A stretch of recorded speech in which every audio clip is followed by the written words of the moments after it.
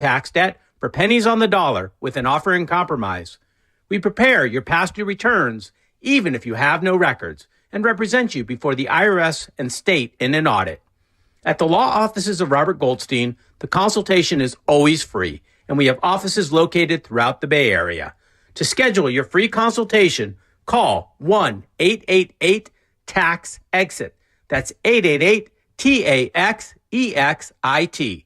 888-TAX-EXIT. And make us your last stop. Kate, you look amazing. Thanks. I've lost 40 pounds with Balanced Medical Solutions. They have many options, but semaglutide was a good fit for me. What's semaglutide? It's the new FDA-approved weight loss medication that celebrities are raving about. Oh, yeah. Do you think it'll work for me? You can find out during an evaluation with labs at Balanced Medical Solutions. They'll help identify the root cause of your weight gain. I'm ready. What's their number? 510-679-3300 or visit balancedmedicalsolutions.com. Individual results may vary. Why have over 2 million people trusted their bath remodels to Bathfitter? When a normal day is anything but normal, we fit your schedule with our unique tub-over-tub process installed in just a day with no demolition. When high quality is the only quality that matters, we fit your standards. We've been remodeling baths for over 35 years, and every bath we install comes with a lifetime warranty. Get the bath you want in a day with quality that lasts a lifetime. Bathfitter, it just fits. Visit bathfitter.com to book your free consultation.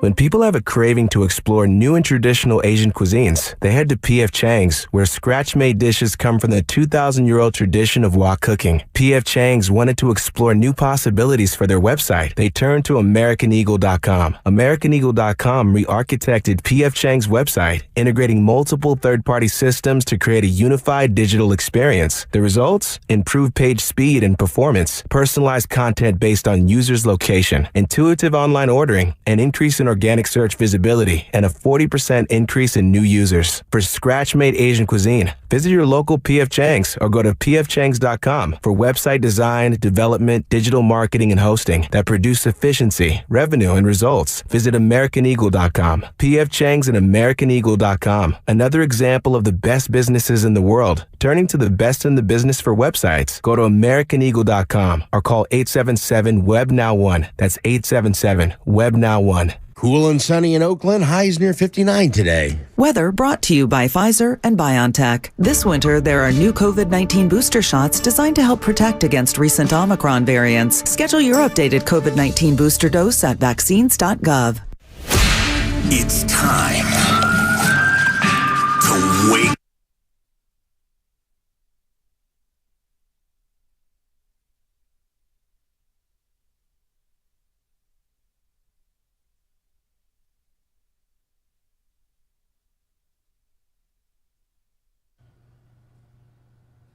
And they continue to be a 500 team. They will fall back to 29-29. The Clippers run the clock out.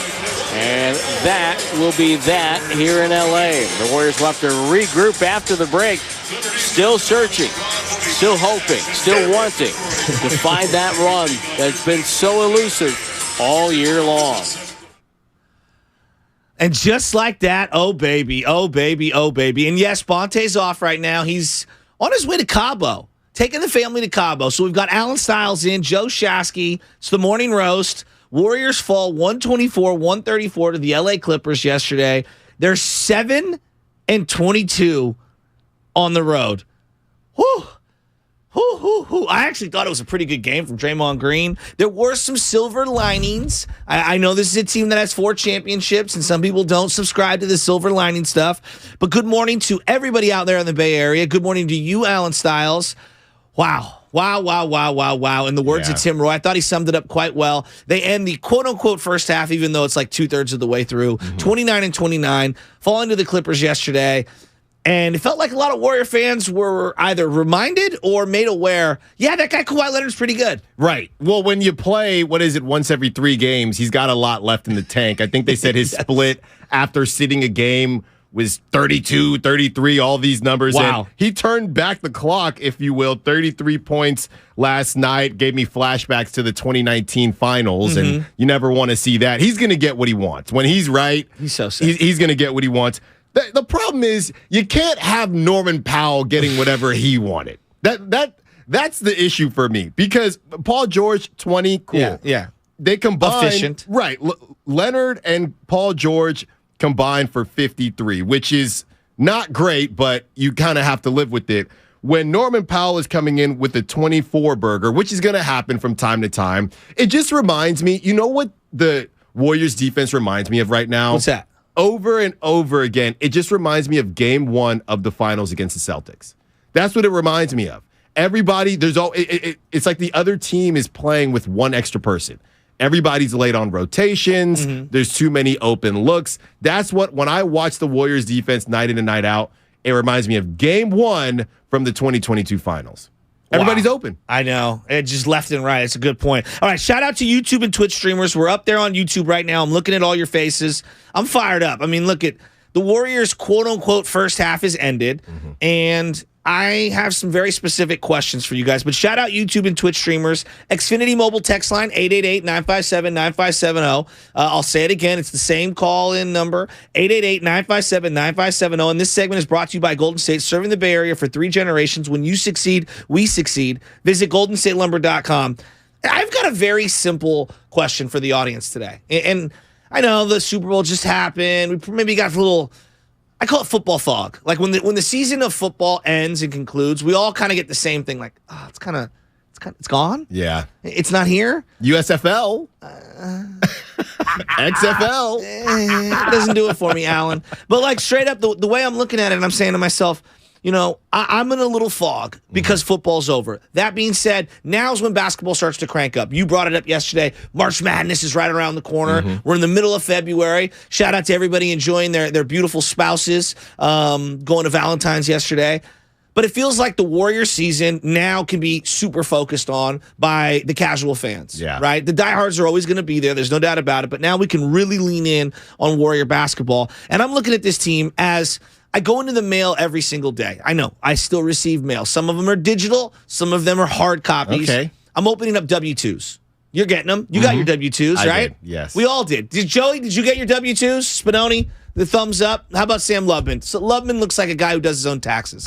As do I. I'm a TurboTax guy. Lubman, you do them? Again, I know. Look, look how perked up he is. No, I mean, thanks to our friends at TurboTax. You call that doing it by yourself? I mean, Spadoni, this guy. After yesterday's Tinder experience with Sam Lubman, him talking about TurboTax, just chef's kiss. But that being said, W-2s are coming in, 1099s. You got to file your income taxes. And we've got to kind of audit ourselves, right? So I want to audit the Warriors this morning. We're 29-29. Where are you at on them? 888-957-9570. Get in here. I got full lines all day today. No guests. Me, you, Alan Stiles, talking Golden State Warriors. Let's break this thing down. Are you satisfied? Are you frustrated? Are they right where they should be? Are they ready to make a run? Or do you think this team has no chance to win it all this year? Where are you at on the Golden State Warriors right now? I do think that, as cliche as it sounds, you are what your record says you are. And I don't know that always is true. Maybe in the moment, not as a big picture thing, but for the Warriors, it's very true. That's just what they are. They are a mid-team. And feels like it. We can try to roll over any of the mojo from last season as much as we want, but you got to defend. You got to be able to level up in times. And here's the thing. Let's be honest. Did anybody, I know once Wiggins went out, it changed things, but I'm willing to say even if Wiggins played, did anybody think the Warriors were going to win last night? Why do you say that? Because they haven't their longest win streak is 5. I don't even know how they pulled that off or when. That feels like the only sustained week-long success that they've had all year in terms of game after game after game. And even then, they fought tooth and nail to get that done. And if I remember correctly, based on because that was a really long homestand, those teams were trash. Most of them were trash. Yes. You weren't playing, the cream of the crop. So you go in last night, you end up Wiggins' personal reasons. He doesn't play. So at that point, you figured that they weren't going to win. But even with Andrew Wiggins, you've just never seen them replicate success over and over again. Every single time they've gotten to a point, okay, they look like they could roll here. They don't. They get stuck in the mud. They get a flat tire, and they got to reverse and do it all over again. So that's why this switch that everybody is thinking, and we know there's some Draymond sound about if they're going to be able to flip it or not. I continue to say the difference between this year and last year is that last year we saw the Warriors look like the best team in the NBA for maybe 2 stints, right? The beginning of the season, and then after Steph kicked the chair. Yes. We have not seen that once. We have not seen that once this season. Is it Not fair once. to make any assessments when Wiggins doesn't play last night and Steph Curry is obviously out right now? He's their best player by far. We all know that. I mean, a lot of teams in the league would look really bad. But I guess the counter to that is, well, even when he was in there, they didn't look really great. Right. If the argument is, well, we just haven't seen this team play their best ball, when are we going to? Maybe it is in the playoffs, and you just try to run through. You just try to run through and make it happen in another quick run. Now, let's not forget, you're not going to get, at this point, you're not going to get one home series. No. You're hoping not to get in the play-in, so it just feels different than last season. I'm not saying it's cooked, but I am saying I am preparing myself for it to be cooked. And I'm looking right now at teams I hope the Warriors don't get eliminated by. Well, I'm going to take another view. Yesterday, I was really depressed on the Warriors, and pretty much all season, they've made me kind of sad because it's way more difficult than it should be, and it doesn't look right. That, to me, in terms of the effort, the synergy, all that. Offensively, everyone keeps telling me we're fine offensively. I do think they're a disproportionate bombing, jump shooting team, 3-point shooting in particular. Yeah. And defensively, they leave so much to be desired. That being said, in a weird way, I was actually encouraged by the loss yesterday. Look, Kuminga looked really good. Kuminga showed some stuff last night. But that's where we're at, though. Well, because, look, Kuminga has been in and out of the lineup and so unpredictable. Those nights, though, when he goes up against a Kawhi Leonard, those are the optimistic moments for me for young players. Like, hey, you go guard Kawhi for even if it's just a couple possessions. And that's like a coming-of-age thing. Like, to me, I want to see that. He hit a couple of threes. He's shown patience in the half-court defensively and offensively specifically, where he's not just taking the first shot available. He's passing it off. There are some things that I'm excited about. Dante DiVincenzo. That, to me, is the most optimistic. If you wanted it, Joe, when I see Dante DiVincenzo play, that is a playoff kind of performer, night in, night out. Dante DiVincenzo. He plays the game the way that you want to play in the playoffs. No, he does. And we know based on the setup of his the money that he's getting, he's probably not going to be here. He's probably based on the contract. I don't know. You can't. Yeah, I know. You probably can't afford him. And look, we can get spicy if you want. We don't have to, but it might be time to talk about, based on what you're paying people and based on what they're giving you, what do you do? What do you mean? Dante DiVincenzo is playing better than guys that are getting paid more than him. Well, yeah, but that happens a lot on this team because of the quote-unquote equity and resumes of some of the players. Like Klay, for example. Do I believe Klay to be a $40 million player right now? No. He's been great, though, like offensively. Defensively, I think that there's hit and miss, especially when he gets lost off ball. Draymond Green had a great game last night. Where is that Draymond every single night offensively? Offensively, yes. Offensively, where is that guy? But he has been better offensively this season. No, he's hit more threes, and he passed. I don't know if you saw this. He passed Tim Hardaway. I don't know in what 3-pointers made. I saw that. I don't know what Draymond was on last night. He was hitting fadeaways, layups, that behind the back. But that's what I've been needing all year. Yeah, this is a guy who's told us, I only get up for the big games. Dre, we can't afford you to only get up for the big games. KD's not on this team no more. No, Livingston's not on this team anymore. He's in the West. So, like, when I see a Draymond performance like last night, when I see Kuminga flash like he did last night. Jordan Poole, I thought, had a pretty good game. Yeah. I thought defensively he was more attentive on defense. When I see those things, I'm like, all right, I'm encouraged. You didn't have Wiggins. And I think that's a big mismatch against a team like the Clippers, who are long and athletic and were killing you in the lane. Like, they needed Wiggins' athleticism desperately last night. No, I know. But what you're describing and how the Warriors played well, all those things you said are true. But I know you and Bonte had a rough go in Philly, but you know I love my Meek Mill. There's levels to this. Yeah. There's levels to this. And you can have all the takes that you just had. That doesn't make them championship ready. But doesn't it, of all the teams, and I want to hear from people. Paul, I see you online. John, Jim, 888-957-9570. We got one open line here. Isn't this team like the more and more I think about it, they're like the least comparative regular season to playoffs. Like, meaning what you see during the regular season looks nothing like what it looks like in the playoffs for this team. Clay's first time playing a back-to-back since 2019. No, that's a great point. Draymond gets motivated for every playoff game, whereas in the regular season, even if you're the biggest Draymond fan, you can admit, night-to-night motivation's an issue for him. But that is the glimmer of hope, the light at the end of the tunnel that all of Dub Nation just falls back on. We'll turn it on in the playoffs. Hey, until they lose in the playoffs, I'm not worried about it. Okay, I guess we'll just see what happens in the playoffs then. I don't want to... The back and forth, we're all making... The thing is, you're just making... I feel like when Dub Nation says, well, they haven't lost in the playoffs, we'll just see what happens then. I feel like that's a lazy take and a cop-out. Because why do you watch the regular season then? Well, I mean, that's Spadoni and I have had this conversation about the NBA all year. Spadoni, am I wrong? This is probably evidence A, B, C, D, E, F on why the regular season for the NBA stinks. Yeah. Because no one cares about This is the worst regular season of all time. Why do you think ABC and Disney right now, they're one company, why do you think they're like, we are going to taper back the amount of NBA that we are acquiring? We know we're going to pay twice as much, but we want half as much inventory. Yeah. Because why would I want to pay for a Saturday night game where no one plays? Nobody plays. And no one cares. Yeah. LeBron James broke the record. Has he played since? Spadoni, has he? You're a Laker fan. He played one game. His fits have been fire, though. All right. That's a bigger... We'll get to it in a second. Let's go out to Paul and Jackson Heights, New York. I'm not even watching my own team.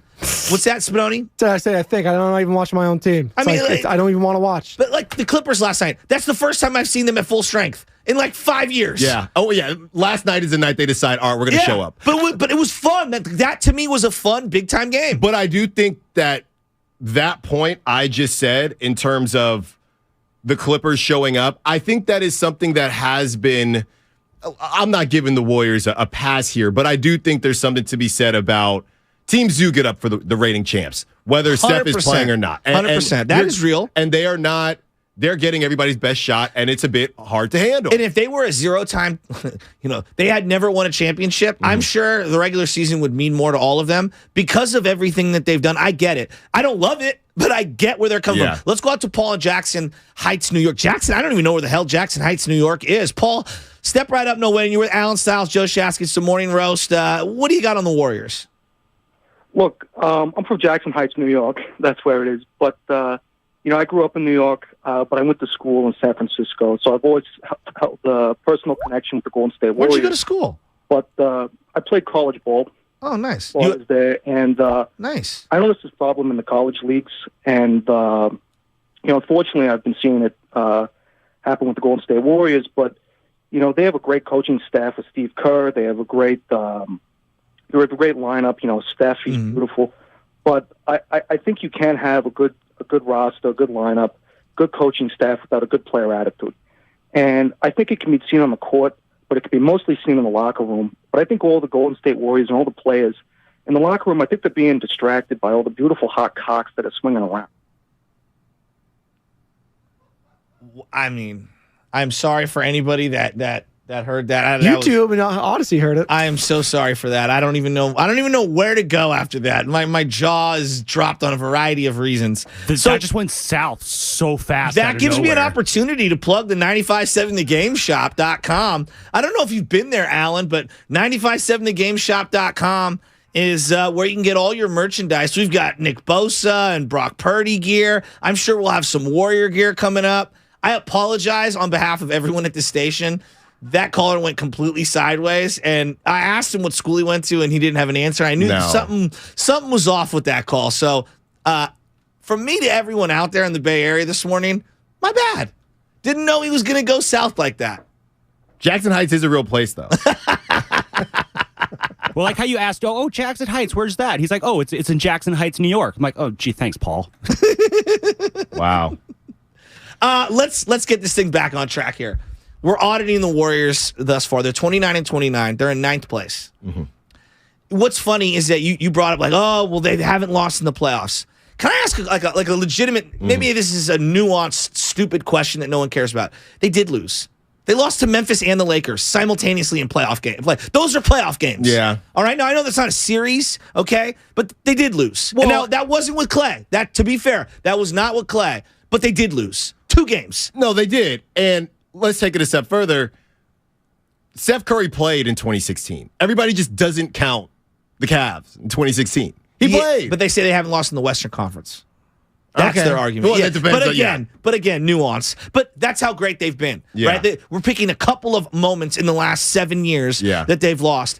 I would just say that, I'm looking at this team, and there's a brand. Form matters to me. It's a thing we talk about in other sports, like golf, for example. Mm-hmm. How are you playing going into the majors? Right? Mm-hmm. Right now is Riviera week. Tiger's back, neither here nor there. They're releasing some new Tiger Woods shoes. But how you play leading into majors usually dictates how you're going to play in the major. Yeah. We saw the Atlanta Braves a couple years ago in baseball. They were steamrolling toward the playoffs and came out of nowhere. How they were playing carried over into the playoffs. I feel like the NBA is different, but how you play during the regular season, it's not the end-all, be-all, but you have to have some sustained success. And I haven't seen that with the Warriors, and that's my biggest problem. That is the problem. It's not about the switch that needs to be flipped is going from some dingy light that you've had since 1994 to an LED. That's the difference right now. Last year, that switch wasn't that different because, again, we had seen the team have sustained success throughout the regular season. So you can refer back to it. You ask Dub Nation now why you think the Warriors can win. They're not referring to anything from this season. Every person that still has confidence that they're going to win, they're referring back to last season or seasons past. There's resume. The resume. Yeah. The championship DNA. The 2021 tax audit. Exactly. The 2022 tax audit, not the 2023 version. No, and if that's what you're doing, then that just makes me uncomfortable feeling like they should be in the mix the same way. Yeah. All right. We're going to continue this conversation. We're auditing the Warriors first half. They're 29-29. That's what's coming up on the game, and it's sponsored by 5 Hour Energy and Living Essentials. Alan Stiles, Joe Shasky, Morning Roast. Get in here. 888-957-9570 on 95.7 The Game. Damon and Ratto get Steve Kerr's reaction to the trade deadline. Today at 5. One of the keys for us with the deal is that Gary is an easy fit. We just watched him help us win a championship. Steve Kerr, today at 5 on 95.7 The Game. Remember college? 5 Hour Energy got you through. The energized feeling you relied on back then still works today. Rediscover 5 Hour Energy. It'll get you through again. Visit 5hourenergy.com.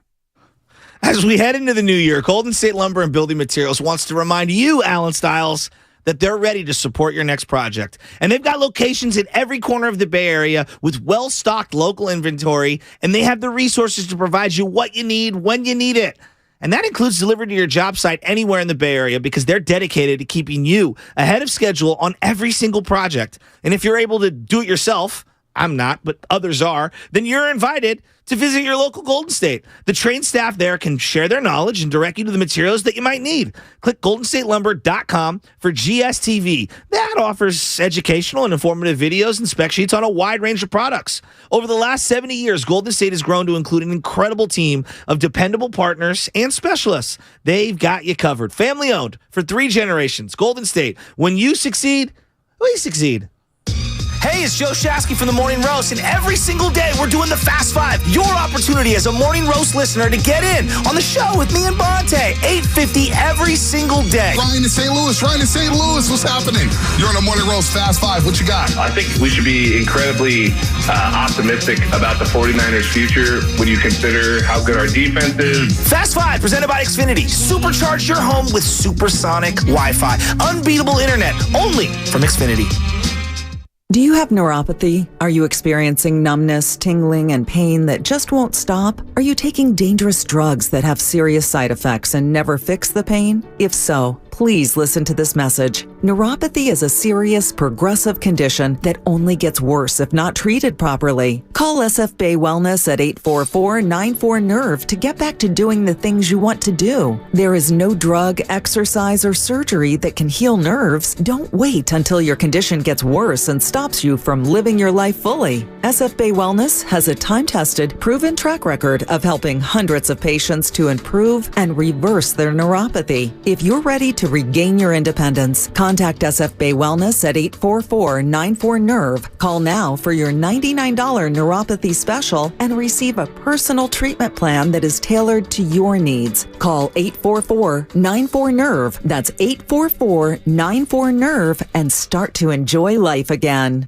Come into Friedman's Appliance and see the full line of Fisher & Paykel appliances. Experience them in person in live vignettes, including their famous dish drawer dishwasher and unique sizes of refrigeration designed to fit seamlessly into your kitchen space. Fisher & Paykel products deliver perfect results with exceptional design and performance. And for a limited time, receive up to a $2,000 rebate when you purchase a qualifying Fisher & Paykel kitchen package from Friedman's Appliance. Visit Friedman's Appliance in Pleasant Hill or online at friedmansappliance.com. It's not easy being the one everyone counts on to keep your operation running, no matter the weather or supply chain hiccup. But we get you, Raymond in Buffalo, Maria in Miami, and Jules in Troy, taking control of everything that's under your control. At Grainger, we're here for you with high-quality supplies for every industry, plus real-time product availability and access to experts ready to help. Call, click Grainger.com, or just stop by. Grainger, for the ones who get it done. Meet Joe A, Hi. Joe B, Hello. and Joe C. What's up? 3 everyday Joes perfecting their banking with Chase. Joe A is locking his lost debit card with the Chase mobile app. Joe B is cruising toward his new ride with Autosave. And Joe C's Chase banker is helping him budget to go back to school. Tools that help protect, support for what's next. One bank that puts you in control. Visit chase.com/checking. Chase, make more of what's yours. Chase mobile app is available for select mobile devices. Messaging and data rates may apply. JP Morgan Chase Bank, N.A. member FDIC. Boxer & Gerson, Northern California's premier workers' compensation law firm, helping injured workers get their lives back for over 40 years. Ever since we got Xfinity Mobile, the whole family now has the fastest mobile service. My little brother has no idea how lucky he is. Back in my day, we didn't have it nearly as good. Oh yeah? Back in my day, you couldn't even stream outside the house. I don't like to think about it. Please, back in my day, we had phones with cords, and they were mounted to a wall. Forget phones. Back in my day, we wrote letters. Remember, Herman? Oh, I remember. Vintage texting. Cool. Switch to Xfinity Mobile, the fastest mobile service with 5G and millions of Wi-Fi hotspots. Get the best price for 2 unlimited lines with 5G compared to the lowest price plans of the top 3 carriers. Just $30 a line per month. Visit Xfinity.com/fastestmobile to learn more. Wait till you hear about how we rented movies. I don't think she's ready for that. From Xfinity, home of the 10G network. Restrictions apply. Xfinity Unlimited intro service and Xfinity Internet required. Taxes and fees extra. Reduced fees after 20 gigabytes of usage. Data thresholds may vary. Hey, it's Dan Dibley from 95.7 The Game, and we want to send you to the San Jose Earthquakes 2023 home opener on March 4th. They'll take on the Vancouver Whitecaps. For your shot at tickets, enter at 957thegame.com.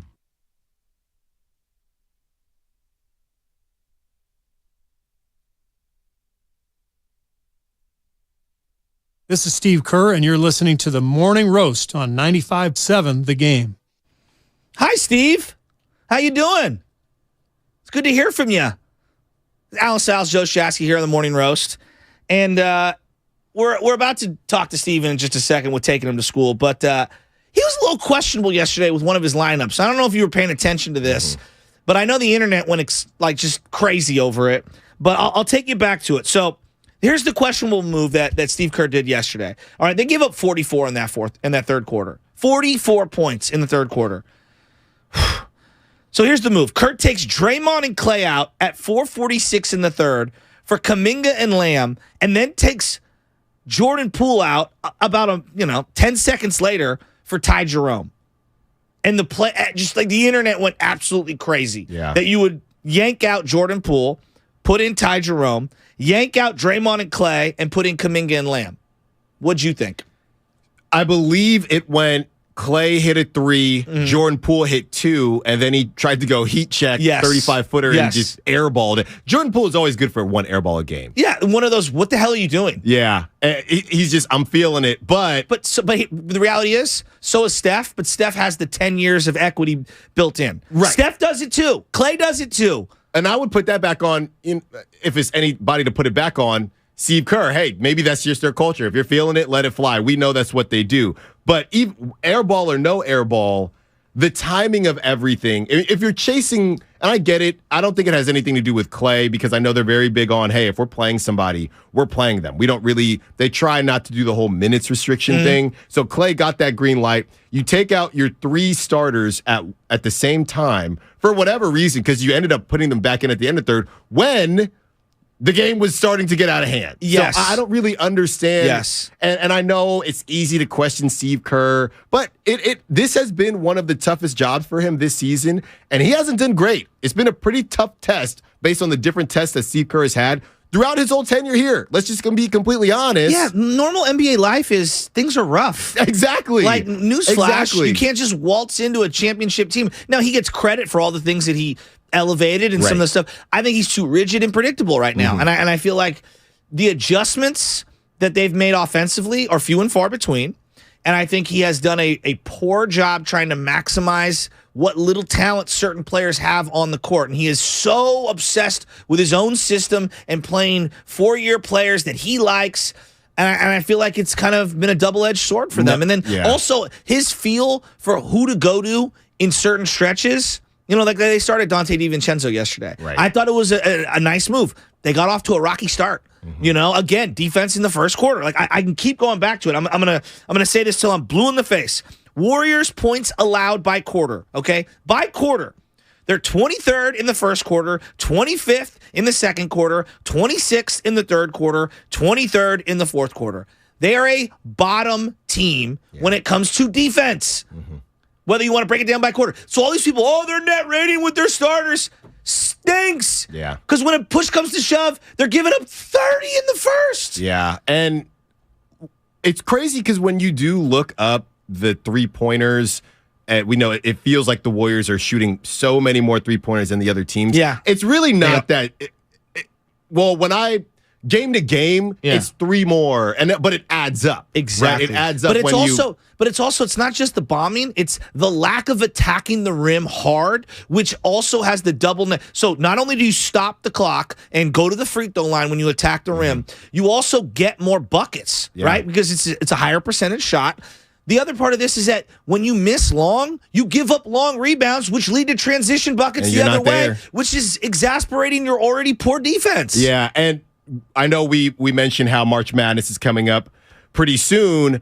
I'm going to be honest with you. The Warriors, their offense looks like a college offense. Everybody makes fun of college basketball in that they just pass the ball around for the whole shot clock, and then somebody chucks up a 3. Just dribbling. He's just dribbling. You just pass it around the perimeter, and then somebody chuck up a 3. The Warriors don't waste the same amount of shot clock as college basketball, but it just ends. Everything is a 3-pointer. Ty Jerome, we can roast him all he wants. That's one of the only guys that does get to the rack. That's because nobody really tries to defend him. The ball's in his hand for 17 seconds. He better do something with it. Yeah, but look, he's been fine. I don't want to crush Ty Jerome, but Ty Jerome ain't the reason they're 29-29. No, but I think he's a good example, metaphorically, of when I watch him play. It's dribble, pass up a layup, throw it to someone else with the last second of the shot clock, and then he bombs a 3. Yeah. Right? You know what I'm saying? Like, you're playing a brand of basketball that A, is not pleasant to watch, and B, isn't maximizing the strengths of guys that are on the court with him. How does that help Kuminga? Kuminga needs to be in pick-and-roll situations attacking downhill. Yeah. Attacking downhill, not as a stand at the perimeter 3-point shooter, which is what he gets relegated to. And look, I going back to Wiggins not playing, that is a big deal because he's a guy who will normally have at least one mismatch at some point when a guard gets on him. He can get to the rack, and obviously that night before he balled out against the Wizards. So that was a big miss. That was a big miss not having Andrew Wiggins. There's just too many times throughout the season when you just haven't had all the pieces, and you're at this point you're running out of time. We can sit here and say, "Oh, Andrew Wiggins didn't play, so that's why we lost." Okay, still an L. And of all the teams that I don't want to see have to play one game, then another game, just to get into the playoffs, it's this old team. It's this team. All right, put a little bookmark on this. It's time for Taking Them to School, brought to you by Evergreen Valley College, home of free tuition for the spring of 2023. Let's hear from Ty Jerome. Looney over to Ty Jerome. He's open. Takes a three behind the screen. Three more for Ty Jerome. I love the way they're playing here in this second quarter. Jerome now in double figures. He's the leading scorer in the game. He's got 11 points, and the Clippers call time. That was Taking Them to School, brought to you by Evergreen Valley College, home of free tuition for spring 2023. I mean, again, I just, to me, I'm watching this team right now. Do I still believe they can win games down the Of course I can. Like, I'm not going to doubt battle-tested champions. That being said, it's really only, like, the guys we're talking about are Looney, Steph, Clay, Dre, Jordan Poole. Some of these other guys, and I would throw Dante DiVincenzo in there because of what he's done at his other stops and what I've seen from him this year. But they're relying on so many other people right now. Did you say Wiggins? Did I? Well, throw Wiggins in there. Absolutely, because he was the second best player on the Warriors last year throughout the playoff run. Wiggins' year has been marred and kind of put on pause by all the injuries and the COVID and everything like that. And it sucks because he was cooking earlier this year. He was. Highest three-point percentage of his career before all that happened, and the Warriors needed it. Here's the crazy part. Wiggins was balling out, and they were still losing. They were still losing. They have not put it together for a stretch of games once this season. No. Once. And you come back after the break, you get the Lakers, who you know they're going to be trying to make a push, the Rockets, then the T-Wolves, the Blazers, the Clippers. So I don't know. I'm not sure. If they don't make a run coming out of the All-Star break, I don't think at some point they're just going to rail off 10. Well, Draymond actually addressed this about flipping the switch. Joe, do you got the Draymond flip the switch comment? Because he was kind of addressing, like, because you hear this from Warrior fans, they're just going to flip the switch. They're going to hit the playoffs. It's going to be totally different. And I'm like, okay, on some level I understand that, but I kind of lean with Draymond on this one. Here's Draymond Green addressing flipping the switch in the playoffs. You know, defense is all 1 to 2 steps extra. I'm going to take that extra step to get there or I'm not. And that's all I will. And we don't have that as a team. You can have it as individuals. I can have that myself. No one can have that. But if you don't collectively have that, it's just like if you put a team together and it's like one guy can really get after it. Nobody else brings anything on that side of the ball. They don't even bring effort. You could put Steph Curry or Kevin Durant or anybody else out there on offense. If no one else is going to want to do the extra things, then it doesn't work. And so you have to do it collectively. And that is a huge responsibility that falls on my shoulders, and I haven't gotten us there. I feel like Draymond's been pretty good defensively this year. Has he been as good as years past? No. His athleticism has always been underrated for his size, right? I think we've underrated his athleticism. And has he diminished a little athletically? Sure. But, like, I've seen him block guys out on the perimeter on three-point shots this year. He's done a really good job in the paint for the most part. The bigger question that I have is, if you have Jordan Poole out there, who we believe to be a deficient defender, if you have Steph Curry when he's healthy out there, same time, who we believe to be a deficient defender, even though they both try hard, and Curry maybe tries harder than Jordan. You can make, even if you put Curry average, it's still not enough. Okay. And now with Clay being who he is now, not what he was, who he is now, can you have 3 guys on the court simultaneously and call yourself a good defensive team?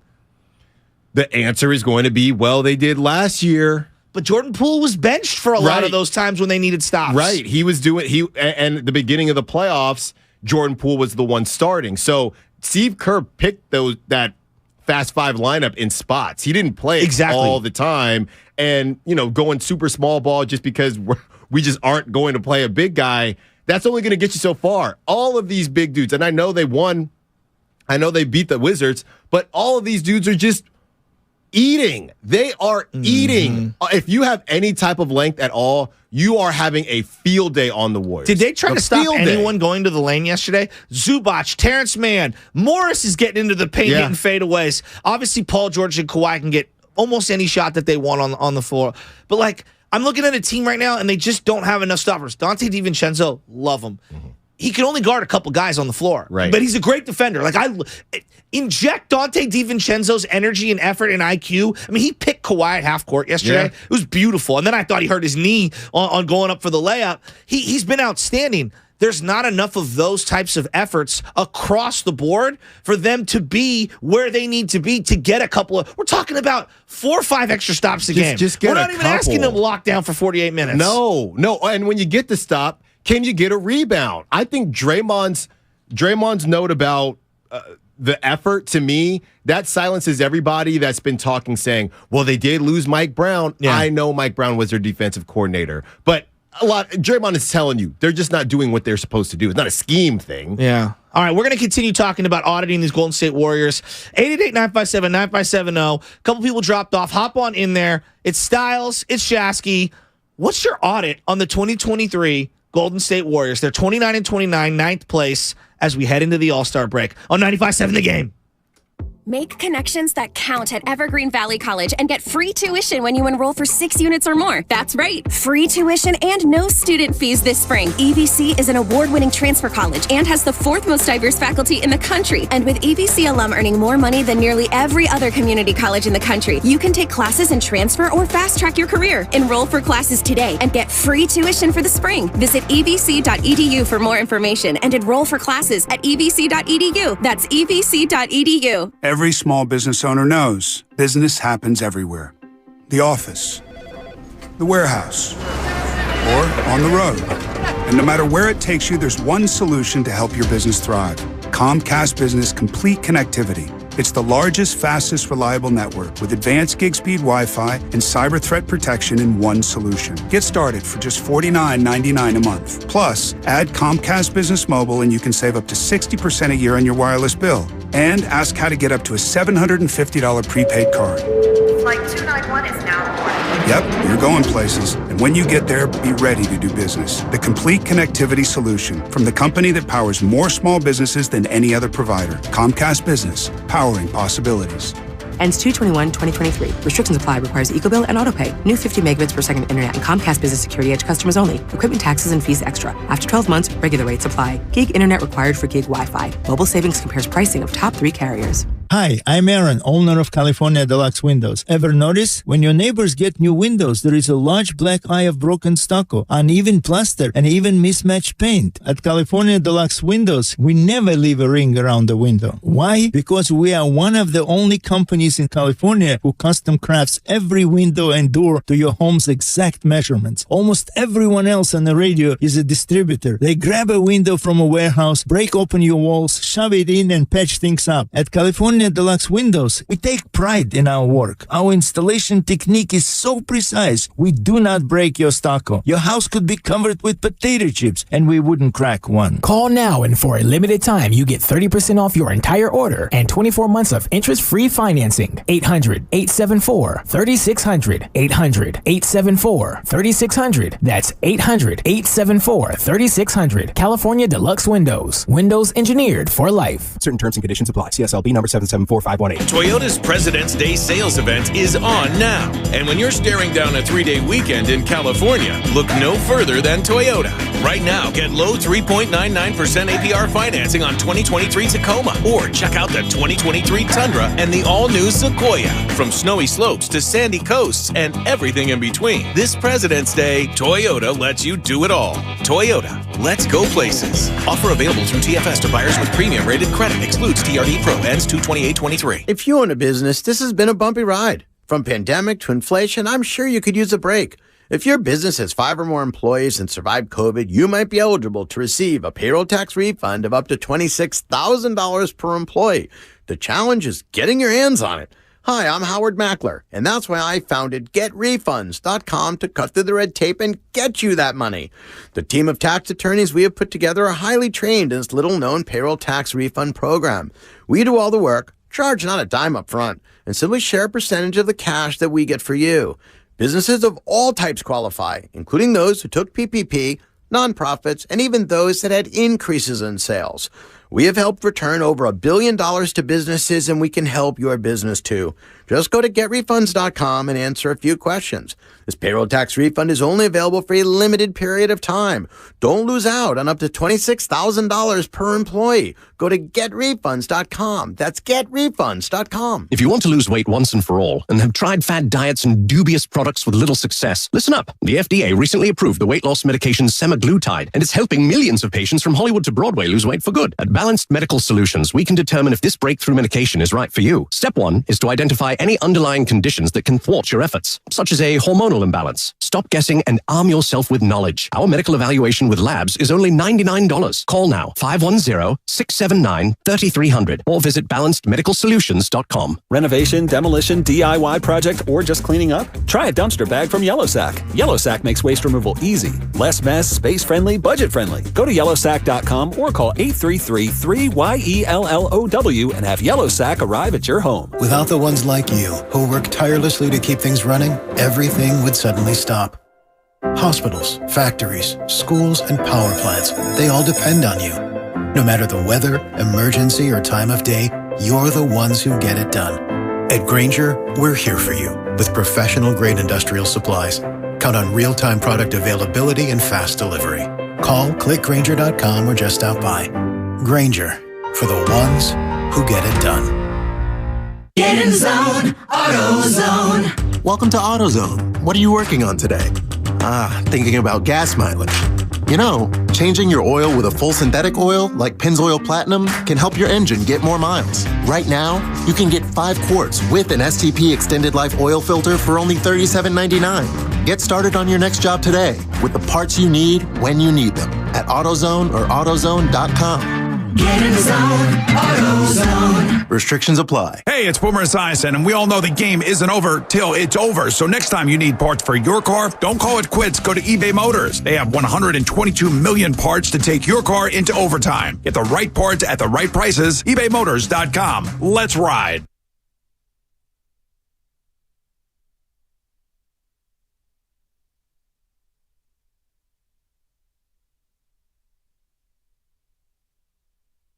This is Gary Payton II, and you are listening to the Morning Roast on 95.7 The Game.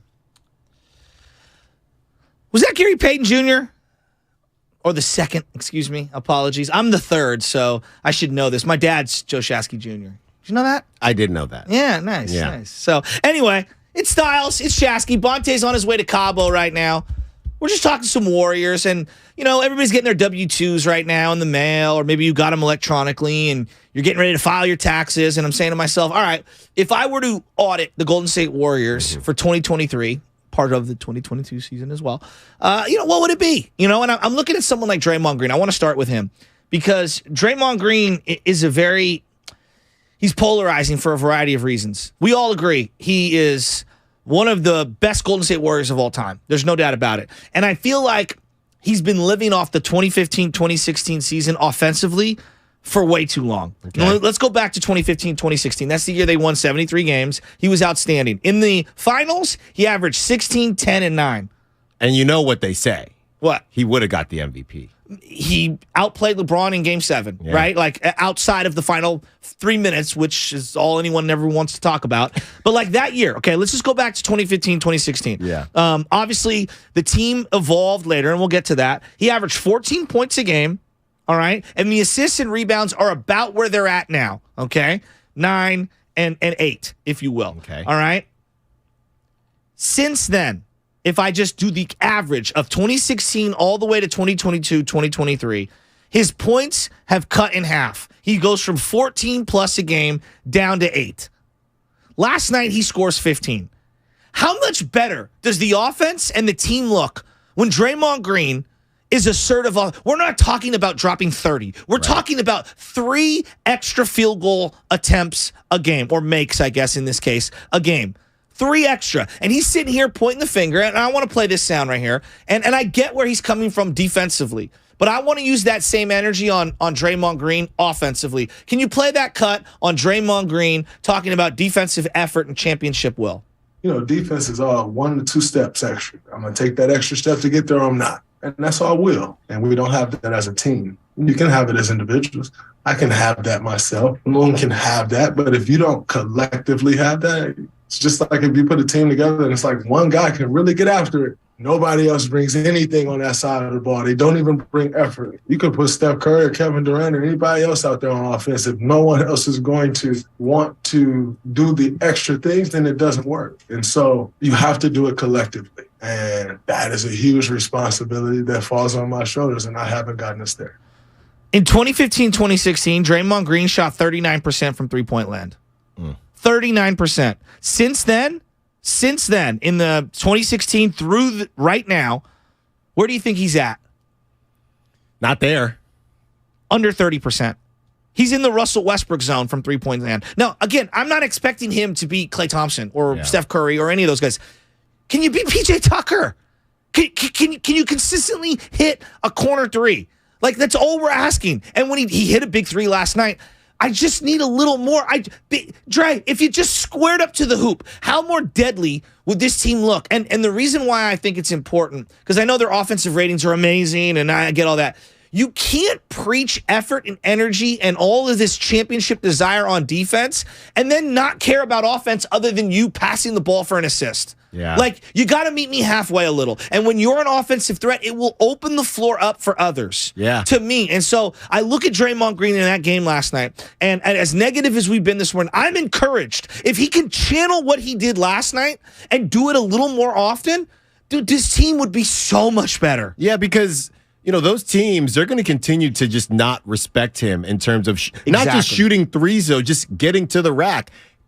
Every time there's a fake handoff, he's wide open because nobody expects him to even take an open layup. Exactly. We're not even talking threes. And it's interesting when you look at Draymond this season, and it feels like he's been doing more offensively. I actually made that argument to you during the break, but then I'm looking at the splits, and it's exactly the same. The 2019 season, 7.4. 2020 season, 8 points. That's what I'm saying. 2021, 7 points. 2022, 7.5. This year, all right, Joey's doing a lot more. That's what I was telling you. 8.2 points. But again, I'm not asking him to shoot more. What I'm saying is attack the rim a little. Yeah. When Draymond's going downhill and attacking the rim, can we all agree? A, he gets to the bucket. That's number one, because he's usually in a mismatch situation. And B, he does get to the free throw line and can finish. Yeah. Right? And so for a team that desperately doesn't go to the rim enough, we all agree, boy, it'd be nice to have that element where he's taking the ball hard to the rim. And I watched him and Kuminga last night, and I'm saying to myself, we can't figure out a pick and roll with the two of them. Draymond's a great passer. When he's going downhill, he's good. Where's that lob threat? He would do that all the time with Iggy. They do that high pick and roll. I call it a high-low play. Yeah. And they throw that lob up, and Iggy'd get the dunk, or maybe it'd be a double pass, or he'd throw to Iggy, and then Iggy would alley it up to JaVale McGee or whomever's cutting baseline. They need that element. I'm watching them play against a team that's more athletic and longer than them, and I'm saying, boy, it'd be nice to have some easy buckets around the rim. Well, what it is, number one, you have Steve Kerr. Everybody has already decided that defense is the problem, right?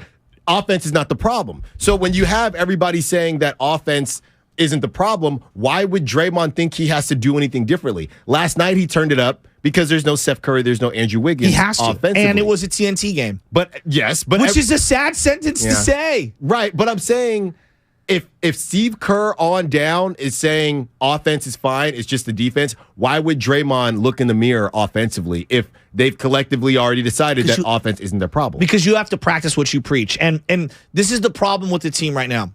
They have too many one-way players. Kevon Looney is a defensive player. Yes. Doesn't give you a lot offensively. Draymond Green, defensive player.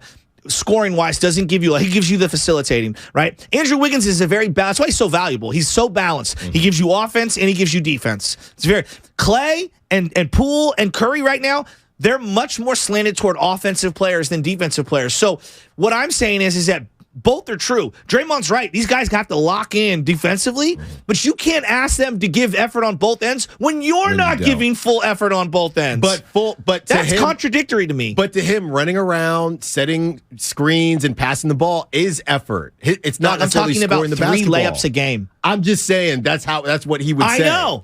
And That's I what would he tell would him, say. how many times have we all seen Draymond Green stand there with no one guarding him? They've either dropped into the paint or they're doubling off, sagging off to go after whomever. And everyone's like, can you just square up to the hoop? Yeah. Now, this isn't their number one problem, but I'm saying it's a microcosm of how they have so many one-way players right now, and they feel very imbalanced. I was saying that last season, and they were able to figure it out because I call it they have a lot of DHs. Right, they have designated hitters or designated pitchers, if you will. So you have Draymond and Looney. Bad. Their That's DHs in their way. Yeah. You have Poole, Clay to a lesser degree, and Steph that are DHs in their way.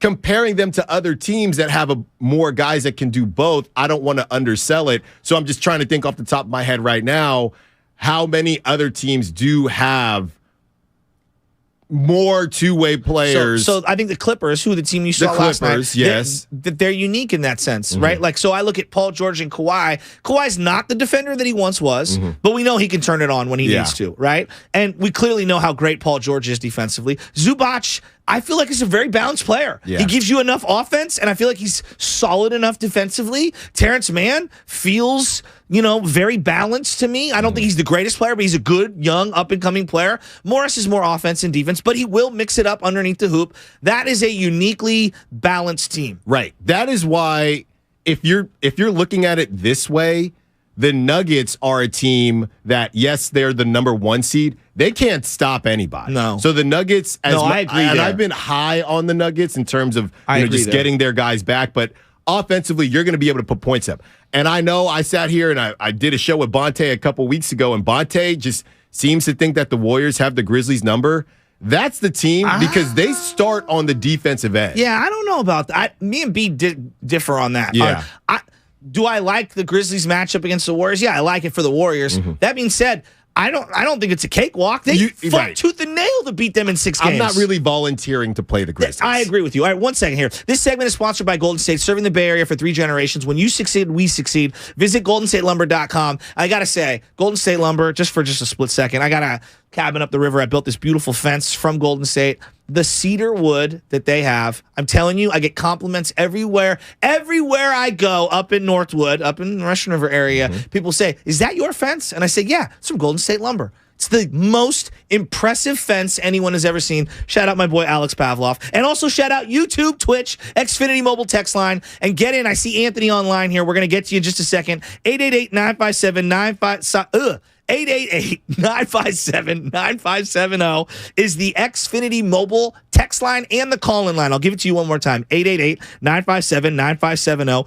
And 95.7 The Game, you should download our Odyssey app. Okay, they got thousands of other stations plus 95.7 The Game and millions of podcasts like the 415ers. If you're into football, talking about the 49ers. And it's all free on the Odyssey app. There's sports talk, there's music, there's news, all kinds of different podcasts, all available completely free. And you can catch every Warrior game live on the app. All right? You can listen to Tim Roy live on the Odyssey app, along with all the music and all the news that the Bay Area has. And you can follow your favorite teams, stations, radio shows, and podcasts now by downloading the free Odyssey app. And while we're here, we'll just do it because it's the top of the hour. You're listening to 95.7 The Game, KGMZ FM HD1 San Francisco. Always live on that same free Odyssey app that I just described. Download the Odyssey app right now. Favorite 95.7 The Game for the best and most up-to-date sports coverage.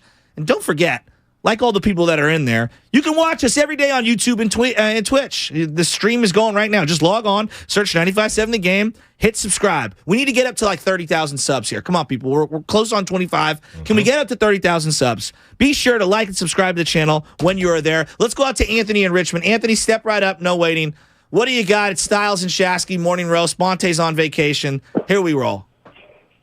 It's all good. Top of the morning, fellas. So, sorry, I just read for like a minute and a half, Anthony. My bad. It's all good. So I kind of wanted to, do a cross-sport analogy when you talk about coaching. Yeah, give it to me. Because I've been pretty critical on Kyle Shanahan, and I think it's clear that we need to be pretty critical on Steve Kerr as well, because sometimes because coaches win, we think they can't do any wrong. And I think sometimes we put our faith in what they say or what they believe is the best way sometimes. And it's clear that whether you like Steve Kerr or you don't. Like, you can tell that this season has just not been his greatest coaching job. Agreed. And like you've said plenty of times, he is too rigid and he's stuck in his own ways. And I think what's important about coaching is empowering your players. And I just don't think he's done a good job of doing that. And I've always trusted that he'll figure out a lineup that works, but he just hasn't done that. And I also wanted to kind of point the finger a little bit at the general manager or just the organization as a whole, because they really thought that, I think they put too much trust in the young guys a little too early. And I understand that GP2 went and got, money that they didn't want to pay. And also Otto Porter went up to Toronto, I believe, and he got money that they weren't willing to pay. But, I can see where they might have made the mistake in expecting the young guys to hit the ground running. But I also can see where Steve Kerr, like Banter and like you've said, and even Adam Stouts has said, that he missed the mark on giving these guys an opportunity to really feel confident about themselves and not always worry about, if I mess up or I miss his defense assignment, I'm getting snatched. And, the James Wiseman ship has sailed, so we'll just leave that alone. But I think, just at its core, Steve Kerr has not done the best job this season in really empowering the young guys and making them feel like they're truly a part of this championship core, because that's all we have left, and we need them, but their confidence might be shot. I'm 100% with you. That's a great call, Anthony. 888-957-9570. Let's for a second, let's talk about Kuminga. I thought Kuminga flashed again last night. Him taking good shots in terms of shot discernment, it's been much, much better. He's more patient. He'll get a ball on the elbow. He's wide open. He'll pass it to someone else, get it back. I'm like, you know what? If you're going to lay off me that much, we got nothing else cooking on offense, I'll take that shot. Yeah. And I like that. He's being much more patient, and his judgment is significantly better. That being said, we all can see it. What does Kuminga do really well? Jump higher than anyone and throw down powerful dunks. And yet you don't have a go-to bread and butter play to get him the rock as he's crashing toward the rim? How? Like that to me is the essence of coaching. For example, okay, we all know when Marquise Goodwin was a 49er. We're talking about Kyle Shanahan, the cross-coaching thing. Marquise Goodwin can only do like three things really well. He's super, super fast, and he can't catch the ball very well. But how can we get him the rock in a position to make plays? We're going to do a jet sweep, right? So just hand him the ball, just go. Follow your blockers and go. Cordell Patterson, same thing. I couldn't remember any plays as wide receiver, and they were like, all right, what can we do here? Let's just make him a running back. He doesn't have to think. Ball's in his hand, go. Jonathan Kuminga, same way. Like, find a way to get him the ball going toward the rim. Like, I love that he can shoot a three here and there. He is not Otto Porter Jr. No. Stop using him as such. You need to amend the offense. And I'm not saying the whole thing, but a couple of wrinkles to get him going downhill. Yeah, and the thing is, he did take one yesterday, and the broadcast said, that's not the best one, because he's the problem with, hey, if you're open, shoot it. As they say, not all the time, because Kuminga's been hot, you are open for a reason. And that reason might not necessarily be that you can't shoot, but the reason is we'd rather you shoot a three than get a dunk. Exactly. So that does go back to Steve Kerr, and we have seen Kuminga be a little bit better about that, but there are times early in the shot clock he's wide open. I might as well take. I get it, because there's nobody even in his zip code. Well, and then also when you're looking at who else is on the floor, who else do you want to shoot? He's looking at Ty Jerome like, let me just put this up. Going back to your DH, thing, which I call them one-way players, right? They've got a lot of niche one-way players, and let's say when he's on the floor with Kevon Looney and Draymond Green, which isn't a lot, but there are times when they're all on the floor together. You've got a defense that's sagging on everyone, and it's like, I dare you, Kuminga, to go 1-on-3 or 1-on-4, and that's when we get frustrated at him, and that goes back to understand your personnel and put the right personnel out there that spaces the floor, and then run things. This is very simplistic to me. Run things that they do well. Defensively, you're going to have lapses. You're facing Kawhi Leonard and Paul George, young Jonathan Kuminga. But if you want to trust him in the playoffs, these are the moments where you have to have faith in him going forward. So as frustrated as fans were that Kuminga and Lamb came into that game and they yanked Draymond and Clay, I was here for it because I wanted to see Kuminga guard Kawhi Leonard and Paul George, because these are the baptism by fire moments to get him ready for a playoff run. You can't have it both ways. Exactly. You can't say, well, they didn't play Wiseman, but then get upset.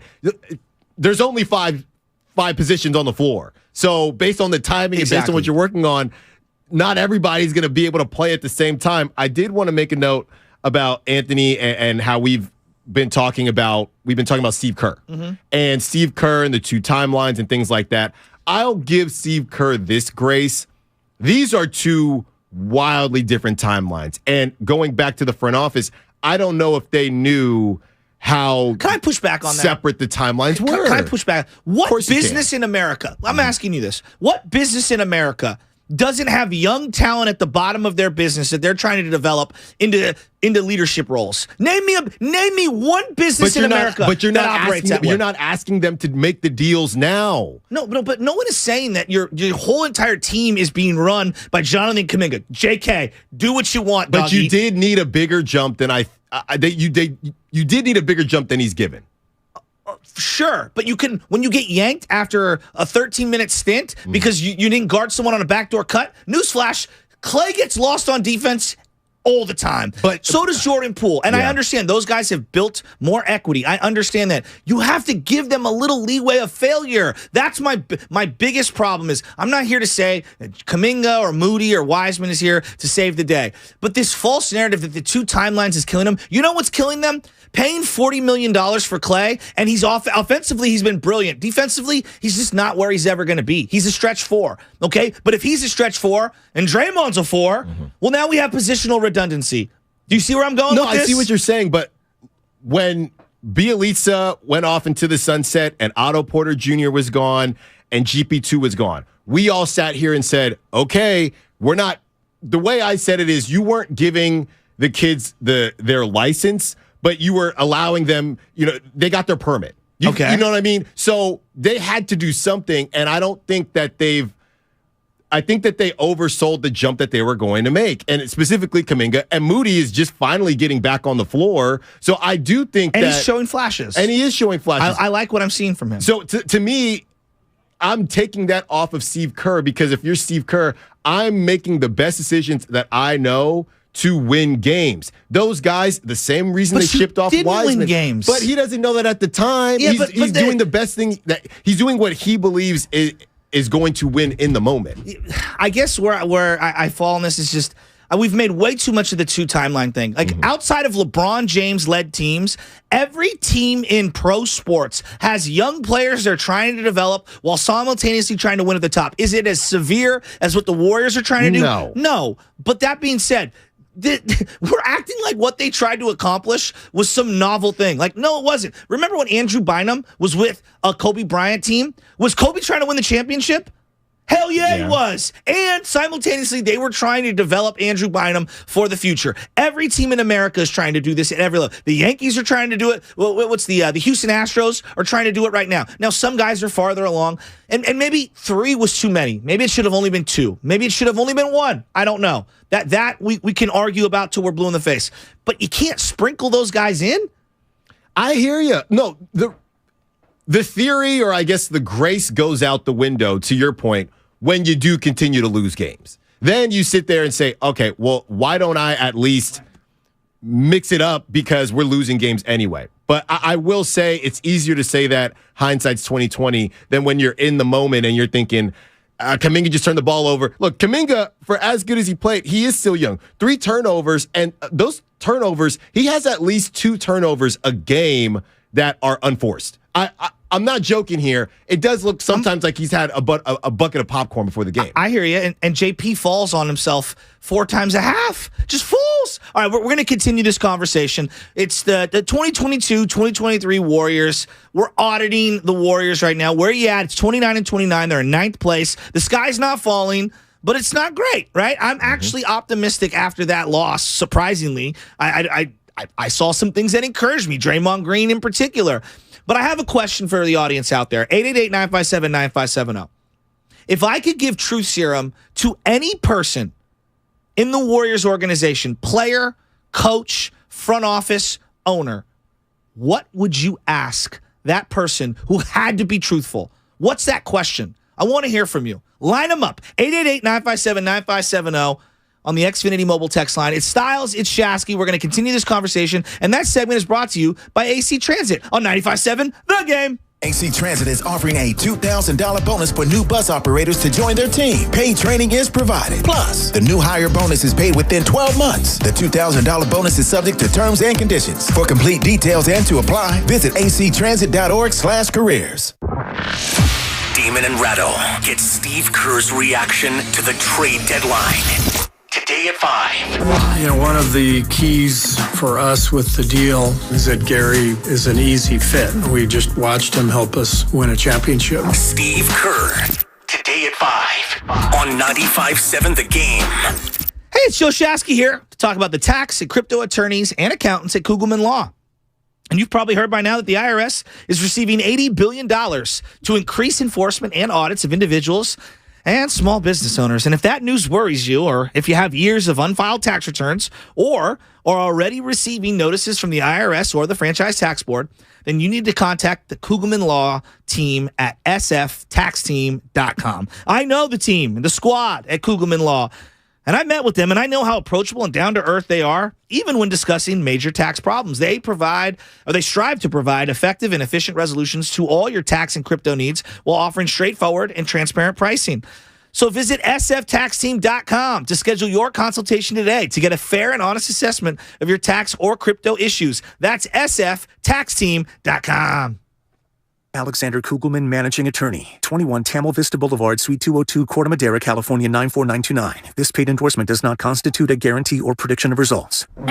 Mom, Dad, Sis? Here we go again. Why are you in a suit? Picture, if you will, a world with the best network imaginable. I'm talking about the Xfinity 10G network. Go on. Mom, remember how your reality shows wouldn't load with all of us online? Now you can binge. And Susie, we'll have fast internet in the basement. Nice. If you have any questions, here's my card.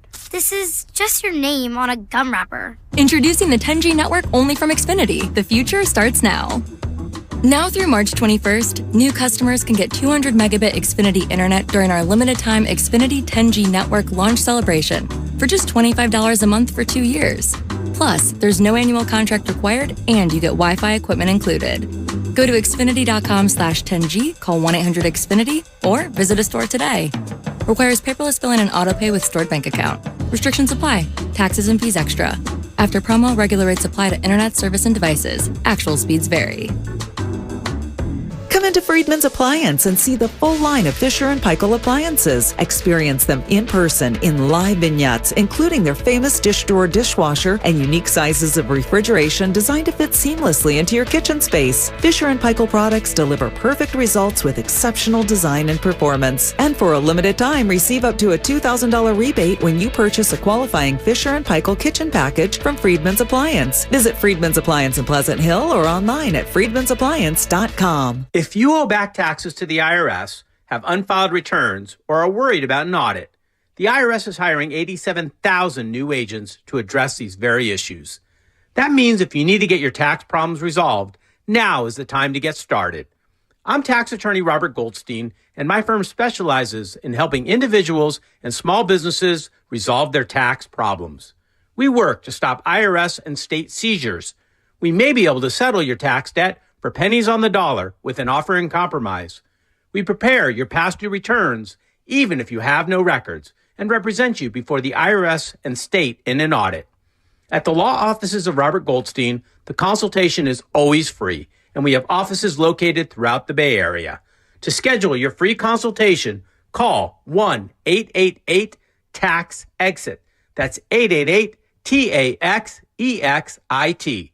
888-TAX-EXIT. And make us your last stop. There's a reason Golden State has become the trusted partner for professional builders and contractors. The breadth of what they offer is remarkable. Their product knowledge can save you time. They're the largest distributor in NorCal of many of the brands they carry. Golden State's newly refreshed app offers installation guides, building codes, and much more. And the GSTV link on their homepage is a useful resource. Family owned for 3 generations. Golden State. When you succeed, we succeed. If you have certain chronic conditions, such as heart disease, asthma, diabetes, and you're 19 years of age or older, 52, 36, 42, you may be at increased risk for pneumococcal pneumonia. Ask your doctor or pharmacist about getting vaccinated with Prevnar 20, pneumococcal 20-valent conjugate vaccine, a Pfizer vaccine that can help protect against pneumococcal pneumonia in just one dose. Prevnar 20 is approved for adults to help prevent infections from 20 strains of the bacteria that cause pneumococcal pneumonia. Continued approval may depend on a supportive study. Don't get Prevnar 20 if you've had a severe allergic reaction to the vaccine or its ingredients. Adults with weakened immune systems may have a lower response to the vaccine. The most commonly reported side effect was pain at the injection site. For additional common side effects and full prescribing information, please call 1-855-213-2138 or visit Prevnar20.com. I'm going to ask my doctor about getting vaccinated with Prevnar 20. Lowe's always has more ways for you to save. On top of our everyday low prices, pros can save big when buying in bulk. Or if your purchase is over $1,500, ask about our volume savings program. A pro associate can provide a customized quote. Ask about our volume savings programs today. It always pays to be a pro at Lowe's. While supplies last, minimum purchase required. Selection varies by location. Lowe's reserves the right to limit quantities. Volume discount pricing quotes are valid up to 7 days. Visit your local pro desk to learn more and start saving. Offers subject to change and may not be available in all Lowe's stores. Noel Gallagher's High Flying Birds and Garbage are coming to the Concord Pavilion on June 6th, and 95.7 The Game has your shot at tickets. Head to the contest page at 957thegame.com to enter for your chance to win.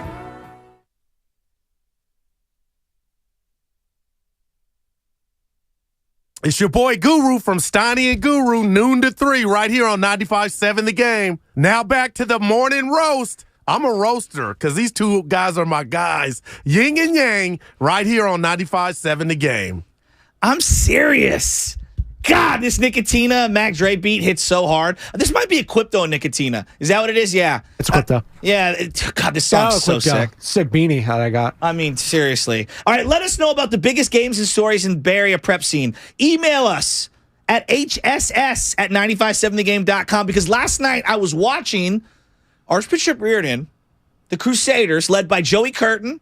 He's the head coach. He was from my grade. Mm-hmm. Played basketball with him over there. 18th WCAL championship in the regular season for the Reardon Crusaders. So shout out to Reardon Crusaders. If you're a high school team that's out there, whether it be soccer, because I know there's a lot of soccer playoffs coming up right now, whether it's girls basketball, girls, boys soccer, whatever it is. I know baseball's starting up, softball's starting up, track and field is starting up. Let us know. You got to email us at hss@957thegame.com and tell us the stories that are going on. I know the playoffs are right around the corner. I want to know about everything. And if there's a killer shot or a goal or some crazy sequence that you have on video, tag us online and we'll retweet it and share it for everybody because I love high school sports. You know, Alan, I know you're a De La Salle guy. I am 20-7 this year basketball team. Are they? Mm-hmm. Yeah, ducking all the smoke from the WCAL for the last 30 years. It's a far drive. It's a long drive. It's a long drive to drive out there, man. But yet you'll get players from the entire East Bay. No. Not even. Look, my wife went to Carondelet for a year, so I know all about De La Salle. You know, you might think you know. You just stay over here on this side of the bridge. Let us East Bayers do what we need to do. I love that. All right, we're going to get into some more Warrior talk, but I got to tell you again. All right, thank you to everybody on the Xfinity mobile text line, everybody in the YouTube chat. You got to download that Odyssey app, though. 95.7 The Game, thousands of other stations. Like, for example, I was listening to WIP in Philadelphia, Cataldi this week, because I just wanted to soak into those tears.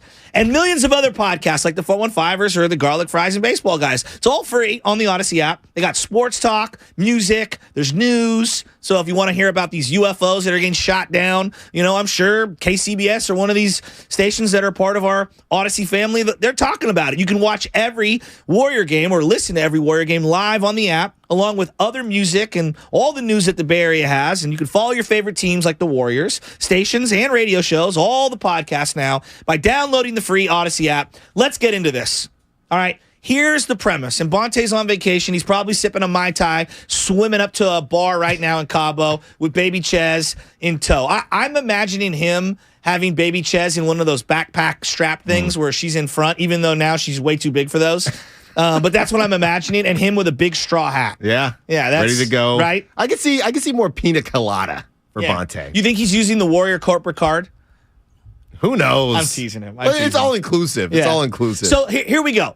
Here's the premise of this. And I'm going to start us off, and I want to hear from the audience. 888-957-9570, and we've already got people lined up. If you could ask anyone in the Warriors organization a question that they had to answer honestly because you gave them truth serum, what would you ask them? Let us know right now. And I'm going to start with Draymond Green. I think Draymond Green was awesome last night. Mm-hmm. All right? Awesome last night. I think he's been pretty good this year. But there's two things that have been lingering when it comes to Draymond Green. Everyone's going to go to the punch, and they're not wrong. But that's not what I want to ask him about. He made such a big deal about Kevin Durant and what he was going to do in free agency and whether he was coming back or not. Remember that? Mm-hmm. Such a big deal. I want to know if Draymond Green's coming back or not. Are you opting in or are you opting out to leave? That's what I want to know. That's the true serum. Because if he is opting in, I think I need to make some roster changes. Not just because of Draymond Green. Something's off. The vibe is off. And it's because of that punch. It's because of other things that are going on. Things don't fit right. He is such a unique player on both sides of the court. You have to really cater your roster to have him on if you're going to commit to him financially. And I think the dynamic of the team needs to change. Yeah. He clearly cannot play with people who don't want to play defense. Would you agree? Yes. And he's pretty open about that. Exactly. So I need to make specific roster constructions. Draymond, are you coming back? I'm going to inject you with true serum. Are you coming back or not? I want to know. All right, let's go out to Dirty in Alum Rock. Dirty, if I could inject you or inject someone with true serum in the Warrior organization, who are you going with and why? Shaqy, I'm on your team with this one. I'm actually on the same kind of point with a different question. What's that? I would want to know from the Warriors front office or from the Warriors media team, but I'm pretty sure this would relate to front office because they got to go through the top. But I would want to know if the tape was leaked or if it was sold, what was behind that? And how did that happen? How did we get sloppy to let that get out to the public? Whatever happened with that, where they were looking into the report of who leaked the video? It kind of went away.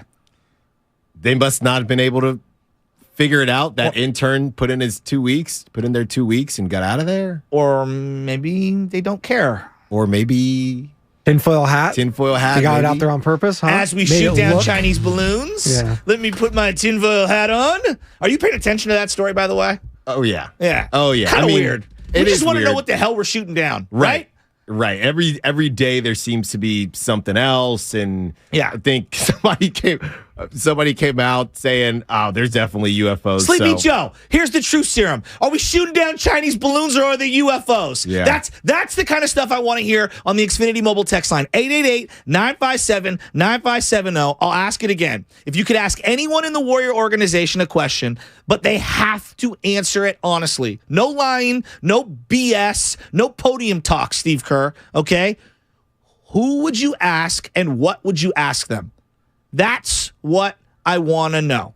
All right? Is it Steve Kerr? Why did you guys draft James Wiseman if you were never going to play him? If you love and are obsessed with four-year players, why the heck would you do that? All right, let's go out to Alex in Atlanta. And again, people are lining up right now. Get in there. There's a couple slots open. 888-957-9570. If you could inject someone with true serum, what would you ask in the Warrior organization and why? As we sit here and they're 29-29 in ninth place as we head into the All-Star break. We don't know when Curry's coming back. We don't know when GP2's coming back. It feels a little desperate right now. Alex in Atlanta, who are you injecting with true serum and why?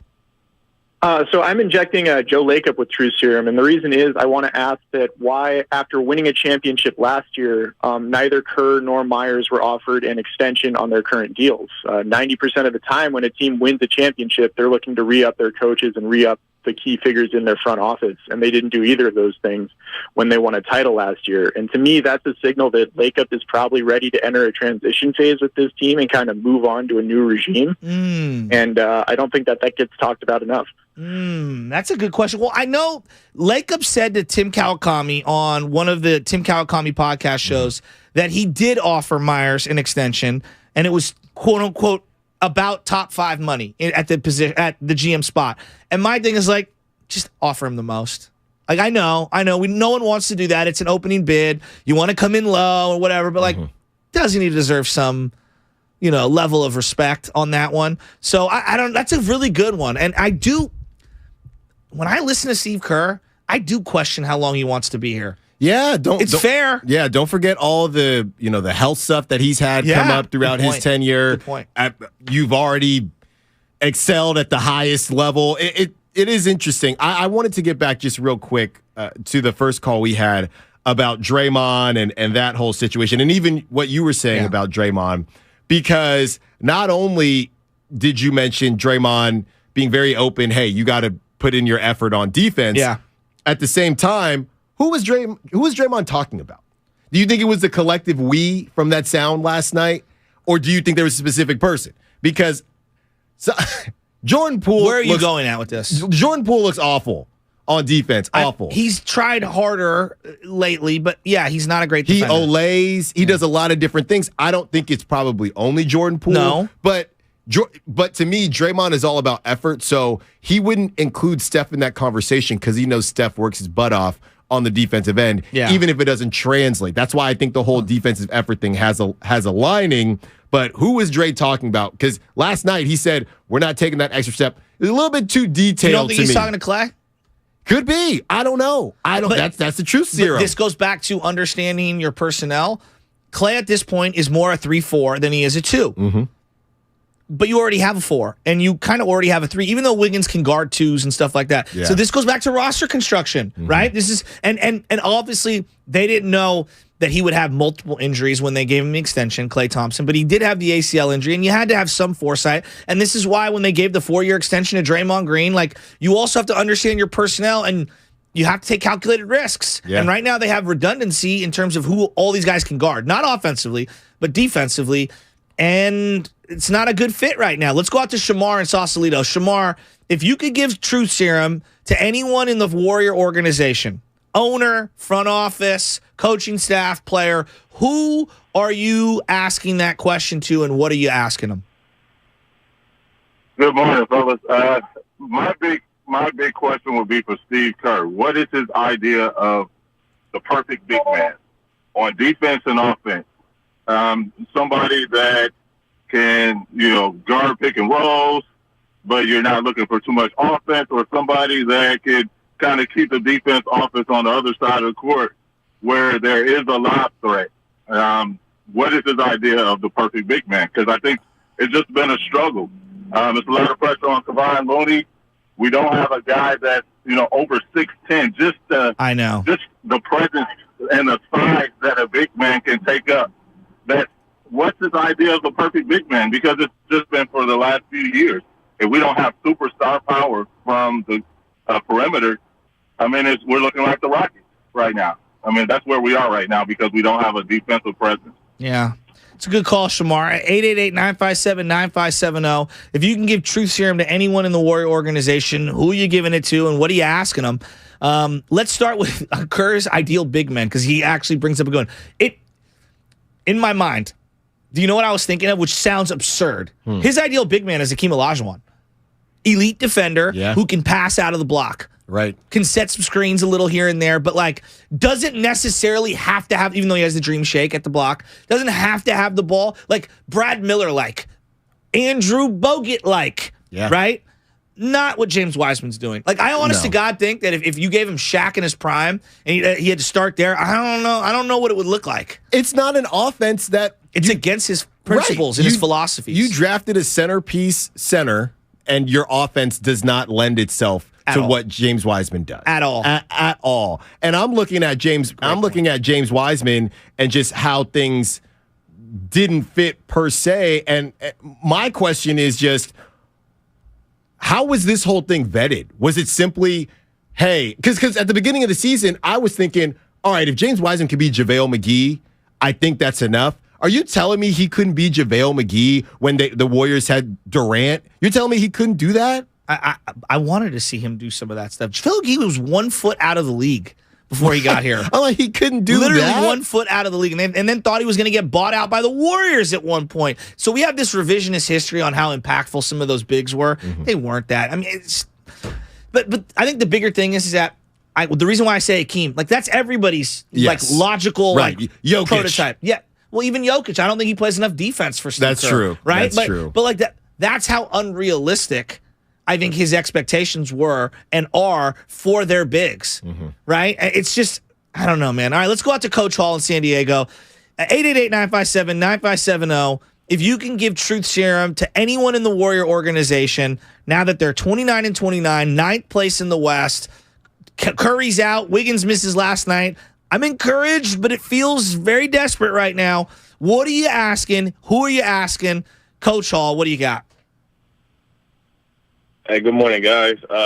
First off, Chef, thank you for mentioning track and field, man. That's near and dear to my heart as I'm the head track coach here at San Diego High School. Oh, nice. But I'm a hoops fan first. Nice. I've always wanted to ask Steph, does he ever want to force owner or leadership's hands?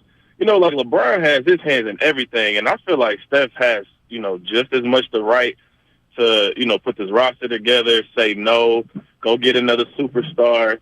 But, Steph is so dope and selfless. I just always wanted to ask, Steph, did you ever just, kind of want to just force their hand, be outspoken like Draymond? Because I feel like he can control a lot. That's an interesting question. I've never heard anybody really say that because they were, he's so selfless and this and the other. And I know that there was an erroneous report that Steph went to management and told them to trade Wiseman away. Right. That's not true, at all. All right. Now, maybe he didn't love playing with him. But that's not. From everybody I've talked to associated with the situation, that's not in his nature, and that's not what he did. Right, and that it's not who he is. But it would be nice to just get Steph's real thoughts on a lot of these situations and how he would react, to certain things. What was his take on even drafting Wiseman? I think everybody thought, hey, we just add a big man to the mix. This is going to be great. Or would we get an answer from Steph? And I don't want to get everybody going here, but, that LaMelo Ball looks like he can pass that rock to me pretty nice. I don't think he ever wanted to play with LaMelo Pretty Ball. Nice. Alan. Alan. Saying. LaMelo is everything that the Curry family has disdain for. How do you figure? Because the flashiness, Steph is flashy though. No. I'm talking about just how you have to be in control at all time. Ball dominant player. The LaMelo Ball thing is way overblown. Like, if we want to have this conversation, they should have taken other players.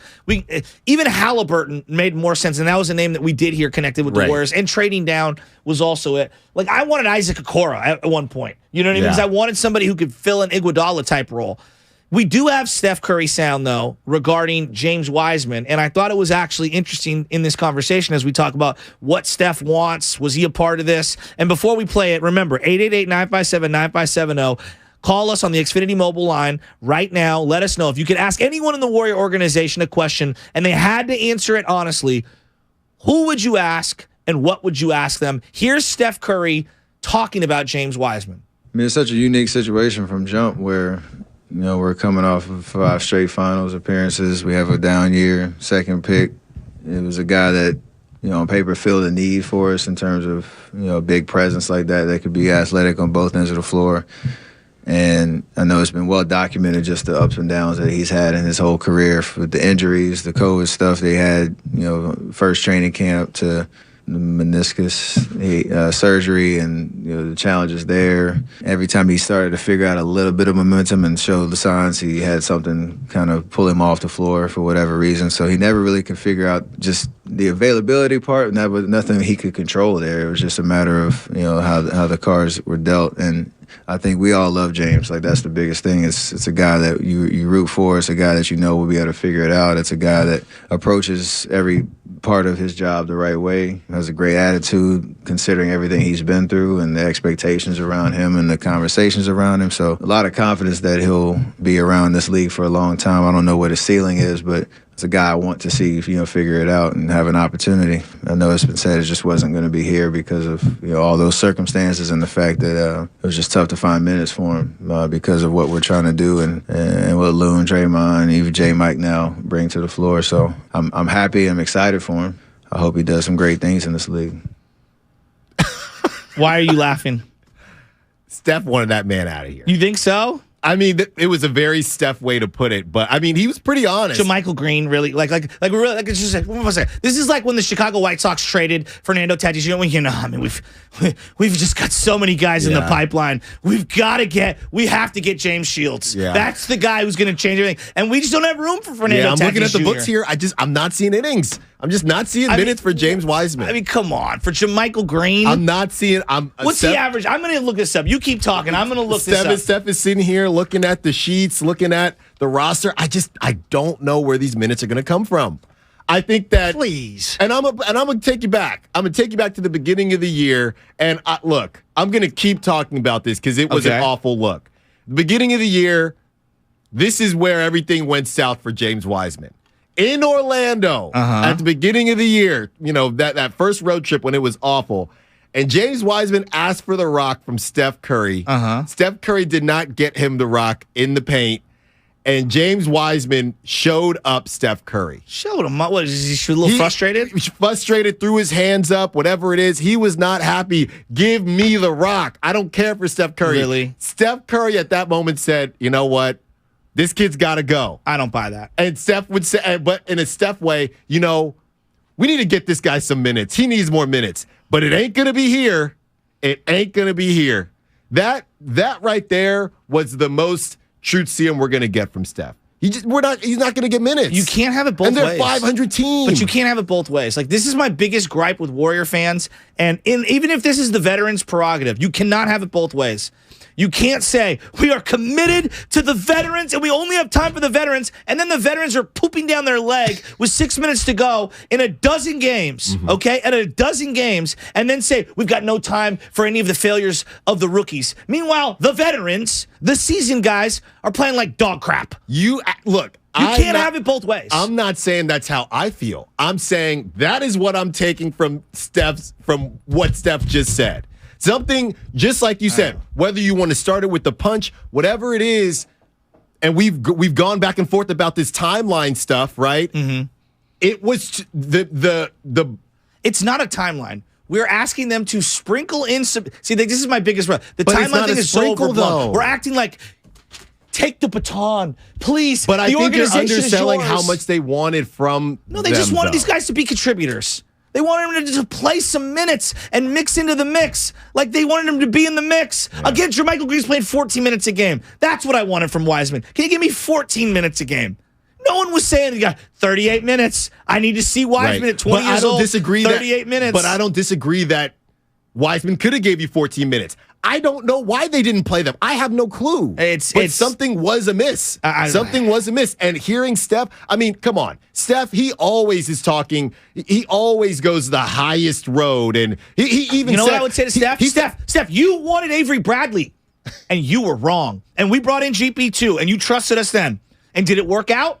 Hell yeah, it did. So much so that you were opining for Gary Payne Jr. to come back. And then we said, you know what? It's probably not a smart decision to bring back Otto Porter Jr., who's been out all year. And we managed him brilliantly last year. And then we don't want to bring back GP2 because we actually think we've seen the best of him. And they were kind of right there, too. Yeah, look, I am saying this is what I heard from Steph. This man just said, I don't know what his ceiling is about James Wiseman. Who says that? Who says that? Everyone says that. Like, no, everybody says. Why would you say? Why would you set the kid up to Wiseman, you don't draft. Because initially, when you drafted somebody at 2, yeah, but you don't say he's the next Wilt. Okay, no. But I'm not saying to say he's the next Wilt. I'm saying in terms of ceiling. What do we all say about Kuminga? High ceiling. That doesn't mean you're ever going to reach it. Steph didn't even say he had a high ceiling. Steph says, I don't know what his ceiling is. I mean, he's talking at a podium. He's just saying. You say words all the time. Good, great, somewhere in between. Like, I don't dwell on the words, the word choice. Well, you talk a lot if you're Steph Curry. He said, I don't know what this man's ceiling is. I don't know. Look, I'm going to tell you this right now. This is a bad trade for them. I'm one of the only people that thinks it. I think we've seen the best of GP2. I think they made the right decision to allow him to walk. He's damaged goods, and I feel bad that they're getting rid of Wiseman early. I don't think he was a fit for this year, but moving forward, I would much rather have him on my team than GP2. Moving forward, that's just my prerogative, and maybe I'm wrong. We'll see. I want to see him in Detroit. Let's go to Casey and Marin. Casey, get in here, 888-957-9570 on the Xfinity mobile text line. The truth serum question. If you could ask anyone in the Warriors organization a question that you know they have to answer honestly, no BS, who would you ask and what are you asking them? Casey and Marin, what do you got? Good morning, gentlemen. I'm enjoying the conversation. My question for Joe Lacob. Joe, I would love to know why you think your son is going to be a better general manager than You're cutting out a little. So this is what he said, KC. Joe Lacob, the question's for you. Why do you think your son is going to be a better GM than Bob Myers? That's a loaded question. Let me just start here. And this goes back to the Steph thing. Mm-hmm. And I see Oscar and Tim and John. We're going to get to you guys in a second. I think us sports fans don't realize it is a business. Mm-hmm. And Joe Lacob bought the business. And I'm going to tell you straight up, if I bought a business, no one is going to tell me what I would do with my family in terms of positioning them in that business. My grandfather started a business. I'm going to be honest with you here. He started a bicycle business years and years and years ago. Okay. My Uncle Jim took over the business. Okay. At some point, if his sons want it, one of the sons is going to take over the business. Mm-hmm. Right? Because he's the one who's put all of the money everywhere. Now, do I love that? No. Right. But that's how it is. Now, that being said, like my uncle, he learned at the feet of my grandfather in the industry and started off sweeping floors in the warehouse at Mary Sales over there off of Bryant Street, okay, and learned every aspect of the business. Is he a perfect owner? I don't know. Right. But you know what? He put in his due time and learned and all those things, and he's at a position now where he is now running the business, and he's probably going to do the same thing with his son. Yeah. You know why? Because he's the owner. Now, I know these are sports teams that we have attachment to. I love the Warriors, and Joe Lacob's done so many great things. I don't know if he wants his son to be the GM at one point. I would think he would want his son to be more in a ownership. I think Anthony Slater role. said something like that on Damon and Ratto. That's the way I think. Yeah. And if that's true, he has put in the. Now, look, again, you guys can all say, oh, he was gifted it. He's put in the work. It's a lottery, man. He's put in the work, though. Right. But like Island, I think that's unfair because my brother is in the same industry as my whole family. Every job site my brother's ever been on, you're only here because of your dad and your uncle. You know how much you have to overcome those things. No, I agree. All I'm saying is it's a lottery in that everybody's starting line is not the same based on who birthed you. That's just a fact. What you do with it also matters. Agreed. Right? Agreed. You are in a better spot, but that doesn't mean that they're going to overlook. If Kirk Lacob stinks, Joe Lacob would get him out of there because look, we're family, but you're not going to mess up my money. Yeah. So I'm just saying. We can't say that everybody's starting line is not the same. Yes. But what you do with it based on where you start, where you finish that race, that is up to you. Yeah, so exactly. I understand. Like Jet York. Exactly. He was given control of the team. It didn't start off great. Mm-hmm. I feel like he's done a pretty damn good job over the last 10 years. Yeah. Right? Like he's been to 6 NFC championship games. Right. You know how many teams would die? The Cleveland Browns would die to be the San Francisco 49ers. And if you sit there and you think, if I were in that position, I could do the same thing. I'm not saying you're wrong, but we'll never know. Exactly. We'll never know. We've got a zillion people online. This is really a good topic today. The truth serum question. If you could ask anyone in the Warriors organization a question, and they have to answer it honestly, who would you ask? And what would you ask them? Let us know here on the roast. It's Styles and Shasky. Let's rat-a-tat-tat some of these because, man, people are fired up. Let's go to Oscar in Vallejo. Oscar, step right up, no waiting. Who are you asking and what are you asking them? What's going on? This goes for all the front office, man. Did we really need to trade James Wiseman? Let's think about that. Apparently they thought so. For what?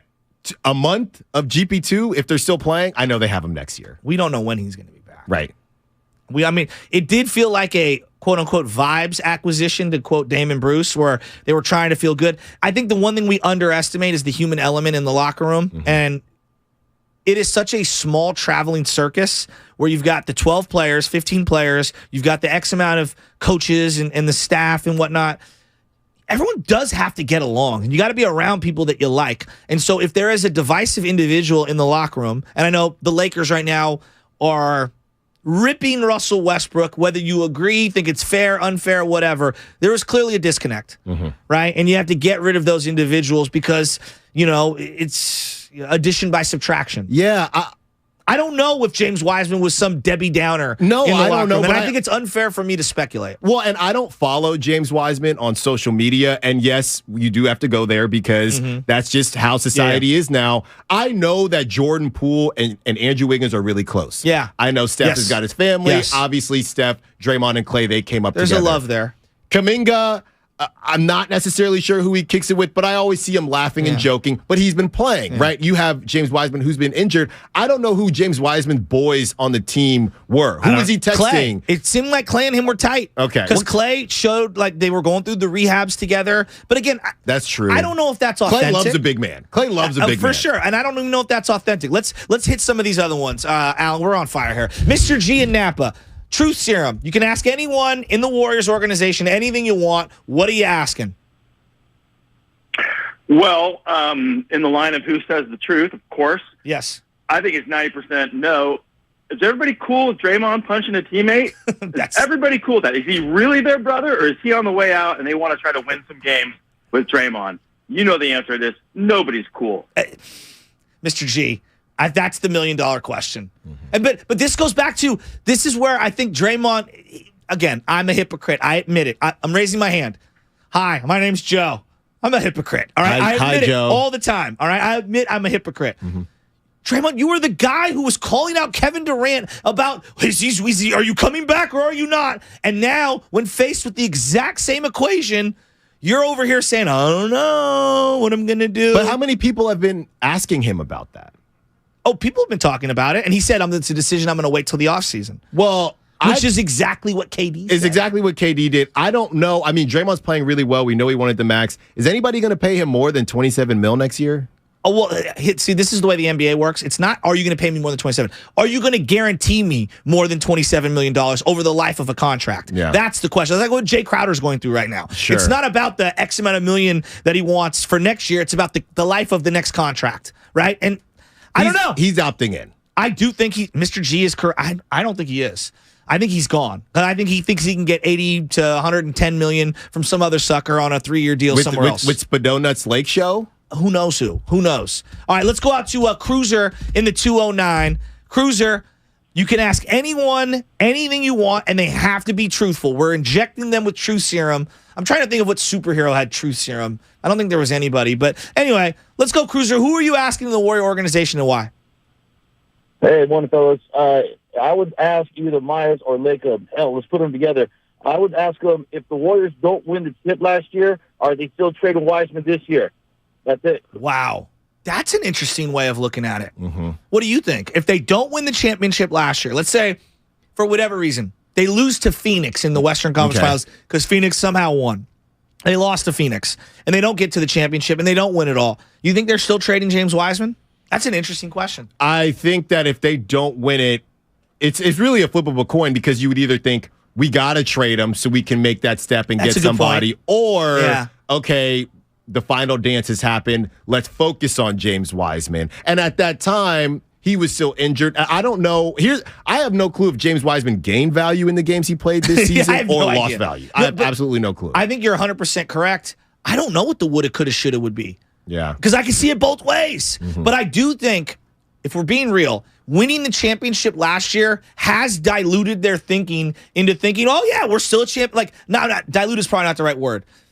Clouded up whatever their vision was of where they were going. Because I do think that they won the championship in their own minds, even if they were being optimistic prematurely. Right. And I would. You know what I'm saying? Yes. And I would.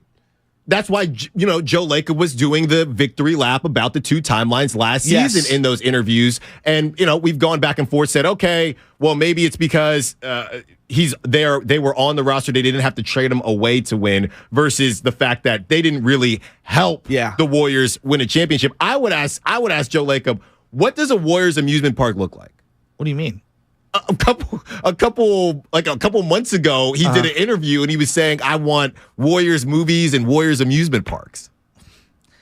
Joe, can we just get to the playoffs? All right. We'll talk amusement parks in the offseason. Hey, he's down at Santa Cruz. He sees that boardwalk. I was going to say, is he going to buy Great America? Let's do it. Because isn't it for sale? All right. By the way, everyone's telling me Wonder Woman has the lasso of truth. I knew there was somebody. That's right. I knew there was somebody. DC. Okay. So we've got the lasso of truth. And now full equality here. We're going Wonder Woman. I have not done a Wonder Woman metaphor yet, so this is great. I'm glad we're doing this as we watch an all-female aircraft show before the Super Bowl. Did you guys notice that? Oh, that's right. Yeah, it was all women in the as the pilots. That was pretty cool. Let's go to RJ in New York. RJ, step right up, no waiting, and anyone can get in. Let's continue this conversation. 888-957-9570.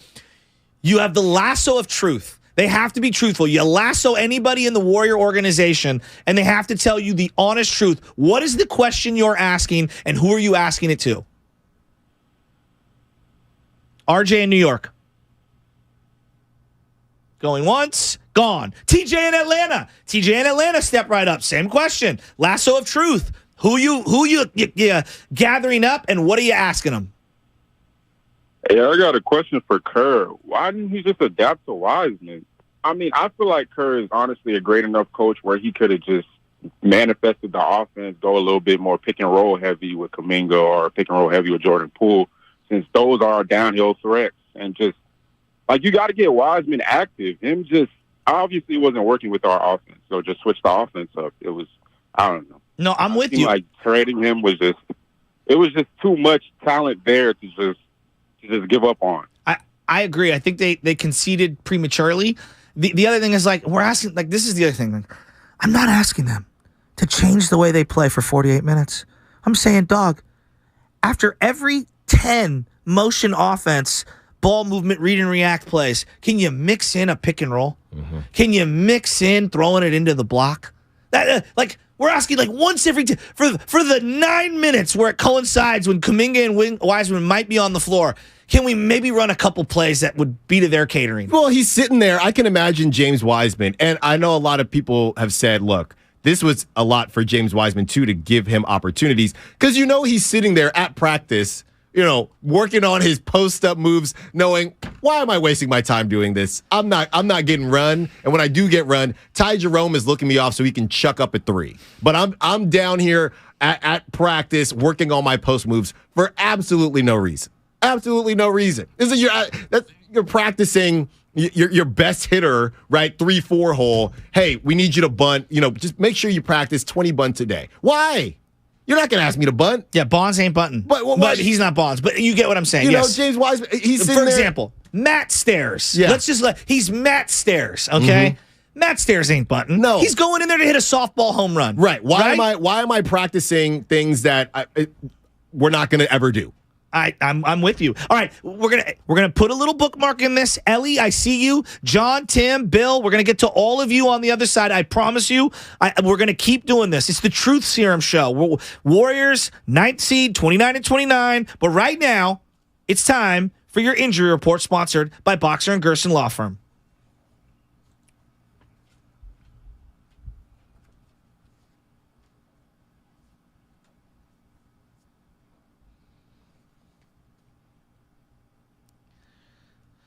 All right, this is a really, really good one.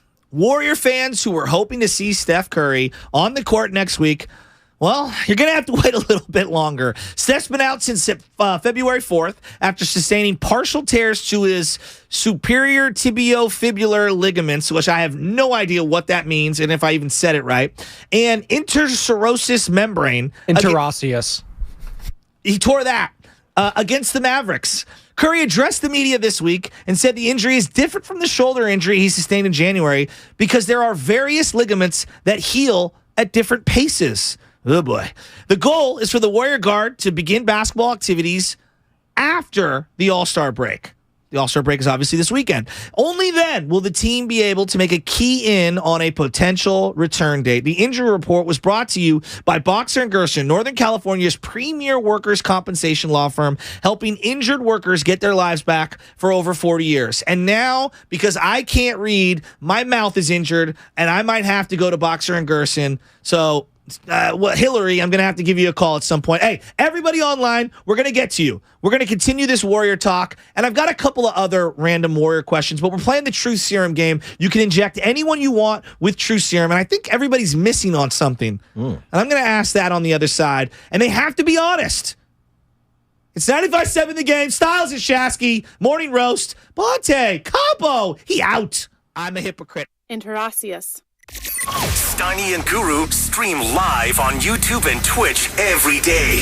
Having watched the NBA as much as I have, this means something. The fact that they are grinding in February. Like they never had a grind before, and they're a little bit older, and I feel like that's going to be something they're going to have to overcome because I just think it's going to take a toll somehow. This is the Bay Area's sports station. 95.7 The Game. Every small business owner knows business happens everywhere. The office, the warehouse, or on the road. And no matter where it takes you, there's one solution to help your business thrive. Comcast Business Complete Connectivity. It's the largest, fastest, reliable network with advanced gig speed Wi-Fi and cyber threat protection in one solution. Get started for just $49.99 a month. Plus, add Comcast Business Mobile and you can save up to 60% a year on your wireless bill. And ask how to get up to a $750 prepaid card. Flight 291 is now boarding. Yep, you're going places. And when you get there, be ready to do business. The complete connectivity solution from the company that powers more small businesses than any other provider. Comcast Business, powering possibilities. Ends 2/21/2023. Restrictions apply. Requires EcoBill and AutoPay. New 50 megabits per second internet and Comcast Business Security Edge customers only. Equipment taxes and fees extra. After 12 months, regular rates apply. Gig internet required for gig Wi-Fi. Mobile Savings compares pricing of top 3 carriers. Hi, Sarah. I'm sorry I'm late. The traffic is crazy. Yeah, it is. And it doesn't help that gas prices have skyrocketed. I can't believe how much it costs for gas now. Everyone's talking about how much gas is, but I never pay full price for gas anymore. I just use the free Upside app, and I get cash back for every gallon of gas I buy. Wait a minute. Are you saying you actually get paid real cash when you buy gas with the Upside app? Yeah, real cash every time I buy gas. What? That sounds like it could really add up. I've made around $200 already. Wow, that's serious extra money. I'm downloading the free Upside app now. Download the free Upside app to earn real cash back every time you buy gas. Use promo code EARN40 for an extra 25 cents per gallon cash back in your first fill-up. You can cash out anytime right to your bank account, to PayPal, or an e-gift card. Just download the free Upside app and use promo code EARN40 for a 25 cents per gallon bonus in your first tank. That's code EARN40 for 25 cents per gallon cash back in your first fill-up. Cashback's not available in gas in New Jersey and Wisconsin. Remember college? 5 Hour Energy got you through. The energized feeling you relied on back then still works today. Rediscover 5 Hour Energy. It'll get you through again. Visit 5hourenergy.com. Welcome to the IKEA Sleep Sale. IKEA Sleep Sale? Uh-huh. Save on all things bedroom, including select bed frames, duvet covers, air purifiers. And those fuzzy sheepskin rugs? Yes, and so much more. Cozy. I'll take one of each. Hurry in to visit your local IKEA store or go to IKEA-USA.com before the sale goes night-night. Offer valid 2/15 to 2/26. U.S. only while supplies last. Selection may vary by store and online. See store and IKEA-USA.com for complete terms. Restrictions apply. Tune in to 95.7 The Game for Warriors Live. 60 minutes before tip-off of every Warriors game. Brought to you by Xfinity. Supercharge your home with supersonic Wi-Fi. Unbeatable internet only from Xfinity.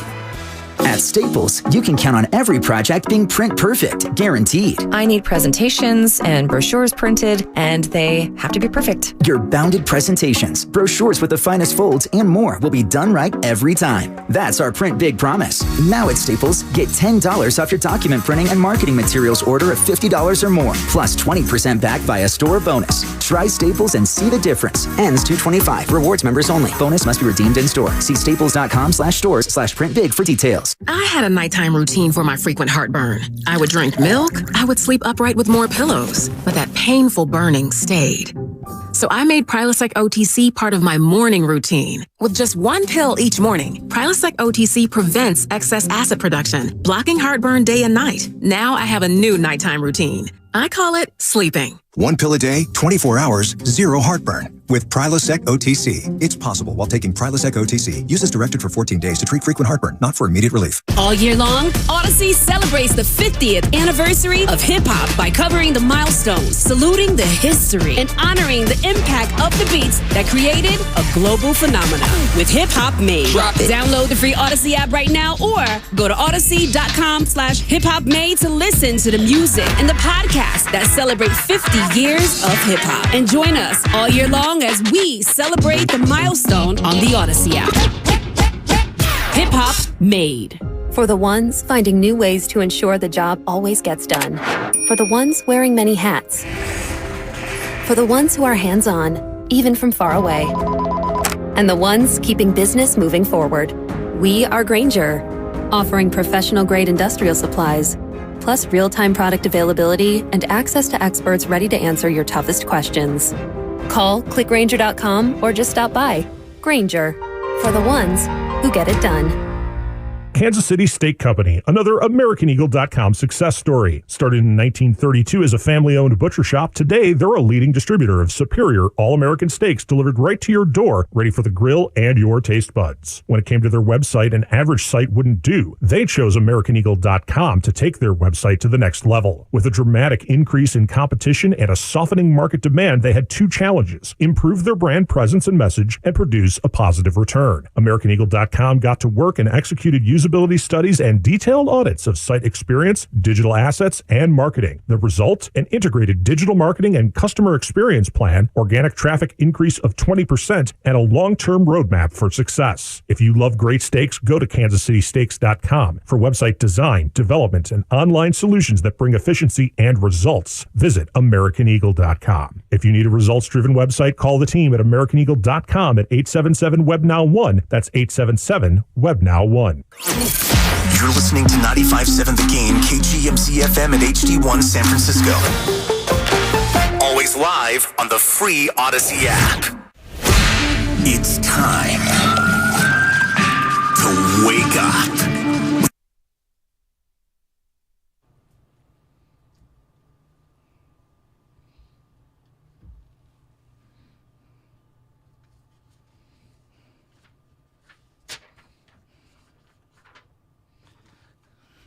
Oh! Hey, baby. It's Alan Stiles and Joe Shasky. Bonte Hill, he's probably on a, what do they call it, a bird? He's on a bird to Cabo. Yeah. Yeah. Again, I'm envisioning Bonte in a straw hat, shirtless, because I don't know why. He's got to have the taco meat out. And he's wearing Gucci shorts and Gucci flip-flops, and he's swimming right now up to one of the little Mai Tai bars, you know, in the middle of a pool. You know what I'm talking about? Oh, yeah. Yeah. You ever been to one of those? Oh, yeah. Well, we did I did the Bahamas last year. Oh, so excuse me. You know, it's a good time. It's a good time. Bonte's going to tell everyone, yeah, you know, I do some media stuff, and they're gonna. It's already all comped. Well, they're gonna right? recognize him. Come on, you know that. And you know what he's probably doing? He's probably wearing some gear from our 957thegameshop.com. Go to 957thegameshop.com right now.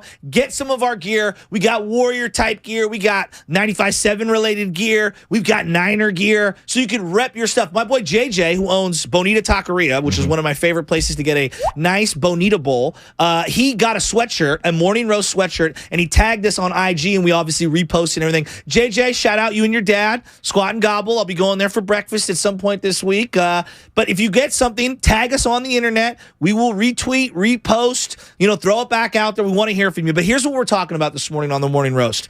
All right, the Warriors season right now is frustrating, I think, for a lot of fans. There's been so much drama. They're 29-29. They lost last night to the Clippers. I'm surprisingly encouraged. It's weird. I was not angry, but more depressed that they beat the Washington Wizards, and then surprisingly optimistic after they lose to the Clippers because they didn't have Wiggins. But they're 29-29. They're in ninth place. We don't know when Steph's coming back. We don't know if GP2's coming back for an opportunity to play in the playoffs. There's a lot of uncertainty. So I guess with all that being said, on the backdrop of the punch and the Wiseman trade and all the things that have happened this year, I have a truth serum question when it comes to the Warriors. If you could ask anyone in the Warriors organization a question, but you know that they have to answer it honestly, no lying, no podium BS, who would you ask and what would you ask them? So we're going to rat-a-tat some of these calls. Let's go to Ellie in San Jose. Ellie, step right up. Who are you asking? What are you asking them if you had truth serum? Hey, good morning, guys. Morning. So I'm an 8th grade teacher getting ready for work, and my question would be for the big four salary receivers. They are at the point where their return of, investing is kind of diminishing due to age and such. Mm-hmm. I'm wondering, how much are they willing to maybe give up in regard to their salary to bring in another championship team? Because quite honestly, the Warriors are tapped out with money, and that's the big problem. There you go. It's a great point. And like, that's something I've been kind of talking about for a long time is the money. It's been like 3 straight years I've been talking about the money. I think in general, the media does a poor job understanding finances because so few people in the media have business backgrounds or financial backgrounds. So I think that how to talk about the business of sports is underserved to the audience. I love it. I find it very fascinating. Without the money, you can't pay for the players. Okay. When they built this stadium, obviously there's the mortgage of paying that back off, right? That's part of it. That's part of why the Giants had certain restrictions when it comes to their salaries because they were paying off that stadium. When the luxury tax in a hard cap sport is as severe as the NBA one is, every single dollar matters. There is an argument that the James Wiseman decision is majorly based on finance and not even the Wiseman fit. Because they're saving, because they saved the $3 million, actually they save significantly more because of the 6th and 7th brackets that they escape out of in the tax repeater brax bracket that they're in. Yeah, it was a huge point, and it's hard to watch, what was it, $9 million just sit on the bench, right? Now, who's the reason he was sitting on the bench, I guess goes to Steve Kerr, whatever you want to call it. Next year, do $12 million, and you're sitting around looking, thinking, I don't necessarily see how he's going to play next season. Yeah. So we can't continue to just pay this guy if he's either injured or when he's not injured, Steve isn't playing him. So to that point, we've already seen Andrew Wiggins take about $10 million less on his new deal that kicks in next year. He's already committed. I love this place, and I'm willing to take less. How many guys in their prime, after the season that he just had, are willing to take less? Not a lot. I can't think of anyone. No. Outside of Tom Brady, whose wife was a gazillionaire and was a very different situation than what Wiggins is going. Like, I don't think we've talked enough about how much Wiggins has taken a little off top. No, I do think that he knows, I would say. My question would be, where else, and this isn't to take anything away from Wiggins at all, but where else, with great money comes great responsibility. Okay. And if he were to get paid more, assuming that would have been somewhere else because of the Warriors' money situation, more would have been asked of him that I think he just saw the ghosts of Minnesota's past. We can all agree, not all money is equal. Yes. Money from this individual isn't the same as money from that individual, and the circumstances that you'd be inheriting would be different. So all things equal, sometimes you stay with an employer who maybe pays you less because your situation and your lifestyle, I call it QL, quality of life, is better. It is, and it goes back to who Andrew Wiggins is as a ball player and who he seems to be as a person. He's just a chill guy. And taking it back to the job aspect, okay, you have managers, people managers, and you have individual contributors.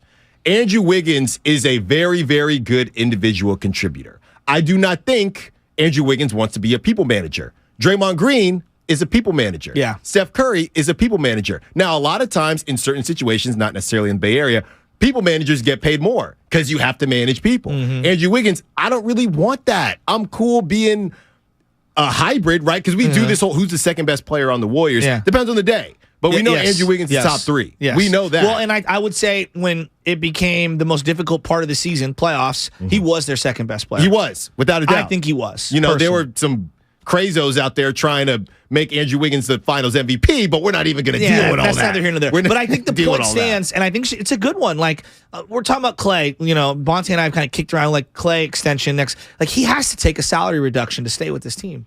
He's making $43 million next year.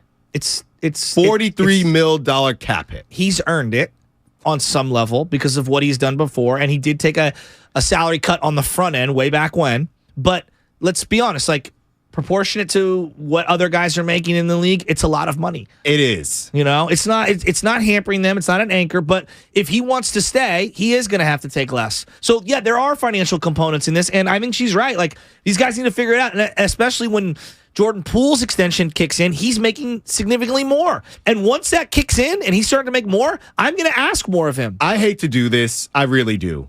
But I'm looking at the 2022-2023 player salaries. And we actually got into this in terms of players, Bay Area players that are off limits in terms of talking negatively. But we're not talking negatively. These are just facts. Klay Thompson right now, for the 2023 salaries, Klay Thompson is number 10. He's number 10 behind Paul George, Kawhi Leonard, Giannis, Damian Lillard, Bradley Beal, Kevin Durant, LeBron James, Russell Westbrook, Steph Curry's number 1. Can we agree? None of those players you just referenced are in their prime but Giannis?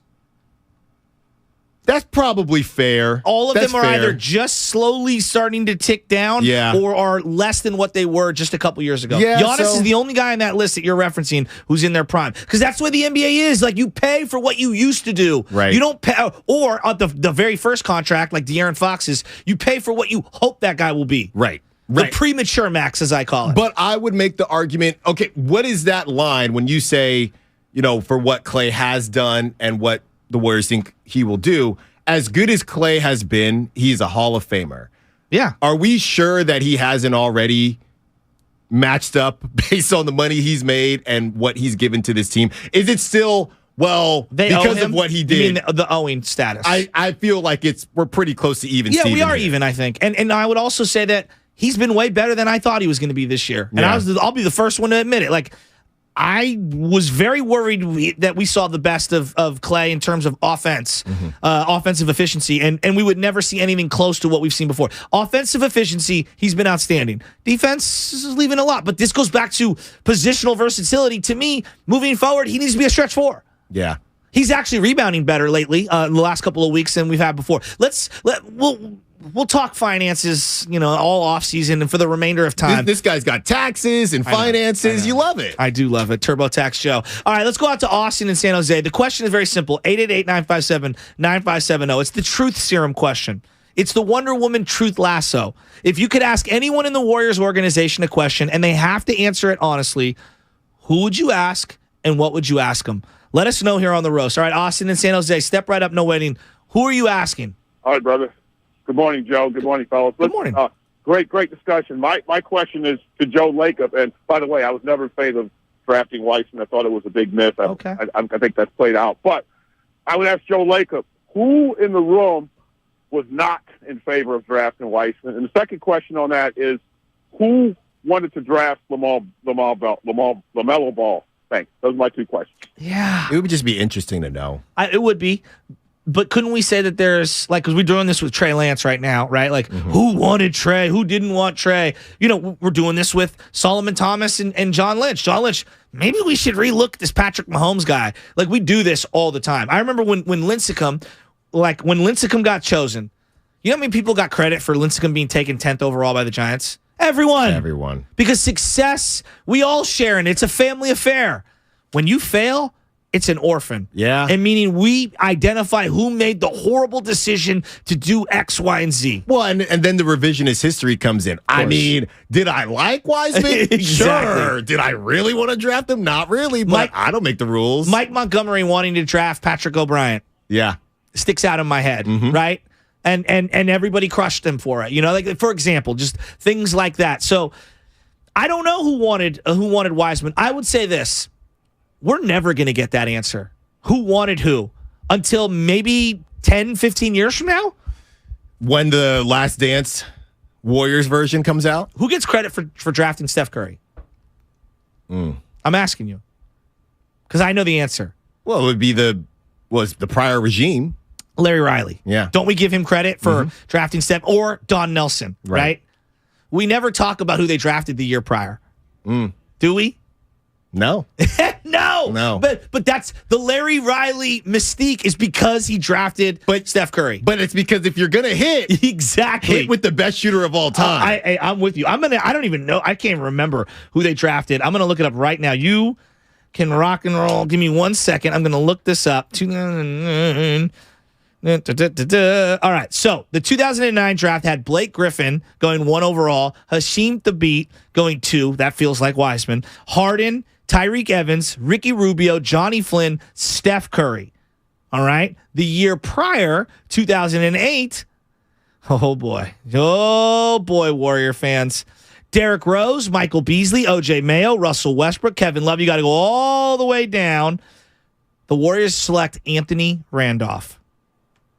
Same guy. Yeah. Do we ever talk about Larry Riley whiffing on Anthony Randolph? Not really. We talk about Don Nelson putting him in the doghouse and how he was a woulda, coulda, shoulda. It's just funny how that works. Yeah. And look, when there's success, there's a line around the block in terms of who had a piece of it. When there's a failure, it's he kind of wanted him, I didn't, but hey man, that's not my job. Everybody passes the buck. Let's play a fun little game.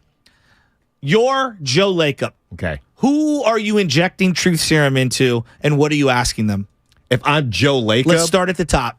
If I am Joe Lacob, I would say I would be right back at Steve Kerr. Because Which is Joe what, Lacob, what are you asking? Why didn't Wiseman work? I think it's a fair question. Because I guess the word is that Joe Lacob really liked Wiseman. I think they all did at one point, but I think also, yeah, Joe was invested emotionally, probably, and wants to see a big man in there. Do you think there's any part of this that you could take away from either whether it's Steve Kerr or just what they run and say, first of all, I think that the Warriors, I don't care about fit or timeline. The Warriors better not hope this dude isn't a perennial all-star. Who, Wiseman? Yeah. Well, it depends. Like I was if he's decent, okay. But I was listening to Steiny and Goo, and I think Steiny made a good point. I think there's going to be a group of fans that, let's say he's an all-star, but their team's stinking, right? The Detroit Pistons don't make the play. I think they're going to be good in the future. I don't know when, but Cade Cunningham and Ivy, like they've got players. Yeah. Let's say he's an all-star, but they're still a non-playoff factor. I think there's a lot of people like, hollow numbers. Monte Ellis. Let's say he's putting up numbers, but they're a playoff team, and he's a part of that. Yeah. Like, how are you going to view that? I think there's going to be a segment of people that say, that's more what I'm looking for from Wiseman. He can be a contributor on a playoff team. Whereas me, I think he can do both. I think he can be an impact player on a playoff team eventually. Not now. No. Got a long way to go.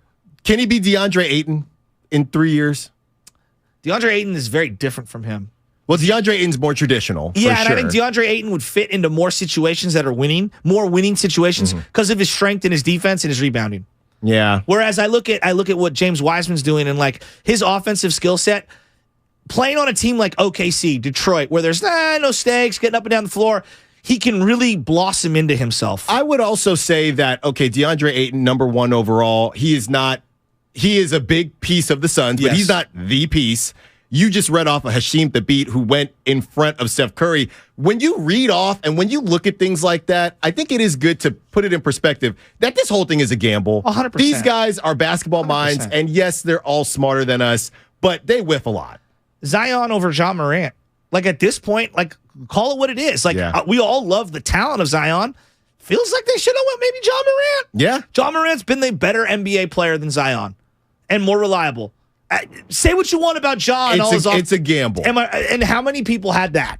We all were like, take Zion. Greg Oden and Durant is obviously another great one. Sam Bowie and Jordan. Obviously Akeem went number 1 overall. We could do that all day. Let's play the True Serum game one more time because we got a couple other people. We're going to go to Lynn in a second. You're Bob Myers. Okay. Who are you injecting with True Serum and why? If I'm Bob Myers, I go to Joe Lacob and say, are you not entertained? Oh! Are you not entertained? I like that. Okay? You think you're talking about amusement parks without me? I like that. I built this brick by brick. I like that. What about Steve Kerr? Steve Kerr. You're Steve Kerr. I would go to Draymond and say, why do you make my life so much easier in some aspects and so much harder in other aspects? That's a good one. That's a good one. Why are you doing this? Last one. You're Steph Curry. The Draymond question could be the same, but I'll go in a different direction. If I'm Steph Curry, I would probably go to Steve Kerr. Or maybe, if I'm Steph Curry, I might go to Bob or Joe Lacob, right? Because Bob Myers doesn't have the contract. I would go to Joe Lacob and say, what does the end look like to you? Well, see, I would reverse it, and I'd say I'm Bob Myers and Joe Lacob, and I'm injecting Steph Curry with True Serum, and my boy Guido's literally texting in the same thought that I had.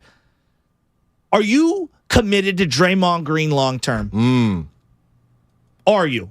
But what's long term? Meaning, are we going to ride this thing out till the wheels fall off? Steph, I want you to be a Warrior for life, but is that exclusively with Draymond Green, or are you willing to move on? This summer before the punch, basically, Steph alluded to the three of them being a package deal. So at that time, before the punch. But is enough? Like, are you fatigued with all of the Draymond stuff? Is it too much for you to deal with at this point in your life? You know, like we've all been there. Like, relationships sometimes run their course. Like Kobe and Shaq, it ran its course. You know, Kent and Bonds, it ran its course. Pick the dynamic duo, KD and Steph. It at some point, however you want to say it, it ran its course. Has it run its course? Are you willing to adjust, or are you hell bent on him? Because if it is, I do feel like you do owe it on some level to Steph Curry. All right, well then we need to rework this. I don't know if Jordan Poole and Draymond can play together. I just don't know. Yeah. Let's go to Lynn in Atlanta. Lynn, if I can inject anyone, or you can inject anyone with True Serum in the Warrior organization, and they have to answer honestly, who would you ask and why? Hi, thanks for taking my call. Hi, Lynn. I would ask Steph, Draymond, and Bob Myers why the name of Mark Jackson is suddenly coming up all the time. Most recently, Draymond had Kenny Smith from NBA on TNT on his podcast, and Draymond posed the question to Kenny on why he thought Mark had never gotten another coaching job since he was fired by the Warriors. And so Kenny apparently is good friends with Mark, and he talked about when he first met the core and how important, of course, we all know that Mark Jackson was developing that core. And then he talked about just, you know, how Mark was the one that stepped in to stop Steph from being traded. You remember when he was traded? Yeah. I think a lot of people thought it was because of his ankles, but Kenny talked about how bad Steph was defensively and how they wouldn't even play him in the fourth quarter of games. And it was Mark that stepped in and stopped the trade and told Steph that he would work with him and bring him up to speed. Lynn, can I ask you a question? You sound like you've had relationships in the past, okay? Don't we always look back longingly after a decade? Even if it's the most toxic relationship you've been in, don't we always try to like remember the good times with people? Yeah, very true. Very true. You know, I feel like that's what we're doing with Mark Jackson, because on a personable level, he was apparently very difficult to deal with. Not maybe for the players, but for everyone else associated with him. Like the Harbaugh thing. We all longingly love Harbaugh. And I do too, and I didn't want to see him go. He treated his employer like crap. Like, that's what happened. Like, I'm sorry. When I own a business and one of my employees, even if they're the greatest employee in the world, and even if they're making me a lot of money, at some level, enough is enough. So, like, I feel like we've kind of forgotten how much. Are you positive that the Mark Warriors. Jackson was kind of a cancer. Are you positive that the Warriors don't win that championship that following year after Mark Jackson got let go? They do not. There's no way. There's no way. You're positive? 100%. Okay. Because I watched that team in that Clipper series the year prior when Andrew Bogut broke his ribs and couldn't play in Game 7. It was ISO ball to death, and it was trying to throw the ball to Curry. Curry, help us out. The whole game. Not like the final couple of minutes. The whole game. It was nowhere near. Harrison Barnes elevated once Steve Kerr came in. Draymond Green elevated significantly, obviously because of the David Lee injury simultaneously. And Steph Curry and Klay Thompson with the ball movement became better versions of themselves. Did Mark Jackson empower them? Absolutely.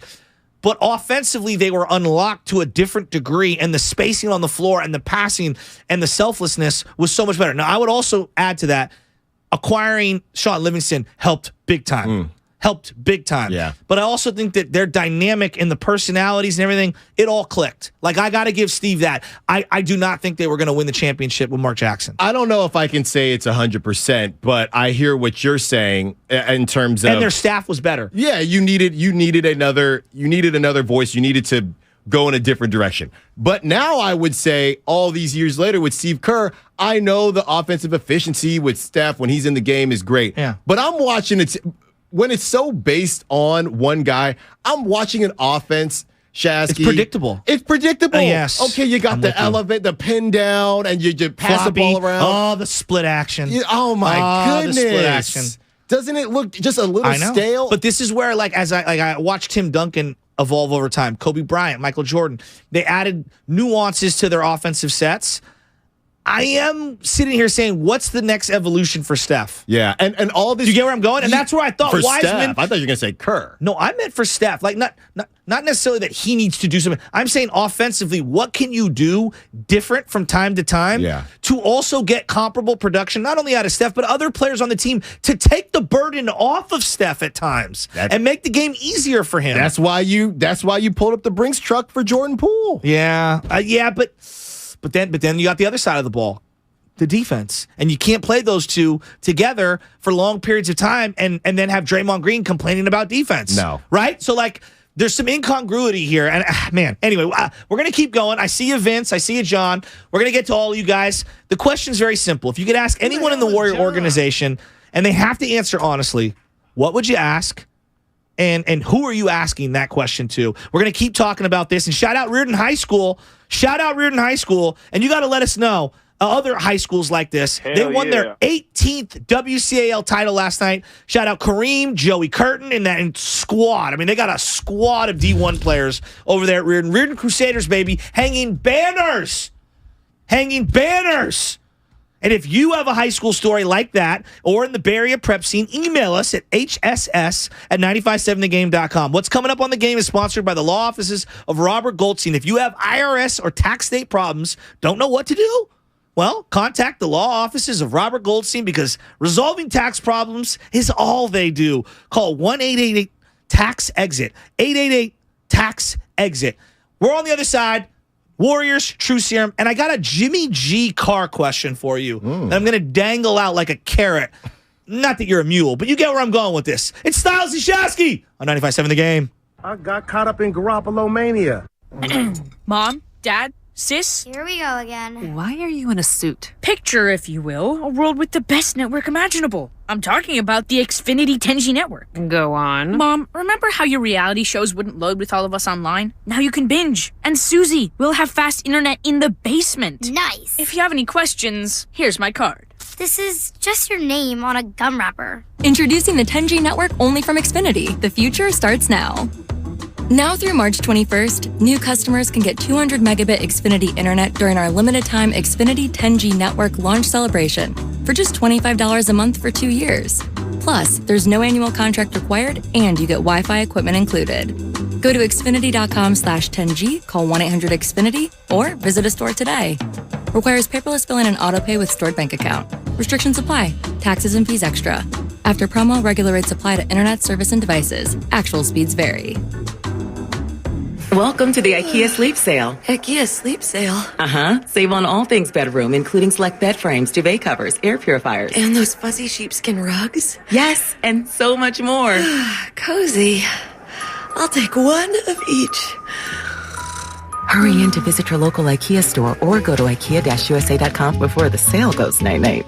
Offer valid 2/15 to 2/26. U.S. only while supplies last. Selection may vary by store and online. See store and IKEA-USA.com for complete terms. Restrictions apply. 1-877 Cards for Kids. KARS Cards for Kids. 1-877 Cards for Kids. Donate your card today. 1-877 Cars for Kids. KARS Cars for Kids. 1-877 Cars for Kids. Donate your car today. With car prices at an all-time high, our donors are now getting highest receipts ever. Donate at carsforkids.org and your car can be picked up tomorrow. 1-877 Cars for Kids. KARS Cars for Kids. 1-877 Cars for Kids. Donate your car today. Now accepting donations of land, homes, buildings, or any kind of real estate. If you're considering remodeling your home in 2023, talk with your architect or designer about utilizing Golden State Window and Door for your upcoming project. Each location across the Bay Area features beautifully planned displays. You'll be surprised by the variety of styles. Their respected partners include Anderson, Milgard, Marvin, and many other top brands. For locations, images, and more, visit goldenstatelumber.com. Since 1954, Golden State. When you succeed, we succeed. Hey, what's up? Mark Willard here for the Game Time app, the absolute best way to find your way into the hottest games, concerts, and events in your area at the last minute. My son actually turned me on to the Game Time app. He used it to get into a Padres-Giants game in San Diego this year. He's 15. He was like, Dad, I can get into this game tomorrow for like $15. I told him, you should do it. The Game Time app offers amazing last-minute deals on tickets, and with the NFL playoffs right around the corner, the Game Time app is where you'll want to be. But it's not only pro sports. I was looking at the app today to find Louis C.K. tickets. Ed Sheeran is coming to town. All the events, all in one spot with great deals. Game Time is the fastest growing ticketing app in the nation, and with these deals, it is no surprise. So download the Game Time app, enter your email, and redeem code THEGAME for $20 off your first purchase. Terms apply. Once again, enter your email and redeem code THEGAME for $20 off. Download Game Time today. Last minute tickets, lowest price, guaranteed. 3 people you should be 100% certain about. Your barber, your plumber, and your tax pro. Switch to Jackson Hewitt and you can be 100% certain about your taxes. We'll get you your maximum refund guaranteed and we'll back your return for life. Don't be kind of certain or almost certain. Be 100% certain. Switch to Jackson Hewitt today and get 50% off tax prep. Limited time offer for new clients filing at participating locations. Max value $200. Visit jacksonhewitt.com/50 for terms. Discover credit cards automatically double all the cash back you earn at the end of your first year. Wait, hold up. Question for the audio engineer. Is this for real? Apparently. See terms and learn more at discover.com/match. Cool and sunny in Oakland. Highs near 59 today. Weather brought to you by Auto Trader. Shop millions of new cars, used cars, and electric cars on Auto Trader and find your 1 in a million car. Finally, it's easy. Auto Trader. The other day, I bought a cockatoo. Hello! He's a handful, but I'll manage. Just like I manage without home internet. Sure, my mobile hotspot is slow and makes streaming shows unbearable, but I'm making do. Oh no, who's this? It's mating season, Dad! No home internet? It's not that bad! Don't settle. Get Xfinity Home Internet for just $19.99 a month for 1 year with a free streaming box. Call, click, or visit a store today. Restrictions apply. Not available in all areas. Requires paperless billing and auto pay with stored bank account. After 12 months, regular rates apply. Offer ends 2/21/23. Don't miss Duran Duran, the Future Past Tour, May 28th at SAP Center San Jose with special guests Nile Rodgers and Chic and Bastille. Enter at 957thegame.com for your chance to win tickets to the show.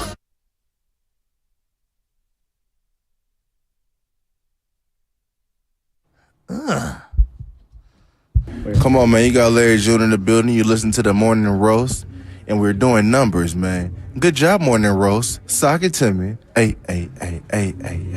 Yee! All right, I know that I'm one of those people that has like 700 albums in the top 10 all time. Mm-hmm. This is a top 10 album all time, right? Red Hot Chili Peppers, Californication. What is it? No, this is Stadium Arcadium, I think. Is it? Yeah. I thought this was Californication. No, this is the same. Snow, I think, is the same one as Danny California. Yeah. Porcelain, one of my favorite songs of all time. Californication might be the greatest music video of all time, just because they're playing a video game in it. I thought it was the coolest thing when I was 5 years old. Dude, Red Hot Chili Peppers, they got bangers. Like bangers. Yeah, their concerts are always great, too. I've seen them like 3 times. So it's interesting you brought that up with the Super Bowl just passed. Rihanna did her thing. Shout out to her. Because music is such a polarizing topic. So I was trying to think of artists that would be, because every time you turn it on, I'm sure there were some people, depending on where you watched the Super Bowl, I don't really listen to Rihanna. I don't really need to watch this. Name the artist that universally everybody would say, I'm watching this, or I don't want to miss this. Ooh. Because I think the Dr. Dre one was up there. Yeah, that's a good one. But I'm trying to think Red Hot Chili Peppers, I feel like would be in that category. But most of the time, there's always going to be people I don't want to hear. I don't want to see that. Like, on both sides. Is it Paul McCartney, who I saw? Sir Paul McCartney. Is it someone like that? Like if He could bring back the band and they all come back to life. Is it the Beatles? Like, would they get the kind of respect like that? I don't know. Prince did. He reaches a lot of different demographics, I think, around the country. Yeah, Bruno Mars did. Bruno Mars was awesome. And Bruno Mars brought out Red Hot Chili Peppers, too. Yeah, he did. Right. He did. All right, but before we go, I'll answer that in a second. Warriors Community Foundation is excited to announce the February auction presented by Cache Creek Casino Resort. Cache Creek is sweet. It's live now through Sunday, February 19th. They have a wide variety of items up for auction, including signed jerseys, tickets to games, and even the chance to meet some of your favorite athletes in person. Don't miss out on this exciting opportunity to give back to the community and score some amazing sports memorabilia at the same time. Visit warriors.com/auctions. That's warriors.com/auctions for the Warriors Community Fund.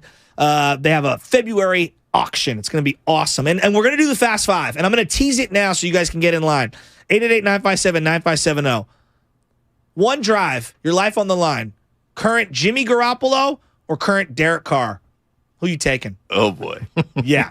All right. Well, the other question that we're asking here is you have True Serum, and you can inject anyone you want in the Warrior organization, and they have to answer honestly. Who are you asking, and what are you asking them? Let's go to Vince in Lafayette. Vince, step right up, no waiting. You're talking to Alan Stiles and Joe Shasky on the Morning Roast. Who are you injecting with True Serum? I'd like to ask the owner, and these were two trades on the books that the Warriors could have made. One would have been moving up and getting the number one pick. They would have to give up Minnesota's number one pick the following year, which would have been Kuminga, or they could move back to the fourth pick, which was Chicago's, and they were offering their current center and Wendell Carter Jr. Halliburton, because I know we were thinking Halliburton. So my question is, who said no to those two trades? I'd like to know the owner. And Wiseman was a strong demand. I think he's going to turn into Joe Smith. Meaning, wait, one second, Vince. Meaning what? That he's just going to bounce around? Well, I mean, you mean Wiseman? Yeah, I think Wiseman and Joe Smith are going to have similar careers. I mean, he's going to probably play about 10 years. He's never going to be an all-star. He'll be a decent player, but never a great. But everybody wanted Wiseman when the draft was coming out. I mean, not everyone, but a lot of teams did. So I can't blame the Warriors, but I just like to know who said no to moving up and who said no to moving back, because that would have been obviously the smart move. But I'm not blasting the Warriors on that, because hindsight's 20/20. Yeah. And to your other question is, who do you think is going to make more money, Carr or Garoppolo? Who's going to get a better contract? Because I don't know. I mean, I think it's Carr, but I don't know. That's a great question. I don't know. It feels like Carr's got something set up with the Saints right now. He just got released from the Raiders. Mm-hmm. You're a big Raider fan, right? Mm-hmm. Yeah, and I know Spadoni's over there doing the eyebrows in the back. I've always thought Carr has had more talent physically, and that's undeniable. I think mentally, he just drives me nuts. He takes the easy way out all the time. All the time, man. And it drives me I can't watch the guy. Check down Charlie. He's got a lot of Alex Smith tendencies, and it drives me nuts to watch. And he's risk averse. And the same way he tries to go to the podium and take responsibility. Dude, we see you showing up your wide receivers. I have no clue if the wide receiver didn't run the right route or if Carr missed a throw and he's just showing him up. I have absolutely no clue. I think that if it depends on what the team cares about. If they care about resume and they count wins as a QB stat, then you'd go Garoppolo. If you care about what looks more aesthetically pleasing at times and arm talent, it'd be Carr. Okay, well, one second. We'll get back to that in a second. That's our Fast Five question. 888-957-9570. Line up the Fast Five. We're going to get there in a second. Shout out YouTube, Twitch, Xfinity mobile text line to download the Odyssey app. You've heard me talking about it all day.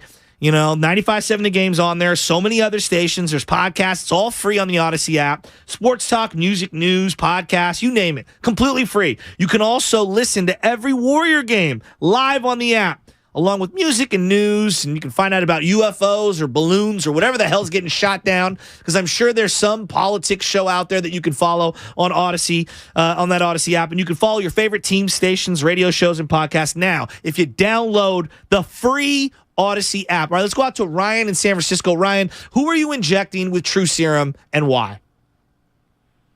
It'd either be Steve Kerr or Bob Myers, whoever can answer the question. But my question would be, when the Draymond and Jordan Poole incident happened, did it ever cross their mind to trade one of them? And if so, who are they going to go after, or who are they going to trade them for? And then the Jimmy Garoppolo and Derek Carr one, I'm a Niner fan, but I'm sorry to say it. I'd probably take Derek Carr because with Derek Carr, you're either getting a touchdown or an interception. And with Jimmy Garoppolo, I mean, we're probably going to get a pick or a fumble or whatever else. We'll get to the Carr and Garoppolo in a second. Mm-hmm. The punch. We're never going to get off the punch. I don't think they're ever going to get off the punch. It feels like to me, and we've been in these situations, so two bros fight, just like being around them, you could feel the tension. Yeah. Walking on eggshells. You know those relationships that you've been in. I feel like this team has been walking on eggshells all season long. And the coach has exasperated it by pointing out all of the mistakes of the young guys, and it does feel like a divided locker room. I have nothing other than my eyeballs watching games. It doesn't feel right. And I'm just going to say it because a lot of times when we bring up the punch, you get these, I don't know, basketball purists or whoever, and they say it's the media that continues to talk about the punch. That's what they always say. It's the media. These guys, they've moved on. We just did this exercise with True Serum. How many questions did we get about the punch? About 30 to 40%. And a zillion more texts. It's a real thing. Yes. It's a real thing. You cannot, I don't care unless you're in the UFC. I hung out with my buddy who loves UFC. Yeah. That was a really different situation for me this weekend. You cannot punch a coworker and just think it's going to go away. Yeah. You can't. Yeah, and it drew down on YouTube saying, well, we only bring it up when they lose. No, I'm going to let you know that people that me and Bonte hear from bring it up every day. Yeah. And it's unavoidable. And it would be in any situation. Alan, if I punch Joe Spadoni, all right? That's right. And I know, Joe, you can't equate your work. No, we can't, but there are metaphors. If I punched Joe Spadoni, and I punched him like I was trying to kill him, okay? It would be very difficult for us to just kiss and move on. You know what I mean? Yeah. Make up and move on, or however you want to put it. And then it would also be very difficult for all of you guys. Like, that's the thing. Like, we keep thinking, oh, it's just Draymond and Jordan Poole. No, it isn't. It has, when you have a problem and you throw a rock into a lake, there's a ripple effect. The ripple effect is around all of us. We all act different and act weird. And behind your back, you're talking about, and right. Hey, did you see whose what this guy side are did? you on? You can feel it. It's in the air. Like, you know what I'm talking about. Yeah. Whose side are you on? And even when you try to get back to where it was, and look, it doesn't have to be a punch. Any type of falling out that you've had with somebody, it's hard to come back from. And we're sitting here acting. I know there were montages with Draymond and Jordan Poole last season with them hugging it up. As far as I know, they weren't ever even boys to begin with. So it's not like the whole Kevin Durant Draymond thing was a little bit different because I feel like they were closer than Poole and Draymond were. Yeah. So it's not about, trying to keep this thing going. But if you think that it has, at the very least, I think everybody can admit it got the season off to the wrongest foot that it possibly could. Well, look, it also takes away, to me, the punch is part of everything that's happened. Simultaneously, this team's old. Simultaneously, they play terrible defense. Simultaneously, they take bad shots. They bomb threes. All of these things are true. It's never one thing. Like when the Niners lost the Super Bowl, it's all on Kyle. It's all on Jimmy. No, there's a pie chart of culpability. There's a slice for all of these people. Okay? It's the same thing that's going on this year with the Warriors. There's a pie chart of culpability. Man, Steph being out really hurts this team. Yeah. It's a big chunk. Big chunk. Okay? Wiggins being out for a long time. That's a big chunk. The punch is in there somewhere. The coach unwilling to play some of the youngsters is in there. The youngsters not being ready is in there. Like, there's a lot of things. Yes. Now, if you want to argue how much one matters over another, fine. We can sit there and argue, but the people that want to say they're just out here testosterone and we can move forward, I just don't think it works like that. I agree with you. Have you ever had, you've played on so many teams like I have. You've had teammates go at it. Yes. And what happens? It's awkward. Exactly. It's awkward. Because you don't want to feel like you're on one person's side or the other. And going back to I thought you was my boy. But going back to the True Serum question about Steph, for how much we know Draymond Green does for this team, Steph, aren't you just tired? Right? Aren't you just tired? I've been asking that question. Everybody has that 4 friend years. that is just, okay, he's a jerk, but he's our jerk. Aren't you tired, Seth? But then there's that guy that you have to cut out of your life at some point. Exactly. Or you have to make a decision. Seth is over here hanging out with Cannon or whatever the case may be, and Draymond, he's got to answer questions about a punch that he has had nothing to do with. Now, Steph would say, look, I wouldn't be where I am in my career if not for Draymond. I'm not saying that's true, but how much of that is, whether it's Klay Thompson, really just this Warriors team, how much are we just living? And I know it sounds crazy because they just won last year, but as a whole, if they don't get it done this season, I do think you have to start asking the questions, hey, if we're doing more of the, referencing the past versus what the future is going to be, maybe it's time to have a conversation about this. The hard part of sports is you feel a debt to those who have done so much for you while simultaneously owing it to not just the team itself, but your patrons to try to win now and into the future. This is why I've always kicked back on there's 2 timelines. No, they're doing what every business is trying to do. Develop young talent from within so that they could one day be in leadership roles, and then make the leaders of the business be their best, most impactful versions of themselves. And sometimes those things are at odds with each other. And sometimes you have to make difficult decisions to do that. I don't ever want to be in the position that I find LeBron James-led teams in more times than not. We have traded everything for the right now, and if we don't win right now, everything's an abject failure, and we have nothing to look forward to. Right. That's it. Look, you got your championship. It was in the bubble, and after that, it was a complete mess. It was. They're hanging around. They tried the Westbrook thing. Now Caruso, and we were talking during the break. Caruso. Word on the street is that the Warriors, we knew that the Warriors wanted Caruso. So this whole idea, anybody that's arguing, going back and forth on the Wiseman for GP2 thing, no, it was a great move. I don't think that GP2 was their plan A. Who would you rather have, Caruso or GP2? I think I would rather have Caruso. I think it would have to be Caruso. He gives me more size. Like, he can do more offensively. I mean, I love GP2. Caruso's more versatile to me. How much of the GP? Let's just put it out there. I don't know if it's a rat on the table, but let's put it out there. How much of the GP2 thing, based on how people are reacting, how much of it is just nostalgia and vibes versus what you actually think he was going to give this team? Man, I'm kind of with you.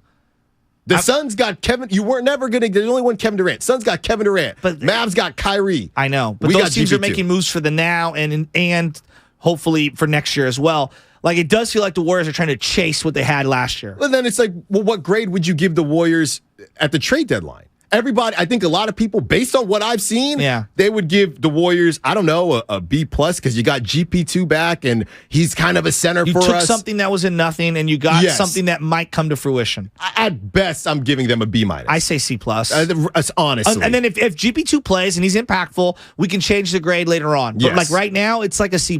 Right. Which means that your draft pick from a couple years ago is like a D-. No, I'm being real. You're not even eligible to play for Reardon. Exactly. Speaking of which, to those that are out there that are emailing us at hss@957thegame.com, it's like our high school prep sports kind of thing. Reardon is co-champion of WCAL. Russell Biswell, I know you sent us an email. Archbishop Mitty also is a co-champion of the WCAL. I apologize. I didn't see that on their Twitter page nor on their timeline. We need to get to their marketing people over there at Mitty. Yeah, apologies. I know there's listeners in the 408 and in the South Bay. I don't want to, screw up any of those, even though I can't stand Bellarmine and Mitty, because I'm a Reardon Crusader cat, but that's okay. 18-time champion Reardon is co-champion of the WCL with Archbishop Mitty, and the Gilroy High School wrestling team is going for its 20th straight CCS title in 2023.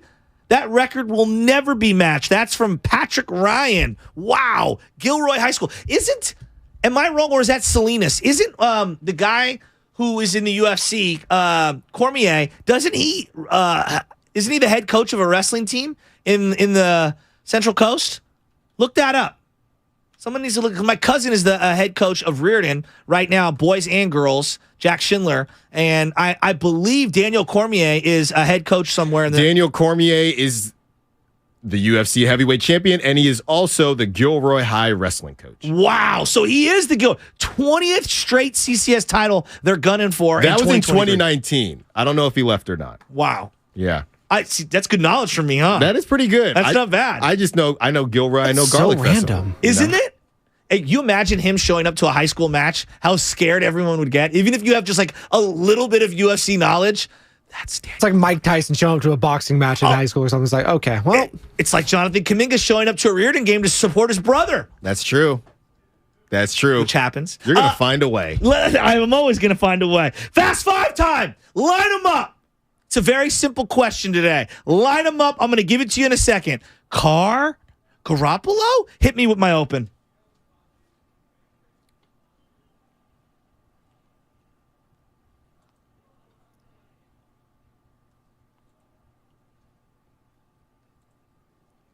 Oh, you know it's time. Xfinity Fast Five. Your last chance to get in on the morning roast, brought to you by Xfinity, just like we just said. Supercharged your home, supersonic Wi-Fi, unbeatable internet, only from Xfinity. Carr or Garoppolo? A drive right now, your life on the line, all things are equal right now. Now, obviously, Jimmy, well, we don't even know if he's 100% healthy. I'm just saying, hypothetically, he's healthy. Not Jimmy from 3 years ago, not Carr from 7 years ago. Right now. Because we used to do 9 or 5-7 the game back in the day. Townie at night, me and him. You know how many times we did the Jimmy or Carr? Carr or Jimmy? It's the double shot. It's the double shot. I miss Townie. I hope he's doing well. Ace Cast. Who are you taking? All right, let's go. Get in. 888-957-9570. Jimmy or Carr? I don't like any of it, to be honest with you. Oh, Spadoni. We're going to go around the room if we can't find people to call in. So hurry up. Styles, you first. I'm going with Derek Carr. Carr. All right. I am. I'm not proud of it, but I just do believe that. I don't know if the Niners win a Super Bowl, but I do believe Derek Carr has similar accolades to Jimmy Garoppolo if he plays for that team. Rich Alexander on YouTube. Carr over Jimmy all day. The 408. Cold weather, indoor, snow game. How does that? Jimmy didn't even throw an offensive touch. They didn't score one offensive touchdown in Lambeau last year, and they won a game. Yeah. Not one. But you won. Here's my favorite. It depends on field condition. Carr if it's warm. Jimmy if I need to make a handoff. What are we doing? How many hours of content at this station was built around Carr or Jimmy? Spadoni's got he is so excited right now. He's aroused by this conversation. All right, let's go out to line one. Sight unseen. I don't even care who it is. Xfinity 5. Carr or Jimmy? Your life on the line right now. Who are you giving the rock to? Whoever you are. Line one. Get in there. Yes, it's you. Hello? Yep. I'm giving the rock to Derek Carr because Jimmy G, as a Niners fan, has shown me time and time again that he cannot move the ball when it matters in the postseason. So if there's a postseason drive, I'm giving it to Derek Carr. Regular season, if the game doesn't mean anything, maybe Jimmy G can do something, but if it's postseason, he's not doing anything for us. Man, we really don't think Carr would have been better with a better coach and a better surrounding cast? And a defense? Because as much as I like to rip Carr, I do believe he's a product of his environment. Mm-hmm. I see a lot of Alex Smith similarities. Yeah. I think he's more talented than Alex physically. I physically think he can move and throw better than him. But the mental stuff of how he's been broken down by all the OCs and all the terrible coaching and the lack of weapons and everything around him, I feel like and I understand Raider fans not liking him. Believe me, I get that. But we all can agree he would have been a better version of himself with a more stable environment, right? Oh, without a doubt. That's the problem. We don't know where that line is. And I'm not going to sit here and say if Derek Carr was on the Niners, they wouldn't win a Super Bowl. But I do think that they would have been at least as successful as they were with Jimmy Garoppolo. All right. Ray Brennan on YouTube says Jimmy G all day. Let's go to KC in San Jose. Jimmy or Carr, you're our last fast five person here. Who you taking? Drive on the line, your life on the line, Carr or Jimmy? I am getting my affairs in order, shaving my head and moving to Nepal and becoming a monk. If the choice is between those two. Not a bad choice. That's a great way to end this. You know, one thing about Derek Carr that doesn't get talked about enough is we broke that foot. He was not the same guy after he broke that foot. No doubt. Who wins a playoff game first, Carr or the Raiders? Boy, that's a great question. Well, if Aaron Rodgers is coming to the Raiders, I think it's the Raiders first. If Derek Carr goes to I don't see Derek Carr going to a team like the Jets, he's not winning in that division. Data-wise. He's not. Data-wise. Derek Carr's worst season is better than Jimmy Garoppolo's best season. Yes. Data-wise. If Derek Carr is able to stay in the NFC, Derek Carr. Interesting. And if we're going by that question, Derek Carr is tied 16th all-time in NFL history with 33 game-winning drives. He's the all-time leading pass touchdown guy for the Raiders. And yards. And comebacks, correct? Correct. Wow. But that's crazy. But having said that, you're still taking Jim Plunkett, Kenny Stabler, and Rich Gannon over him. Totally agree, and it's a different era. I totally agree with that. I'm not here to say that he's no, totally. But that I might even take Daryl LaMonaco over. That just goes to show Raider fans, like I was born in '93. Like Derek Carr has been like the guy for most of my like he is Not the Jay franchise Schrader? guy. Well, no, not Rich Gannon, not Jeff Hostetler, Hostetler. I'm more of a Terrell Pryor guy. Not Rodney P. Not Jason Campbell, Bruce Gradkowski. That Charlie was the Fry, Fast Five brought to you by JP Wilson. I Xfinity. can keep going. Supercharge your home with supersonic Wi-Fi, unbeatable internet only from Xfinity. No, what was the guy? Andrew Walters. Was that his name from Arizona State, Yes. or was he Washington State? No. Andrew Walter. Yeah. It was him and Marcus Tuiasosopo. Oh man, Marquise, whose cousin played for the 49ers and wore number 78. Look at that. There's always by the way, the Tuiasosopos were in the Manti Te'o doc at the very, very beginning. They rattled off all the family members, and the guy who, the person who catfished Manti Te'o was family members with all the Tuiasosopo family. It was That's like football's right. life. That story is still so crazy to me. My wife thinks it's one of the craziest docs she's ever seen in her life. It's a good doc. It was a phenomenal doc. If you haven't watched Hey, it, Mark! oh hi guys, what you doing? I'm just pretending in the A chair. What are you pretending? Pretending to be a good host. Pretending that you're the king of Bay Area sports media. Getting free Steph Curry's last night. The Manti Te'o doc will make you feel very bad for Manti Te'o. And the whole but thing, also still confused. I'm You're totally forever agree with you. confused at like how did the alarm not go off in your brain sooner? The dad was on it from the beginning. Yeah. And so was That's but really you know like- what's interesting? Let's go back in time because like cell phones, we couldn't do the FaceTime thing, and like the internet was new. When the roommate said, and it made sense at the time, he's like, we all had like long distance relationships, and I was like, okay, but you never with met. people you've never met. Like the whole thing was You weird, and never I even felt very bad for FaceTimed. everyone involved. Didn't you? Yeah, totally. I just Totally. And we got Willard in here. Except for the whoever the person, the name, I can't remember the name of the person who was the catfisher. Lanua Kukui, yeah. The whole thing was just bizarre. Kukui, yeah. And it's crazy because even back then, the reason I would give Manti a little bit more grace is because it was based on the years, social media wasn't where it was now. True. It was still on its way, but I think I don't even know if Instagram was going yet. It I was don't think mostly so. just Facebook. We were in the post MySpace era. But this is what's crazy. Catfish on MTV is still putting out new episodes now. And my wife watches it all the time. And I'm like, And there's at a new this woman point- in it. Right. There's right. like, what's the woman's name? It just becomes more intricate. Yes. It What are we becomes more doing? advanced. But I remember at the beginning, he would walk in and say, "Okay, let's run a Google image search," and there's in there. Oh my goodness! Yeah, I never thought that this is a model. Right. This person has a whole job, and I Right. never thought to Google this. That's why I think a lot of it is they don't want to believe. Well, no, they need somebody to tell them. well, sure. Of that's, course. That's. I mean, Don't we all at Yeah, some yeah, point you in our just- life get that way? I don't know. They don't ever want a video chat. I don't know why. Well, I mean, old people love FaceTime. And my dad likes to have the FaceTime where he's got the phone down here, so all I see is the bottom of his chin. yeah, nostrils. the neck. You get a lot of It's- nostrils with people who don't know about angles. It drives me nuts. But you know what? It's our group, right?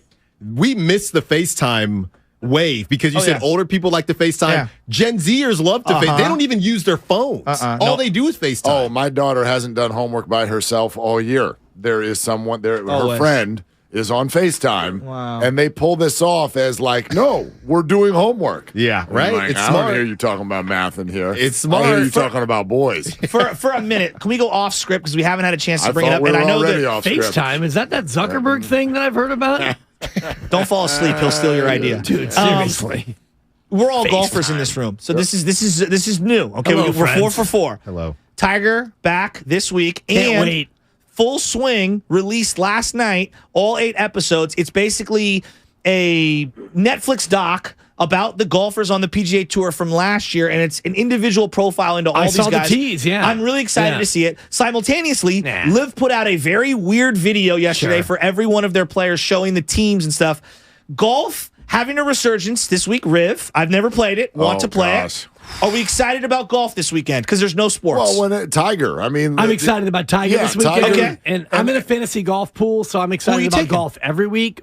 We haven't really decided yet, but Rory McIlroy probably. Ooh. It's a one and done. So when you pick a guy, you lose him for the year. He doesn't do well at the Masters, though, so I worry because there's always this indication if you play well at Riv, you play well at the Masters. Right, but I think that this course sets up well for him in terms of his ability to drive the golf ball. And you've got a couple of drivable par fours and the par fives. You're talking about Riv? Yeah. Riv is, exactly. well, he's had a lot more success than Augusta. Yeah. He sounds like someone who's played I've played Riv many times. I'm so many jealous. times. The reason Let me being, tell you about Riv in the LA Open in 1993. I'm going to Europe. And driving a Buick? I was going to Europe in March, and I go into Vaughn's in February. They are giving you tickets at the checkout. They're like, here you go. To the LA Open at the time. Yeah, LA Open, 1993. So I went to Riv in 93 in February, a month before I went to Europe, and it was for free. They are giving you tickets. Yeah, it's Pre-Tiger PGA Tour. But it's LA. You if it's not a Laker ticket, it's just kind of like, oh, what's going on? Or Phantom of the Opera at the time. Right. So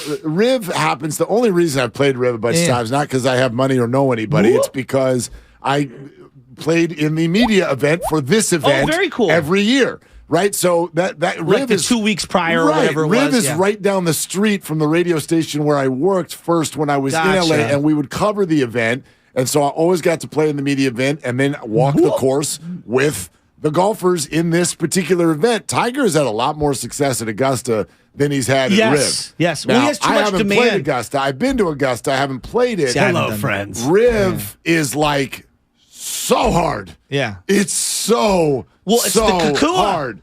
We have it at Glen Eagles. It's the most frustrating grass. Glen Eagles is the Riviera of San Francisco. I heard that. Of the projects. Totally, I went to Glen Eagles once. I saw a fight on hole 7. That doesn't surprise me. Okay. Because we were on hole 4, so we're looking up. That's where I learned to play golf. And I guess some guy hit into him.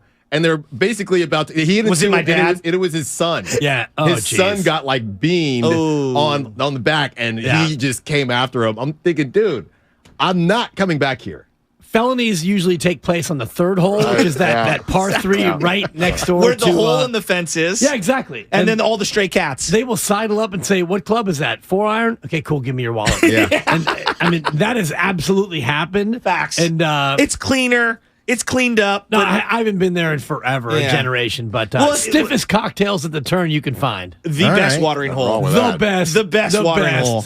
Yeah. Back in the day, the cops used to go up there to just check around. Yeah, exactly. And go into the bar and hang out. No doubt. So, I find it interesting because it's like, again, baseball, pitchers and catchers. I know. All-Star game, that maybe doesn't do it for a lot of people. No, but this Riviera, it's a good time for this event this weekend. I think it's going to be some good eyeballs. It's a good slot for Tiger to jump in because, this is, we're out of practice on what we would call like lazy weeks in sports. Yes. And here we are. There's no football. The NBA hits the All-Star break. Withdrawal, Mark. Pitchers and catchers can report all they want. There's no content out of that. Like, even if you are excited look about at that bullpen. Like, right. Oh, boy. The bases are bigger. I mean, listen. I actually like Such that. a joke. I got on the elevator today. I'm going to leave his name out my mouth just to protect the innocent. But in this building, I got on the elevator, and a friend, someone we all know, looks at me and goes, "Pitchers and catchers today. Are you talking about it?" And then he goes, "You're probably not talking about it." I go, "No, I'm with you. I can't wait for baseball Me too. also." But no, we're not talking about that. No. What is there to say? Logan People are Webb. showing up in Arizona with gloves. And Great. Mark not answering that question was his first disengagement, and one more disengagement, that's a ball. No, Look at you. There's a time clock on that. Yeah, You're listening to 95.7 The Game, KGMC FM, HD1 San Francisco. Always live on the free Odyssey app. Download the Odyssey app and favorite 95.7 The Game for the best and most up-to-date sports coverage. And don't forget, you can also watch Willard and Dibbs, Steiny and Goo, Damon and Ratto, The Night Show, on YouTube and Twitch streams. Just log on, search 95.7 The Game, and be sure to like and subscribe to the channel while you're there. Hey, this is talk about off script. We got it because this came up with you and me and Kyle right outside the door here. What's that? Right when our show ended yesterday was when this first landed on the internet. And I want to know what everyone thinks about it. Juju Smith-Schuster. Oh, my God. Hilarious. Happy Valentine's Day, everybody, Hilarious. with a big graphic of James Bradford, the guy who was Bradbury. Bradbury, thank you, who held Juju in the Super Bowl and the controversial call. And Juju writes on the graphic, "I'll hold you when it matters most." And then there's a little to and from thing, like a little Valentine. Kyle brought this up yesterday, right as we got out to the couches out here, and he goes, fair or foul? And you immediately said, "That's a fair ball." Is this Michael Urban's show? Or? Yeah. Thank and you. I was like, the big left-hander. I was like, it's kind of foul because wait a minute, like Who is Juju think he is? but there's a rule here. You won the fight. Exactly. And you won the war, and the holding got called. Like, you won everything. Less is more. Then you showed up to step on throat, but Bradbury, also laid on the sword in the locker room and said, yes. He did. I was like, this is you're pounding on someone who agreed with you. Oh, it's so good. No. For one second, it's like hated when you dunk on somebody and you double slap the backboard, and after you swing on the rim, you let the defender know, tell me how my taste. Right, but did you see AJ Brown's response? Like, to me, that's the dunk. AJ Brown's response was probably... It was great. It was great. That's mean-spirited. No, he called him a TikToker. It was really good. TikTok Here's boy. his response. First off, congratulations. Y'all deserve it. Yeah. This is lame. You was on the way out the league before Mahomes resurrected your career on your one-year deal, TikTok boy. He admitted that he grabbed you, but don't act like you are like that or ever was, but congratulations again. And then some emojis. Yeah. And it blew up. I get all that. Look, I think in this position, honestly, everybody wins. Because A.J. Brown, cool, you got to dunk on Juju Smith-Schuster. Juju Smith-Schuster still has a ring, and he's not an idiot. You know what he's going to do, Willard? Everyone is saying, we should call him TikTok boy. You know what Juju Smith-Schuster's going to do? Yeah, he's call going me to TikTok boy. Exactly. And he's going to cash out. So everybody, A.J. Brown. Did Bradbury win? I guess. Did everybody win? Bradbury wins, I think everybody in that won. he took the high road. He did. And we all think about it's classier. None of us thought about Bradbury other than being the Easter chocolate, the Easter egg filled guy, the Bradbury chocolate guy. Look at and you. no relation. But Bradbury absolutely wins for those people who want to revere class. Juju wins because he got a ring. A.J. Brown, go polish your Hallis trophy, whatever that's worth. You know what I've been thinking about, and we didn't really get a chance to touch on it long term. Let's go back to that sequence real quick in the Super Bowl. I know I'm having football withdrawals. I apologize. I freely admit. I'm sorry, guys. You're all right. Centers and QBs reporting. I'm sitting in that room with my wife's family, and we're talking about we're watching the game, and I kept saying, if I'm Philly here, the last thing I can do is allow a penalty to keep an automatic first down, to keep the ball in their possession. Giving up 7 doesn't end the game. Correct. A penalty essentially ends the game because you go only. I had at like 15 seconds. I'm like, they're only getting the ball back 15 seconds. Why are we not? Because the penalty was bad. Why are we not crushing the defensive coordinator for saying, guys, look, if you get beat, it's cool. Allow the touchdown. There's about a minute left. Give us the opportunity to strike back. Because the advice you just gave takes longer than the amount of time you have to tell that to the guy with the green dot for him to relay that to the team. It's third down, and you're thinking if you're Bradbury, if I can somehow jam him up and get a stop, they kick it. We get the ball back with a lot of time left. Even in like CYO basketball, as they're coming up the court, I'm like, no fouls. Like, the last do not foul. Do not. It's the same situation. I don't care if you give up well, of course I'd like a stop. They tried to let McKinnon score. I know, and he was very smart. And he was too smart for it. But Do you get what I'm saying? I know what you're saying, except for I just think this is that too nuanced? Possibly. Yes. Like we're guessing that wasn't said. Right. Maybe it was. And it's Maybe human it was. nature. And Bradbury's playing football. Yeah. Like, that's a very intricate thing to say. If you get beat, then let him Just go. let it go. But your first option is to not get beat. Yeah, to stop him. So Yeah. in the process of trying to not get beat, something very subtle and quick like that happens, which happens on almost every play, and he got caught. Yeah, you know what I mean? I don't think it's the same thing, but I do think it's similar to, look, not to take any, there's nothing you can take away from Patrick Mahomes, although I'm not sure if he got shot up or what, but every time. Of course he did. I mean, a lot What of are we those- doing? The ankle stuff. Of course he did. I'm like, well, he's running quite fine to me, but if you look at the 2 last plays, which basically allowed the Chiefs to win. And I know games aren't won and lost on one play. The Bengals, that personal foul, that puts the Chiefs in field goal range. And then what happened to the Eagles right here? So sometimes, I guess if it's your year. But nobody's talking about that. Nobody's talking about those two plays. Now, they put themselves in good position. Right. And Eagles, you got to stop the Chiefs one time. Can you give me one stop? The Bengals penalty is a penalty 100 times out of 100. 100%. That's just one of those things where it's like, oh, man, the poor kid. And he was crying. Yes, like he showed what's crazy is after contrition. that happened, there were people, specifically in the national media, having conversations about whether that should have been called or not. That was not even close. You can't do that. He was near the sideline. Well, you're done. You hit like, anyone come on. when they get on that apron. That's why they have that giant apron, by the way, because there's the sideline, there's the apron, and he was at least one step, if not two, on the apron. That was a no-brainer. The call, and I was at Mark's house actually for this, and I thought Philly should win. I was a Philly fan for that day. I thought it was ticky-tack. But when you look at it again and you have the view that the official had, you call that because he fouled him not once but twice. Exactly. He hits him, he grabs him, then he breaks free and he grabs his jersey. That's a call 95 times out of 100. All right, let's switch it up. We were having fun with this, and maybe we were doing it too long. I don't know. The boss will let me know. True serum. Golden State Warriors. I love this Sodium game. pentothal, by the way, in case you want to go to that route. That's the actual truth serum. Oh, I didn't know that. Sodium pentothal is the truth serum. I didn't know that. Yeah. Oh, wow. And you just shout out chemistry. I didn't know there I thought truth serum. You get injected with sodium pentothal. And then you're not allowed to lie? Your body is unable to lie. Really? And yes, exactly. It works? Watch Meet the Parents, exactly. That's what he... so watch a comedy movie and then you're telling me it's for real? The comedy movie is based on the chemistry, Mark, and if you would have gone to a school of a higher level than Cal Poly, you'd probably know that. Higher learning, Tupac. So much higher than your college. I went to 2 Cal State schools, not one. Has anybody here ever done a lie detector? No. You ever done a lie detector? No. My mom, she was a government agent.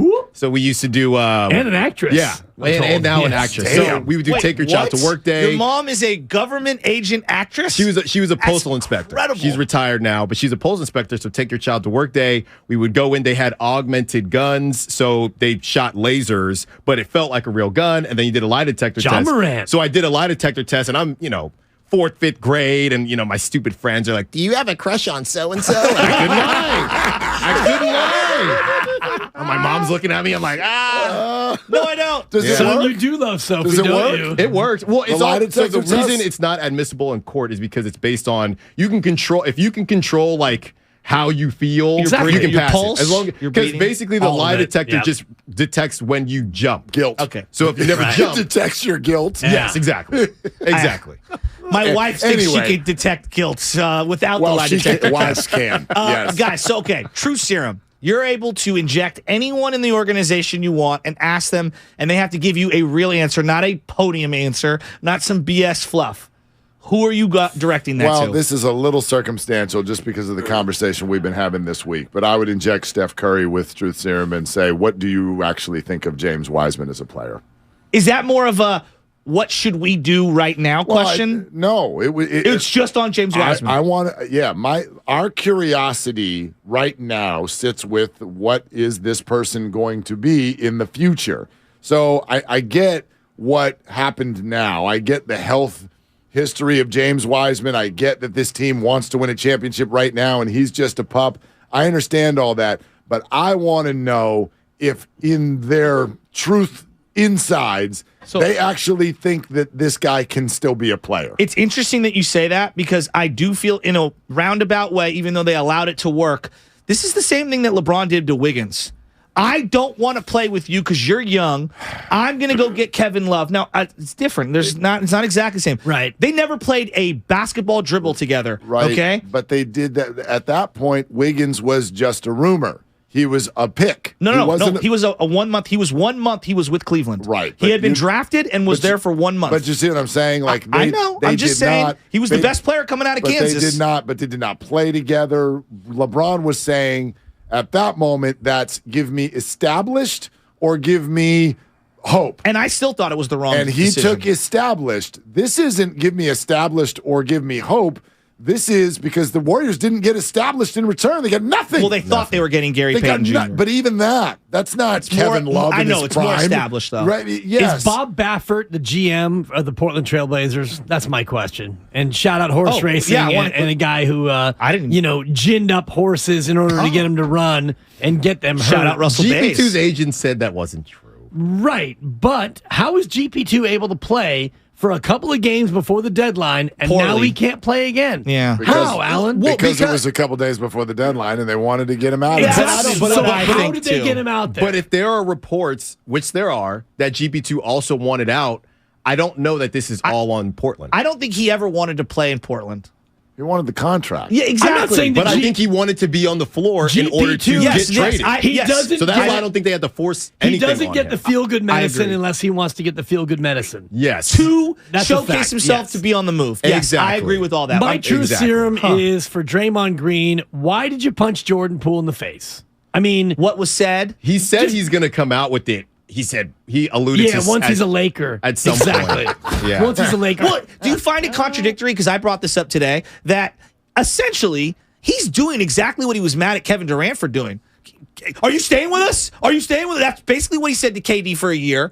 And then there's other stuff. I know it's not the only thing. Right. Are you staying with us, Draymond? Well, and for Draymond, and I will defend him to this point, he has a player option, and he doesn't have to exercise that until he has to exercise that. So if I'm Draymond, I'm playing the whole year and seeing what happens. Okay, Wiseman's gone. If I'm Draymond, I'm probably happy about that. And if this season ends at 41-41 and they lose in the play-in game and that's it and it's over and Klay's going to walk anyway, if I'm Draymond and I have 3 years and 75 waiting for me out there, I'm leaving. But if I don't have a better option, then I'm going to opt in. So I don't fault him for not deciding yet. But that's Shasky's point, though. Different situation, but that's what he got on KD for. Literally. Now, KD was different because on the surface, they were rolling. Right. It is similar. It's similar, but I think it's also dissimilar because if you're KD, you were a rental coming in no matter what. If you're Draymond, you're Golden State Warriors through and through. No, you can't say that about Kevin Durant. You're also Kevin Durant. He was a renegade. Kevin Durant is a card-carrying NBA 1. Yes. So that that is a franchise alterer. Yeah. Draymond Green, we understand the intricacies of his greatness. Yeah, but there's the trickle effect of his staying. He's not Poole, Wiggins. What do I do with the 4? What do I do with Klay Thompson? I don't think Ray and Klay can play defensively on the floor together at the same time. He's not a 1. He's not in his prime. This era the Warriors are not in their prime anymore. Like all you of almost those said things. what I was waiting for you to say What's this that? whole time. What's that? It's over. Well, it might be. It might be. You're close. You're getting closer. Well, it might be. Because I said it was over back in early December. You and I talked in October or whatever, November, and we were like, we said, but Tibbs has said it's over 8 years in a row. And then, that's untrue. And then when it's over, it's like, see, I was right. It's like, well, yeah. But Mark, dude, you were doing nights. You don't know what I was saying. Tibbs is a guy who goes to the baseball game and says, home run right here. And I've called eventually that 27 times. And eventually it comes. But let's be fair here for a second. Because I've been crushed for this.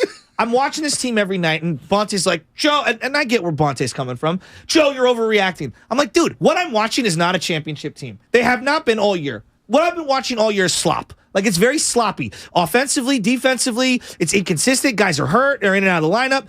At no point in this year I've been like, they've righted the ship. At least the year before, when there was so much uncertainty, there were moments and stretches where I was like, this team looks phenomenal. They had the 8-game homestand earlier, and they won their first 5. Yeah. And all of us were like, okay. And then they lost the next 3. Exactly. And it was like, oh, my God. Yeah. Back to where we thought. So for me, true serum, I go to Draymond Green, and it's why did you punch Jordan Poole? Tell me exactly why. Is it because you don't like him as a person? Is it because he was mouthing off to you? Is it because you have anger issues? Is it all of the above? Why did you haul off and straight up knock him out? Yeah. It's a great question. It is a great question. And I do think that count? No, but I also but it's still a great I think that question. provides a lot of insight into what's going on now because they're frustrated. If you hear Draymond, he's frustrated with their defensive intensity and all that. We're going to play that sound on our show coming up. Yeah, and we played it a little, but like I'm saying to myself, like, something's going on below the surface here. There's a lot going on. And it's going to come out. We're all going to go, knew it. But it's like everyone's afraid to say it right now, I feel like. Yeah. I don't think they're afraid. It's not that maybe even that they're afraid. They can't. I mean, you can't. We're not there yet. They're in the middle of the season, right? Yeah. You can't host the documentary while the documentary content is still unfolding. Well, no, technically they did on TNT. Remember? Well, right. And how'd that go? Remember and that he thing did was the 30-minute go. What was the 30-minute Draymond Green thing right after the punch? Remember that? Yeah. Because it had already been scheduled, and then they changed what it was going to be about because he hauled off and hit somebody before the thing aired. Here's my favorite one. You can inject Draymond with True Serum. This is the 408. You can only save one of them. Is it Steph or LeBron, Dre? Yeah, seriously. That's funny. Yeah. 2 guys tied to train tracks, and you can only save one. It's pretty easy. It's an easy call. Well, I just want to say, Steph, it was a good run. I just want to say the streets. He's the king. The streets are talking. And there's been some talk going on that they might be filming this whole season. Oh. Who's they? Oh. Yeah, who's filming? Everything's being filmed the same now, person who filmed Draymond Green punching Jordan Poole? He's got a crew. No, I don't know about the crew part, but I have heard that they are filming just in case it's the last dance. Look. I mean, it would be unbelievable content. This is one of those things where I don't know that any of us know exactly what all the things are that are going on, but when you look at something, you can tell something going on. Exactly. Right? It's the family down the street. You're like, something going on in that house. You know why The Last Dance was such a good documentary? Is because it ended with a chip. If they're filming The Last Dance and you go 41-41, I'm sorry, but I'm not tuning in to watch a team like suddenly settle into mediocrity. Well, they won 4 chips, so if this is how that ends, we'd watch. So I think The Last Dance, we'd Draymond watch. opts out, JaMychal Green doesn't box out, Bob Myers leaves. I don't know. It's different. A 3 out of 5. It's different. Well, we watch because we're in the market. Would The Last Dance actually have been that great of a doc if it wasn't the only thing happening in the middle of COVID and we were all stuck at home? Yes, and it's Jordan. But also, been. Mark, Jordan occupies this rarefied air of he can do no wrong. Like everything, just firing like off on a teammate. That's because Jordan wants to win. Just like smoking Steph. cigars. Look at him. But Steph. Coming up on The Last Dance, Steph Ty can do no wrong. Jerome's 2-way contract. Yeah. Will they exercise it? What? Hopefully, if you think about The Last Dance, there were a lot of scenes from not just that season. They talked a lot about that season, but there were scenes from the whole thing. They did a Steve Kerr just focus episode. on the good times and then just a little footnote at the very end. Right. And then the next season we went 41-41. All right, good night. The footnote. Oh, by the way, they were the 10 seed and they got rolled by No, New Orleans. that doesn't even get a scene. You know when it goes black and it's at like the Glory. end of Coach Carter? They might die at the end of Glory. Hey, no, Spadoni, get your drip drop ready. I was in the room when the Lakers ended that dynasty with Shaq and Kobe. Whoop. I was in Detroit when they got the 5-game sweep, and it is the most dramatic thing you could ever feel. What do you mean? Telling you. So, because take me back to Chauncey Billups beating the Lakers. The Pistons beat the Lakers in 5 games. Yes. Remember the whole vibe, that whole 5 games. They won one game and it was off a backboard buzzer beater at home. They got Tayshaun was so sick. But each game, the NBA world was like, the Lakers are going to turn it on tonight. Everyone did. It's going to come. Yeah. They're going to and no, they didn't. And then within 15 minutes after the Detroit Pistons win the championship and streamers are coming out of the sky, we're in the back room with all the media gathering, and here comes Phil Jackson with his whole family. Shaq's walking down a hallway going one direction. Kobe was kind of like in the back, he like was he going to didn't go want left. to come out. My point is in that moment, it wasn't, you didn't know until the game was over. You're like, oh. It's over. It's over. I didn't realize it was over. Was John Ireland trying to sell you on it's not over? No. You know, like you could just, it was like all of a sudden in your throat, like Phil's up there with his family and guys are going in different directions and a lot of family was around and a lot of hugs and different. And you were like, what the hell's going on here? Yeah. This whole thing just died and we didn't realize that was what was going on tonight. And trust me, like, no, it didn't end with a chip, but man, if there could have been a film crew for that, you would watch. Right. You would watch. Yeah. And I'll say the same thing about the Warriors. Of course you will. The day the music dies is going to be a dramatic day. Mark, I watched the 2011 Giants who didn't make the playoffs on HBO, whatever that was. Yeah, but we're nut jobs. I know, but that's my point. I'm watching all of this stuff. Is that when Brandon Belt was crying? Oh, come here, sit down. I'm going to give you a Budweiser, even though you're only 20. I don't want a beer. Yeah, exactly. There he is. Have a beer. Yeah. Oh, my goodness. Yeah, but no. Can I sound like a weirdo? I was very pessimistic when they beat Washington.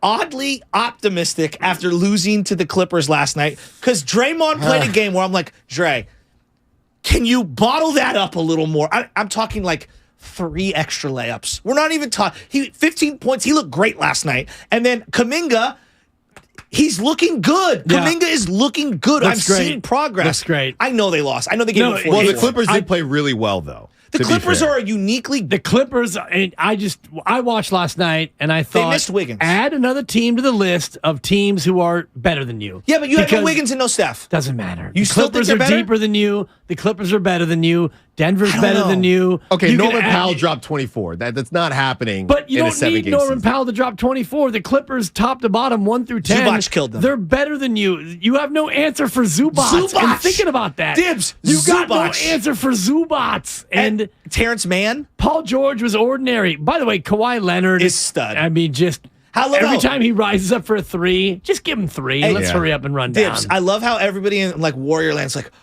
I forgot how good Kawhi is. Yeah, no duh. He's Kawhi Leonard. He killed you in 2019. Yeah. Right. Just on one leg. Kawhi Leonard's unreal when he wants to play. And it looks like he feels like he wants to play now. Exactly. You know how the Warriors defense is atrocious? It's because you leave each game and all of us, number one, you're Googling some guys because they just went off. Right. Yes. And number 2, the takes the next day are always, I mean, don't sleep on Zubac. Don't sleep. There's always someone you're not sleeping on anymore after they played the Warriors. But you almost just did that. Who's my man? Norman Powell. Yeah, you're like, he's not going to do that in the playoffs. Like, he is if he's playing the Warriors. Well, that's true. Don't sleep on Norman Powell. Yes, he is. Don't sleep on Powell. Norman Powell played really well with Toronto in the finals against the Warriors. Right. Yeah. Part of that 8-guard lineup. So I watched last night, and I thought, here's another team that's better than the Warriors, even with Steph and Wiggins. See, I think Wiggins missing him against that team in particular, because that's an athletic long team. Which Wiggins? Well, the one who was catching the ball in the mid-block the night before, who was assertive offensively. Yeah, let's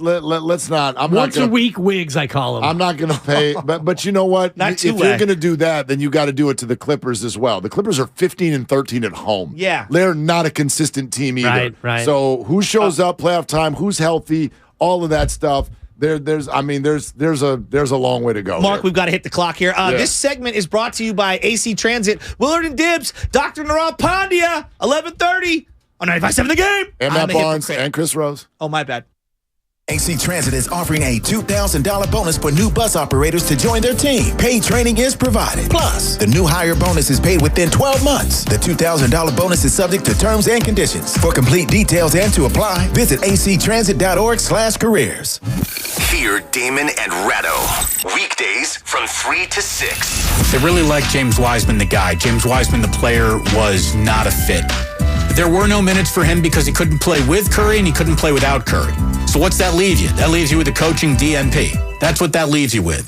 This is the Bay Area's sports station. My fault. 95.7 The Game. Mom, Dad, Sis? Here we go again. Why are you in a suit? Picture, if you will, a world with the best network imaginable. I'm talking about the Xfinity 10G network. Go on. Mom, remember how your reality shows wouldn't load with all of us online? Now you can binge. And Susie, we'll have fast internet in the basement. Nice. If you have any questions, here's my card. This is just your name on a gum wrapper. Introducing the 10G network only from Xfinity. The future starts now.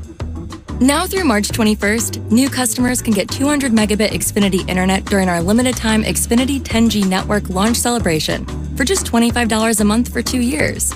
Plus, there's no annual contract required and you get Wi-Fi equipment included. Go to xfinity.com/10G, call 1-800-XFINITY, or visit a store today.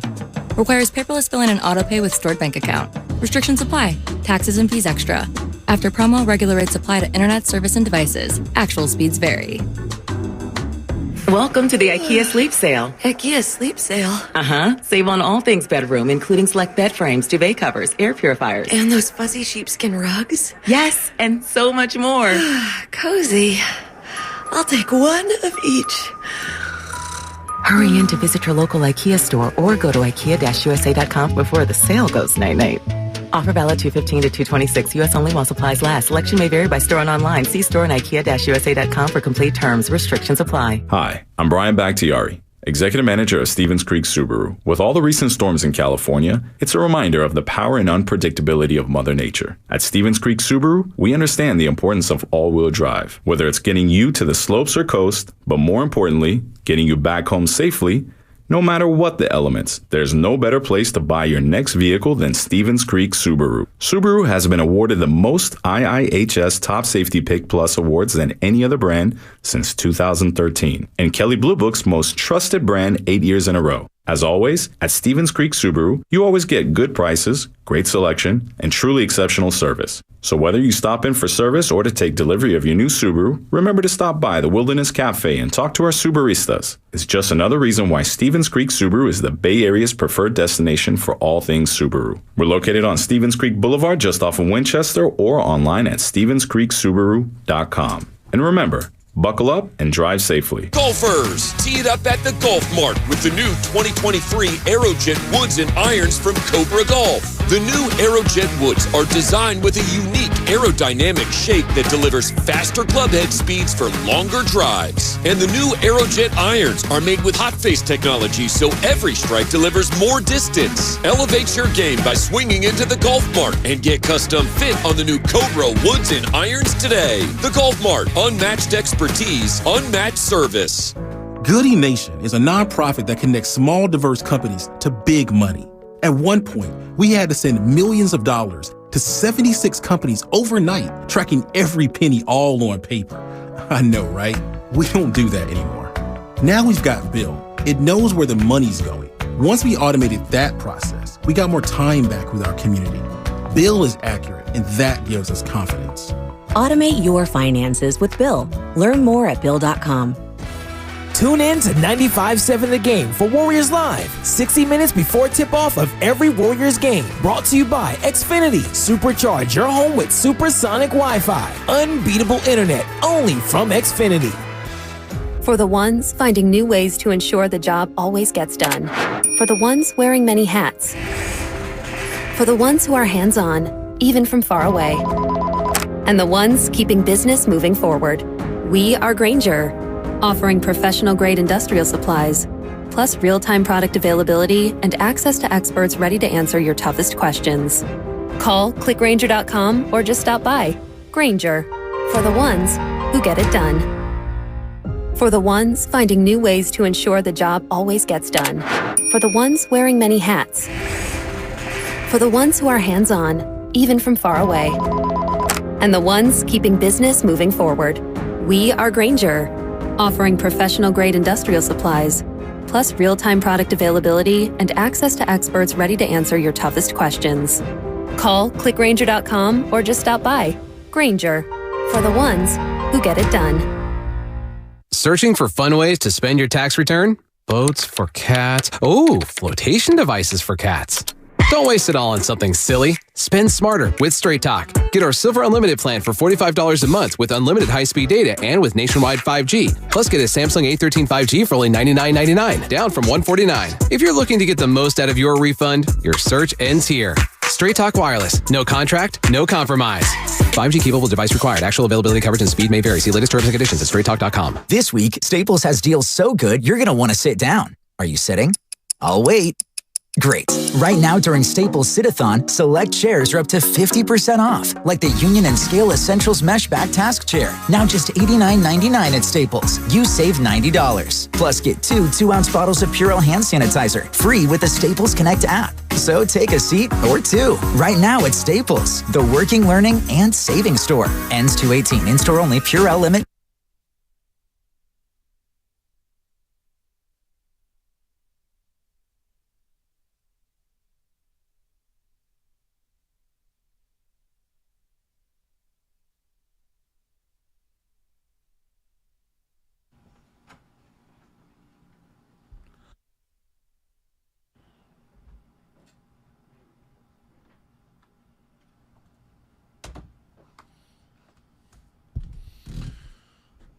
I think Draymond was listening to the show yesterday. That's what I think. You think so? I think he was listening to the show because he was free. Well, no, he's not free. It's Valentine's Day. He's got a wife. He's got a wife. Right. I have a wife. Exactly.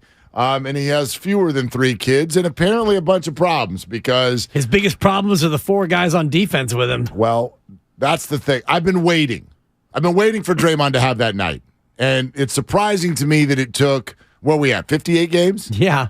29 and 29. It's surprising that it took 58 games for Draymond to finally find a microphone. And maybe this is because he couldn't do it earlier in the season because of what happened preseason. We know that he had to work his way game by game, week by week, back to a spot where he could have the same voice in the locker room that he used to have. We know that. So maybe November and December were off the table. It's a little surprising to me that it didn't happen in January, but we finally got it on February 14th.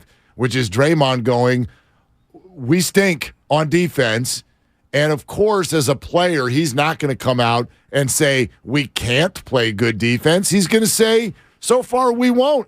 And this was the conversation you and I have now had 3 times.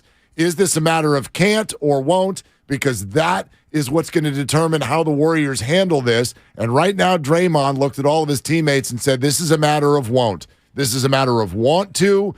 And if that's what you're telling me, then that's what we got to use to assess the Warrior defense right now. And I think that it is some, in terms of can't or won't, it is a little bit of won't, but it's also can't. And if you look at who they have on the floor, you've got Klay Thompson, who's not the same defender that he used to be, certainly as an on-ball defender. Dante DiVincenzo, fine, good defender, not elite. Jordan Poole, not great. Jonathan Kuminga, young and inexperienced. And you get to Lamb, Baldwin, Jerome, and Moses Moody. Man, he's still trying to find his way in his new role. You've got a team that's broken from the inside out in terms of defense. Draymond last night, this is what he said.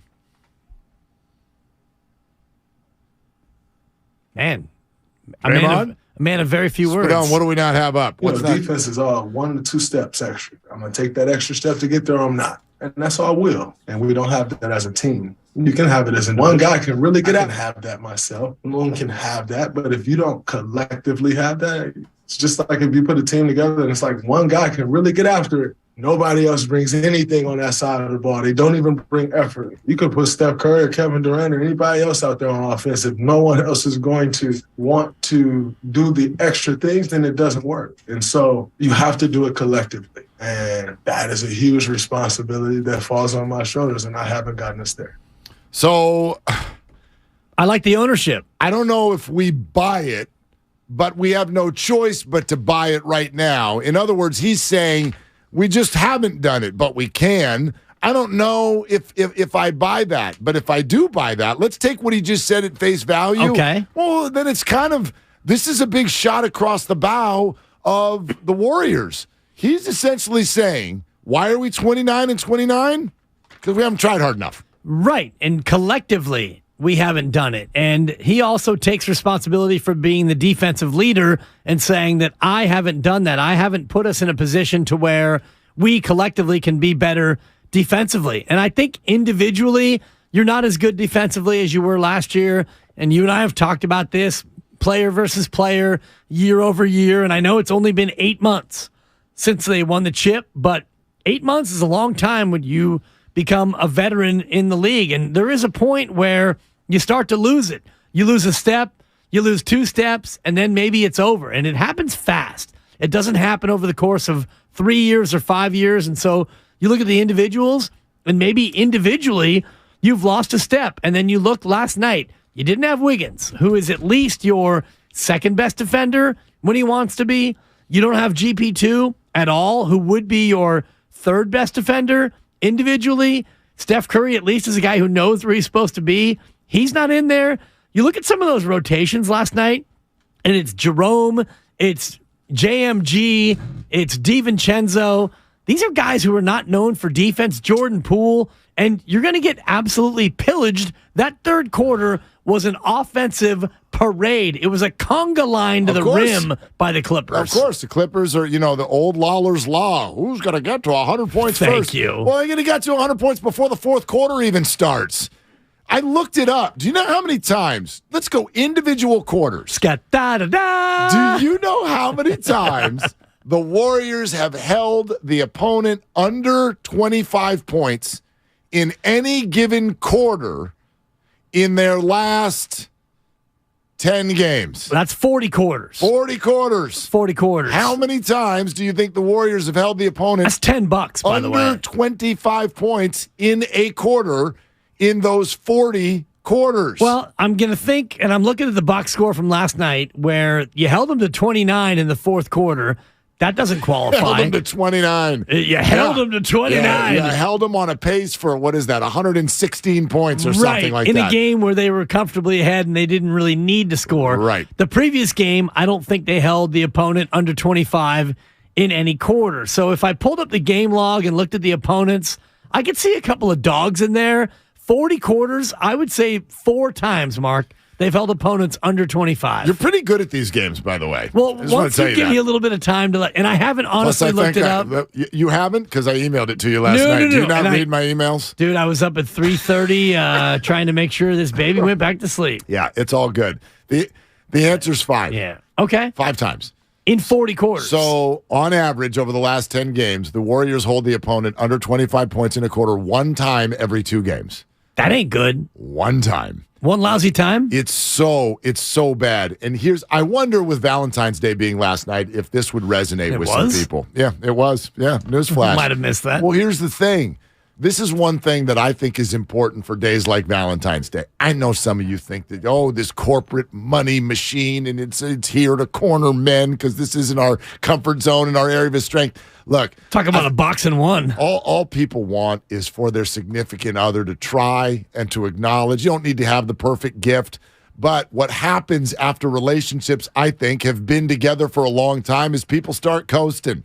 You coast. You're just like, this is our 28th Valentine's Day together. The kids are going sideways. I got work. I got 50 things. Yeah, whatever. Here's a piece of chocolate. You know that pathetic line outside of C's Candy at about 4 o'clock on Valentine's Day? Don't get in that line. Don't mail it in. Don't coast. What I'm starting to feel about the Warriors is that the whole thing with 4 rings through this dynasty, we've now decided we're just going to coast. And if things are ready for us to fall a certain way come April, sure, we'll try at that point. But think about some of the things that this organization has done. Klay Thompson played for the first time last night on back-to-backs. Did it look like anything was wrong? Did it look like he can't play back-to-backs?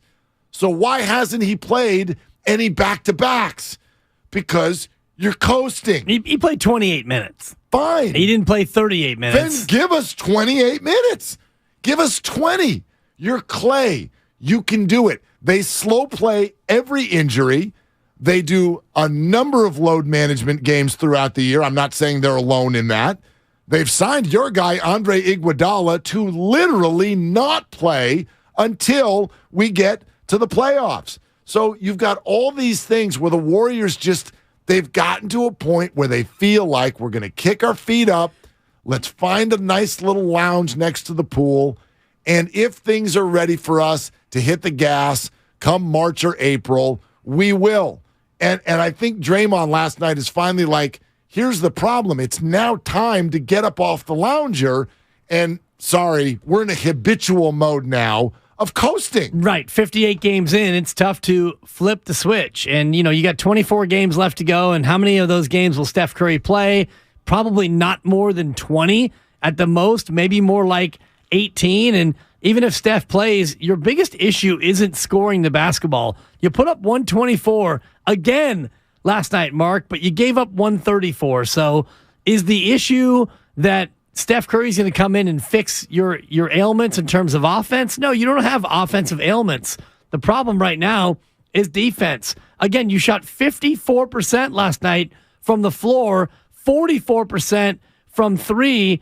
And oh, by the way, you shot more free throws than the opponent. That used to mean you win by 10 to 12 points. You win easily. But now the Clippers, they shot 53%, and they outshot you from 3, and they matched you from the line. And ultimately, defensively, you are a team of turnstiles right now. So I'm glad Draymond spoke to it and he took accountability as the defensive leader.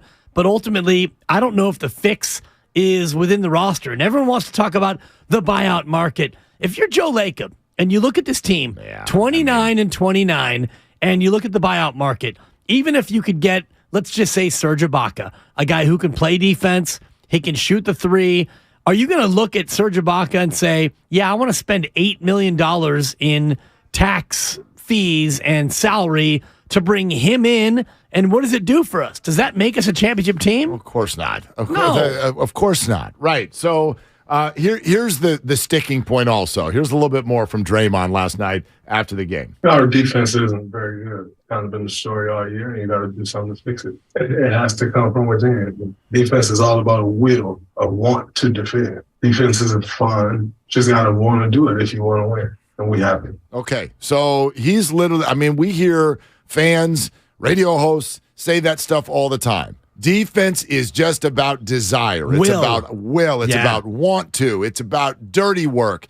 It's about all of those things. But now Draymond Green is saying it. I mean, he's straight calling out his teammates because in this talk, he also said, look, one individual can want to do it and can do it well, and that's not good enough. This has to be a collective want to. And now, what's 82 minus 58? 24. 24. You got 24 games left. 24 to show us if you actually want to or you just can't. I mean, I have a hard time believing that the Warriors collectively have just decided, like with it, we're good. That's enough. Although that's part of what I was just saying. Like sometimes when you're coasting at such a level, you get to a spot where you don't know how to stop coasting. I'm not challenging whether the Warriors try. I'm not challenging whether it's a good organization.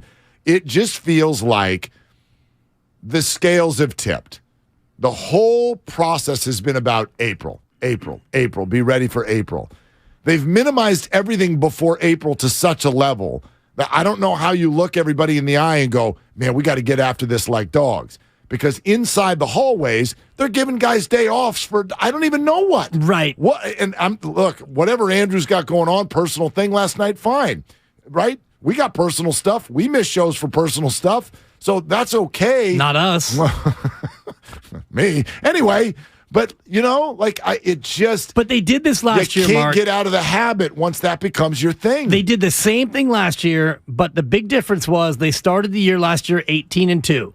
After they started 18-2, the rest of the year they went 35-27, which is not completely dissimilar to what they've done this year at 29-29. But because last year you had that cushion, you went 18-2. Draymond was hurt, no rush. Klay Thompson didn't play until January, no rush. Steph Curry got hurt late, no rush. You got to April, you were 53-29. You were a 3 seed. You were in a solid spot to where you could make a run.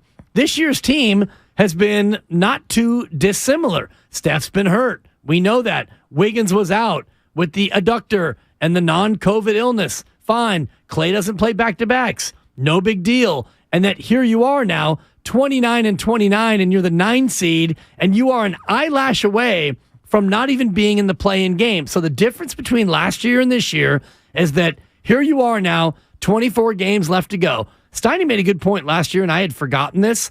They won their last 5 games in the regular season.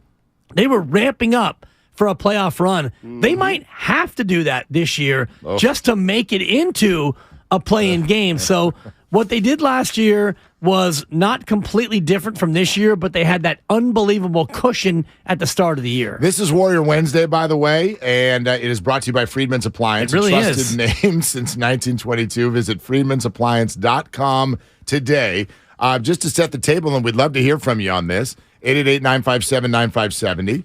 You know about the Xfinity Mobile text line. We're watching Twitch and YouTube. Good morning to our audience there. We thank you so much for being there every day. It's a whole lot of fun to see your comments as all of this is unfolding. We got a great slate of people. Thank you. Who are going to jump in here with us. Matt Barnes is going to join us in about 45 minutes. Chris Rose is going to join us at 11. Doc Pandia with the latest on Steph Curry and much more. Brock Purdy, too. That's coming up on Cleared to Play at 11:30. I guess, and I do wonder, that truth serum thing that Joe and Alan were doing this morning is kind of interesting.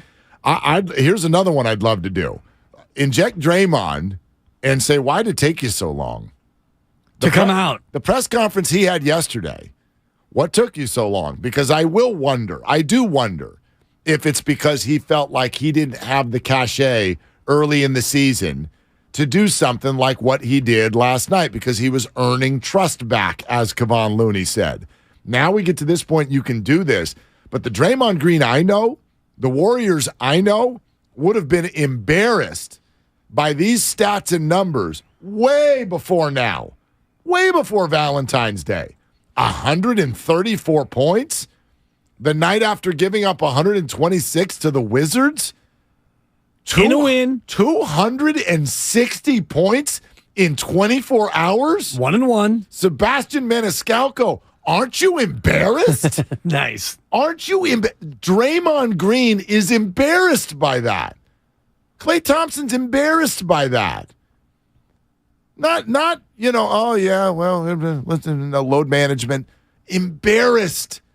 And they didn't get to that point until now. And you're right. We're getting to the point where it might be a little bit too late.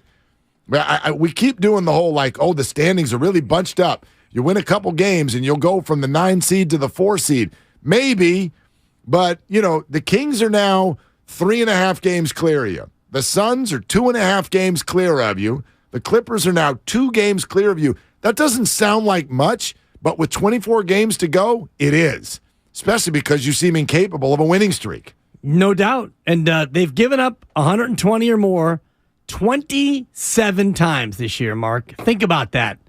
27 times. That's so wild. You've given up $120, and you are 6-21. Half their games. 6-21 in those games. You beat Atlanta in double OT. You beat the Wiz the other night. You beat Sacramento 130-125, that's the way that's going to go when you play sure. Sacramento. You beat the Rockets. You beat Memphis by a deuce, and you beat Oklahoma City.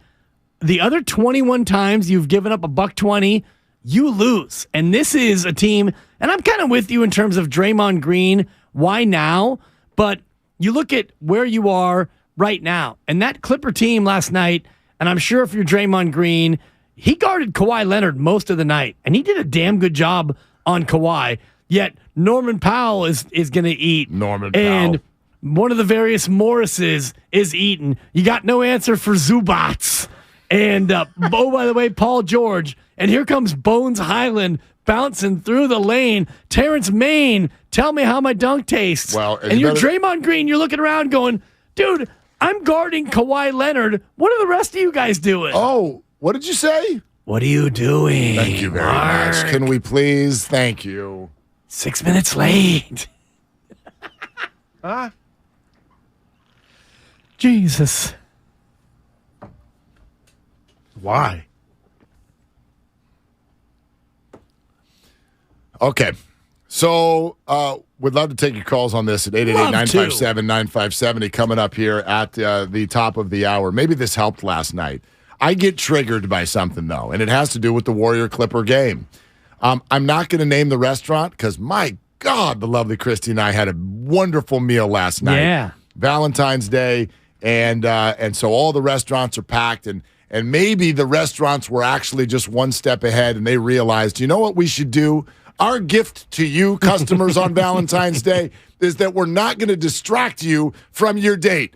Talk to your date. Look her in the eye. You don't want to see this S. Speak to your date. Don't look over her shoulder at the 90-89 Warrior Clipper game late in the third quarter and start getting all dialed in on that. Dial in on your date. Okay, so Valentine's Day, one-time exception. But outside of that, look at me and listen to me. If you own a restaurant, first of all, we'd love to sponsor you. But second of all, if you are a restaurant or a bar and you have televisions, and those televisions play sports, when there is a game on in the Bay Area, local team, you put the game on. The local team. You don't make somebody ask. You want to know what was on when I walked in last night? 7:15 reservation, right at tip-off. You want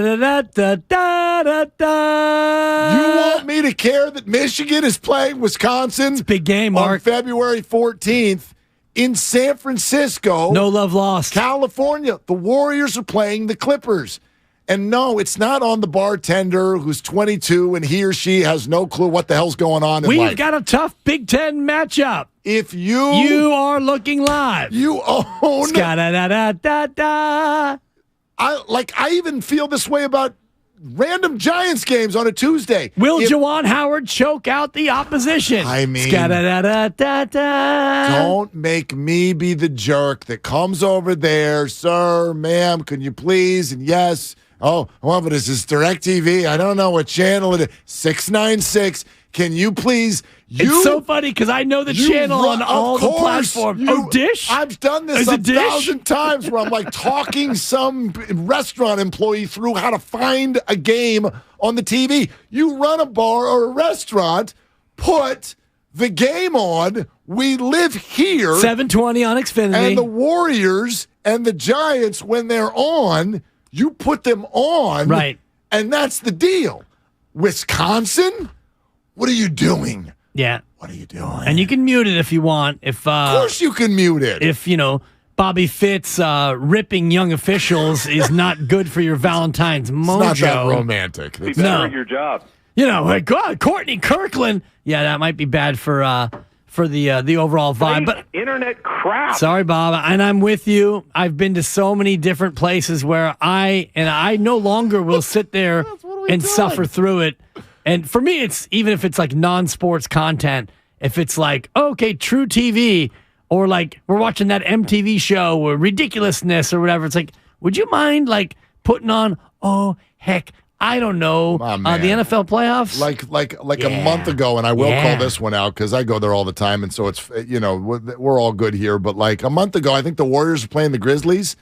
Or we'll go over to Gott's Roadside. Come on, kids, let's go get a burger. We're going to watch. Golf is on. Like golf replay. Yeah. And it took, that's so good. It took 3 people and 13 minutes for them to find the Warrior game. I'm like, it's the Warrior game. Look at you coming at Gott's. Like, maybe I missed the final round of the Waste Management Open, Mark. John Rahm making a push for another chip. Fremont Bank, full service banking, no compromises. It's my bank. No compromises, okay? When there's a TV on and the Warriors are playing, put the game on the TV, okay? And by the way, ATM fee rebates at Fremont Bank. I'll use an ATM anywhere, and they give me that ATM fee back. Out of bed. It's a Chris Berman of banks. We're coming back to take your phone calls in a moment. Matt Barnes coming up next hour as well. Chris Rose is an hour away. This is Willard and Dibs. Eamon and Ratto get Steve Kerr's reaction to the trade deadline. Today at 5. One of the keys for us with the deal is that Gary is an easy fit. We just watched him help us win a championship. Steve Kerr. Today at 5 on 95.7 The Game. Every small business owner knows business happens everywhere. The office, the warehouse, or on the road. And no matter where it takes you, there's one solution to help your business thrive. Comcast Business Complete Connectivity. It's the largest, fastest, reliable network with advanced gig speed Wi-Fi and cyber threat protection in one solution. Get started for just $49.99 a month. Plus, add Comcast Business Mobile and you can save up to 60% a year on your wireless bill. And ask how to get up to a $750 prepaid card. Flight 291 is now boarding. Yep, you're going places. And when you get there, be ready to do business. The complete connectivity solution from the company that powers more small businesses than any other provider. Comcast Business, powering possibilities. Ends 2/21/2023. Restrictions apply. Requires EcoBill and AutoPay. New 50 megabits per second internet and Comcast Business Security Edge customers only. Equipment taxes and fees extra. After 12 months, regular rates apply. Gig internet required for gig Wi-Fi. Mobile Savings compares pricing of top 3 carriers. The following is an attorney advertisement. If you get sidelined by a workplace injury, the workers' compensation attorneys at Boxer & Gerson can help get you back in the game. Our team of skilled attorneys will fight by your side for the treatment and compensation you deserve. We care about justice for injured workers. That's what makes us Northern California's premier workers' comp law firm. Call Boxer & Gerson at 510-345-2341 or visit boxerlaw.com for a free consultation. Boxer & Gerson, your life is worth the fight. It's time to think about your tax refund. And Jackson Hewitt wants you to think biggest. As in, we guarantee you'll get your biggest refund or your money back plus $100. Who offers that? Come to think of it, nobody. It's one of the biggest guarantees out there and why you can't just file with anybody. For your guaranteed biggest refund, go to Jackson Hewitt today. Your wallet will thank you. When every dollar matters, it matters who does your taxes. Hi. Who's this? Buzz. He appears whenever you eat Honey Nut Cheerios. Like a genie? Sure. Ooh, does he grant wishes? I wish I lived in a giant boot. No, I wish I could swim with a humpback whale. No. I can grant you a delicious bowl of Honey Nut Cheerios, which can help lower cholesterol as part of a heart-healthy diet. Ooh, with heart shapes, too. Happy heart-shaped Cheerios are back for a limited time. Pick up a box of Honey Nut Cheerios at your local store for an easy, delicious, and heart-healthy start to your day. If you own a business, this has been a bumpy ride. From pandemic to inflation, I'm sure you could use a break. If your business has 5 or more employees and survived COVID, you might be eligible to receive a payroll tax refund of up to $26,000 per employee. The challenge is getting your hands on it. Hi, I'm Howard Mackler, and that's why I founded GetRefunds.com to cut through the red tape and get you that money.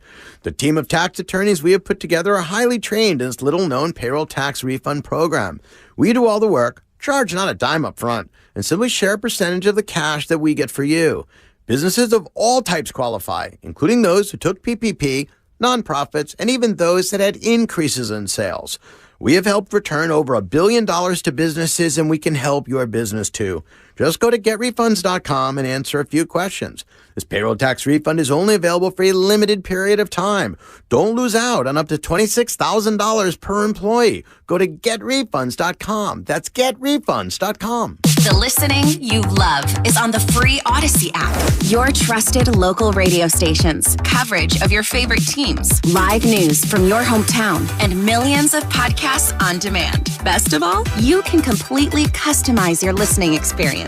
Follow topics you care about, like leagues and teams. Pause or rewind your local sports and news, and add shows to your queue to catch up later. There's a lot to listen to, so get started and download the free Odyssey app today. Ever since we got Xfinity Mobile, the whole family now has the fastest mobile service. My little brother has no idea how lucky he is. Back in my day, we didn't have it nearly as good. Oh yeah? Back in my day, you couldn't even stream outside the house. I don't like to think about it. Please, back in my day, we had phones with cords, and they were mounted to a wall. Forget phones. Back in my day, we wrote letters. Remember, Herman? Oh, I remember. Vintage texting. Cool. Switch to Xfinity Mobile, the fastest mobile service with 5G and millions of Wi-Fi hotspots. Get the best price for 2 unlimited lines with 5G compared to the lowest price plans of the top 3 carriers. Just $30 a line per month. Visit Xfinity.com/fastestmobile to learn more. Wait till you hear about how we rented movies. I don't think she's ready for that. From Xfinity, home of the 10G network. Restrictions apply. Xfinity Unlimited Intro Service and Xfinity Internet required. Taxes and fees extra. Reduced fees after 20 gigabytes of usage. Data thresholds may vary. For adults with moderate to severe plaque psoriasis who are candidates for systemic or phototherapy, now there's Skyrizi, Risankizumab Riza, a prescription-only 150 milligram injection. With Skyrizi, 3 out of 4 people achieve 90% clear skin at 4 months, and Skyrizi is just 4 doses a year after 2 starter doses. Nothing and me go hand in hand. Nothing on my skin, that's my new plan. Nothing is every day. Don't use if allergic to Skyrizi. Serious allergic reactions and an increased risk of infections or a lower ability to fight them may occur. Before treatment, your doctor should check for infection and tuberculosis. Tell your doctor if you have an infection or symptoms, such as fever, sweats, chills, muscle aches, or cough, or if you plan to or recently received a vaccine. With Skyrizi, you could achieve 90% clearer skin. Ask your doctor about the #1 dermatologist prescribed biologic in psoriasis and visit Skyrizi.com or call 1-866-SKYRIZI to learn more. You're listening to 95.7 The Game, KGMC FM at HD1 San Francisco. Always live on the free Odyssey app.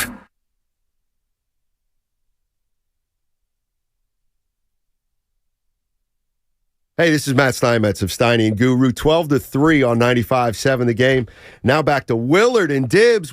Guys, what do you got? Dibbs, Willard, what do you got? 49ers, Giants, Warriors.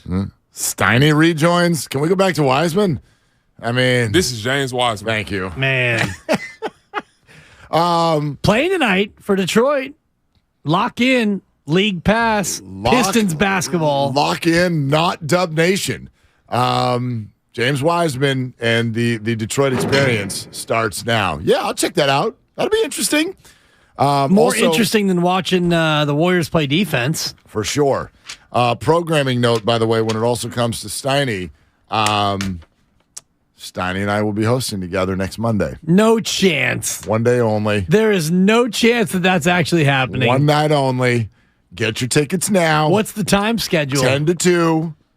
We're going to a three-show holiday format. Yeah, nice. We're gonna run the 3-4 because you forgot to take the day off. We're gonna run the 3-4. No. It's a company Who's driving holiday. that show, by the way? What's that, Steiny? Who's driving that show, by the way? Boy, that's a great question.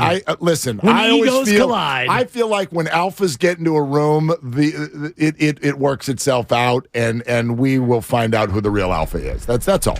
I would like you to host, quite frankly. There it is. All right, done. Good deal. I'm producing that show. You're driving, Mark. Okay. Wow. Done. I accept the physical challenge. Man, I accept it. I'm off that day, and yes, that's why it's happening. Yes, yeah, you're off. I won't. We're not just moving you. I won't miss a minute of that. Hold on, where's my script? Yes, you will. Hi, I'm Dan Dibley, and you're listening to Willard and Steiny on 95.7 The Game. I know when I listen to radio, I turn on Willard and Steiny on 95.6 The Game. What? Oh, wait, redo it. Is it Steinyard or Wilmets?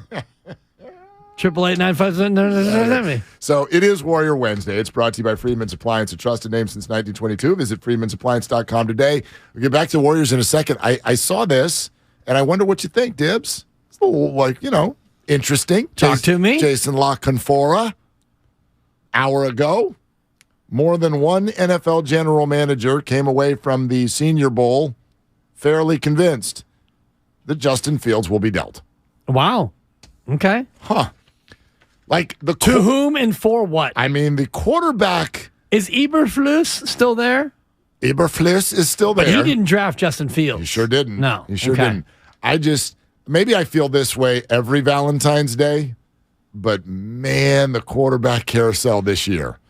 Holy smokes, the quarterback carousel this year. What do you mean? No big names are flying around. I mean, Brady retiring. Brady's gone. Rodgers ayahuasca. Rodgers could be dealt. Stafford, my neck and my back. There's Lamar Jackson situation. Yeah. Now you got Justin Fields rumors. You got the top 10 in the draft where 9 of them need a quarterback Pretty in much. a really good quarterback draft.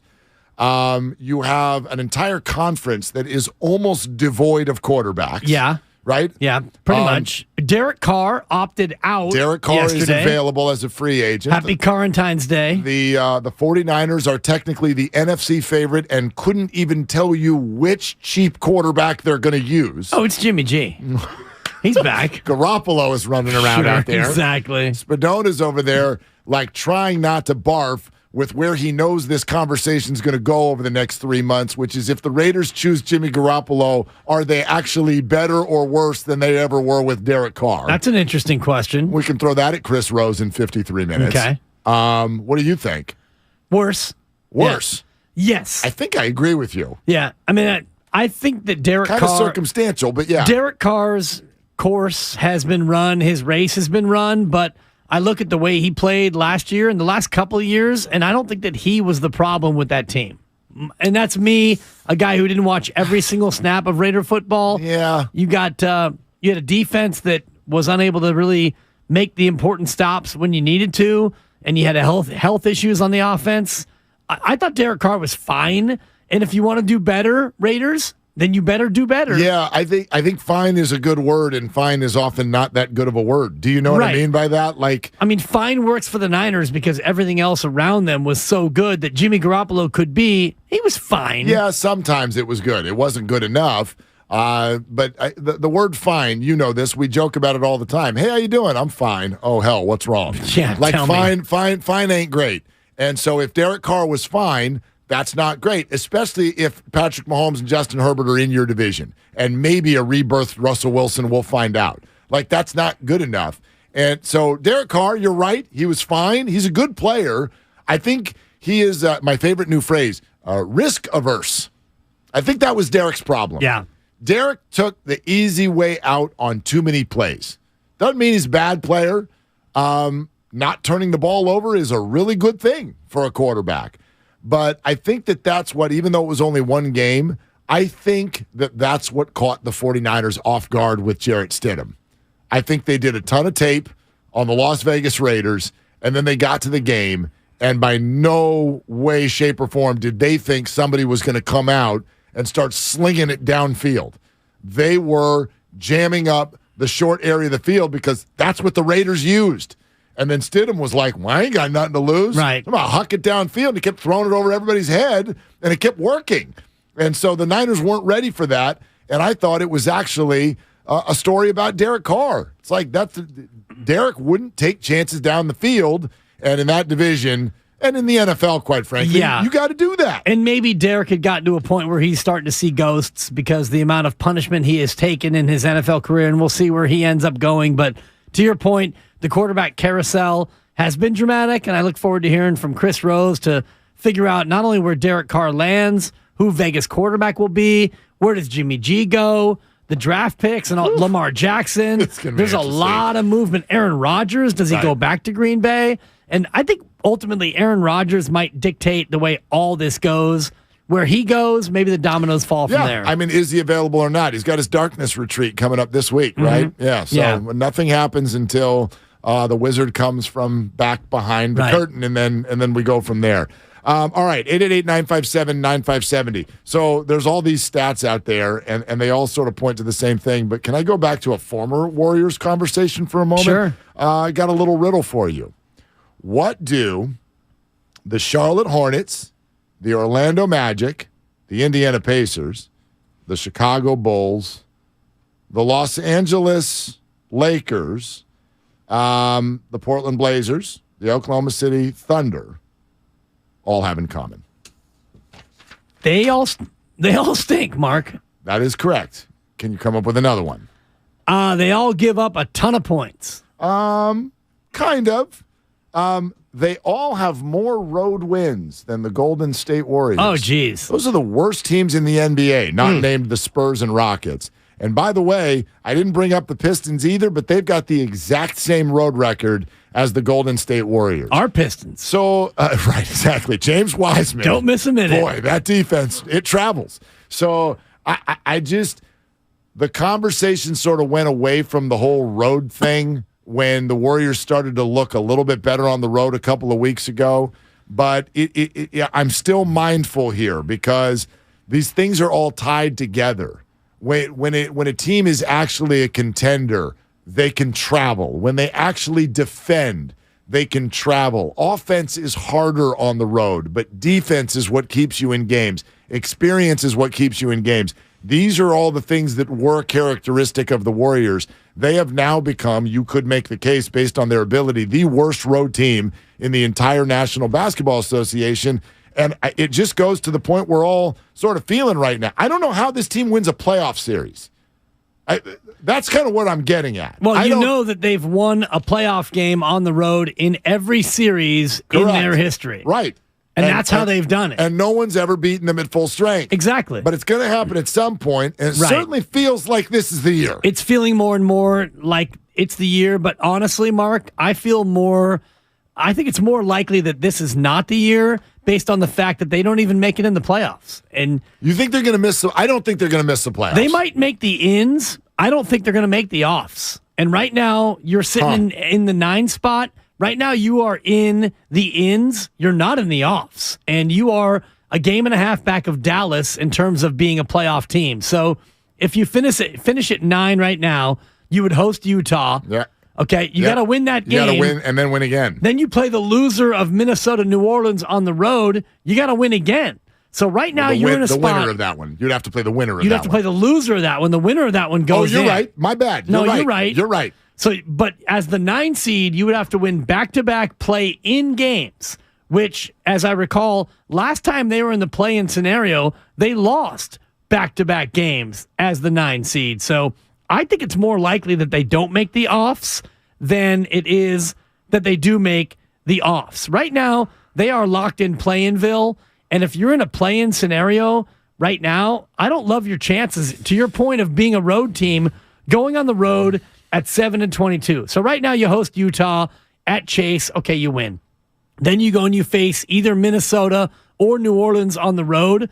Those are both good home teams, and you're a terrible road team. I don't think they're going to be the 9 seed. I get where you're coming from. I'm just saying right now. Right. They're even with Minnesota in the loss column. They've played 2 fewer games. Right. New Orleans is only a game ahead and has lost Zion. I know the Warriors are Oklahoma without... City tied with you in the loss column if we want to play the loss column game. Absolutely. Right. And the Blazers are only 1 back. The Lakers are 2 back. So, yeah, I still Don't sleep on the Lakers. No, I'm going to sleep on the Lakers. You've been trying to sleep on the Lakers for a long time. The Lakers are not going to the playoffs. But anyway, point being, I still, especially you get the All-Star break, if a short time after that, if Steph can return, like there's all the same things that were in place last year, which is if they're blessed with health at the right time, sure, I think they're going to overwhelm those teams. However, here's where I will agree with you. It is very much, and we probably lost the view of this at the trade deadline. Here's my new trade deadline takeaway. The trade deadline was not about who's going to represent the West in the NBA Finals. Durant and Kyrie. Here's what it's about. It made it much more likely that the Warriors are going to be in the play-in tournament. Because if you look at the way this is taking shape, who are the 6 teams? We know Denver, Memphis, Sacramento. We already knew that. But that logjam is starting to get a tiny bit of separation. And who are the 3 teams? Suns, Clippers, Mavericks. Talent. Acquisition. Exactly. Acquisition. So if I ask you right now. So how are you going to catch those teams? The most likely of the 3. You're a playoff team, you're a play-in team, or I'm out. How would you rank the 3 possibilities right now in order? I think the Warriors are going to be the 7 or the 8 seed. Play in. And be in the play-in tournament, but they'll be in What's that first. What's the next most likely? That they make it as a top 6 or I'm out?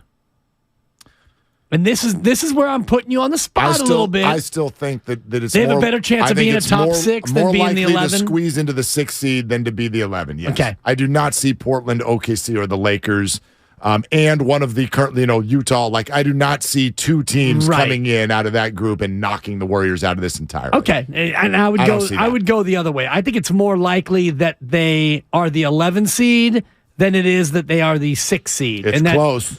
It is. It's close. I mean, they've got 13 road games left, and you're 7-22 on the road. So if we were to extrapolate, which would be an extrapolation sensation as you well know, you would give them 4 more road wins based on how they've done this year. Yeah. So now you are 11-30. It's hard to even say that with a straight face. Well, you wind up the year 11-30 on the road. That would mean you would need to be 30-11 at home to be a 500 ball club, which is where they are. That would mean you go 8-4 at home. If they're healthy, they will. But I don't know how quickly Curry's coming back. Right. And I don't know if what Draymond says right here, I don't know how much truth is involved in this. Our defense isn't very good. Kind of been the story all year, and you got to do something to fix it. It has to come from within. Defense is all about a will, a want to defend. Defense isn't fun. Just got to want to do it if you want to win, and we have it. Okay, so if the Warriors just want it, then it'll come. I don't know if that's true. I don't know if I buy that. I'm open to it. They're going to have to prove that. Obviously, there's some truth to one thing he's saying. Their defense is bad. But the other side he's saying is we just need to go within, and we need to find the strength to go want to do this, and then it'll be better. I don't know. That's going to have to be proven. Well, that's a good first step. is to actually want to do it. And whether or not you have the ability to do it, you have to want to do it. And he's right. Defense isn't fun. Defense is a trip to the dentist. And shout out the 2 dentists that I met at Starbucks this morning, both diehard listeners. They're a couple. They're both dentists. They work for 2 different practices, and they have beautiful teeth. Going to the dentist is not fun. Nobody likes going to the dentist, but you have to do it if you want good teeth, and you want to have good teeth so you don't have mouth pain. That's defense. Did you ask those dentists at Starbucks if putting vanilla in your latte every day is bad for your teeth? I was busy sucking on a sugar cube, so I didn't think that was the right time to go and go ahead and do that. Hey, look, boys and girls, it's BPA. Hi, BPA. My man. What are you doing? Sorry, Will, just listening to your sort of denial take on the state of the Warriors. But what's the denial take? I mean, what's the denial Longest take? river in the world, by the way, denial. Yep. It is. They're just not a good basketball team, and they really weren't a good basketball team when everyone was healthy because they don't play any defense. And we have, you can say it's Will, but I mean, we have in our top 8 in our rotation, about half play no defense. So Jordan Poole plays no defense. He makes no effort defensively, right? It's just, you can't, it's not a winning basketball player. Like guys like Lamb and Jerome, and God bless they're going to both win participation trophies this year. They're terrible defensive players. Terrible. Wiggins and Clay have not been good. They're not terrible. They're okay to bad this year. And then you have Draymond and Looney are still good defenders. I would say Draymond's not super plus, but he's still a good defender. But that's 2 good defensive players in the rotation. And that's why, to me, Poole's not a winning basketball player. He played $145 million, and it's Olay. He does not care on defense. Just wave him by. It's a turnstile. And so, hey, I appreciate the 4 titles. And, hey, if they're not serious about winning titles anymore, that's great. That's, to each their own. But, to say that nobody on the buyout market could help this team, when you're 29-29 and you're giving up 130 plus and you defend nobody, you don't think Patrick Beverly could help us as a point of attack defender? Yeah, but help do what? I guess, BPA, that would be my question. If I'm going to use your premise that this team isn't even close and they're just flat out bad, then yeah, you're not going to go find somebody on the buyout market that's going to suddenly make them a contender. They're not one buyout player away. Do you think that? He's gone. Okay. Right? You can't come in and be like, look, here's the deal. They stink and they're not making the playoffs. But the buyout market. Who's available? Give me the one time in the history of the NBA that somebody was just middling around, and then on the buyout market, they got one player and went, boom, chip. Right, especially a team in this spot. If Phoenix was to get one player, let's just say it's Serge Ibaka. I'm not totally aware of buyout market-wise who's available, but if you're a team like Phoenix, you might be one player away from going from a 3 or a 4 seed to being the best in the West and actually making it happen. If you're a Warriors team right now, you're not one player away from making a move and, being all of a sudden now we're a championship contender. And by the way, you acquired that player in a trade at the deadline and come to find out he's not able to play and he might not play at all this year. And so we all thought that when the trade happened, okay, GP2, he's a guy who helps you. He's an actual defensive piece who you can put on the floor and depend on. Come to find out, he's not going to be able to play for a month or maybe longer. Well, this is what I will still hold on to, and you can call me overly optimistic if you want. It doesn't really bother me. I'll do the name calling here. Well, it's only February 15th. So it's a special day on the calendar, as you know. Yeah, of course. I mean, it's our half birthday. I don't acknowledge it. But Like anyway. Kyle and I both acknowledge it. Good for you. Half the show is realizing that today, a bigger day than yesterday. Yeah, good for you. Anyway. Great for us. So it's a concocted corporate holiday. That's what it is, Tibbs. That was yesterday. Oh, sorry. I got Today's confused. a special reflection on we're halfway around the sun toward the real glorious day on the calendar. Kyle Thank Shanahan does not even know if you're going to make it to your birthday. Man, So Kyle. we'll see. He's a hater. Anyway, point He's being. not the only one. It's February 15th, and therefore, is there reason to hope? I'm not going to say reason to believe.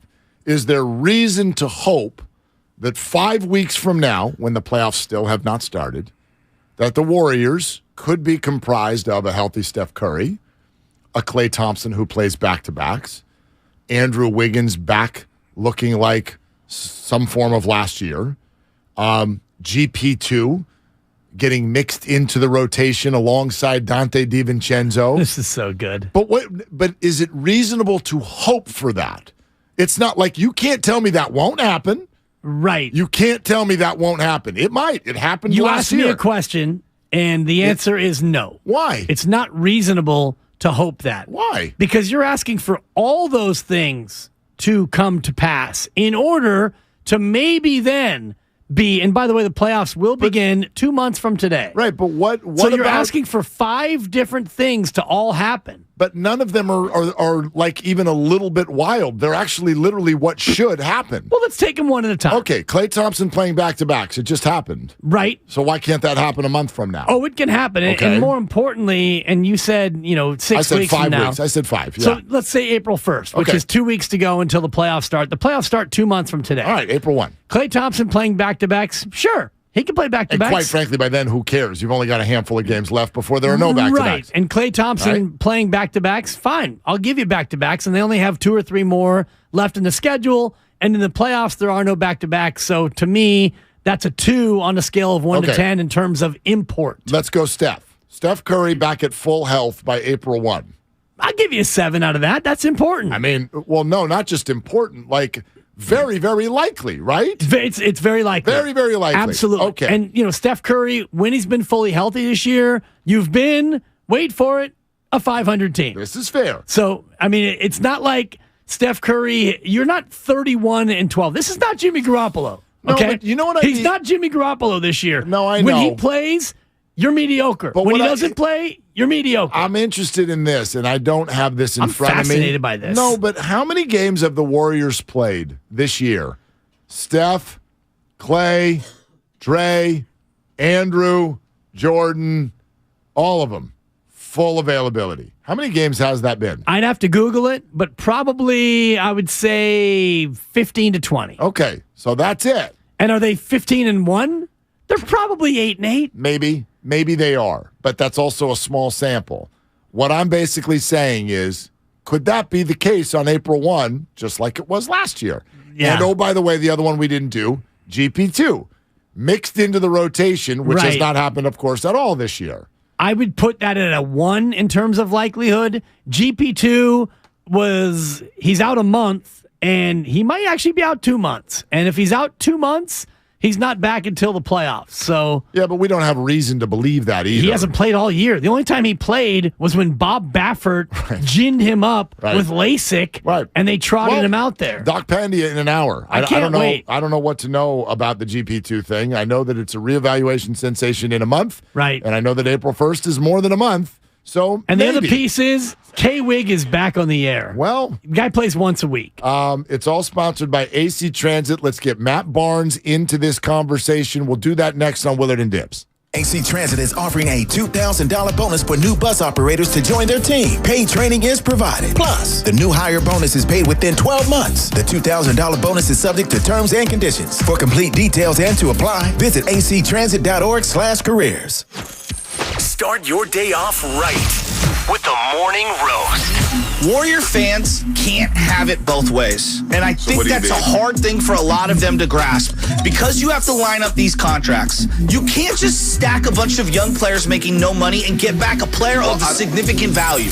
This is the Bay Area's sports station. Oh, yeah. 95.7 The Game. Hey, what's going on? It's Willard for the Game Time app. Zone deal right now. It's on the Game Time app. Opening weekend for the Giants against the Royals. You can get in on Sunday the 9th for only $40. By the way, I want to go to the Bay Bridge Series late in March. A's and Giants get in for only $28. Sharks have a game coming up this weekend. Get in for $59. Beyonce tickets at Levi's later this summer, all the way down to $169. All of that. That's why Game Time is the fastest growing ticketing app in the U.S. And all of these prices, the closer we get, no doubt they're going to come down because amazing last-minute deals on tickets is exactly what the Game Time app is all about. I've been using it since last year, have had nothing but success and good times with it. All you got to do is download the app, put in your email address, put in the city where you're looking, and bang, all of the events are right there at your fingertip. You click on them, and then you see what seats are available and what the event or show or game would look like from those seats. Very, very user-friendly. So download the Game Time app, put in your email address, and you can use our redeem code, the game, for $20 off your first purchase. Terms apply. So once again, download the app, put in your email address, and the redeem code, the game, for $20 off. Download Game Time today. Last-minute tickets, lowest price guaranteed. Mom, Dad, Sis? Here we go again. Why are you in a suit? Picture, if you will, a world with the best network imaginable. I'm talking about the Xfinity 10G network. Go on. Mom, remember how your reality shows wouldn't load with all of us online? Now you can binge. And Susie, we'll have fast internet in the basement. Nice. If you have any questions, here's my card. This is just your name on a gum wrapper. Introducing the 10G network only from Xfinity. The future starts now. Now through March 21st, new customers can get 200 megabit Xfinity internet during our limited time Xfinity 10G network launch celebration for just $25 a month for 2 years. Plus, there's no annual contract required and you get Wi-Fi equipment included. Go to xfinity.com/10G, call 1-800-XFINITY, or visit a store today. Requires paperless billing and autopay with stored bank account. Restrictions apply. Taxes and fees extra.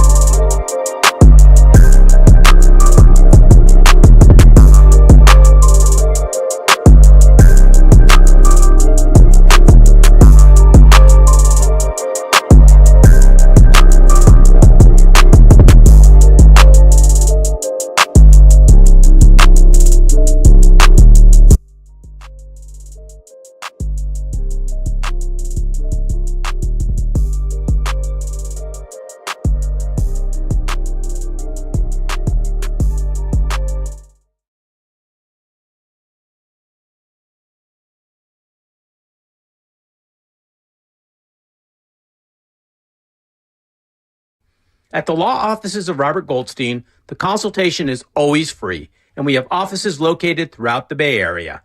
To schedule your free consultation, call 1-888-TAX-EXIT. That's 888-TAXEXIT. 888-TAX-EXIT. And make us your last stop. Without the ones like you, who work tirelessly to keep things running, everything would suddenly stop. Hospitals, factories, schools, and power plants, they all depend on you. No matter the weather, emergency, or time of day, you're the ones who get it done. At Grainger, we're here for you with professional-grade industrial supplies. Count on real-time product availability and fast delivery. Call, clickgrainger.com, or just stop by.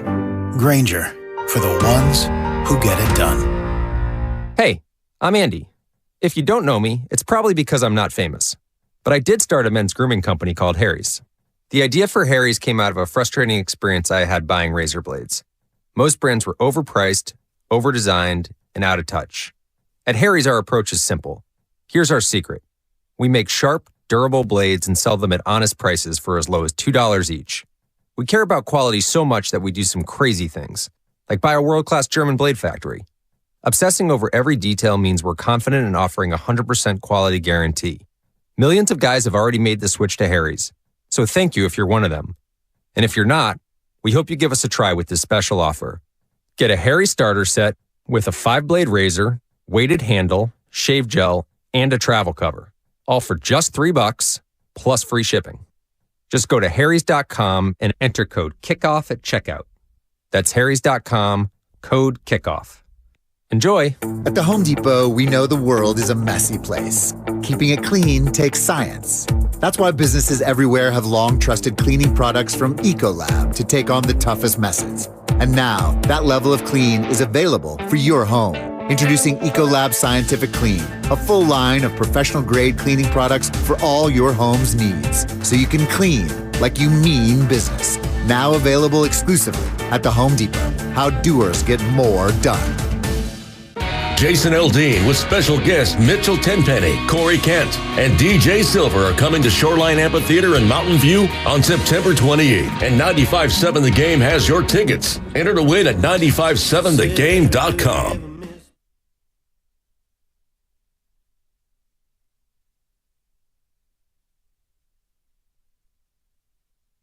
Now, back to Will and Dibby on 95.7 The Game. We got some voices that are about to come on this show, okay? I'm ready. Matty Barnes, Chris Rose, Doc Pandia on Steph Curry, GP2, Brock Purdy. All of that is exactly an hour away. But let's rock this thing right now with one of our absolute favorites. Matt Barnes jumps on the show here on Willard and Dibbs, 95.7 The Game. Hey, Matt, what's cooking? How you doing, man? I'm good. So I was just about to play a little round of golf, but I'm going to talk to you guys real quick before that. Oh, fancy. Where you playing? Man, just around the corner. I'm in the Valley in L.A., so just a little local course. Okay, man, hit them straight. We appreciate you jumping on and giving us some time. Draymond Green said it last night that defense is just a matter of want to, and so far this Warrior team has not wanted to. You know the defense this team has played in the last decade. You were a part of it in one season. What's your view on what's happened with this group? I just feel like this season more than ever, Steve Kerr and his organization is really trying to see what they have in their younger guys. And we all know that, offense comes naturally to a lot of young players, and defense is something that takes time. Obviously this team needs to play some kind of defense that they expect to make, first and foremost, the playoffs. But any kind of run in the playoffs. So I just think it's more understanding that, our big three, so to speak, are older, and we can't ride them how we rode them in the past, and we have to see what we have in our young players. And, they've showed spurts of it, but not consistent. And the spurts have been, like you said, more offensively than defensively in terms of what they've been able to bring. Is defense something that you can throw the switch on? Because we all talk about championship pedigree and this team being able to flip that switch. Can they all of a sudden become a good defensive team overnight? I don't know if it happens overnight. I think you have to see it. I think obviously this last stretch of 20, 25 games, not sure how many games they have, is where they're really going to have to lock in and see carryover from not only practice but game to game. Obviously, I think re-signing GP was a huge deal because he was a very solid defensive role player. Obviously, not knowing how long he's going to be out will kind of hurt this team a little bit. But defense is not so much. I mean, we don't really live in the NBA where there's a ton of lockdown defenders. It's just more team defense and communicating and being on the split line and that second and third effort. That I just feel sometimes younger players have a hard time understanding. You got to play the complete 24-second, and you have to end it with a defensive rebound. So, I'm sure that's something that the coaching staff has been preaching all season. I'm sure that's something that Draymond has been telling these young guys all season. So I don't feel like it's something you can turn on, but I still feel like they have time to kind of build some sort of identity in these last 20 to 25 games. Matt, this certainly feels like while they're trying to squeeze out whatever's left out of this run, they're also preparing for what's next, and we all don't know what that's going to look like. Because of the time you've spent with them, what's your best guess on how important you think it is to Draymond Green and Klay Thompson to finish their career as Warriors? I think obviously they both would like to do that. I think, the injury has set Klay back a little bit. And, he's someone that has mentally struggled with it at times.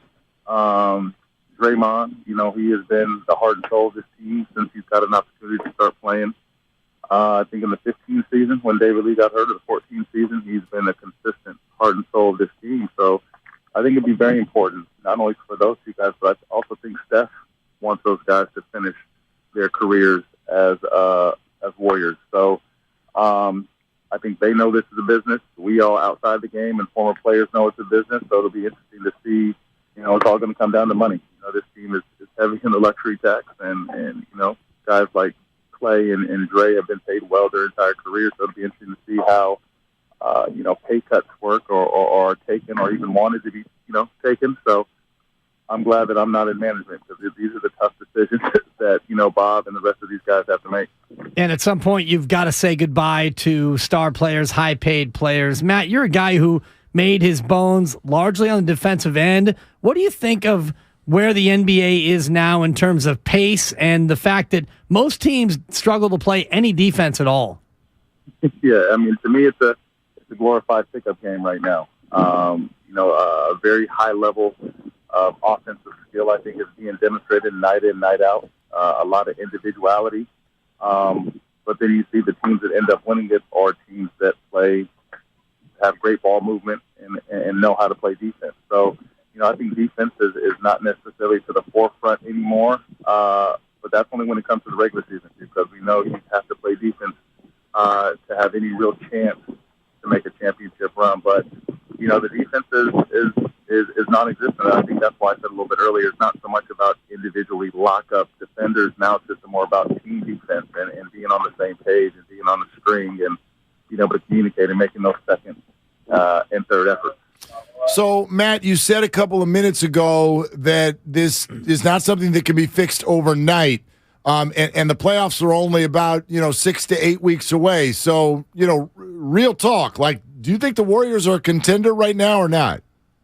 I'm still holding out hope, because we all know there's not a more experienced team as far as playoffs and winning rings in the NBA right now than this current team with these current core guys. And again, you are seeing flashes from guys like Kuminga. I think he's starting to come around. Jordan Poole is obviously extremely offensively talented. I don't think he values the ball enough. I don't think he understands how important each possession is, particularly come playoff time. They still do have a lot of weapons. They're just going to have to figure out how to get those weapons to play on both sides of the ball. But Matt, I am holding out hope. Matty, thanks, man. Hit him straight, okay? All right, guys. Have a good day. All right, there he goes. Matt Barnes is headed to the links for he's 18. at the links, you can tell. Yeah. He's probably on the putting green right now. I bet he's at Mountain Gate. I was thinking about, because he said he's in the valley. He's in the valley, and he went around the corner. Oh, there's a golf course. There's a ton. Yeah, I'd have to look at that area. There's one I played up in Chatsworth that's kind of tucked into the hills. I'd have to remember that name, but that's where I would bet he is. Yeah, anyway, that's good life. Anyway, 10:40 in the morning on a Wednesday. Good for playing you. golf. Good Yeah, for you, man. that's the way that goes. Good for you. Listen, here's someone who's saying it's not as simple as turn the key and just try harder. And so I know that's what Draymond said last night. And for those of you who are just kind of dialing in and figuring out what was going on with the Warriors last night, maybe you were on a date and you didn't watch the Warrior game. Here's Draymond after the game. Defense is all 1 to 2 steps extra. I'm going to take that extra step to get there, or I'm not. And that's all will. And we don't have that as a team. You can have it as individuals. I can have that myself. No one can have that. But if you don't collectively have that, it's just like if you put a team together and it's like one guy can really get after it. Nobody else brings anything on that side of the ball. They don't even bring effort. You could put Steph Kerr or Kevin Durant or anybody else out there on offense. If no one else is going to want to do the extra things, then it doesn't work. And so you have to do it collectively. And that is a huge responsibility that falls on my shoulders, and I haven't gotten us there. Okay, so, you love the accountability, but it's also not realistic. No, it's false accountability. Yeah, you can't, a player can't do that by himself. It's like an offensive line, Mark, where you've got 5 guys on the offensive line, and every time you run a play, if all 5 aren't sold out to do their job and block their guy and play their role and do their responsibility, if one guy lets down, well, then the play blows up. You might have 4 of your 5 offensive linemen all blocking where they're supposed to block, pass block, run block, whatever it is, but the one guy doesn't do his job, and so the one defender slips through, and now it's no gain on a play that should have gone for 8 or 9 yards. That's what defense basically is. And Draymond is on an offensive line right now where he's one of only maybe 2 guys on any possession who are doing their job and defending at the level they should defend. Well, I get that he wants to take accountability as a leader, and I admire that from Draymond Green. But if you look across the line of guys that he's actually on the court playing with, you don't have good individual defenders anymore. Well, so that's can't instead of won't is basically what you're saying. Yes, it's more can't than won't. I mean, I agree with you because the premise that he's throwing out there doesn't really make sense. Like, are you telling me that Klay Thompson's just not trying hard? Clay's not the issue. But he is one of the issues. He's one of the issues. He didn't used to be one of the issues, and he's a champion, and the Warriors have literally never lost with a healthy Klay Thompson. So am I now to believe that Klay, as Draymond said, is just not willing to take the extra step? Or is he talking to Jordan Poole, which he very well might be? I mean, he might be at the front of the line, if you will. And, we had a caller earlier that said, look, Jordan Poole is just not... He's not a winning basketball player. And by the way, I think that's a conversation that is still very much evolving. He might be. I don't know. And this happens in the NBA all the time. Somebody gets the 9-figure deal, and then you find out later that he's empty stat guy. And sometimes that's circumstantial and lucky. Like, do you end up on a team? If Klay Thompson had been drafted by Charlotte, he would have been empty stat guy. Right? Because they're not going anywhere. Yeah, Kemba Walker. Jordan Poole, that answer still needs to come. I don't know if Jordan Poole can be a very frontline scoring piece on a winning team. I don't know the answer to that yet. Well, I know the answer. And, I mean, you don't know the answer until you see a guy's career play out, but watching the way he plays, the answer is no. He can't be, and we've talked about this, Mark. You and I had this debate. If he is your 1, you're 25 and 57, in my opinion, because of the fact that he is offensively careless with the basketball. He turns it over a lot. He is a very good scorer. He takes some questionable shots, and he can't defend. So if he's your best player, you're not a very good team. If he's your 4th best player, you're a championship team. That, to me, is where Jordan Poole is right now. Now, can he ever become that? That's the question that, as you're talking, I'm sitting there going, can he get better? He did once. I mean, look at offensively what he did. But is he more likely to be Allen Iverson, or is he more likely to be Kemba Walker or John Wall? Or a player like that? Nobody's likely to be AI. That's like a true great. You know what I mean? Even though I know Jordan Poole plays similar to AI in terms of his quickness and his ability to get buckets. I guess my question for Jordan would be, okay, what's next? You did this. You went from G League to 20 a night and $130 million. You did that. So now what's next? You have the bag. Are you going to sit with the bag and go, I have the ability to score 30 in the NBA? And I'm good. Or are you going to look at this and go, I am not a well-rounded enough player yet, and therefore now that same energy that I put into becoming a great offensive player, I now need to go do that in the offseason on the defensive side. He needs to channel Steph Curry in terms of what Steph Curry did in relation to that big D energy. And by D, I mean defense. It's a good pause. Thank you. It's a couple of great pauses. Dibley here. Score. If you look at Steph Curry's trajectory, forget the offensive end because you can't expect Jordan Poole to be like Steph Curry offensive. No one's ever going to be Steph Curry again. That's different. But Jordan Poole defensively, he is Steph Curry. Steph Curry was a defensive liability for the early part of his career. And you know what Steph did, Mark? He went into the gym and he got stronger. And he went in the lab, shout out Guru, and he got better on defense. And Steph Curry, this year's a tough one because he's been in and out of the lineup so much, but go back to last year, Steph Curry has become, at the very least, a competent defender. Yeah. You might even say he's a little bit above average. Well, I mean, so can Jordan Poole channel that big D energy? Not everybody has the ability to be a great defender. And if you can but you can work at it to Draymond's point. You can be passable. Like if you can score 25 a night, the league doesn't ask you to be a great defender. You don't need to be a great defender. You need to be not awful. You need to be not awful. Right. If you want to me, if you want to really be that well-rounded, if you want to be a key piece or the piece on a contending team, you've got to be more well-rounded. I'm still going to sit here and say, like, let's wait and see if Jordan becomes that. I know some people want to trade him in the offseason. You want to give up on him. That's fine. Or you want to just live in this moment and say, this is a frustrating player. This is a player who whatever he gets on one end, he gives up on the other. That's a net zero at best. I get all that. But let's see. Let's see what he does. Jordan Poole is still at a point in his career where every year should look very different than the year before. Last year, he established himself as like, oh my gosh, this is a guy who's going to get paid. He can score a lot. But don't forget what happened when we got to the playoffs. We got to the playoffs, and all of a sudden it was kind of a series-by-series discussion as to whether Jordan was really going to pop or, oh my God, we got to get him the hell off the floor. He's still learning. He's still learning. And as we talked about yesterday, he's been asked to do so many different things week to week. Oh, this week you're our starting point guard. Now you're our sixth man. Now you're our starting two guard. Now you're back to our sixth man. There's been difficulty getting continuity for him, and he's still very young.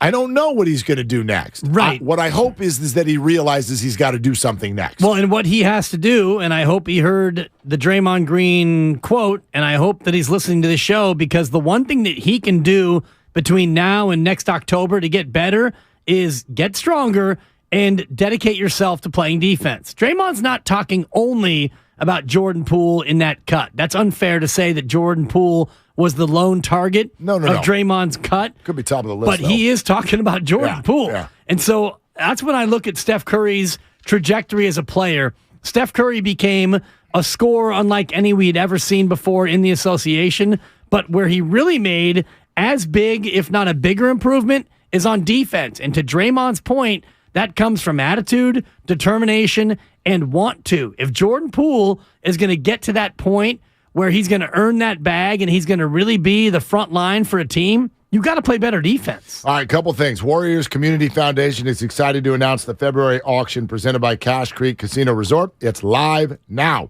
through Sunday, February 19th. They got a wide variety of items for auction, including signed jerseys, tickets to games, and even the chance to meet some of your favorite athletes in person. Don't miss out on what is a very exciting opportunity to give back and score some amazing sports memorabilia at the same time. So go to warriors.com/auctions for that. Chris Rose is going to join us in about 10 minutes. One of our favorite dudes, because he's one of these, like, we can go any direction we want. You now have Justin Fields trade rumors at the top of the NFL draft board.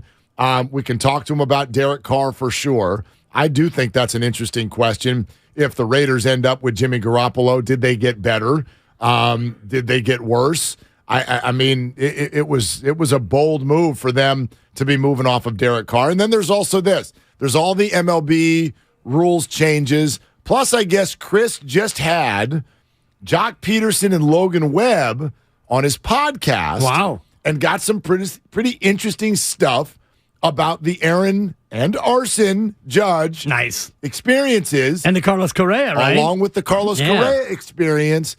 And I know that this is oh my gosh, no one wants to experience these again. But just in hearing about this podcast and thinking about what the guys said, it just brings to forefront again, like, what an unprecedented offseason to twice as a fan base be told that you landed a landmark, massive free agent and end up with neither of them. Yeah. Farhan Zaidi. Good Lord. 0 for 2. And still. Well, the Aaron Judge thing wasn't, he wasn't. That was just somebody, that was a reporter with a bad tweet. Right. But it was the Correa it was one a team on the pursuit of a player and falling short. And, for whatever reason, we can talk about whether or not he would ever have come here, this and that. The team put him in their sights, and they went after him, and they didn't get him. And then they pivoted to Carlos Correa, and the team went after him. They had him in their sights. They had him in town. They got him. They had pen to paper, and then they let him off the hook. So we'll see what Carlos Correa does. I mean, I'm fascinated by that if Carlos Correa goes out and he has a flare-up in May and he never plays baseball again, then it's a vindication sensation for Farhan. But even if he plays well, I think the Mets and Giants points are like, we're talking about 12 and 13-year deals here. So if he has a good year this year, that does not necessarily put to bed the conversation. 7 good years, though, makes you look bad. That's going to put to bed the conversation. I mean, even 6 or 7 years. I mean it more about the fan experience, though. Like the Aaron Judge thing, like going after a free agent and missing him is something that every fan experiences all the time. Sure. But being told, you got him. You got him. Oh, no, never mind. You didn't. No, you don't get him. Yeah. And then you got this guy. No, you had that guy. And then you get him. And then you let him go. No, we don't. No, you had him. I know. And you let him go. I just mean the like fan. Judge, you never had him. But that was misinformation. But for that's what I'm talking about. No, I'm with you though, Mark. For the fan, for a half hour, or whatever what it was, a half hour for it was. 18 minutes, we had him. Yeah, I still remember where I was. I do too. I was driving right there. I was heading into the Caldecott Tunnel. Yeah. By the time I got home, Camino Alto out of Larkspur, dude. Oh my Highway God. 24, bumper to bumper. I mean, and it's a windy road. Before I got home, it was over. Arson Judge. No, it was quick. Arson Judge. It was quick. No, but to your point, from a fan standpoint and the fan experience, and I know that they allegedly had Fan Fest. I'm told that they had. They did. If you have a fest and you get fewer than 10,000 people, you got to change the name to Fan Gathering or Fan Cluster. I've been to Fan Fests at that park where it's been 40 to 50,000 people, and you can't even breathe in that building. Well, did you see this? Was not a fest. You saw the weather. The Padres Get fan. outta You saw here. the Padres fan fest. That thing was Padre Palooza. Yeah, but people were ticked. That's how it used to be down to 3rd and It was too King. much of a fest. Like, I've been in line for 3 hours and I can't get in. Yeah. Like It used to be like that at 3rd and King. Ain't no party like a Padre party right now, man. Ain't no party. If you have fewer than 10,000 fans, I hear it's you. not a fest. No, look, the Giants fan base is mad. That's not news. But I mean, this offseason, and I do wonder, and I guess this is what Jock and Logan, I can't wait to hear this because I wonder what this was like for them. You know, teammates, they're not out there signing people. They had the same experience we did, except for teammate. Like Jock Peterson thought Arson Judge was going to be in the outfield. I think about Brandon Crawford in terms of that one too. He's Googling how to play third base, and he's like going through his Google search of how the hell do I play third base? I can't wait. We should ask Crawford whenever we talk to him this year what it would have been like if the Warriors had rescinded the GP2 trade, because what they would have done with James Wiseman is a little bit like what the Giants did do with Brandon Crawford. Hey, Brandon. They call him back and be like, we actually really think you're a great shortstop. And oh my God. So I know what we said yesterday and everything, but I mean, like, that had to be. So Brandon, if there's runners on first and second and there's a ground ball, you may want to cover the bag. No, not that bag. This oversized base. Yeah. Exactly. Yeah. All right, so we should get him on. I know you got a line to him. Get him on. We'll get him on. Get him on. Now? You get him on. I'll get him on. Pitchers and catchers. He's not a pitcher or a catcher. Brandon Crawford, please report to shortstop. Also not a third baseman. Good point. Willard and Dibs is sponsored by In at Back the to Tides. shorts. Yeah, book your getaway. In at the Tides. Bodega Bay, iconic In at the Tides. Their midweek winter special offers the lowest rates of the year, starting at just $199 per night. Enjoy stunning views, refreshed rooms, and free breakfast. Book now, inatthetides.com. Plenty more time for your phone calls coming up in the 11 o'clock hour. But Chris Rose will join us next to talk through all of that. And Doc Pandia in a half hour. Steph Curry, GP2, Brock Purdy. We'll get to all of it on Willard and Dibs. Damon and Ratto get Steve Kerr's reaction to the trade deadline. Today at 5. You know, one of the keys for us with the deal is that Gary is an easy fit. We just watched him help us win a championship. Steve Kerr, today at 5 on 95.7 The Game. When a cold comes on strong, knock it out with Vicks DayQuil Severe for max strength daytime relief. Just one dose of Vicks DayQuil Severe starts to relieve 9 of your worst cold and flu symptoms. to help take you from 9 to none. Power through your day with Vicks DayQuil Severe. Non-drowsy, coughing, aching, fever, sore throat, 9 to none medicine. Use as directed. I had a nighttime routine for my frequent heartburn. I would drink milk, I would sleep upright with more pillows, but that painful burning stayed. So I made Prilosec OTC part of my morning routine with just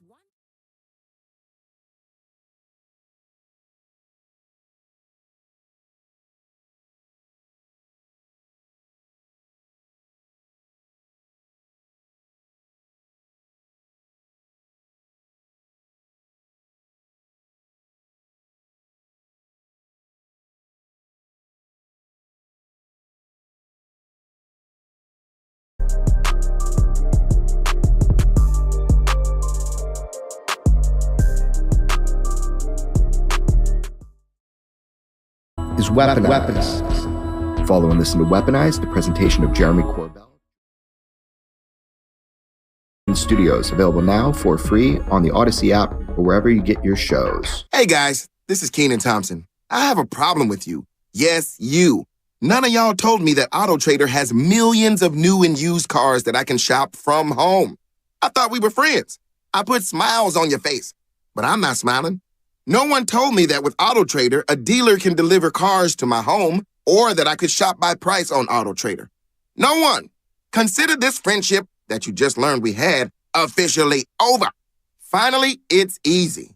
AutoTrader. Without the ones like you, who work tirelessly to keep things running, everything would suddenly stop. Hospitals, factories, schools, and power plants, they all depend on you. No matter the weather, emergency, or time of day, you're the ones who get it done. At Grainger, we're here for you with professional-grade industrial supplies.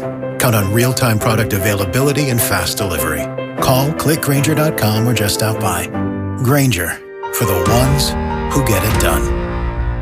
Annuity guarantees rely on the financial strength of the issuing insurer. With proposed new taxes, market volatility, inflation, and rising healthcare costs, how secure is your retirement? Now you can help safeguard your retirement. A 401k law that unlocks an ingenious strategy could protect your retirement funds from inflation and a stock market downturn, while boosting your retirement income as much as 40%. It's all laid out in a new book, Guarantee Your Retirement, from JDM Financial, and it's yours free. This insightful guide can be a roadmap to using annuities so you can retire with more confidence, and includes the top 7 strategies for safely navigating the threat of inflation and market volatility. Don't risk losing some of what you've spent a lifetime earning or having to downsize your retirement. For your free copy of Guarantee Your Retirement by JDM Financial, call now. Call 800-381-1212. That's 800-381-1212. 800-381-1212. Ever since we got Xfinity Mobile, the whole family now has the fastest mobile service. My little brother has no idea how lucky he is. Back in my day, we didn't have it nearly as good.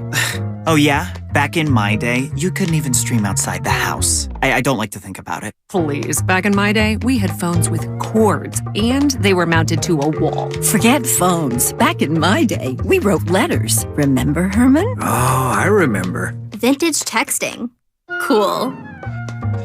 Switch to Xfinity Mobile, the fastest mobile service with 5G and millions of Wi-Fi hotspots. Get the best price for 2 unlimited lines with 5G compared to the lowest price plans of the top 3 carriers. Just $30 a line per month. Visit Xfinity.com/fastestmobile to learn more. Wait till you hear about how we rented movies. I don't think she's ready for that. From Xfinity, home of the 10G network. Restrictions apply. Xfinity Unlimited intro service and Xfinity Internet required. Taxes and fees extra. Reduced speeds after 20 gigabytes of usage. Data thresholds may vary. Investing is confusing. Dawn raids, triple witching hour, candlesticks, crown jewels, bears, bulls, bear hugs, blue chips. It's one big word salad of uncertainty. Fortunately, Fremont Bank now has incredible rates on their savings accounts and CDs. And while savings accounts and CDs may not be known for their great rates at your current bank, at Fremont Bank, you can get great rates from a great local bank. To learn more, stop in or visit us online. We'll explain it all in plain language. Fremont Bank, serving the Bay Area since 1964. Member FDIC. Come into Friedman's Appliance and see the full line of Fisher & Paykel appliances. Experience them in person in live vignettes, including their famous dish drawer dishwasher and unique sizes of refrigeration designed to fit seamlessly into your kitchen space. Fisher & Paykel products deliver perfect results with exceptional design and performance. And for a limited time, receive up to a $2,000 rebate when you purchase a qualifying Fisher & Paykel kitchen package from Friedman's Appliance. Visit Friedman's Appliance in Pleasant Hill or online at friedmansappliance.com. You're listening to 95.7 The Game, KGMZ FM at HD1 San Francisco. Always live on the free Odyssey app.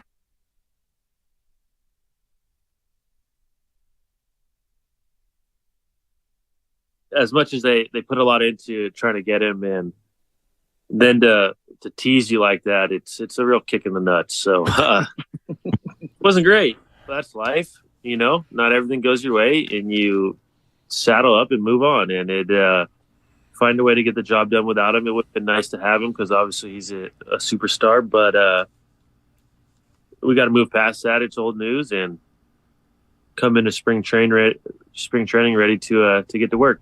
Now, back to Willard and Dibbs on 95.7 The Game. Well, that's Jock Peterson right there on the Chris Rose Rotation podcast. He said it was a kick in the nuts.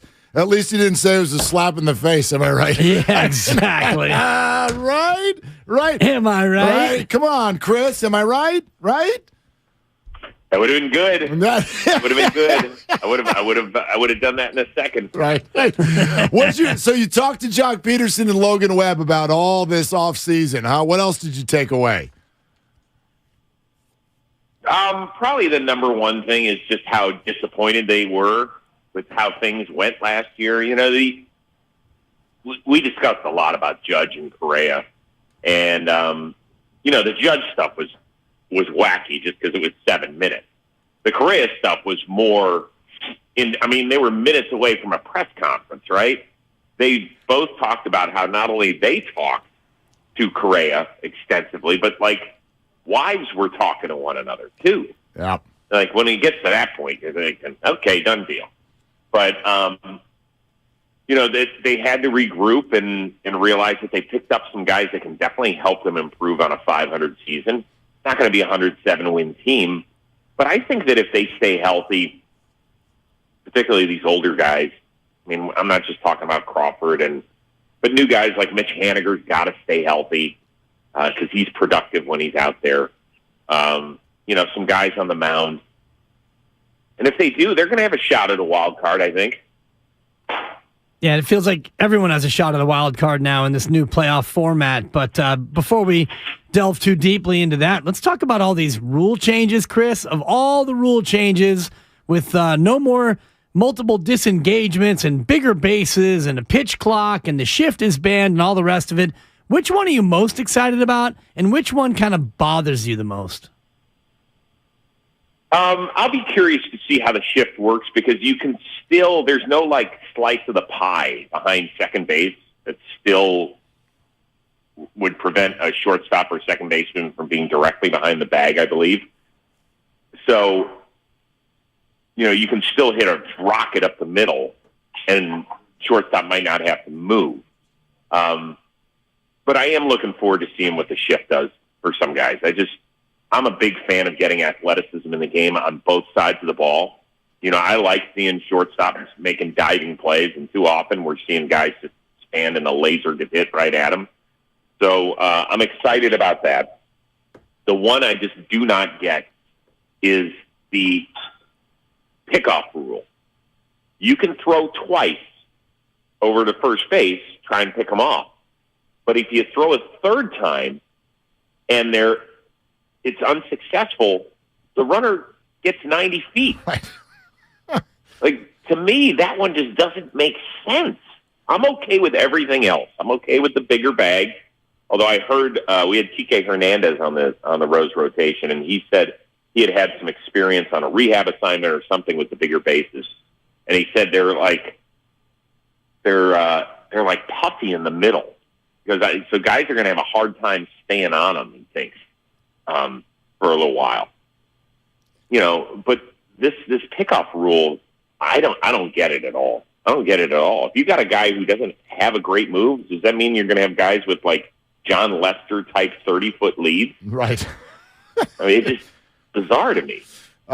Chris Rose is with us, NFL Network, and we'll get to some NFL stuff in a sec. But as he's mentioned, the Chris Rose Rotation Podcast, Baseball Today, John Boy Media, which is always really good digital content. One more from your Chris Rose Rotation Podcast, Chris, from Jock Peterson. This one specific to the Correa experience.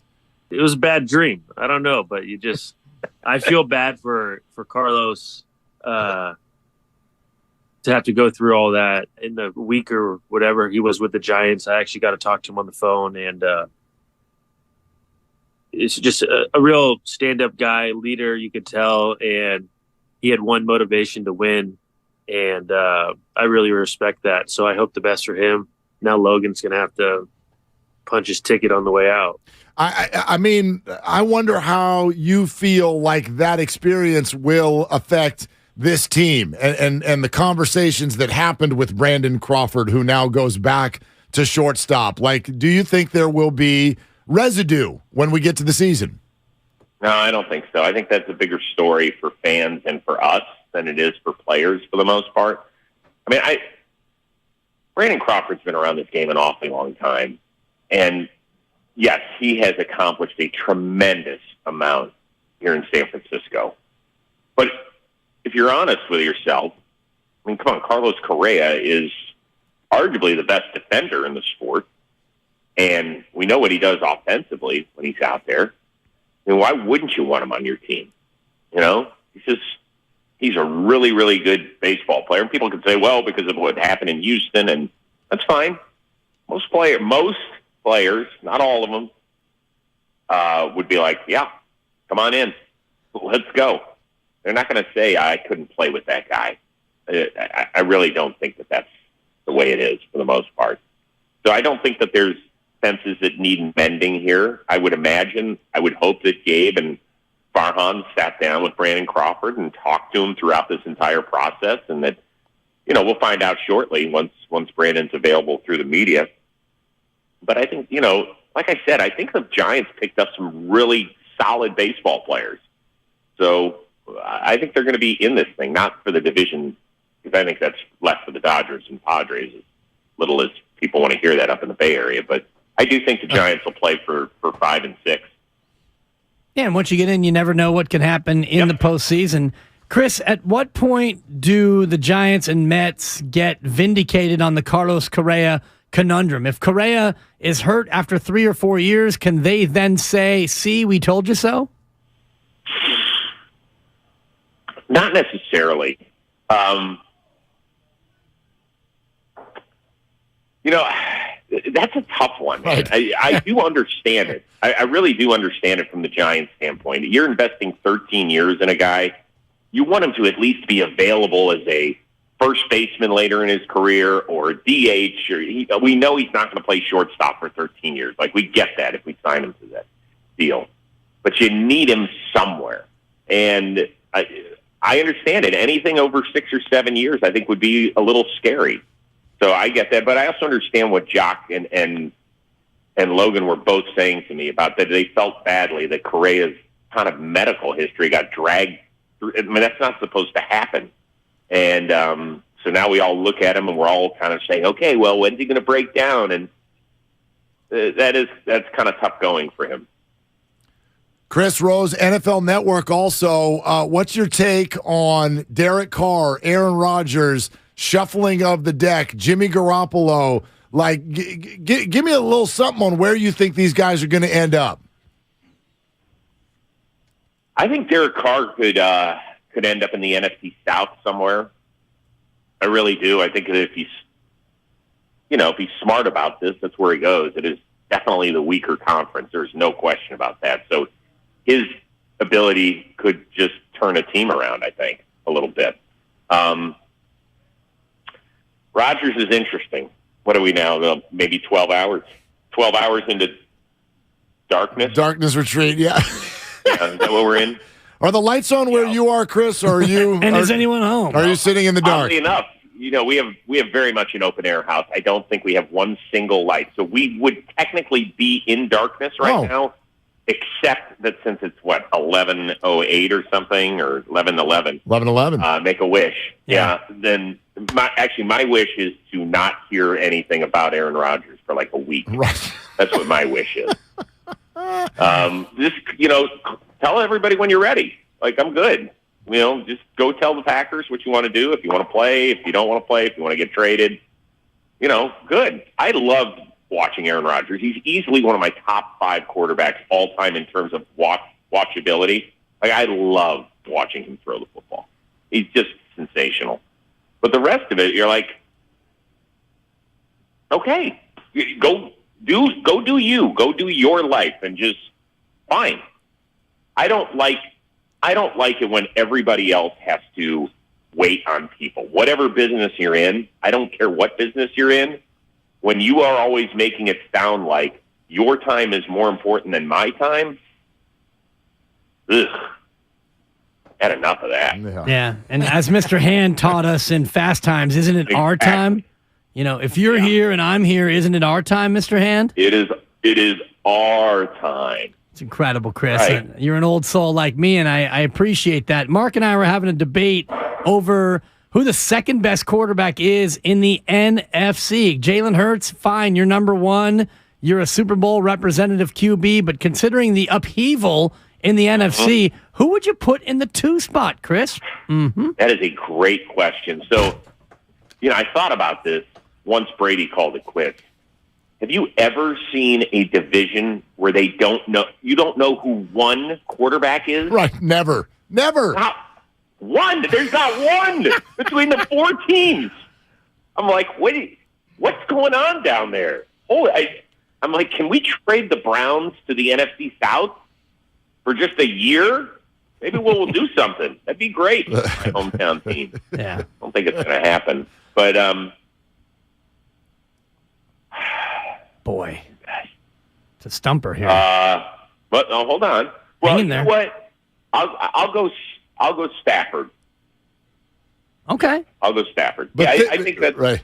just because I can't put Rodgers in Green Bay still right now, even though he is, until he comes up with the all-important decision. I'm not going to put him there. And I still like Stafford over Cousins. Ooh-wee. Slightly over Dak, because I thought Dak just had a really poor year. He hasn't played this poorly before, in my opinion. Well, and then, of course, Brock Purdy, too. I know you forgot that, but Brock Purdy also. I love that story, man. I was so bummed. Listen, guys, we watch all the games together at NFL Network on days that we work on the Sunday. We were so excited for that game, and when he got hit, we just all looked at each other and we were like, oh, my God. And it's nothing against Josh Johnson, but we were like, really? Like, this is what we're doing? And then he gets hurt. And it was such a bummer. I felt terribly for you guys because not very easily, but I'm watching the Chiefs victory parade right now on NFL Network. This could be through the streets of San Francisco. Yep. It just could be. And I know that that's not what you guys want to hear, but that team is awesome.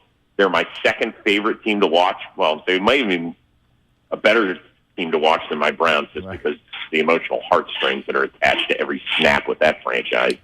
But you know what I'm saying? Like, they're tough. They got skill guys. They got defenders that can run.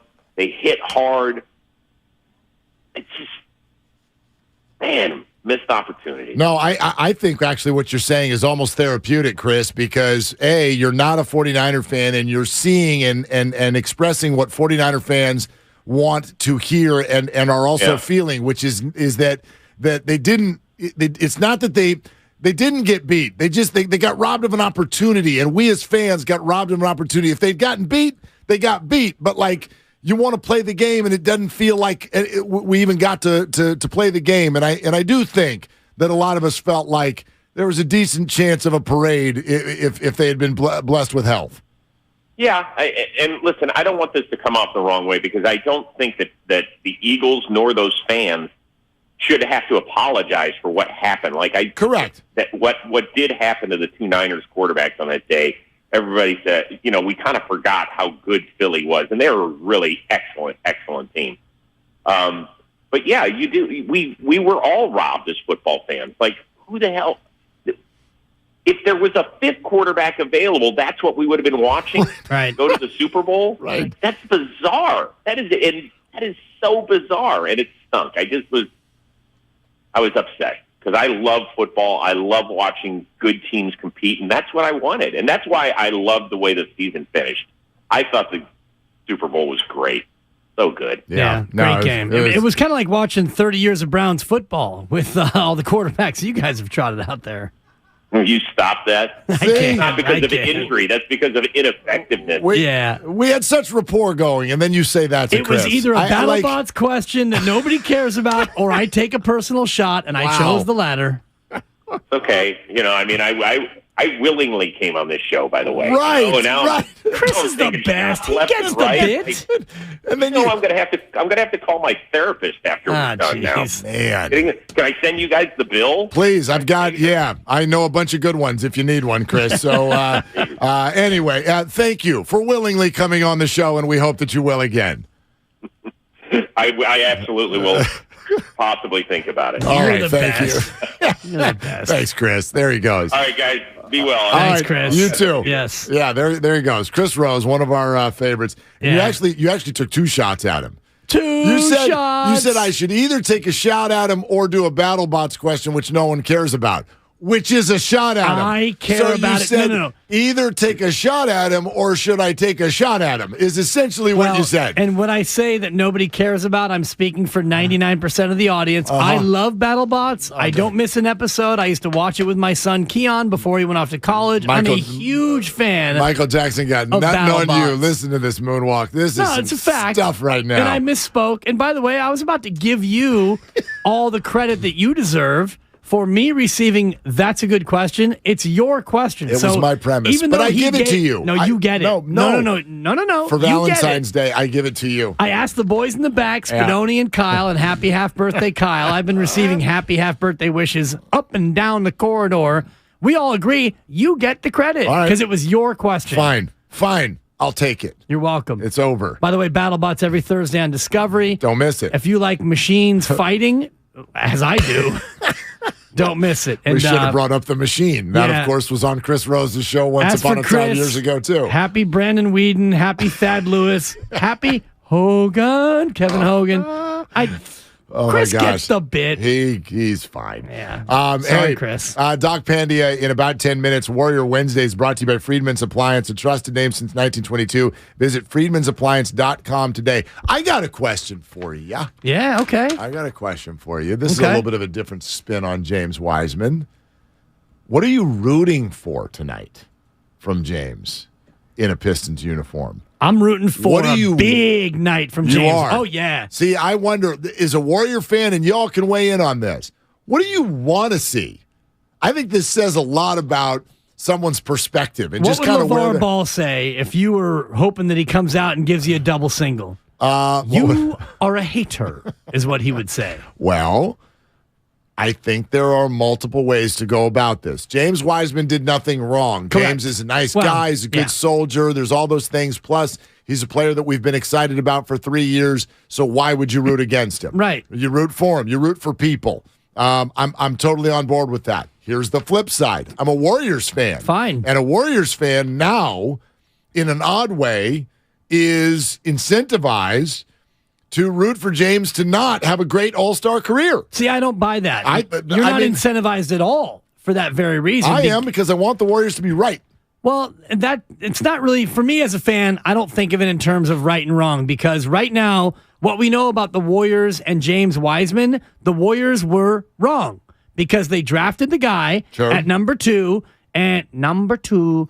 You drafted him at number two, and he didn't do very much for you. 60 games of ineffectual basketball, and you felt like you needed to trade him. So as a Warriors fan, I already have my conclusion. You were wrong. You were wrong to pick him at number 2, and or you were wrong with the way you used him. You were wrong. This has nothing to do with James Wiseman. But so if I'm going to root against James Wiseman now, that makes me a hater. But where you were wrong is potentially going to evolve.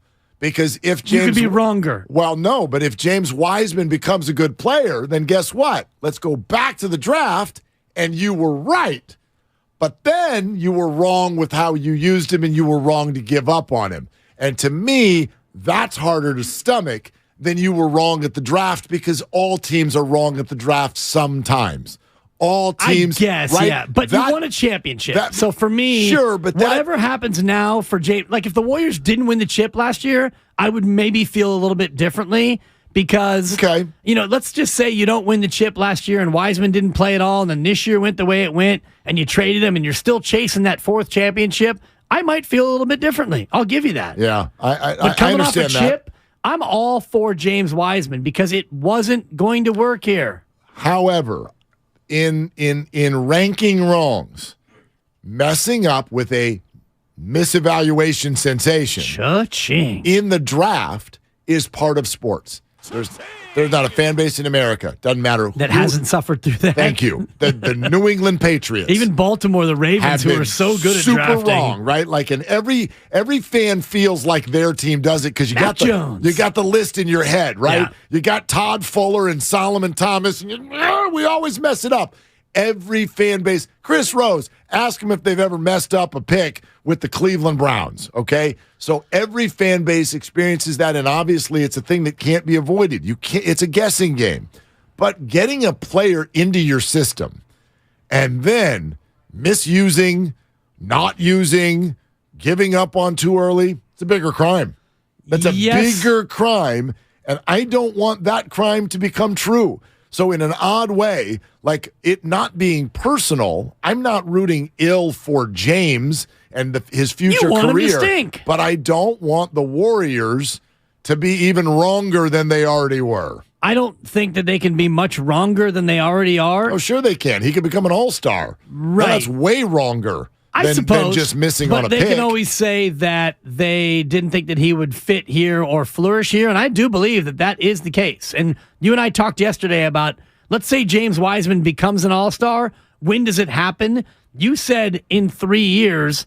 I said more likely 6 to 8 years. Either way, it's not going to help this core, this window, which is your number one responsibility. My thing on James Wiseman, in terms of I don't want the Warriors to be wronger, it is colored a little bit by the fact that you didn't get anything back for James Wiseman. It appears. Gary Payton II, out a month, maybe 2. And in 2 months, you may not have any basketball games to play. So you might have traded Wiseman for nothing. Maybe. So then if he goes out and he balls out, that would hurt a little bit more than if, let's say, Gary was healthy and he leads you to the 5 seed and you go on a little bit of a mini run, whatever that means. At least you would feel like you got something for James. I mean, I guess just as a fan, what burns you more? Let's say Hunter Bishop never makes the bigs. Never heard of him. Okay, sure you have. Let's say Hunter Bishop never makes the bigs. What hurts more, Hunter Bishop or Brian Reynolds playing in center field for the Pittsburgh Pirates, who you did draft and then you shipped out and he became a borderline all-star? Oh, it's Brian Reynolds. Thank you. So that's what I'm getting at. And who's that other outfielder they shipped out who went on to hit like 35 homers a year? Talking about Duvall? Yeah, thank you. Yeah. I was thinking Duggar, but I knew it wasn't Duggar. Not Duggar. It was Duvall. Duggar. Gary Brown? Right? So to me, it hurts more when you give up on someone and he becomes a star. I get it. Than it does to just miss a pick. Baseball is a little bit more of a crapshoot. Totally. But in this case, like James Wiseman, you had 2.5 years to show something, No anything. Doubt. Bueller, and he hasn't been able to do it. All brought to you by Fremont Bank, full service banking, no compromises. Brock Purdy, Steph Curry, GP2 cleared to play. Doc Pandia coming up next on Willard and Dibs. Steiny and Guru stream live on YouTube and Twitch every day. Having watched the NBA as much as I have, this means something. The fact that they are grinding in February. Like they never had a grind before, and they're a little bit older, and I feel like that's going to be something they're going to have to overcome because I just think it's going to take a toll somehow.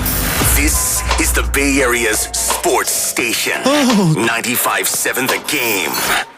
Hey, Dan Dibley here. As we head into a new year, Golden State Lumber and Building Materials wants to remind you that they're ready to support your next project. With locations at every corner of the Bay and well-stocked local inventory, they have the resources to provide what you need and when you need it. And that includes delivery to your job site anywhere in the Bay Area, because they're dedicated to keep you ahead of schedule on every project. If you're able to do it yourself, you're invited to visit your local Golden State, and the trained staff there can share their knowledge and direct you to the materials you need. Click goldenstatelumber.com for GSTV. That offers educational and informative videos and spec sheets on a wide range of projects over the last 70 years that Golden State has grown into include an incredible team of dependable partners and specialists. They've got you covered, and they're family-owned for 3 generations. Golden State, when you succeed, we succeed. Mom, Dad, Sis? Here we go again. Why are you in a suit? Picture, if you will, a world with the best network imaginable. I'm talking about the Xfinity 10G network. Go on. Mom, remember how your reality shows wouldn't load with all of us online? Now you can binge. And Susie, we'll have fast internet in the basement. Nice. If you have any questions, here's my card. This is just your name on a gum wrapper. Introducing the 10G network only from Xfinity. The future starts now. Now through March 21st, new customers can get 200 megabit Xfinity internet during our limited time Xfinity 10G network launch celebration for just $25 a month for 2 years. Plus, there's no annual contract required, and you get Wi-Fi equipment included. Go to Xfinity.com/10G, call 1-800-XFINITY, or visit a store today. Requires paperless billing and autopay with stored bank account. Restrictions apply. Taxes and fees extra. After promo, regular rates apply to internet service and devices. Actual speeds vary. Make connections that count at Evergreen Valley College and get free tuition when you enroll for 6 units or more. That's right, free tuition and no student fees this spring. EVC is an award-winning transfer college and has the 4th most diverse faculty in the country. And with EVC alum earning more money than nearly every other community college in the country, you can take classes and transfer or fast-track your career. Enroll for classes today and get free tuition for the spring. Visit evc.edu for more information and enroll for classes at evc.edu. That's evc.edu. If you own a business, this has been a bumpy ride. From pandemic to inflation, I'm sure you could use a break. If your business has 5 or more employees and survived COVID, you might be eligible to receive a payroll tax refund of up to $26,000 per employee. The challenge is getting your hands on it. Hi, I'm Howard Mackler, and that's why I founded GetRefunds.com to cut through the red tape and get you that money. The team of tax attorneys we have put together are highly trained in this little-known payroll tax refund program. We do all the work, charge not a dime up front, and simply share a percentage of the cash that we get for you. Businesses of all types qualify, including those who took PPP, nonprofits, and even those that had increases in sales. We have helped return over $1 billion to businesses, and we can help your business too. Just go to getrefunds.com and answer a few questions. This payroll tax refund is only available for a limited period of time. Don't lose out on up to $26,000 per employee. Go to getrefunds.com. That's getrefunds.com. Our company Repurpose has a really cool mission: get rid of plastic. Meanwhile, we had this problem. Our office was all paper, and nobody wanted to file paperwork, print checks, mail them. We don't do that anymore. Now we've got Bill. It lets us be digital. Bill saves us paper and time. No matter where our key players are, they have visibility into our cash flow. Goodbye plastic, goodbye paper. Automate your finances with Bill. Learn more at Bill.com. He's the best interview in the Bay Area. Steve Kerr, Warrior head coach here on 95.7 The Game. When those nights happen, I kick myself afterwards for not walking into the locker room and banging on the walls, during our pregame meeting and yelling, do you guys understand what's about to happen? He's on with Damon and Ratto every single week during the NBA season. Wow. Steve Kerr on 95.7 The Game. Presented by Xfinity. Supercharge your home with supersonic Wi-Fi. Unbeatable internet only from Xfinity. My simple solution to the problem was remove people from the scene and help them feel safer. In response to attacks against Asian Americans, Maddie Park raised over $250,000 to donate cab rides to the Asian community. There is so much more work to be done. We really need to come together and tackle this issue as a community. Support the Asian community. Learn how at lovehasnolabels.com. Brought to you by Love Has No Labels and the Ad Council. It's not easy being the one everyone counts on to keep your operation running, no matter the weather or supply chain hiccup. But we get you, Raymond in Buffalo, Maria in Miami, and Jules in Troy, taking control of everything that's under your control. At Grainger, we're here for you with high-quality supplies for every industry, plus real-time product availability and access to experts ready to help. Call, click Grainger.com, or just stop by. Grainger, for the ones who get it done. Hi. Who's this? Buzz. He appears whenever you eat Honey Nut Cheerios. Like a genie? Sure. Ooh, does he grant wishes? I wish I lived in a giant boot. No, I wish I could swim with a humpback whale. No. I can grant you a delicious bowl of High Nut Cheerios, which can help lower cholesterol as part of a heart-healthy diet. Ooh, with heart shapes, too. Happy heart-shaped Cheerios are back for a limited time. Pick up a box of Honey Nut Cheerios at your local store for an easy, delicious, and heart-healthy start to your day. Discover credit cards automatically double all the cash back you earn at the end of your first year. Wait, hold up. Question for the audio engineer. Is this for real? Apparently. See terms and learn more at discover.com/match.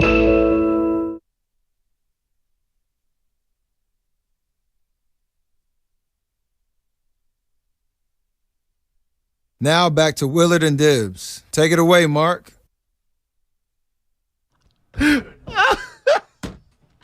I should have been a veterinarian. That's bottom line. Oh, my God. Cash rules everything around meow. Yes, without fully going into the conversation. My God, dog. Yeah. I'll tell my side of it. It gets expensive. I guess this is what I can now share. Penny the dog had a hell of a week last week. Rest in payments, R.I.P. She's only 2. They found something. They removed it. I got the call yesterday. It's benign. She's good. Nice, Penny. We're fine. The bank account Change your is name not to dollars, fine, right? Not pennies, dollars. Not penny. Seriously. Not penny, not nickel, not dime, not quarter, not dollar. Head north. Yeah, keep going. Name her Benjamin. Good Lord. But Penny's going to be all right. And so that is a wonderful thing. In fact, she has been cleared to play. She has been cleared to play. Oh, that's right. That's right. We're taking you inside the tent right now, get you updated on the latest injuries in the Bay. We're proud to partner with UCSF Health on this segment and bring in Associate Professor of Orthopedic Surgery, Dr. Nirav Pandya. Doc, talk to me about how long after surgery does it take a dog to be able to run at a dog park? What's the time length there? You know, I'm going to stay in my lane with that one. All right, that's so fine. good. Fine, okay, fine. Let's talk about GP2 then. Okay. This is boring, but anyway, yeah, core, rotten to the core, I guess. Like, what's the read on this GP2 injury, and if you think he can contribute this year? Yeah, no, I think it's going to be a little bit tough. You know, I think anytime an athlete has had multiple of these kind of core muscle injuries, which sounds like GP2 has had, and you go beyond what's quote unquote the normal timeline, you begin to worry a little bit. You know, like in general, if you look at NBA athletes who've had this injury, you're looking at like 4 to 5 months recovery, and the fact that he still has pain is concerning. But based on what they're saying that this could be an adductor issue, I think that was the initial report that came out. We do commonly see adductor issues after core muscle surgery, so it's kind of in line what we typically see. And the fact that he's going to have a month or so to rehab. So I think the Warriors wouldn't have brought him on unless they felt that he was going to be able to contribute, even given his history. So could it be around playoff time potentially? Could it be a little bit earlier? But the good news is these are never career-threatening injuries. This is just something he has to address so he can be effective come, hopefully, end of the season, playoff time. Yeah, and playoff time, hopefully there is a playoff time, and part of that is dependent on Steph Curry and his return to play. Knowing what we don't know about the ligaments that he injured, is that partly why we don't have a concrete return to play schedule for Steph Curry? Yeah, absolutely. There's really nothing out there in terms of, you know, these type of injuries where you have like just kind of like more of a kind of a sprain type issue. If you look at some kind of reports that are out there, some people say it takes about 3 weeks for these to heal and then another 3 weeks to kind of get your strength back. So maybe a 6-week time frame, but there's no template. I mean, we know what an ACL, we know what an Achilles is. So I think in general for fans to kind of realize that a lot of it is about, number one, he has to get his pain better. And number two, then it's the ability to do stuff on the court. This isn't a thing that's going to typically cause instability, like his tibia and fibula aren't going to like come out of place. But it's all about pain control, and this is an area that can sometimes take a little bit longer to get better, and it's his knees. So I think that given all those factors, it's hard to say. It's really about how he's responding, and when you're just waiting to see how an athlete responds, it's hard to put a timetable on it. Okay, so Doc, that sort of fuzzy timetable that we're all dealing with, is there even a back end where you're just kind of like, okay, worst case scenario? I mean, is there a scenario where we don't see Steph again this year? Yeah, I mean, that would obviously be the worry. I think when you get to more than 6 weeks, that's typically when most ligament issues like this are going to heal up. So if you start getting to week 6 or week 7 and he's still having discomfort, that's when we start worrying about what's potentially else going on. Is there's this more severe does need to be shut down? So I think 6 weeks would be that time frame at which we would get worried. Hopefully, as we see him progressing and he seems to be walking a little bit more comfortably, doing more stuff, that would be a positive sign. We hit week 6 and I'd start getting worried. Yeah, and that's, week 6 would get us into probably mid-March, and then you'd have to really worry, and especially determined by where the Warriors are in terms of a playoff push at that point. Klay Thompson played a back-to-back, which was pretty exciting. Does this mean that he's now cleared to play more back-to-backs, or is this just a case that heading into the All-Star break, it was a good calculated risk for them to take? I think it's a combination of both. I think, the risk of him playing it, even if they were going into the All-Star break or not, I think the risk of having something happen on that second night, they clearly weighed and they wanted him to play. And I think the going into the All-Star break does give them a little bit more leeway in terms of seeing how his body responds. I think the fact that they're actually considering it means he'll probably see more back-to-backs as long as he did well as the season goes on. And I think the one thing that's gotten lost with everything else that's going on with Curry and GP2 is how consistent and amazing Klay's been over the past month and a half in terms of both his recovery and how he's playing. We waited for a long period of time for people to ask, will he return to his form? Will he be able to play back-to-backs? And honestly, the way he's performing is far above and beyond anyone who's come back from an Achilles, even Durant, even Dominique Wilkins, and he's thrown an ACL. So I think it's important for people to recognize just how phenomenal what he's doing is in the context of his injuries over the past several years. Doc, Brock Purdy's surgery is scheduled for a week from today. It continues to be that all indications that this is going to be repair, not reconstruction. But how does it work when they get in there? Is there any chance that changes on the fly? Absolutely. I think that MRIs will give us a good sense of what we're going to do 85% of the time. But once you open up the elbow and you're looking at that ligament, you're feeling the quality of it, you're seeing if there's tearing you can't see in the MRI. Absolutely. Most surgeons are going to be ready to prepare it and change. So hopefully this is a ligament tear that just kind of came right off the bone, or it's torn in an area where there's really good quality tissue, and you do the repair with this internal brace as well too that people talk about. And he's back in 6 months. But if you go in there and that ligament doesn't look good, the worst thing you can do is say, look, we're going to do this repair, and then it fails in 3 months. So absolutely, the surgeon will be prepared to do whatever's necessary to give him a solid arm. So absolutely, there could be a possibility that he gets the surgery done. There's a report from the 49ers that he had the bigger one, and it's been 9 months. But most of the time, we can get a good sense from the MRI what's going to be, but you can't 100% know until you're in there. Medically, what would be better? Would it be better for the ligament to be partially torn off the bone or torn slightly in the middle of the ligament itself? Probably better to be torn off the bone because you've got less. The ligament basically heals better to bone in terms of general kind of like biology. If it tears in the middle, it's really hard for that tissue to kind of come together. And also, even though you're looking right at the tear, everything around it's just degenerated. So usually when it pulls off bone, you have a good quality ligament that just needs to be reattached. When it tears in the middle, then you're just dealing with bad tissue, and that's where you're going down the route of, look, we need to do a reconstruction, which is the longer recovery. Doc, great stuff. If you know any dog orthos, let me know. I'll see what I'll do. I'll send some feelers out on that Twitter. Appreciate it. Appreciate it. All right, great stuff. We'll talk to you next week, Doc. Okay, sounds good. All right, there he goes. Dr. Narav Pandya, and the proceeding was sponsored by UCSF Health. I mean, I take from that, hold your breath. Definitely. A week from today. Hold your breath because, my God, can you imagine if Wednesday afternoon next week we get word, actually it was worse than we thought.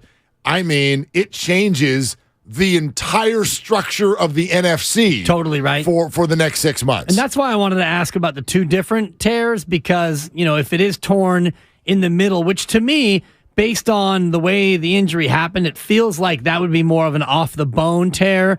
I think the tear in the middle of the ligament would be more over time where it gets stretched out, and then it just tears because it's been stretched out so much. That's why I wanted to ask him as to which of the two repairs is better for Brock Purdy, and that makes sense in terms of go ahead and re-secure that thing back to the bone. It heals better around bone, and after 3 months, once it's grown back to the bone, then he's able to throw again. If it's in the middle of the ligament and you got to now worry about the tissue, the unstable tissue, that's more likely to suffer a re-tear. You love this stuff. Oh, I absolutely do, Mark. I don't. It makes me... I light up. It makes me... Like, I don't have a weak stomach, but it makes me a little queasy. Like, well, is it on the bone? Did it snap here? And then it is it all frayed and it's falling. I'm just like, ugh. As a man who's had 4 surgeries, excited. I've had 4 surgeries, not including dental surgeries. So when I tore my labrum, I was walked through exactly what they do. My labrum was torn off the bone, so they drilled into my shoulder 4 screws, and they reattached the labrum. Damn. So I have screws in my shoulder, and so I know that was not torn in the middle of the labrum. It was torn, 4 screws 4? inside. Well, no, but 4 total surgeries? Yeah. I had a perception that you had way more. ACL replacement. Yeah. Meniscus removal. Torn labrum repair. And? Reverse vasectomy. Oh, yeah, reverse. Which, if you want to talk about which one, the most painful of the 4 surgeries?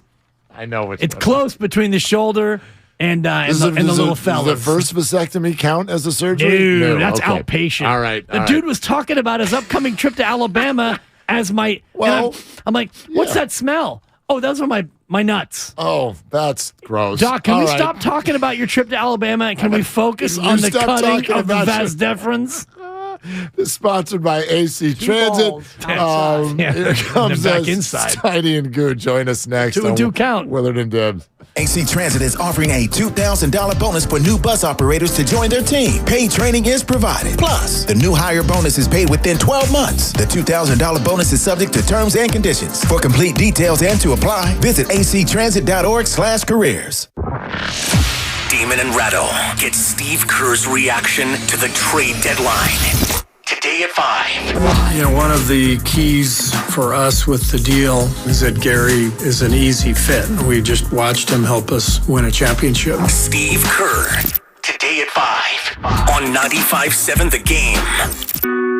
We are on a journey to make healthcare more accessible and more equitable, to treat the most complex diseases and offer hope where often there is little, to provide better care to more people across the Bay Area. We are more than a hospital, more than a university, beyond science and technology. We are the people of UCSF.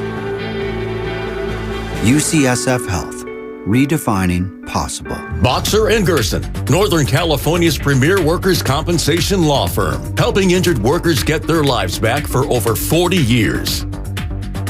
Every small business owner knows business happens everywhere. The office, the warehouse, or on the road. And no matter where it takes you, there's one solution to help your business thrive. Comcast Business Complete Connectivity. It's the largest, fastest, reliable network with advanced gig speed Wi-Fi and cyber threat protection in one solution. Get started for just $49.99 a month. Plus, add Comcast Business Mobile and you can save up to 60% a year on your wireless bill. And ask how to get up to a $750 prepaid card. Flight 291 is now boarding. Yep, you're going places. And when you get there, be ready to do business. The complete connectivity solution from the company that powers more small businesses than any other provider. Comcast Business, powering possibilities. Ends 2/21/2023. Restrictions apply. Requires EcoBill and AutoPay. New 50 megabits per second internet and Comcast Business Security Edge customers only. Equipment taxes and fees extra. After 12 months, regular rates apply. Gig internet required for gig Wi-Fi. Mobile savings compares pricing of top 3 carriers. Toyota's President's Day sales event is on now. And when you're staring down a 3-day weekend in California, look no further than Toyota. Right now, get low 3.99% APR financing on 2023 RAV4, Camry, Corolla, and Highlander. From snowy slopes to sandy coasts and everything in between. This President's Day, Toyota lets you do it all. Toyota, Let's go places. Offer available through TFS to buyers with premium rated credit. Excludes RAV4 Prime. Ends 2/28/23. Renovation, demolition, DIY project, or just cleaning up? Try a dumpster bag from Yellowsack. Yellowsack makes waste removal easy. Less mess, space-friendly, budget-friendly. Go to yellowsack.com or call 833-3YELLOW and have Yellowsack arrive at your home. I'm Aaron, owner of California Deluxe Windows. Ever notice? When your neighbors get new windows, there is a large black eye of broken stucco, uneven plaster, and even mismatched paint. At California Deluxe Windows, we never leave a ring around the window. Why? Because we are one of the only companies in California who custom crafts every window and door to your home's exact measurements. Almost everyone else on the radio is a distributor. They grab a window from a warehouse, break open your walls, shove it in, and patch things up. At California Deluxe Windows, we take pride in our work. Our installation technique is so precise, we do not break your stucco. Your house could be covered with potato chips, and we wouldn't crack one. Call now, and for a limited time, you get 30% off your entire order and 24 months of interest-free financing. 800-874-3600. 800-874-3600. That's 800-874-3600. California Deluxe Windows. Windows engineered for life. Certain terms and conditions apply. CSLB number 774518. Lowe's always has more ways for you to save. On top of our everyday low prices, pros can save big when buying in bulk. Or if your purchase is over $1,500, ask about our volume savings program. A pro associate can provide a customized quote. Ask about our volume savings programs today. It always pays to be a pro at Lowe's. While supplies last, minimum purchase required. Selection varies by location. Lowe's reserves the right to limit quantities. Volume discount pricing quotes are valid up to 7 days. Visit your local pro desk to learn more and start saving. Offers subject to change and may not be available in all Lowe's stores. I'm getting vaccinated with Prevnar 20. So am I, because I'm at risk for pneumococcal pneumonia.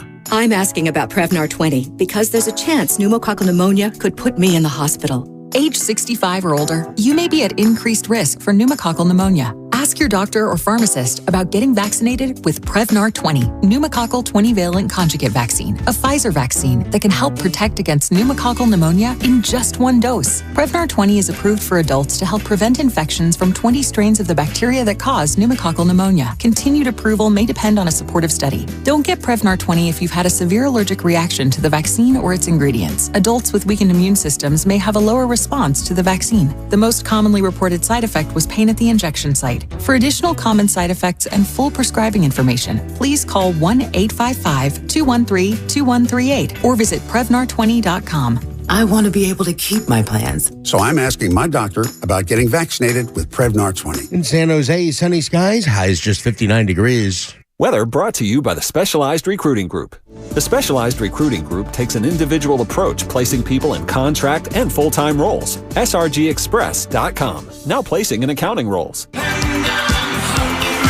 Don't miss Duran Duran, the Future Past Tour, May 28th at SAP Center San Jose with special guests Nile Rodgers and Chic and Bastille. Enter at 957thegame.com for your chance to win tickets to the show.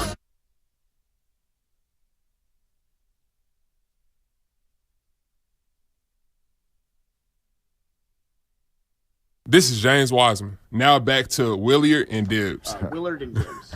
Now back to Willard and Dibbs. See what happens when you mispronounce my name? That's it, huh? Say my name. Say it right. Say my name. Willard. Say my name. Man. Okay? Don't mess it up, or you out. Man. No, I hope I say this sort of, I don't know, through gritted teeth. Like, I hope he does well tonight. But I don't want the Warriors to have committed that sin, a double sin, if you will. Drafting It'd be a guy. a triple sin. Kind of. You because missed on there's the draft, and there's the development. You missed on the development. And then there's the departure. And if he, shout out, was that Jack Nicholson in The Departure? It's a good movie. But if he goes on to be a great pro eventually, it's a little bit like the Carlos Correa to me. If in 6 years James Wiseman is an all-star, is a great player, fine. You didn't blow it. In 6 years, if James Wiseman as a 27 or 28-year-old finally becomes a good, serviceable double-double machine, I don't think you look back and say, you gave up on him too soon. You could say you didn't develop him. You could say you blew the draft pick because you never developed him, you never used him. But if he goes out immediately and over the next 24 games for Detroit, and by the way, they're 12.5-point dogs. Yeah, they're Boston at tonight, Boston right? tonight. If he goes out tonight and puts up 28, 16, and 5 blocks, that ain't good. That's not going to happen. No, but that's not going to happen. In a win over Boston. Over or under 13 points tonight for James Wiseman? Under. Yeah, right? I don't even know what over under 13 minutes. Where is he in the rotation? I don't know. If Does Detroit have a rotation? I'm sure their coach thinks so. Right. I don't know. I wish for all, we talked about it earlier, the bars and restaurants throughout the Bay Area, now's your time to just have your head in the sand. Or get League Pass and put the Pistons game on tonight at your bar or restaurant. I get really, really upset whenever the Warriors or the Giants are playing. It's a little different with 49er football. I mean, unless it was a Thursday night game or a Monday night game, but it's on you to have the local game on. Don't make people get up out of their seat and ask. Don't show me Wisconsin basketball on February 14th. That's ridiculous. But tonight, starting tonight, what do we have? We have a 9-day run of you can put whatever the hell you want on the TV. Is that about right?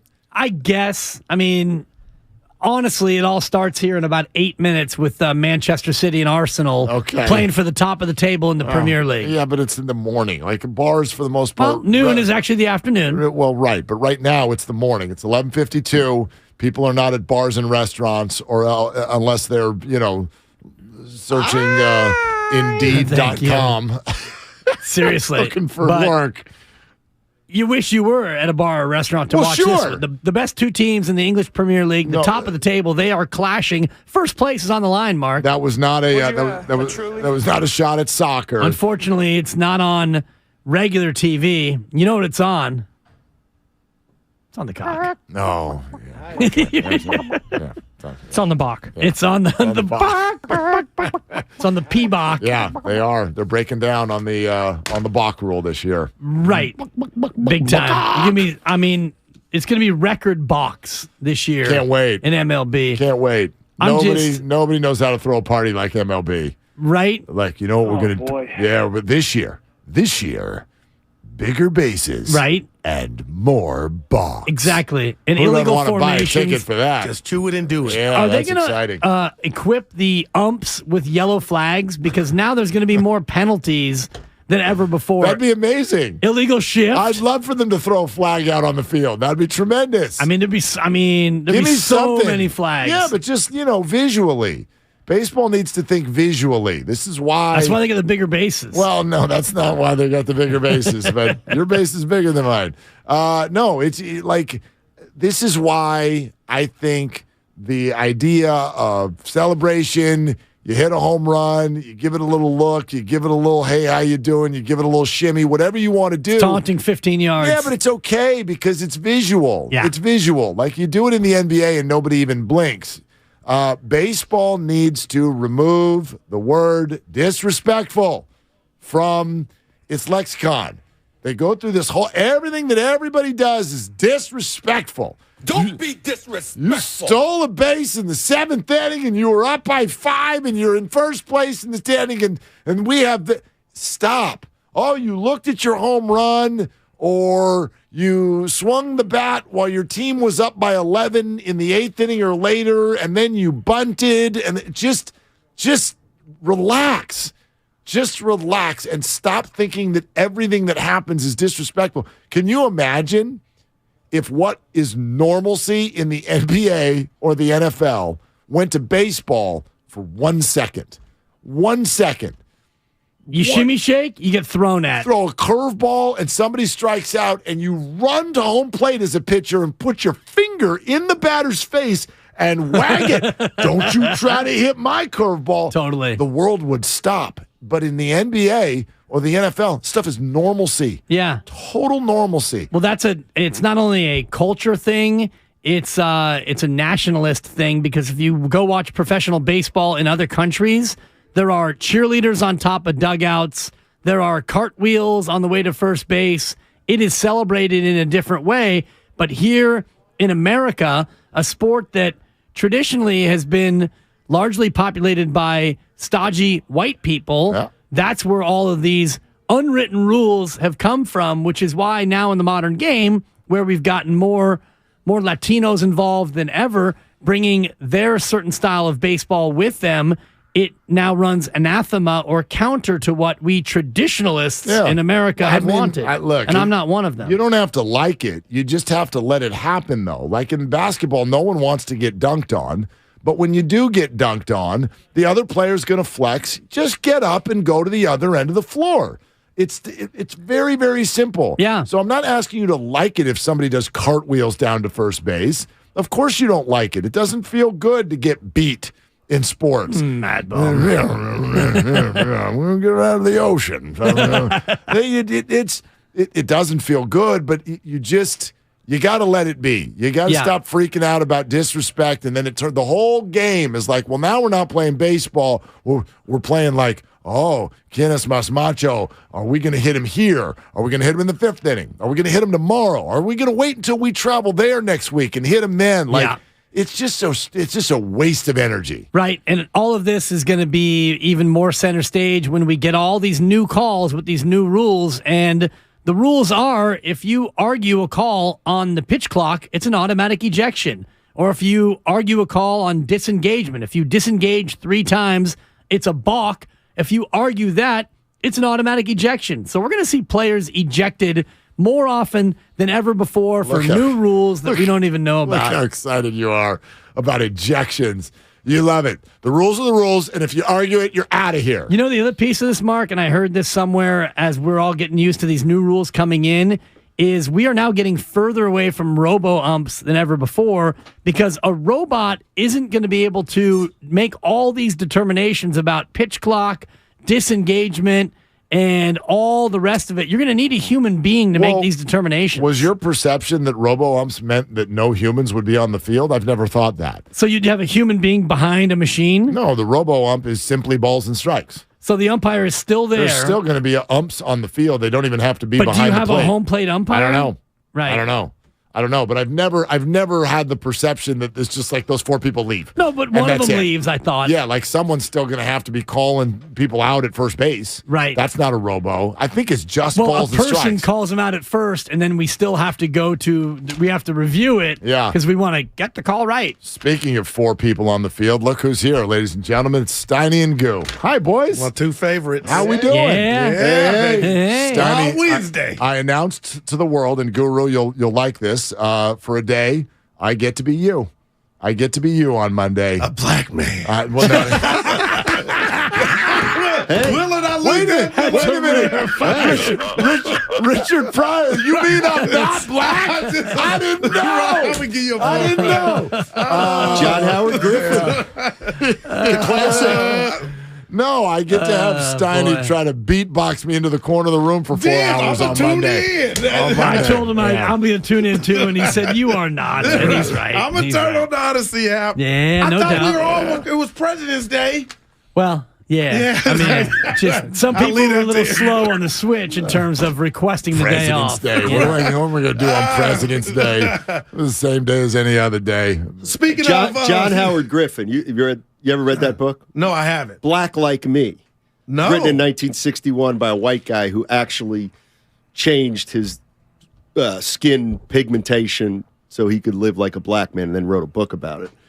No, Seriously. I feel like I've seen that movie 1961. Well, yeah, Saturday Night Live. Eddie Murphy did a great skit about that once upon a time. The greatest. Right? Yeah. When white people are alone together, they give things to each other. Author Ralph Wiley, Why Black People Tend to Shout, a phenomenal book. Yeah, I read it many years ago. Yeah. Great book. Yeah. Without a doubt.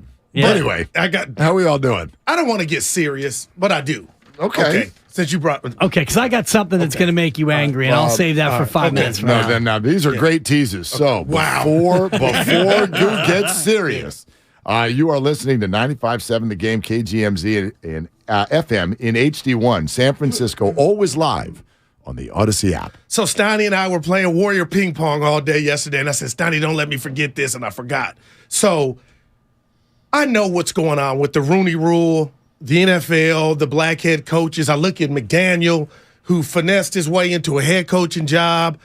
but it's the second, third go-arounds. But I said this at your home, man, and I just need you guys to talk me, not off the ledge, but what would you say to Eric Bieniemy, who's had 15 interviews, and now this is the noise I'm hearing from the national media, and I was at the gym yesterday, and it's bothering me.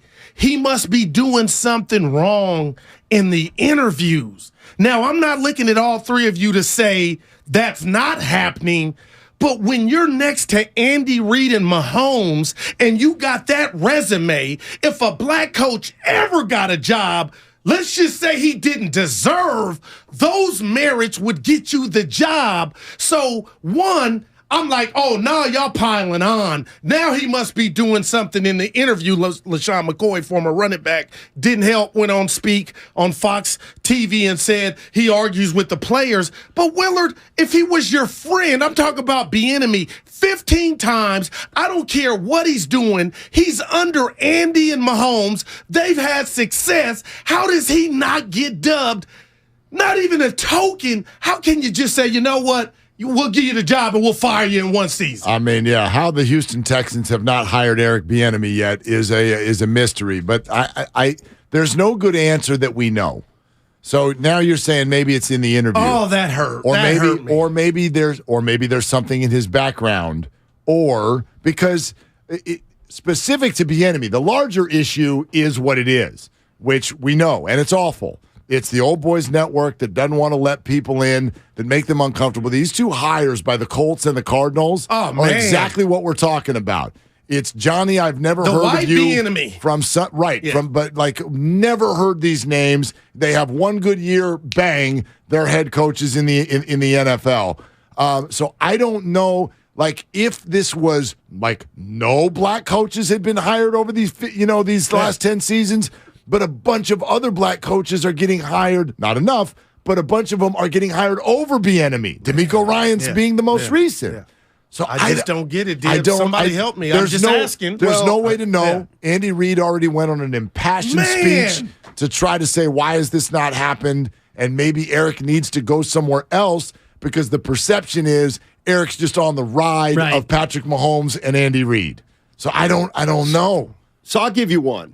Now, I'm not going to, Patrick Ewing. All right, Patrick Ewing was a great player, and then he was an assistant in the NBA for a while. Can't get a job. Wanted to be a head coach, can't get a job. There was some stuff. Yeah. It doesn't, it could be, whether it was his work ethic, or there was stuff out there. Because we went at it, you and I, because I was saying, why can't he get a job? But go ahead. And anyway, everybody's got stuff. Like if I were a coach, but boy, he likes to go have a few, whatever it is, or he's got a bad temper, or so I don't even want to. Yeah. But there was stuff. He never that's 15 why 15 interviews. But you could make a case that he's not a good coach. Now, would a white guy get the same opportunity? The answer is probably yes. I think we can say that. But I don't think that Patrick. I don't think Patrick Ewing would have been a good NBA coach. And I wonder how much... But I don't think Rick Barry would have been a good NBA coach either. And how much does Eric Bieniemy's repeated, and I'll say failure just because he's not getting the gig, how much does the fact that he's had all these interviews become a strike against him? Because now, if you go to interview him, it's like he's had 15 interviews and 15 different ownerships have said, you're not the one. And meanwhile, like Mark said, the hiring of black coaches is better. It's not even close to where it should be as far as representative of how many black players are in the league. If it were commensurate to that, you'd have 16 or 17 black head coaches, right? But how much is the fact that he's been there knocking on the door and not gotten even a sniff, is that now held against him? Yeah, I believe it is, and hopefully I'm wrong, Willard, but I think he's the one that's left out, and Dibs is right. Okay, you're in front of an owner, and it's like, why didn't the 15 other guys give you a shot? I just don't get it, and I feel bad for the dude. And if Steiny's right, how many white coaches have had, quote unquote, he likes to have what? But here you go. Here's a press conference. Well, Jeff Saturday with just that opportunity. Exactly.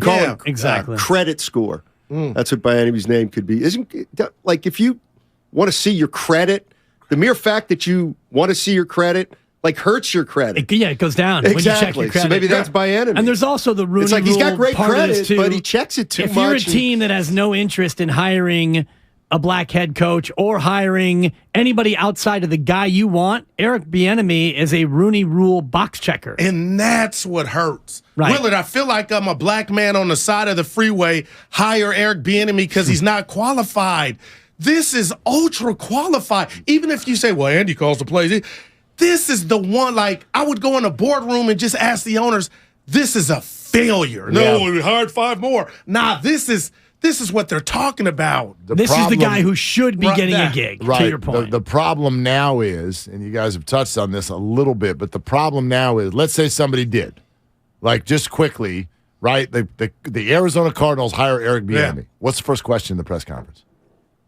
What took you so long to get this job? Kind of, right. Like your fan base is like, why did we just decide to become the team that grabs the guy that's interviewed 15 times and not gotten the job? As opposed to, this is great.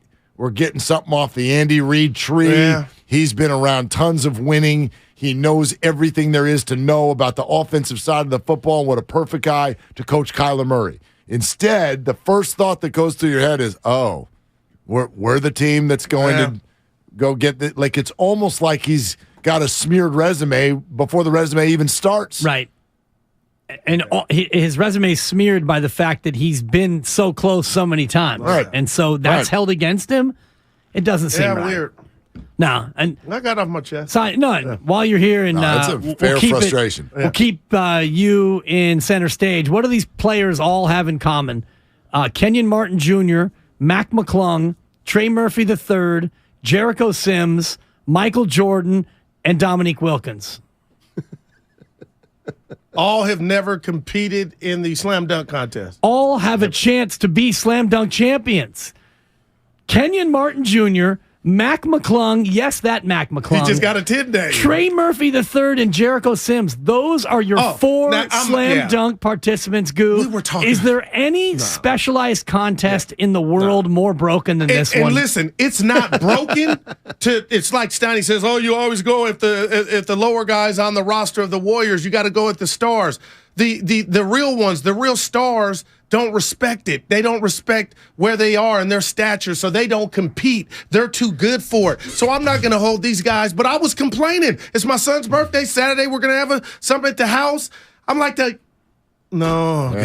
It's terrible. And I'm going to say this. IG has these unknown dunkers. Yeah. And they're doing these phenomenal dunks to where I'm like, that's fake. I'm wondering if that's where it should go. Okay, so this is about a week and a half ago, I took my son for his 16th birthday and a bunch of his friends to Great America. And here's why I bring this up. I grew up going to Great America. So did I. And Marriott's. And I go there now, and it's the weirdest feeling to go back as an adult. It's probably been, it's been 30 years at least since I've been there. And you walk into a place that you've been 100 times and go, I don't even recognize this. I don't. Then there's one thing: the demon is still there. Yeah. You're like, it still hits nice. That was the roller coaster that we were like, are you going to go upside down for the first time? Are you going to go on demon? It's now like the 8th most intense roller coaster at Great America. The point is, and Great America is now going to close here in a number of years. There are certain things that just hit in certain generations, and then over time, they don't. And this is now how I feel about all All-Star games and everything that goes around them. You look at what has happened in the NFL, there's not even a game anymore. That was a joke. I know you liked it. The baseball thing still has a little bit of cachet, but all of them, and I don't want to be the guy, I don't make it like I used to. It just doesn't work anymore. I don't think anybody cares. We're trying to tweak stuff every year to make it work for a younger audience. Home Run Derby still works a little bit if you got the right guys. Let's get Shohei and Trout in there and whatnot. But, man, All-Star games just this still works, don't hit.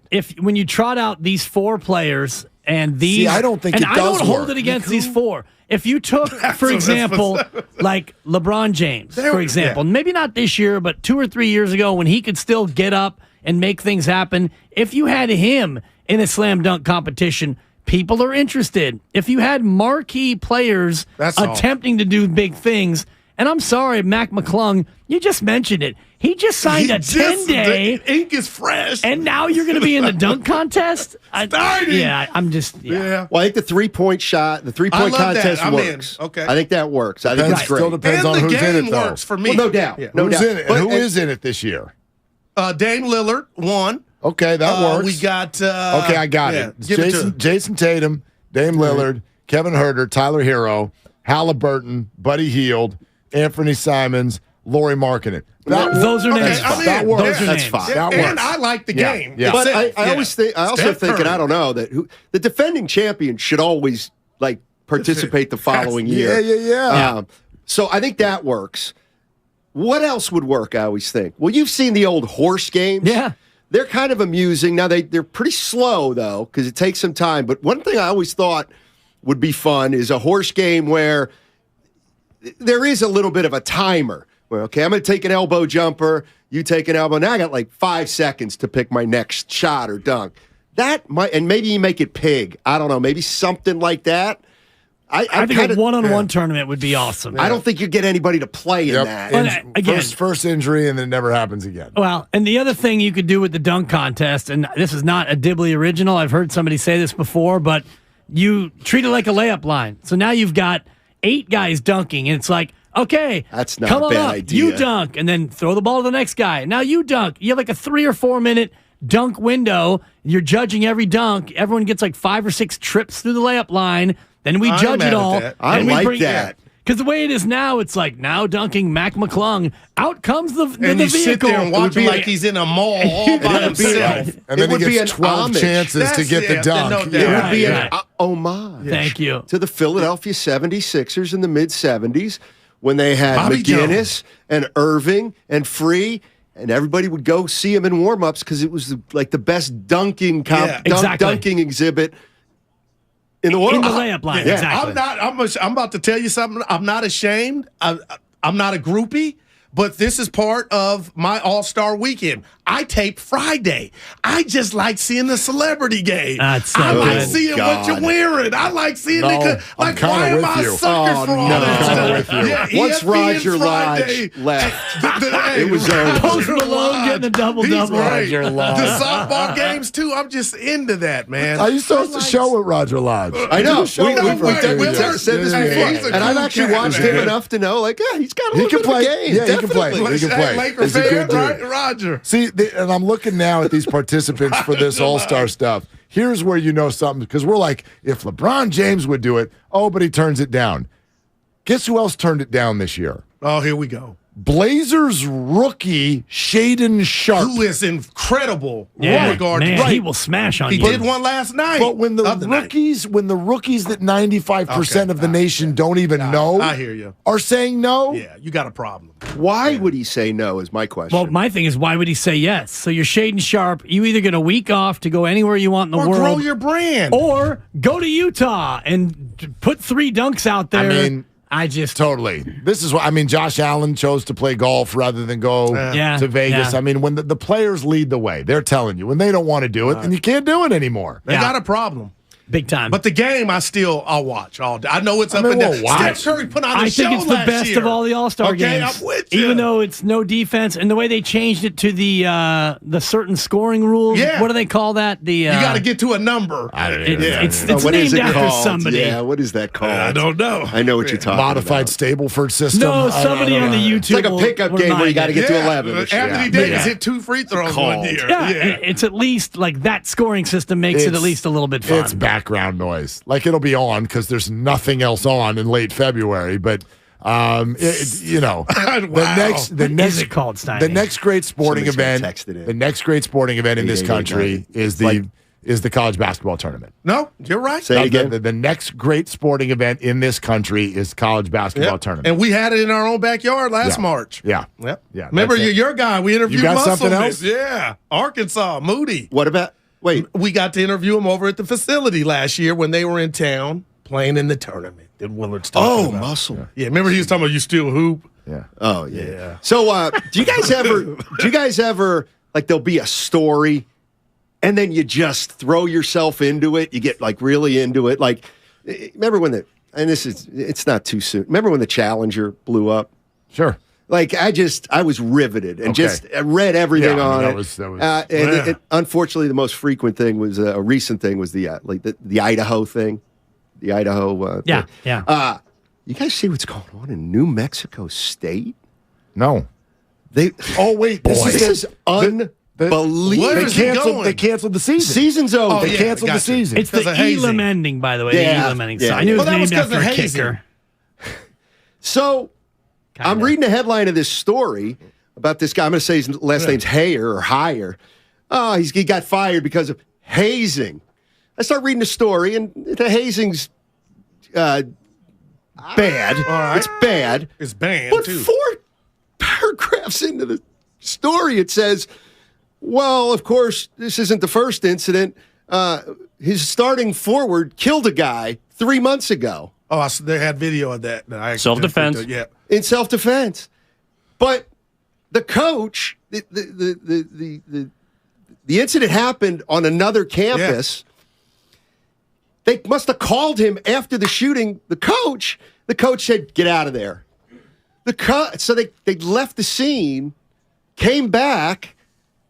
It's like the guy is shady I can't believe, it's unbelievable. It's so weird that you got to read it. You're binge watching right now, but there's no episodes. Correct. Like you're doing it on a laptop. Exactly. I'm hitting links. So we've all been there. These links, and I'm I saw that video link? of the episode. I was like, wow. Remember Making a Murderer? Remember that? Oh, yeah. Remember that Angela was Lansbury. Was that? No. That's Murder, She Wrote. But was it Netflix? So he was baited. It was Netflix, right? Yeah. Wasn't it Netflix? Yeah. Like what you're saying right now. I got into that story. And so apparently a woman at New Mexico State lured one of these guys to the campus. Steiny's on it. And there was some prior incident. Transaction. He got jumped. It was an altercation in a football game that led to this woman leading him on. Right. And then he got involved in a gunfight, got shot himself. Right. And then 3 of his teammates, the head coach told all of them to just come back to New Mexico after they canceled the game against New Mexico in Albuquerque. And it wasn't, not that it's right, just I shoot at you, pop, pop. It was like World War IV. But I mean, like, what are you guys using out here? Good Lord. It's more, it's like, come home. Yeah. Like, no, there was like an active investigation. No, before they had a chance to talk to the police. Get back to Las Cruces or Albuquerque. I get them mixed up. Yeah. So I didn't know that when it said games. I said, somebody trying to get in the fraternity. That's how I took the hazing. This is completely off topic in a way, but like, okay, so how about the players that play at New Mexico State who had nothing to do with this? Should they be allowed to go play somewhere else? I think they should be free agents immediately. Yeah, just enter the portal nowadays, and who would be? Oh, you're right, that? Willard. Yeah. No. Who would be against that? Should be allowed to play elsewhere. One more thing. Yeah. So pitchers, catchers. I heard Shasky this morning. Yeah. I'm juiced, but sometimes I just check myself. Like, you're a hypocrite. For years, and I've told you when we did our 51 shows, you got to get rid of the shift. It's killing baseball. Now I don't know. I'm nervous about what we're about to watch with these new rules and the clock and the shift. They didn't get rid of the shift, by the way. They got rid of the infield shift, and what teams are already saying they're going to do is go with 2 outfielders. So when you have like a Jock Peterson, for example, Jock Peterson's at the plate. We know Jock 90% of the time pulls the ball. We can't shift the infield, so we're going to bring our left fielder in and have him play second base behind the second baseman, and now we're going to go with 2 outfielders in the outfield. That's the new shift. It's going to be an outfield shift, not an infield shift. We'll see what they do. But that's what teams are saying they're going to do. If you hit one over to right field now, you're inside the home. Could be, yeah. I can't wait. I can't wait for the first day that somebody grounds the ball back up the middle and it goes through into center field. No doubt. And Evan said this to me. Sexual experience. I can't wait. The window into your ball with eyes. We're going to really see the range of these shortstops and second basemen the old school way. You know, because you ain't going to just be in right field and outfield. Oh, grounder, throw to first, you're out. Yeah. We're going to see some range. But the way you just talked about they're going to manipulate it, I'm like, there's going to be a lot of outfield shifting just for certain players, absolutely. The thing that I'm not looking forward to is all the pitch clock chicanery of, did he get the pitch off in time? And how many disengagements is that? And it's just, baseball is going to be a faster game. It's great, and we should have more action. Wonderful, but I'm just a little concerned about all of the new minutia that we're going to look at. It's almost like brand new. You start to butter him up for Monday. Oh, yeah. I want you to butter him up. We're getting ready. Steiny, you go next. He brings the passion. For what? I want to know now. I'm mentally invested. Don't tell me to pray and you don't say what for. He brings the perspective. Yeah, I think they both have great points. Get off me, text line. He's truly one of a kind. That is whack. Oh, my God. And he's doing a great job. I need you to man up and say what you really want to say. Simon, you're doing a great job. And together, they are Steiny and Guru. Yeah. On 95.7 The Game. All righty. Matt Steinmetz down, the Guru Johnson. Good afternoon, everybody. I tell you what, and we got into this a little bit yesterday about are they gonna, are they not? Oh, bro. Can they, can't they? I don't think they can. They can. And, and I'll tell you what this is on the other side, but I've come up with a coping mechanism for myself, a way I'm going to look at the Warriors today and maybe from this day forward, that will probably lessen the sensitivity on the outside world and the negativity on the inside world. But since we got about 5 minutes before we're going to take our first break, let me start out with a sincere. Let me tell you what lead we cannot bury from last night's game. Klay Thompson played a back-to-back. He hadn't played a back-to-back since 2019. That's almost 4 years ago. Klay Thompson, all right, I don't care. This is the difference between a guy's game and a guy. I mean, just good for Klay Thompson because that's basically the last step. That's basically the last step.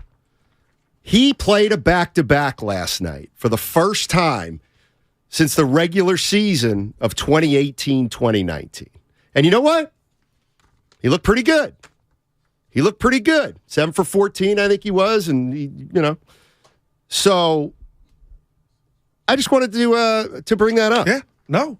So I'll take it from this instance. Technically, you can say he's back in regard to having no limitations in, when the games are, and there are not going to be any back-to-backs in the playoffs. That bodes well. But, again, Stoney, I told you earlier late last month, I said when I got the stat that Klay had played the most minutes in the finals of any Warrior, it's like all that got lost in all that we cared about just as basketball fans, is the ball going in, and I get it. But that was a big deal. He was out there, and I don't think he talked about it enough after. But Klay Thompson, to me, is not he's not on my top 5 concerns moving forward. He's just not. Well, give me your top 3.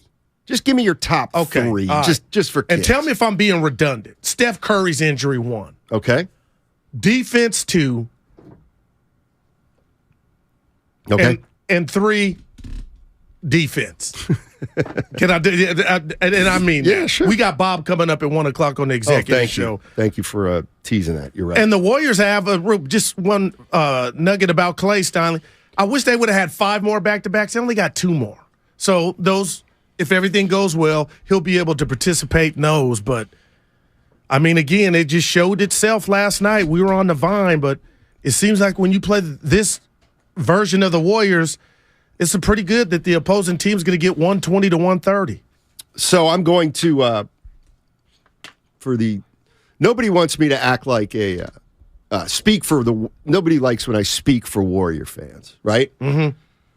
So I think one thing I'm going to try to do today, maybe I don't know how long I'm going to last. I'm going to try to pretend I am a Warrior fan. All right. So I'm going to start talking about the Warriors as if I'm a fan, but I still have the same concerns. All right. So one of the things I've noticed is, and one of the things I'm going to do is I'm going to talk about the Warriors so much more than players. Because who cares who's playing well and who's not playing well and who helped them win last night and who had a bad shooting night 3 nights ago? I'm focusing on the Golden State Warriors, the team. And the question now becomes for me, if I'm a Warrior fan, let's talk about the defense. And how can we make this defense better? Draymond obviously talked about it a lot last night. We're going to play that sound.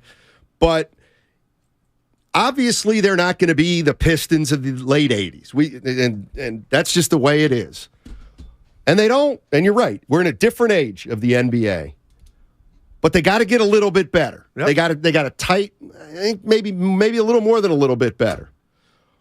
But the defense, can they become a championship defense? That's the first question I have about the Golden State Warriors as we embark on the show. 888-957-9570 is the number if you want to jump into the conversation. The other thing I want to get into is the trade deadline, which is last week. And I think we've got to start acknowledging, though, that the trade deadline has changed everything. Warriors Wednesday is brought to you by Friedman's Appliance, a trusted name since 1922.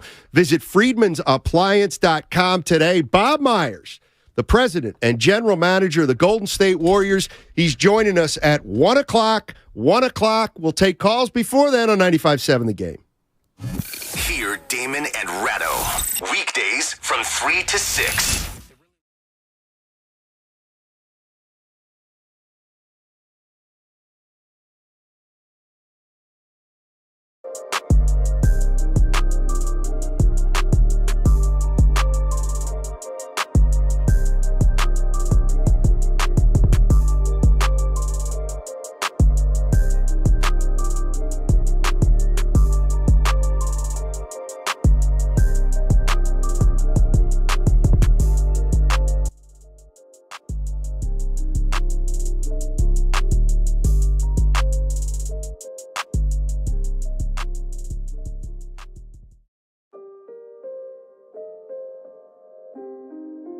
The future starts now. Now through March 21st, new customers can get 200 megabit Xfinity internet during our limited time Xfinity 10G network launch celebration for just $25 a month for 2 years. Plus, there's no annual contract required and you get Wi-Fi equipment included. Go to Xfinity.com/10G, call 1-800-XFINITY, or visit a store today. Requires paperless billing and auto pay with stored bank account. Restrictions apply. Taxes and fees extra. After promo, regular rates apply.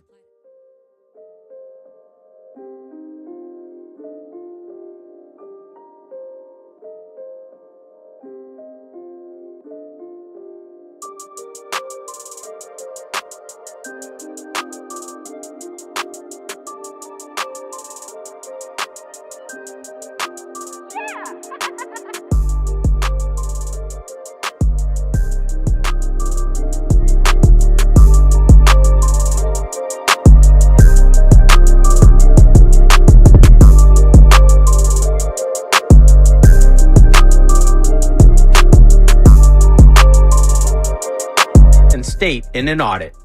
At the law offices of Robert Goldstein, the consultation is always free, and we have offices located throughout the Bay Area.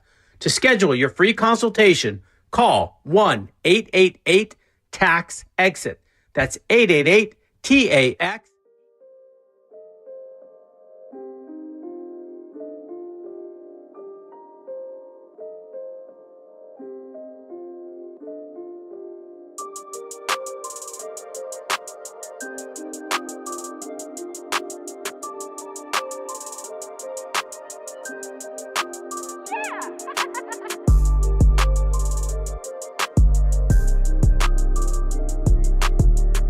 StateLumber.com.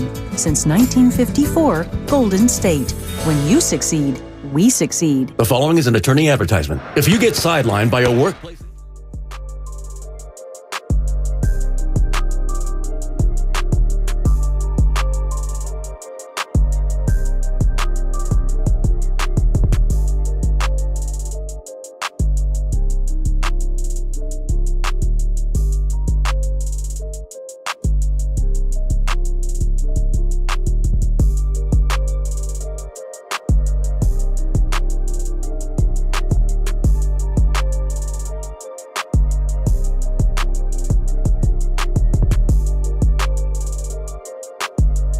Of the neighborhood. Visit rsstores.com. Guess who the closer of the week is? This quarterback threw 3 touchdowns to win the biggest game of the year.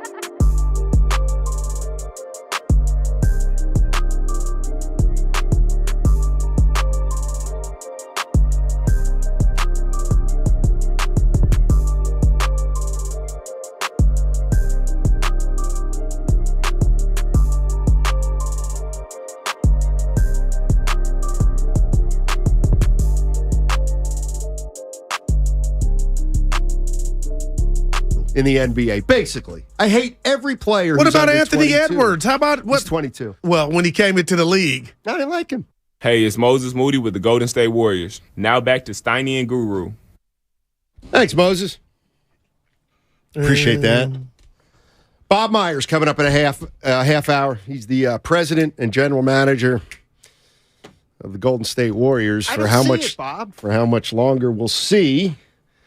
But he joins us every other week, and this is his week. You know, I always know it's a good week is because Bob always joins us payday week. Yeah, look at you. So we have Bob on, and then we start raking in money 2 days later. So I'm usually in a good mood. But interestingly, I got to share with the audience something you said, Goo, in the green room. Before you do, ask me what I was bumping on the way into the studio. Journey, don't stop, believe, and it was talking to me. And that's what the Warriors should be listening to. But go ahead. You said that you had some tough questions for Bob Myers. Oh. Well, I said I had some questions. He said, "No, I'm going to ask him this." I hate when you go, the D'Angelo style. I believe you said tough. No, not tough. Just The people want to know. Okay, Bob's our guy. But I can't tell Bob I got chicken on the bed. I think I did tell him. But yeah, it's a lot going on in Warrior Land. And Draymond's comments. So to me, I know we're going to play them. When you hear these comments, I feel reassured. Oh, good. Because he's talking to whomever or the whole team like, we have what it takes. It ain't like we don't have what it takes to make the chicken. We got the batter. Let's take a listen to Draymond Green is from after last night's game. Defense is all 1 to 2 steps extra. I'm going to take that extra step to get there or I'm not. And that's all will. And we don't have that as a team. You can have it as individuals. I can have that myself. Malone can have that. But if you don't collectively have that, it's just like if you put a team together and it's like one guy can really get after it. Nobody else brings anything on that side of the ball. They don't even bring effort. You could put Steph Curry or Kevin Durant or anybody else out there on offense. If no one else is going to want to do the extra things, then it doesn't work. And so you have to do it collectively. And that is a huge responsibility that falls on my shoulders, and I haven't gotten us there. Wow.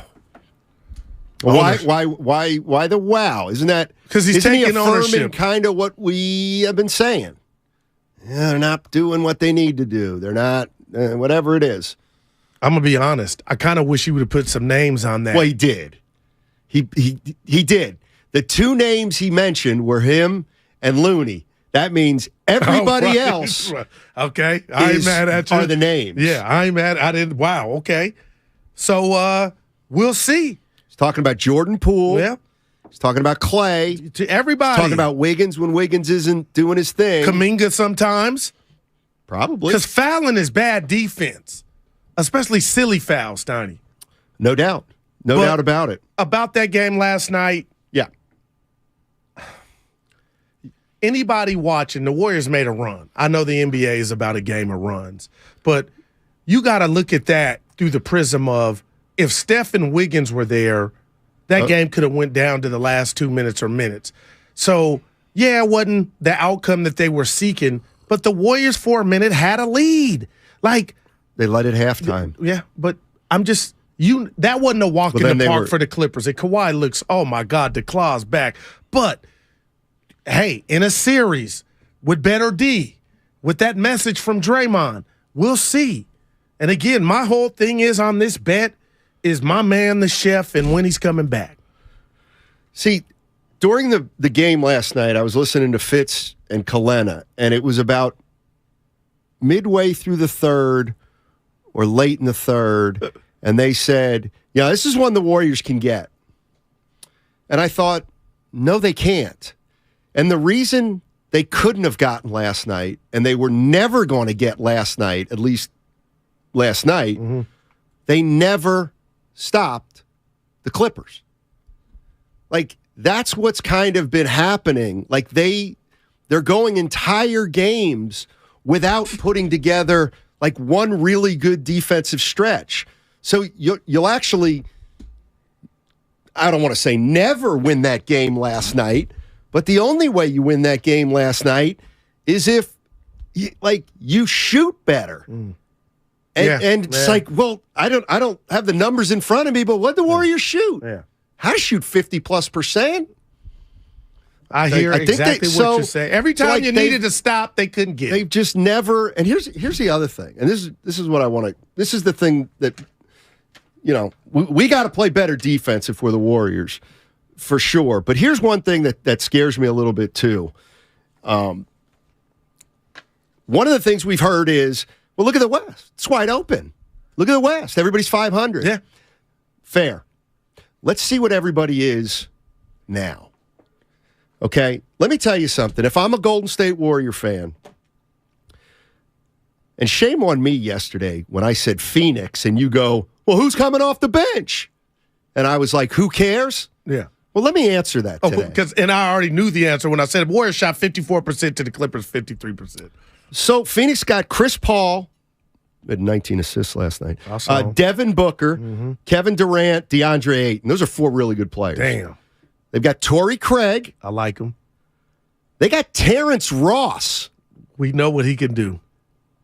They have TJ Warren, who's healthy right now. They still have Cameron Payne. They still have Damian Lee. And they've got Josh Okogie. Like, I get it. But those are they got players. I was waiting for you to say that yesterday. They have players. No, I was reaching. Okay, the LA Clippers. Terrence Mann, Batum, Paul George, Kawhi Leonard, Zubats. Then they got Mason Plumlee. Man. Norman Powell, Bucket. A champion, by the way. And they couldn't stop him NBA last champion. night. Yep. So they got 2 title contenders. You know, when we talk about experience, He beat the we Warriors. can't throw away Kawhi Leonard and Norman Powell. Yeah. They got Bones Highland, Marcus Morris, Robert Covington, and Eric Gordon. Now, I get it. Rotations shrink. No. But you cannot tell me that those 2 teams did not get a lot better. A lot better. Those are like my waves, Stoney. They're deep. That worries me a little bit. Now, you didn't mention Dallas because they're top heavy with with Kyrie and Luka, and they got to figure it out. But I mean, Stoney, those 2 you just talked about. Hey, but Denver just signed Reggie Jackson. Denver's so deep. They traded Bones Highland. Yeah. I don't know, man. We got to get it moving. We got to get moving if we're the Warriors. Because the thing I'm most worried about, I'm telling you, if Steph misses the next 6 or 8 games, I feel like that's you have to stay in touch with 500. Or you're putting yourself in a brutal situation. And here's the other thing I was thinking too, and you just tell me what you think. Playoff seeding. Like, to me, Phoenix, like, they're probably going to go 15-7, aren't they? I wouldn't put it past 15-7 the rest of the way? Yep. How about the Clippers? What are they going to go the last 22? I could see that. And what did I tell you about the Lakers? You almost threw me out the green room. So now you can't catch those teams, especially not without Steph to start. Oh, my goodness. And I hope you're right about Steph.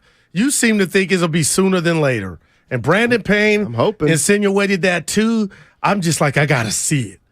But I get what you're talking about, man, and it's not going to be easy. I can make an argument of all the playoff runs the Warriors have had, success, this will be the hardest one. Of course, because they're not it's going to be their hardest one on paper no matter what, if they're not the 3 seed. If they're the 4, 5, 6 or play-in, I mean, tangibly, that's the hardest route. Let's go to Dr. Rhonda. Dr. Rhonda. Hey. How you doing, Doctor? Hey, what's up, fellas? Hi. I was really listening to you yesterday talking, and first of all, Scotty, quit being so hard on yourself. We need you to be opposite of Guru. That's what makes this whole show, okay? Wow, the doc. It's what makes me want to listen more and more. Guru, you said something yesterday, and as a preacher, I want to coin a phrase so you can run with it. You said, yeah, we have the will, but we don't have the personnel. Why don't you say we have the will and we have the skill? And here's what the deal is. The second string, the bench is playing better than the first string, period. All the last couple of games. And the difference is what you said, Guru, the bench has the will. They're younger, they're quicker, they're faster. And what happens with the first string? You know, they've got a few rings, they're chilling, and they don't play like they have a will until they're down by 20 or towards the fourth quarter. So I'm saying all to say this. With all these trades, I mean, those teams are loaded. With all these trades, if we don't play like we have the will the whole time, then we're not even going to get to the 7th seed, let alone in the playoffs at all. Wow. They got it. They're 29-29, so that's what, 24 games? 24 games. Can they go 15-9? That gets them 44 like they're going to have, yes. This can't continue. The 500. Because you might be. But why do you say you what? like, I'll go Titanic. Okay. What's the actor? Somebody help me. Leonardo DiCaprio. There we go. If they don't make it and not the play-in, oh my, then what are we? Everything you said, it is you're on saying and 11 or worse. Yes. Oh, Lord. That's kind of hard to envision. That would mean that would be a collapse. That would mean Curry it's taking some time for him to get back. I would think so. But like they have 6 games in 9 days after the break. That's scary. You got to go That's 3 not and 3. good for I mean, you got to go 3 and 3, and Steph might not be playing. Yeah. And the other thing, and I just the fourth quarters have say just this, been bad for this team. I say this no matter who's in what position in the NBA. But I'm consistent on it. If you're behind a team by 4 games, that's a lot. It's way more than 4 games in baseball. That's where I was going. It just is. Well, yeah, you ain't got 162. So exactly, that's a good point. You don't have 3 games in a weekend, and you can sweep a team and make up 2 or 3 games in 3 days. It's kind of not like that. So let me ask you a question, and I'm asking the listeners. We got a lot to overcome. We got a lot to overcome. I got to ask you this before you go to the phones. Sure. Steph Curry comes back remotely healthy. In the Western Conference, where do you rank Steph individually? You know what? I'm going to pass on that question. I don't care. Who cares? Doesn't matter. That's what I mean. Yeah. I'm kind of done talking about individuals. It's about the team. Well, that's what I'm saying. Phrase in the context of a team, The impact of how good that said player is. I'm talking about Steph to his team. He means a lot. That means he can galvanize and fix when it's go time what's ailing this team. And the Durant to Phoenix is scary, but Curry to the Warriors, I think we're spoiled. We take him for granted. But Stoney, ain't no way 30 is coming back if he can go and just continue to let this team do. That's when we start talking transcendent and we start talking about generational. And he did it last year. Nobody thought he could do it. And I know he had help, obviously had help. But don't forget that impact in watching the Clipper game, watching the Laker game Saturday. People, I'm shaking you. Don't forget he's out. And that would be LeBron out to the Lakers, Luka out for Dallas. He's coming back. So a lot of Warrior fans, including myself, he's coming. One of the things that a lot of Warrior fans say is, our 5-man, when we get everybody back. I know where you're going. We have the best 5-man unit in basketball, which is Steph, Clay, Wiggins, Draymond, Looney. You know what? When those 4 guys start a game, you know what the Warriors' record is? How many in total? 24. I'm going to say 18-6, 13-11, and that's what I keep seeing with this team that worries me. Is like break it up however you want, by injury, they're a 500 team, like. Whether they have guys hurt, guys not hurt, this team, as of right now, hasn't put together, and they have to do it. I mean, they have to do it soon. And I'll tell you what, something we haven't talked about, Draymond is on the cusp of getting suspended. He cannot. This team, as currently constructed with no Curry, Draymond cannot get thrown out of games, Donnie, and suspended for a game. And he's right there. One more will do it. Now, that worries me. We always talked about when he got to this threshold, he knew what to do. He would, he would know. But now it's just dire, Dre, Day-Day, that this team cannot go on the court without you and Steph Curry. There's also a practical part that worries me. Not that we can't overcome it. But, and I get it, not everything falls into place, but everybody got better in the West, seemingly. And the Warriors right now are the exact same team they were, and they're actually playing without their best player right now. Like, do you think, let me ask Warrior fans this, do you guys think, knowing that Steph is going to miss some games right out of the break. I don't know if it's 2, 4, 6, more than that. They got 24 games left. Let's say everybody's got about 24 games left. From this moment on, will the Warriors finish the season with a better record than Phoenix and the Clippers? Will they finish the season? Everybody's got 24 games. Are the Warriors going to win more games from this point on than than the Clippers or Phoenix? See, when I look at that, that's something that worries me. Now, why those two teams? Because I think they got a lot better.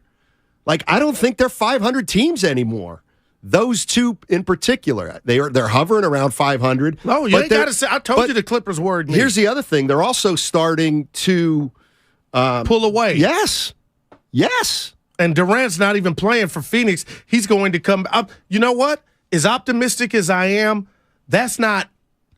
I'm saying no. Because I think those two teams have figured it out, and they're where I'm hoping the Warriors will be when Steph gets back. And Durant, by all accounts, will be back before Steph's back. So that still doesn't mean, you win the bet or the Warriors can't accomplish their goals. But, boy. So, that to me is a big part of this too. I don't know how big a part of it is to you. But you're probably not catching Denver, right? You're probably not catching Memphis. That ship has sailed. Okay, and if Phoenix and the Clippers have a better, finish, so that's 4. So that under that scenario, the best you do is 5. All right, can you catch the Kings? Maybe. And that's a stretch. Yeah, I'm with you. They would have to. Yeah, they'd have to fall apart. So, once 2 weeks passes, and if the Warriors don't get it moving, then you start looking at the standings and you're like, well, we can't get higher than 5th. Now, that's the other thing. They've even last year they went in as a 3 seed. To me, as a 5 seed or 6 seed, I don't know. We don't know the way the brackets are going to shake, Goo, but just think about it. They may have to play. They may have to play Denver. Guess what? They beat Denver. Denver wasn't ready. The Warriors still have pedigree. Then they get Phoenix. Okay, can they go beat Phoenix? That's going to be Then they beat Phoenix. Okay, now you got the Clippers waiting for. It's going to be really hard, and that's the thing. They still haven't shown me that they're the team that can beat those other teams this year. Okay, now I'm going to use a boxing analogy for you or term. Styles make fights. And even Saturday night against the Lakers, and especially last night, Draymond, Steiny, he looked like Irvin Magic Johnson with that ball in his hand. My point is, when I watch the Warriors, they still have that special brand of basketball that I feel only they play. And no, they don't. Just listen. They haven't had that this year. There's I'm listening to Joe Shasky this morning, and he said this season has been sloppy. But okay, now do they have it in them from years past? Yeah, I'm giving you. Okay. That's the overall. But last night, Clay was hitting Jordan Poole, Draymond on back cuts. That's the Warrior brand of basketball, and they were scoring. And that's what I'm taking out. It's still sloppy.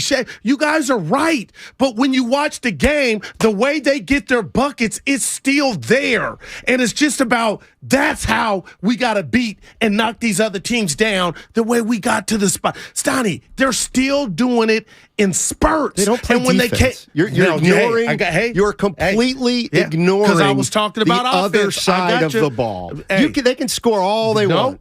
Hey, I got you. But when we talk about the slop, too many threes for my liking. But when I watch that, that's still there on the offensive side. And hopefully Dre calling them out or everybody knowing now the jig is up. You got to play better defense. That's what this is about, to answer your question. Can they figure it out? Let's go to Vince. Vince is in the city. What's up, Vince? How you doing, man? Hey, what's up, guys? To answer the question, at this point, with the way that the Warriors have been playing so inconsistently, I say no. They're not going to win more games than Phoenix or LA because they didn't do anything really at the trade deadline. I thought the Clippers made a bunch of good moves.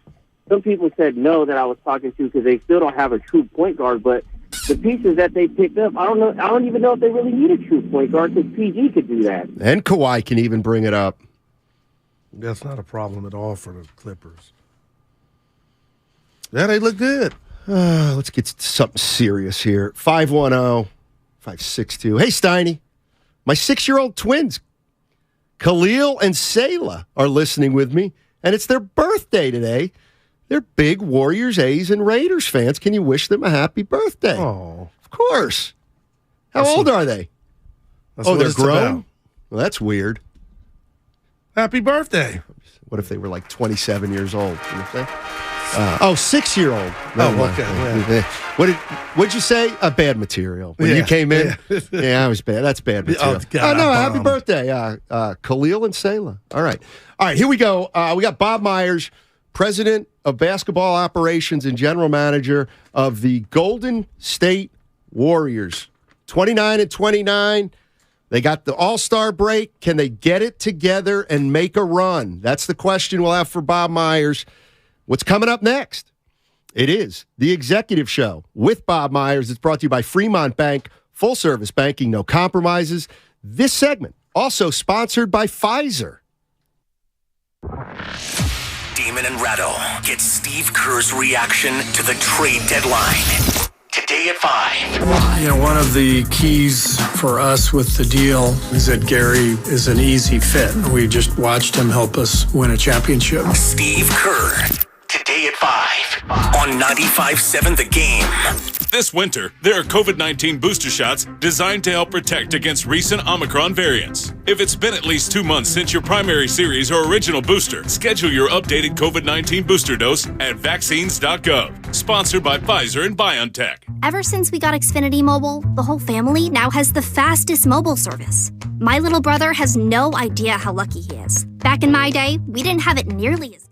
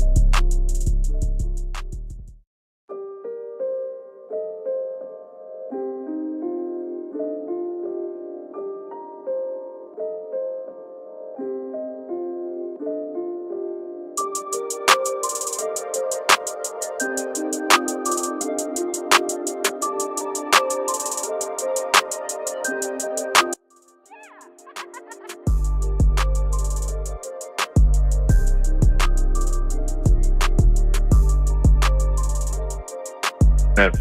You guys play basketball. I think it's kind of simple as to why your defense is or isn't good. So if we were playing us three and two other guys 5-on-5 in a pickup game, the reason our defense would be good or bad are just three things. It's are we competent? Meaning, can we actually guard our man? Are we capable? 2, our effort, and 3, our scheme. So if you're getting blown by and I grab you and I go, Goo, what are you doing? And you go, man, I'm hungover, dude. I could normally guard this. You can't do it. Or you tell me, Bob, I can't guard this guy. Like, I literally cannot guard him. I'm trying. And then we sit down and go, you might say, I can guard him, but don't push him this way. Or if I'm pushing him this way, you got to be here. Or let's not switch the screen. Don't put me on the block with this dude. So when there's a 5-1 pick and roll, I cannot switch. So that's it. So you can decide with this team which you think the problem is. But that's it. That's defense. You either can't, you either can or can't. You either try, you don't try, or the scheme's not right. It's simple. That's every sport. I mean, that's every single sport ever. And so the question is for coaches or me or anybody that's able to shift any of this, or a player. So the player can say, I need to get better at this so I can do it better. That's within their control. They control the effort. Coach controls maybe making them accountable. Coaches control the scheme. Maybe the front office controls getting players that can do it. So it's hard to say. I heard what Steinmetz was saying earlier. When you talk about defense or anything, it is best to talk about the team because focusing on one guy is fine, and it makes for maybe good talk radio or good arguments. But you win and you lose with everybody, right? When we win, everybody's got a hand in the winning. I think coaches, players, front office. When you lose, it's everybody's fault too. So that doesn't make for an exciting response, but that's what it is. Bob Myers joining us on 95.7 The Game. He joins us every other week here, and it's the executive show. Let me ask you about your conversations among your colleagues in the front office. Because Guru and I, just to give you a little insight, we've been going back, and it feels like for weeks now. Yeah, you guys have played pretty well. Steiny, they can do it. They got pedigree. They've done it before. Never count them out. You know, then after some other games, I'm like, Goo, it's 58 games. They haven't done it. I can't go on what happened last year. I got to look at all that stuff. Can I assume that those are the themes of your guys' talks in there? Like, is it fantasy to think we're 29-29 and we're going to run the table? Is that fantasy, or can we really do it? Well, we're going to find out. I mean, it doesn't matter what I think. I mean, the team's the team now, so you hope you get healthy and find out. I just love professional sports in the playoffs because it all gets answered. This isn't some subjective Grammy Awards or Oscars where you think you got screwed. If you lose, you weren't good enough, and if you win, you were. The hardest thing for us to evaluate, if you're asking me, is health, right? If you're healthy in the playoffs, pretty healthy, and we weren't even really healthy last year because Curry was coming in, but we were able to weather that. But, we lost Peyton for a little bit in the later rounds, able to overcome that. And the truth about our team in many of the years past is Curry and even when we had Durant, they missed entire playoff series, and we won. So that's a huge margin for error. But to answer your question, that's the thing you find out, because in the playoffs there's no resting. You're getting maximum effort. You're getting maximum effort from the coaching staff. You're attacking matchups. You're finding all the weaknesses. Not indifferent than any sport. I mean, in baseball playoffs, all of a sudden, it's 2-1, and the pitcher's going 8 innings instead of 6, and you're pinch hitting and trying to find every tiny angle. You see in the playoffs 39 minutes instead of 33. It's a huge difference to have a star on the floor for that amount of time. But I shouldn't be talking about the playoffs as if that's preordained. We got to get to the playoffs before any of those questions are answered and hopefully have a good seed. And that's the focus for the next, 24 games. Bob, let me ask you this. You traded Wiseman. The whole Bay Area was rooting for him. And you got back a player that, everybody was excited that could make immediate impact. And when you find out that player can't help right now, Can you walk us through how big of a setback that is? And have you been a part of anything like that before? No, probably not. As far as your last question, yeah, I mean, we could use Gary. You heard Steve say last night, our defense. Somebody asked him, "What's the biggest issue with it?" It's our point of attack. For those people listening, that means, can you keep your man in front of you? And we've struggled with that. And you can look at our pick and roll coverage numbers. You can look at our blow by numbers, ISO defense. It's there for people to want to dig into it. And Peyton is elite at that. Not that one guy solves all the problems, but I don't know. Is it crazy to say? And I'm interested to hear what you guys say. We've had 20 close games. If you had Peyton for 20 of them, does he help you win 2 or 3 of those more than you lost? I actually think he could have, maybe more. He's that good, and in an area we need. So, yeah, it was tough news to hear that he's not going to be ready. And the hope is, him and Curry are back and healthy for the playoffs, and then hopefully they get a little bit of runway before that, so it's not the first thing they do. But Gary knows us. He knows what we do. We know him. And it's not as if you traded for a guy that hasn't played at all in your system. Our system is not that easy to just walk into. So for us, the trade deadline, I think, is always exciting and fun. Most of the time, if you look back at the history of the league, there isn't a trade that produced a championship. I think Clyde Drexler went to the Rockets years ago. But if you look at like a major trade that said that's the reason why they won or a huge part of it, it's pretty uncommon. But maybe that happens this year. I don't know. We'll see. Bob Myers joining us on 95.7 The Game. Earlier this year, you asked me about 2 timelines and whether or not you guys had ever used that phrase. And I don't know. I don't think you did. So it never came from you guys. You had a veteran core and you added to it through the draft. Can I ask you this, though, because it just seems like young and old has been a theme for the last couple years. Did you guys underestimate perhaps the chasm between championship veterans and players who had no experience in the league and how that might come together? Oh, man. We'll see. I don't know. I think that when we drafted Wiseman, we were with the worst record in the league. And I had no sense of, I don't think anybody did, what our team would be after that.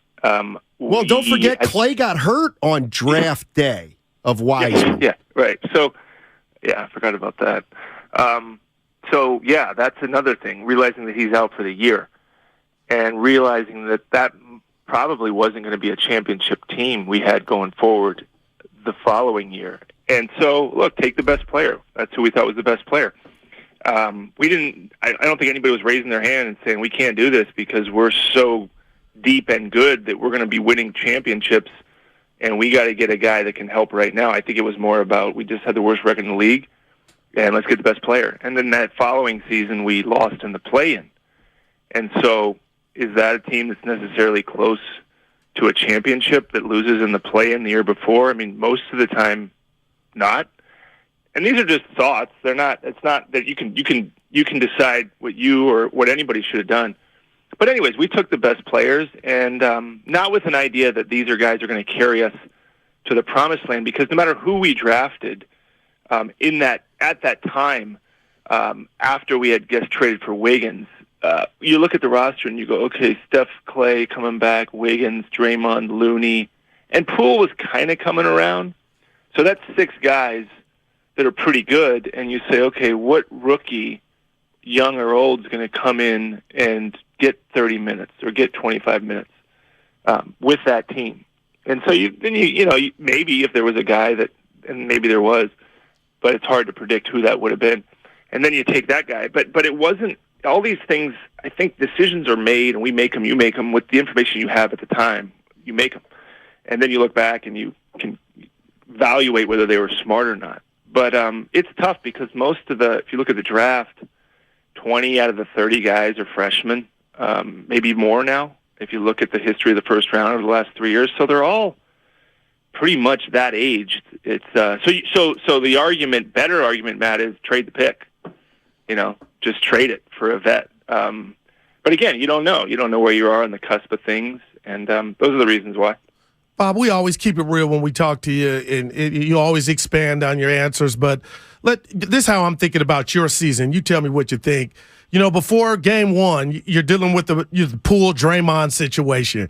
Curry gets hurt. It's fluke. Wiggins comes down with some illness, and I still don't think he's back. He had a good game a couple nights ago. And now you're dealing with, the James Wiseman trade / Peyton injury. Is there any feeling, Bob, that you get like, you know what, this year is just kind of funky. Maybe it ain't our year.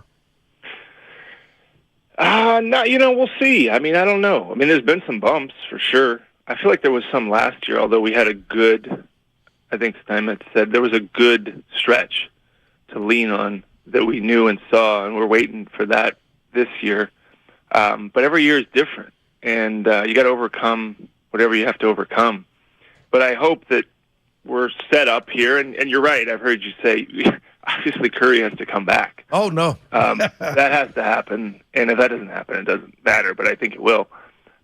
So then you have to see, but you're right, Wiggins took a little while to get back, but he probably had his best game the other night against the Wizards. So we have to have good play out of Clay and Draymond and Poole and Wiggins and Curry and Lindy. We have to play well to make that happen, and that's the question. We know they can. I've seen them do it, but I don't know how much can you say that. I'd say we know they have done it. Mm-hmm. I don't know that we know they can anymore. Right, and I think the question is, the special thing about this group, many of them, you don't just win 4 championships. There's a lot of talented players in sports. When you're able to do it that many times with the same kind of core, there's a belief, there's a confidence. And I think the thing, Matt, is it's a little bit like maybe a boxer where they just haven't been knocked out. And people listening can say, I don't care. But they really haven't. And so we'll see how long they can keep going before that happens. And I think the league even kind of knows that too. And I never thought people were scared of our team or not. But when you're playing these guys in a series, you look across and you look at guys that have done it 4 times. There's a weight to that. And even I remember when we used to play the Spurs, you just felt like if it was close, you're going to lose because they just had this determination and will. So you had to beat them. You really just had to beat them. And eventually that team, I think the year that they won it, they lost to the Heat in that dramatic Ray Allen shot. And then they came back and won it and gave everything they had. And I think the next year they lost in the first round, and I don't know what happened after that. I don't know that they got it back. But that's the question. They lost in the first round after winning it, and I think 2014 they won it, and I think the year we won it, they lost to the Clippers in the first round. So we'll see. That's why we watch, right? That's why you guys can debate this for the next 2 months. Obviously, I'm betting on our group because I know them and I've seen them, but we'll see what happens. Go ahead. No, Bob, I was going to ask you, so am I, but about Curry, you mentioned him. I came in this morning, I said, Steiny, if I'm Bob, I wonder if there's a Curry app. I mean, you got to be having dinner with your family thinking everything hinges on when he comes back. Share with us and walk us through. Just, do you make a call to him, the training staff? How do you monitor Steph, day in, day out? Because, him coming back, Bob, and you said it is everything. The thing about him is he's here. I'm here in the facility now. He's here. There's nobody here. He's here doing his rehab. He's you don't wonder, Goo. You just know he's doing every single thing he can to come back. If I felt like we had a player that was kind of needed to be reminded, be here at 10 o'clock and you got to come back. Steph is so uniquely disciplined and motivated without anybody telling him. That's one of the things that you get to know about him when you're with him. There's a reason for his success. It's not just God-given hand-eye coordination. He can make a shot from wherever. His determination and the discipline he has, that's a part of what makes him elite. So with Curry, it's not like I know that whenever he's back or when he gets back or right now, he's doing every single thing possible. More discipline than anybody you can understand. His level of discipline to return is his own. It doesn't matter what I say or the trainer or his friend or Steve. He wants it. He wants to be back. And when you have that kind of self-motivation, that's all you need. So I know when he comes back, it'll be the very soonest it's possible. He will have done every single thing in every single minute to get back. And that's what gives me peace about it. So I worry because we need him. Right. But I don't worry that I should be looking over his shoulder because he's going to do it anyway. Bob Myers joining us on 95.7 The Game. Bob, let me ask you this. If and it's not so much about the question I'm going to ask, but you guys have had an unbelievable run, and there have been past All-Star breaks where, 2017, I could say, hey, Bob, what are you doing for the All-Star break? And you might be like, oh, I'm going to Cancun, or I'm going to Australia, going wherever you want. Because you're 29 and 29, and if I said, hey, Bob, what are you doing for the All-Star break? Are you any more self-conscious about answering that because the team's not doing as well? No, I mean, there's nothing I could. Whether I go to the moon or sit around the office, there's nothing here. There's nothing happening. I mean, I would tell you getting away is a good thing for anybody, including myself, because this isn't, I think you guys know professional sports. It's not a really mentally balanced life. You probably overdo it. And getting out of it for a minute is actually a good thing, a healthy thing. So there's been years, Matt, where we have been great at the deadline. And you always want to get away, good, bad, in the middle. So I don't feel like if there was something that needed to be done that I could do around here, but I was talking to Steve yesterday, the thing that everybody needs to do is get away from each other. Everybody's around each other so much, and the space is actually good. That's why you come back and you look at the schedule, and it's a stretch run. But I don't think it's a good thing for me or anybody to do anything. But maybe I'll worry more, I suppose. Maybe I won't feel as good as I would if we were 20 games over 500. But there's stress with that too, because for 6 years, or I don't know how many years, the only acceptable outcome was a championship. I guess that's still the case. But I could give you all kinds of reasons why. Sometimes my stress isn't correlated to our record. I know that may be hard for you. Sure. It doesn't mean I don't care. I probably care too much is my problem. That's probably my problem. So I don't ever worry about people caring more than me. I mean, that's crazy. I don't think any fans are waking up at 3 a.m. worrying about what we're doing. Maybe they are. They shouldn't, by the way. Well, Guru is. Yeah. Guru might. Are you doing that? Don't do that, Guru. Let me tell you what I'm doing, Bob. The daughter had a volleyball tournament in Reno about a month ago. The girls go to sleep. I sneak out, play some poker. And you know, Bob, when you're at the table, you got to show your hand, and you feel like you hope you got a good hand. And then you look at everybody else, and you're like, oh. And I think of Kyrie going to Dallas and Durant going to Phoenix. Walk us through when you hear that, and you brought Peyton back, but are you like, oh, brother? No, it's the part of what makes it good. I mean, it's compete. It's a challenge. I love the competition. We'll find out. I mean, we'll see if we can beat those teams in a series. They'll see if they can beat us. You look at your top group of guys, and you look at opponent's top group of guys, and Matt, you guys know, usually in the playoffs, the team that has the best player usually wins. Sounds simple, but it's not, and it's not that simple. But if you look at the history of playoffs, usually the team that wins has an MVP type player or a top 5 player on it.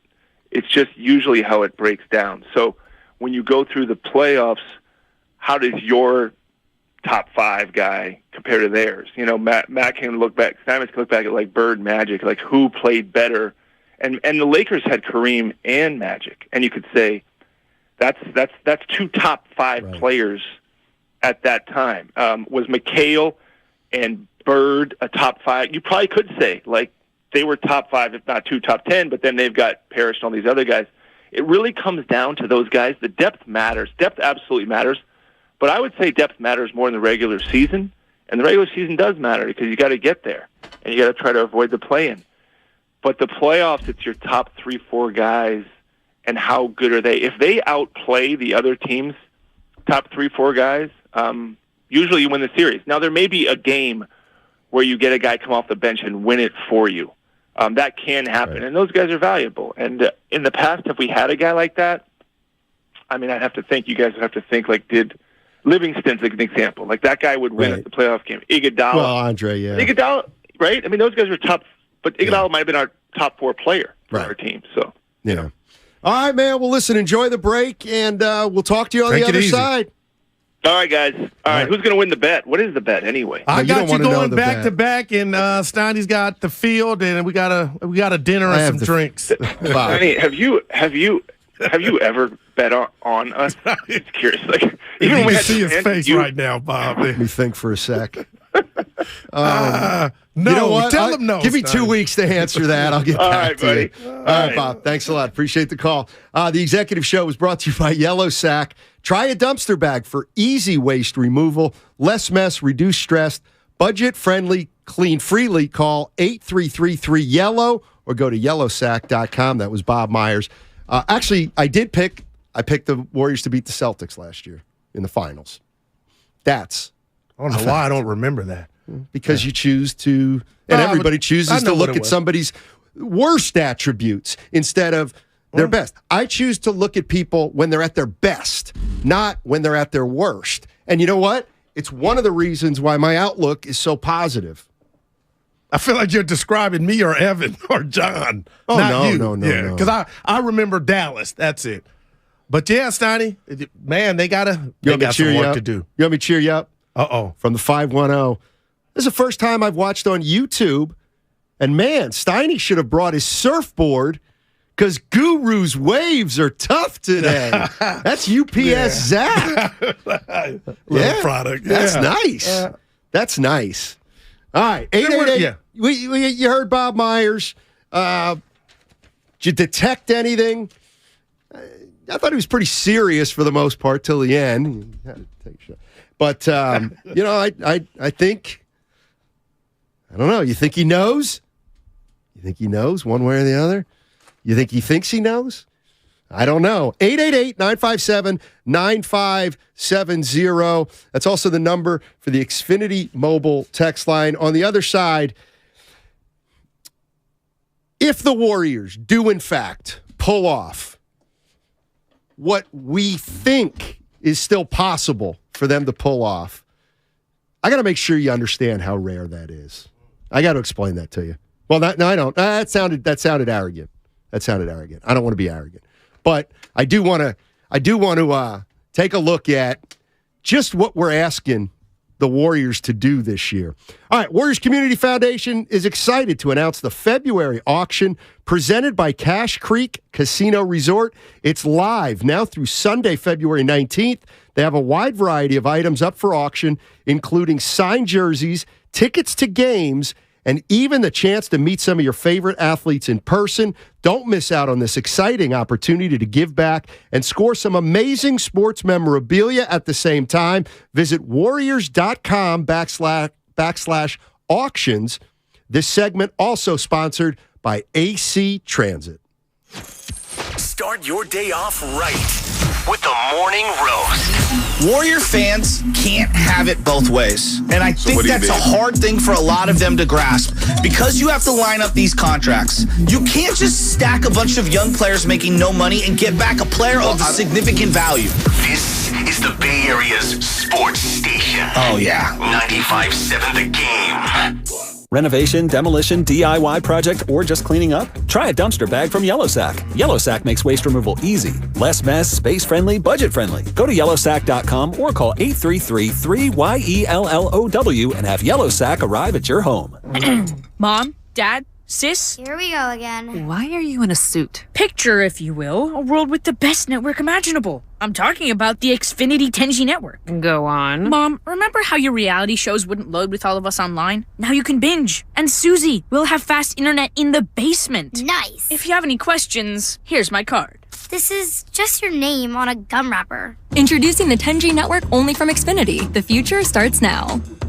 Now through March 21st, new customers can get 200 megabit Xfinity internet during our limited time Xfinity 10G network launch celebration for just $25 a month for 2 years. Plus, there's no annual contract required and you get Wi-Fi equipment included. Go to Xfinity.com/10G, call 1-800-XFINITY, or visit a store today. Requires paperless billing and autopay with stored bank account. Restrictions apply. Taxes and fees extra. After promo, regular rates apply to internet service and devices. Actual speeds vary. First, we decide where we want to go. Then we need to know the best way to get there. Hi, my name's Adam Barada. I'm the owner of Advantage Gold. We're the highest rated precious metals firm in the country. We teach people how to own physical gold and silver. Now, we've won the Best of TrustLink Award 4 years in a row because we educate our clients on how to buy gold and silver the right way. We don't pay celebrity spokespeople millions of dollars. We'd rather pass that value on to you. Call 800-900-8000 and speak with one of our experts. We'll send you a free gold kit along with my latest #1 national best-selling book, The Great Devaluation. Call 800-900-8000. That's 800-900-8000. Get the best information, the best process, the best service, the best value. Call Advantage Gold at 800-900-8000. Call 800-900-8000. Advantage Gold is not an investment advisor or a tax advisor. Consult with your financial advisor before investing. Adopt US Kids presents What to Expect When You're Expecting a Teenager. Learning the lingo. Jelly. Jelly adjective. Jelly is a shorter, better way to say jealous.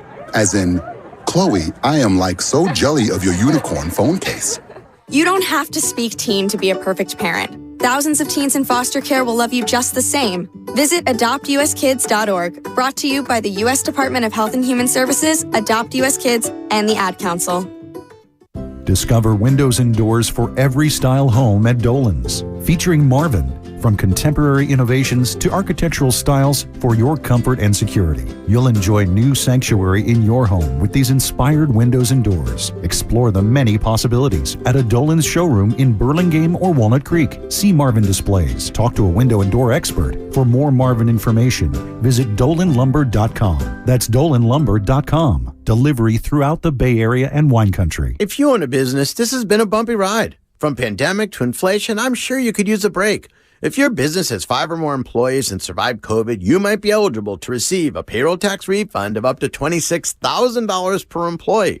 The challenge is getting your hands on it. Hi, I'm Howard Mackler, and that's why I founded GetRefunds.com to cut through the red tape and get you that money. The team of tax attorneys we have put together are highly trained in this little-known payroll tax refund program. We do all the work, charge not a dime up front, and simply share a percentage of the cash that we get for you. Businesses of all types qualify, including those who took PPP, nonprofits, and even those that had increases in sales. We have helped return over $1 billion to businesses, and we can help your business too. Just go to getrefunds.com and answer a few questions. This payroll tax refund is only available for a limited period of time. Don't lose out on up to $26,000 per employee. Go to getrefunds.com. That's getrefunds.com. Breaking news. Tax refund shock is everywhere, but what is it? My tax refund shrank. Mine too. The culprit? Pandemic-related stimulus payments and tax credits expiring. In this reporter's opinion, you need a tax expert. Hey guys, Jackson Hewitt guarantees your biggest refund. And tax prep is 50% off? Going there now. 50% off is a limited time offer for new clients filing at participating locations. Max value $200. Visit jacksonhewitt.com/50 for terms. He's the best interview in the Bay Area. Steve Kerr, Warrior head coach here on 95.7 The Game. When those nights happen, I kick myself afterwards for not walking into the locker room and banging on the walls, during our pregame meeting and yelling, do you guys understand what's about to happen? He's on with Damon and Ratto every single week during the NBA season. Wow. Steve Kerr on 95.7 The Game. Presented by Xfinity. Supercharge your home with supersonic Wi-Fi. Unbeatable internet only from Xfinity. I'm Bob Burke, founder and chairman of Burke America Parts Group, a family of brands that includes RepairClinic.com, an appliance and HVAC parts solution company that's grown into an international brand. Before AmericanEagle.com, we partially launched a new technology platform developed by another firm. American Eagle helped take our technology to a whole new level with digital marketing, software development, and business insights into our key markets, appliances, HVAC, and outdoor power equipment, and did so both on time and on budget. AmericanEagle.com has the resources, experience, and talent needed to produce solutions.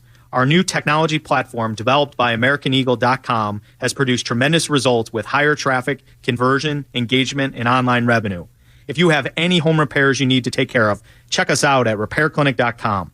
If you need a world-class website or technology project, then I would highly recommend AmericanEagle.com. Call AmericanEagle.com at 773-NETWORK. That's AmericanEagle.com, 773-NETWORK.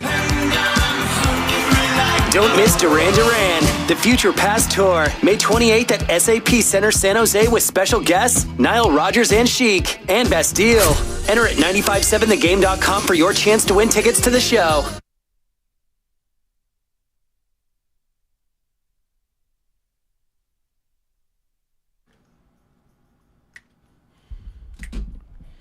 I'm tired of getting pushed around. Who the F cares? Now back to Steiny and Guru. Take it away, Steiny. Hey, Steph. Good luck getting back. Get back as fast as you can. And he's at the lab. But be safe. Bob said he's at. Damn you! You didn't tell. You went Phil Negro on me. You didn't tell me you was going to tell me to ask a question first. I was like a boxer in this corner thinking I got about a minute before I got to get up. I'm still pissed about the whispering part yesterday, so I had to stick it to you. Watch yourself. I called Evan about that. Yeah, we talked last night.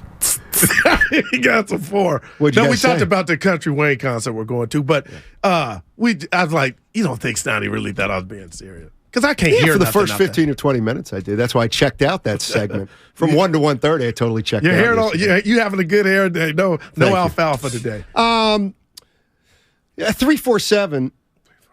I love you. From the Xfinity Mobile text line. How about asking Bob why he drafted Wiseman in the first place when we could all see that he didn't fit into the Steve Kerr system? I think he answered that. He did. I just don't think you heard it. Wow. Let me tell you. Let me translate it for you. The two things that happened. All right? Golden State Warriors went 15-50. Then they had a draft. They're getting ready to draft whoever. They said they're going to draft the best available player.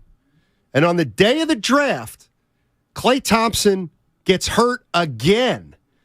They found out the morning of the draft that Klay Thompson was going to miss the entire following season. Essentially, and what Bob ended up saying was, well, we kind of knew we weren't going to win it that year. So now, he said, so we just took the best available player. What you going to do anyway? Might he be fibbing a little about that? Maybe. But one of the reasons they drafted Wiseman, and I heard it loud and clear today, was after Klay got hurt, they realized, well, we're not going to win it next year anyway because we're not going to have Klay.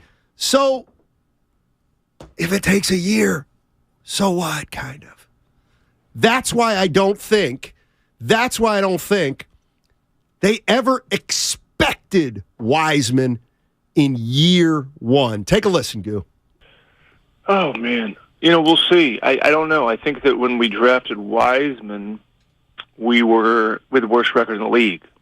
And I had no sense of, I don't think anybody did, what our team would be after that. Well, don't forget, Klay got hurt on draft day of Wiseman. Yeah, right. So, yeah, I forgot about that. So, yeah, that's another thing, realizing that he's out for the year and realizing that probably wasn't going to be a championship team we had going forward the following year. And so, look, take the best player. That's who we thought was the best player. I don't think anybody was raising their hand and saying we can't do this because we're so deep and good that we're going to be winning championships and we got to get a guy that can help right now. I think it was more about we just had the worst record in the league and let's get the best player. And then that following season we lost in the play-in. And so is that a team that's necessarily close to a championship that loses in the play-in the year before? I mean, most of the time, not. And these are just thoughts. They're not. It's not that you can decide what you or what anybody should have done. But anyways, we took the best players, and not with an idea that these guys are going to carry us to the promised land. Because no matter who we drafted, at that time, after we had just traded for Wiggins, you look at the roster and you go, okay, Steph, Klay coming back, Wiggins, Draymond, Looney, And Poole was kind of coming around. So that's 6 guys that are pretty good, and you say, okay, what rookie, young or old, is going to come in and get 30 minutes or get 25 minutes with that team? And so maybe if there was a guy that, and maybe there was, but it's hard to predict who that would have been. And to Bob's credit, though, Stoney, they got it wrong because the best available player was LaMelo Ball. Well, obviously Edwards. But when they went, it was LaMelo Ball. And if you look now, and it's easy, I'm not being Monday morning quarterback. I get it. And you kept saying it. We were doing it remote, pandemic. Igu would take the best player. Now, how do you know who the best player is? Because LaMelo didn't ball in college. He was playing with grown-ass men like Luka. But look now. I think you could still make the case. That it was Wiseman? No, that it was Halliburton. Oh, okay. But everybody thought he was closer to his ceiling than anybody else. But that dude's a playmaker, man. I hated on him. I'm done. All right, 888-957-9570. It's also the Xfinity mobile text line. Love to get Warrior fans in here. Comment if they want to on what Bob said. But I want to play off this text. 510. As a lifelong Warrior fan of 30-plus years, I just don't get the new way some Warrior fans think that we will win a championship every single year. It just doesn't happen like that, and it's okay to not to win it some years. Okay, that's when people say I'm so negative about the Warriors winning it. You'd never hear that. That is part of the reason that I'm skeptical about the Warriors, because I've been watching the NBA for a long time, and what they're trying to do right here and right now is virtually unprecedented. Like, what they're trying to accomplish, you could make a case has never been done. Okay, what's never been done, Steiny? 2 levels, a micro level and a macro level. Let's go to the micro level first. The micro level of unprecedented is they're now 29-29. How many 29-29 teams have gone on to win a title? I don't know, but I guarantee you it's 2 or less, 3 or less. So I know the Houston Rockets were the 6th seed and won it. I do know that. I don't know how many wins they got. Boston was bad last year and got to the finals. Well, they were bad for 41 games. All right. 50%. We're getting up to 75 now with 60. But anyway, so they're going to have to win this thing probably as a high seed, 7 seed maybe. That's really hard. All right, so where they're at right now to the championship is very difficult. That's just what history has shown. 29 teams rarely go on to win it all. You're in. Fair. Okay, that's just one thing. So it's going to be hard for them to win it this year. The other thing they're trying to do is the macro. They want a title in 14. All right? Out of nowhere. That's 10 years ago. 10 years ago, they won their first title. They're trying to win a 5th title in the 10th year of this run with the exact same core that started it. Do you realize how hard that is to do? It's incredible. Like, I guess we could look at the Spurs, and they had 10 years between but then Kawhi came, and Parker and like, it ain't this. If the Golden State Warriors win a title this year, you could make a case that it's the most unlikely title in the history of the game, outside of a team that came out of nowhere, like maybe Houston or the 75 Warriors. But what I'm saying is, if the Warriors win it this year, I'll say that it's the greatest 10-year run of all time. Okay. It's better than the Lakers. Right. I don't care if the Lakers won 6. I don't care if the Bulls won 6 in 8, because this is more ridiculous in a way. Even the Bulls went from Rodman or Horace Grant to Rodman. You know what I mean? But the top 3 players are still the top 3 players 10 years later. I just have tremendous respect for how hard that is. So, everything you said is spot on. But with how you just that was perfect. The way you set it up, micro, macro. Shouldn't you already be feeling that way about last year's title? No, it's different. Because they were 41-13. But before they, before they were fun at 41-13, they came out of nowhere. That's what I'm saying. They didn't, though. They didn't. People didn't expect them to win, but they didn't come out of nowhere because they had the same core. Like, they had the same core. But coming off a year that they lost in the play-in game. This is so much. Don't you get it? That's the micro. They didn't have to deal with this last year. They were a 3 seed. Right. They started 41-13. Like, they didn't play that long into. I got you. But like, you're asking them to win it now at 29-29. Like, how many times has that happened? Not a lot. How many times has a 3 seed won it all? Probably a lot more. Here's the other thing. Clixo 212 brought up something interesting on Twitter. I know I'm kind of rambling here, but I'm looking for positives here. Clixo 212 said Curry, Green, and Thompson only played 11 minutes together last year, and we won the title. If they get in, they win. You like that? Yeah, I love that. Okay. Again, that's the premise of my bet. Again, it's vastly different. And the reason it's different is because we hadn't seen those guys play together all year. Right.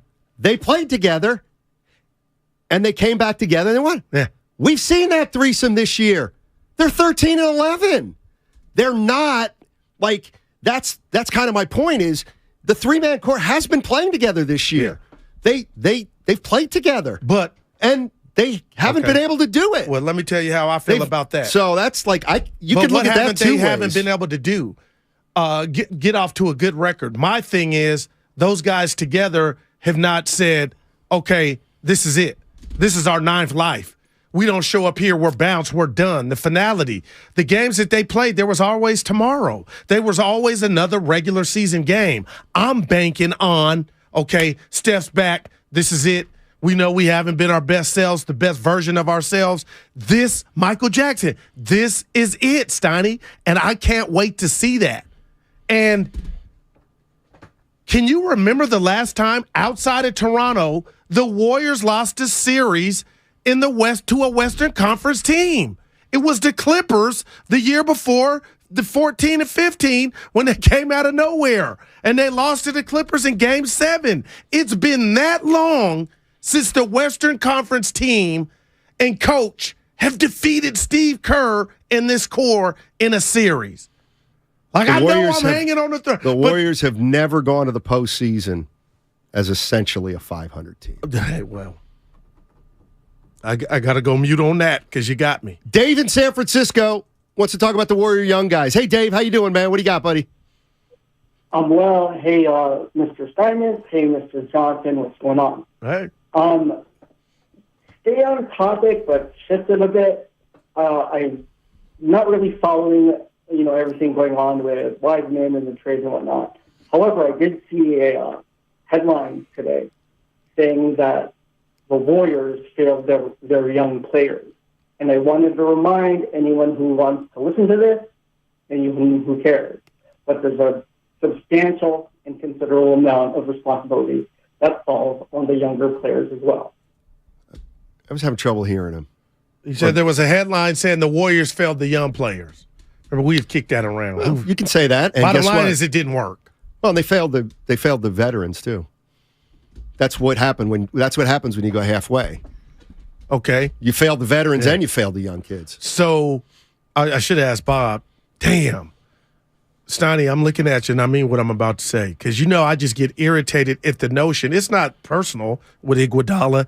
I just hate that he symbolizes a team in despair that needs a spark and he's nowhere to be found. But I do think he's being forgotten or lost in when it's go time, what he can contribute.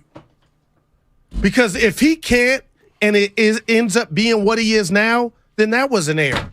Because you could have had somebody in this jersey that could be helping you. I'm hoping he's gonna, hey, I'll come to save the day. Like that's preposterous. Or help. I'm here to help.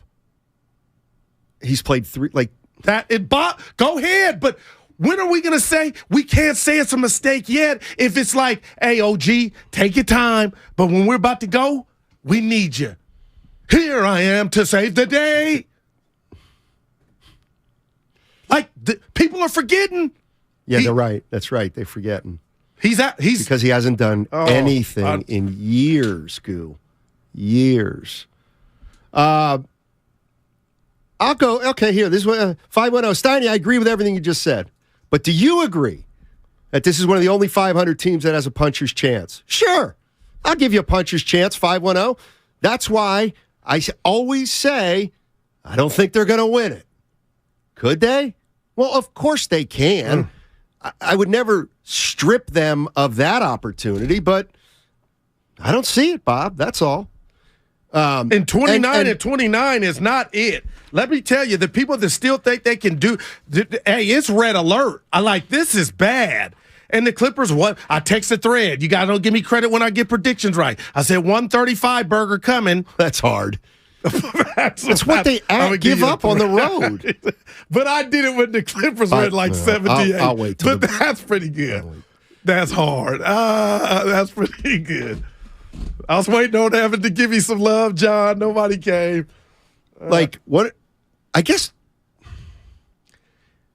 for me, it's less about the team than about that percentage of fans that I just feel like there's a percentage of fans. I don't know how big it is that, I don't know, they don't appreciate what they're watching. Go ahead.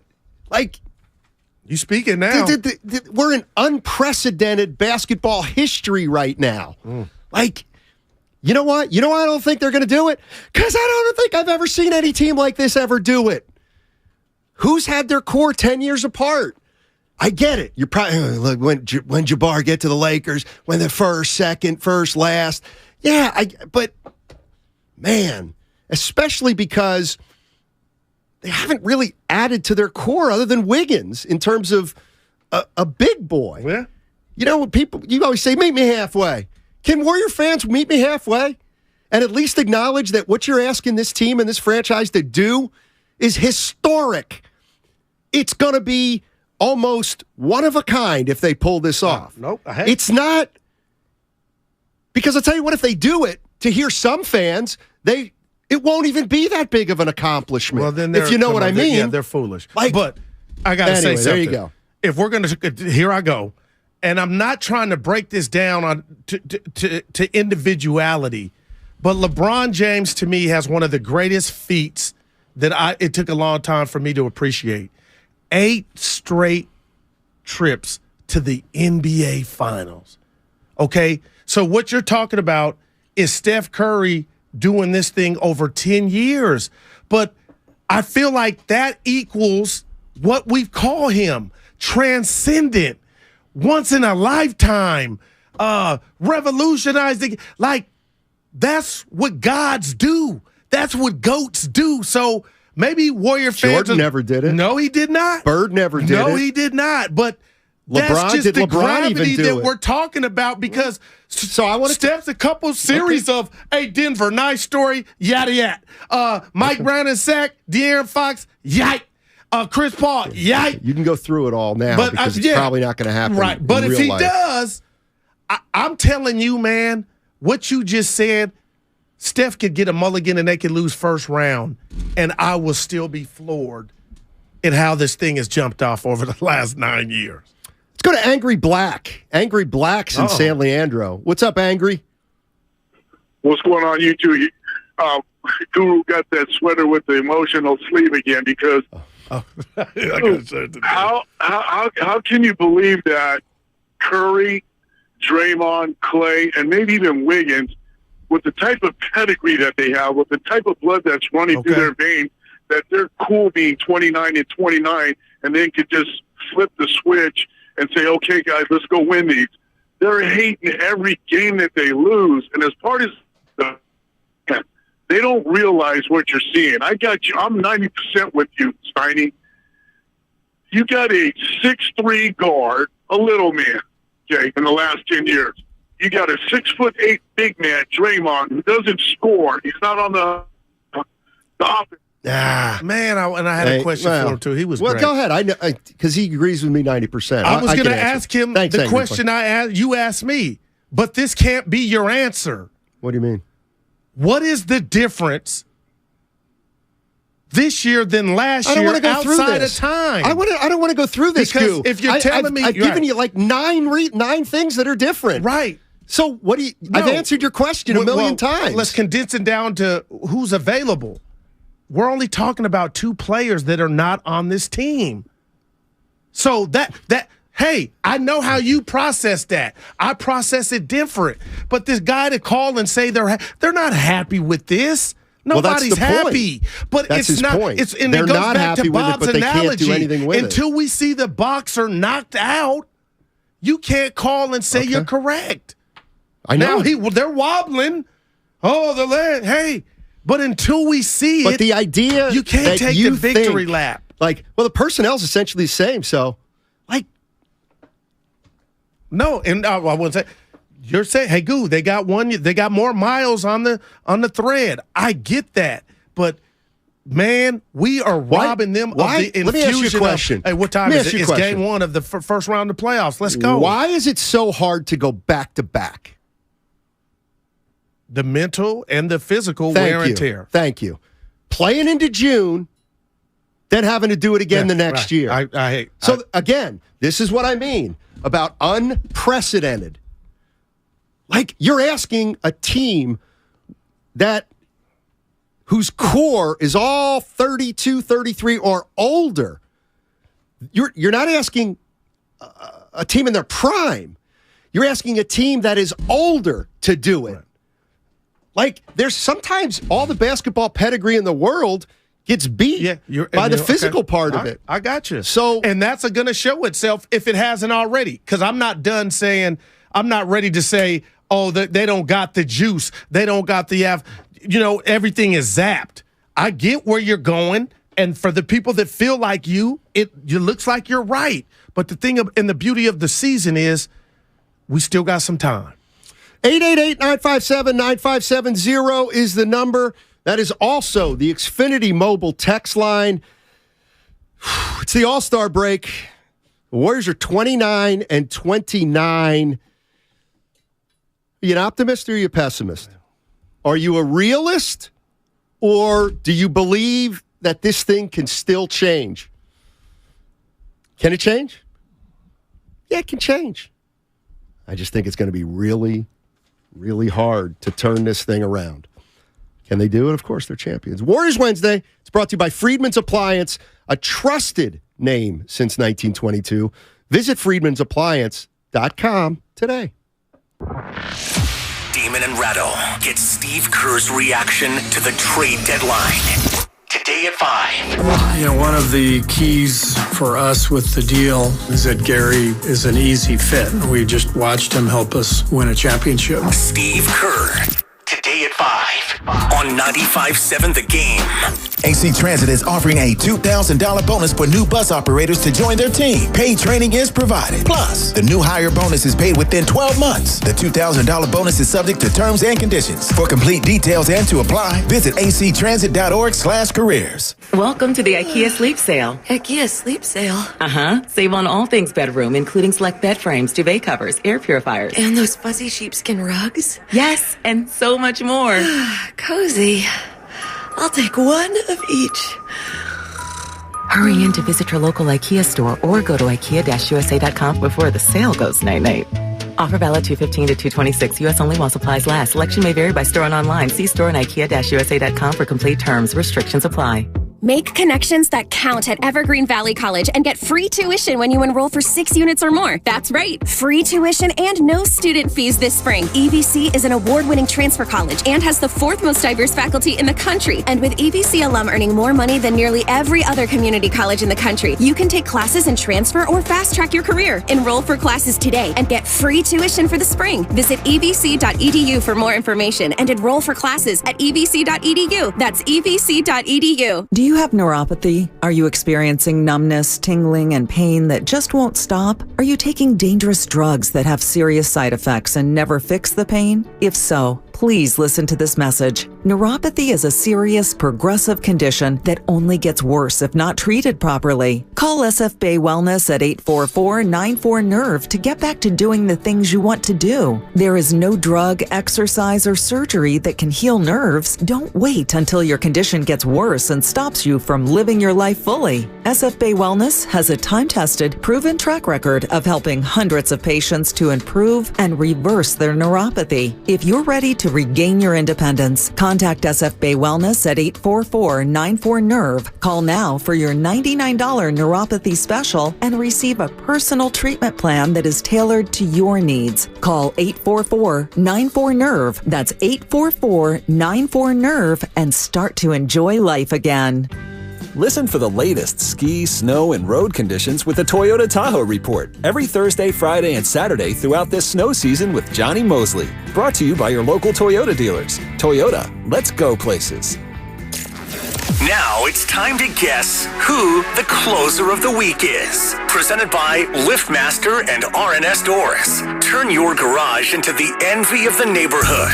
Visit rsdoors.com. Guess who the closer of the week is? This quarterback threw 3 touchdowns to win the biggest game of the year. Who is the closer of the week? Recently, my garage door opener was not working. I was in need of a closer. I was put in touch with RNS Doors and they hooked me up with a brand new garage door opener from LiftMaster. With LiftMaster's MyQ connectivity, my garage door opener can be controlled right from my smartphone.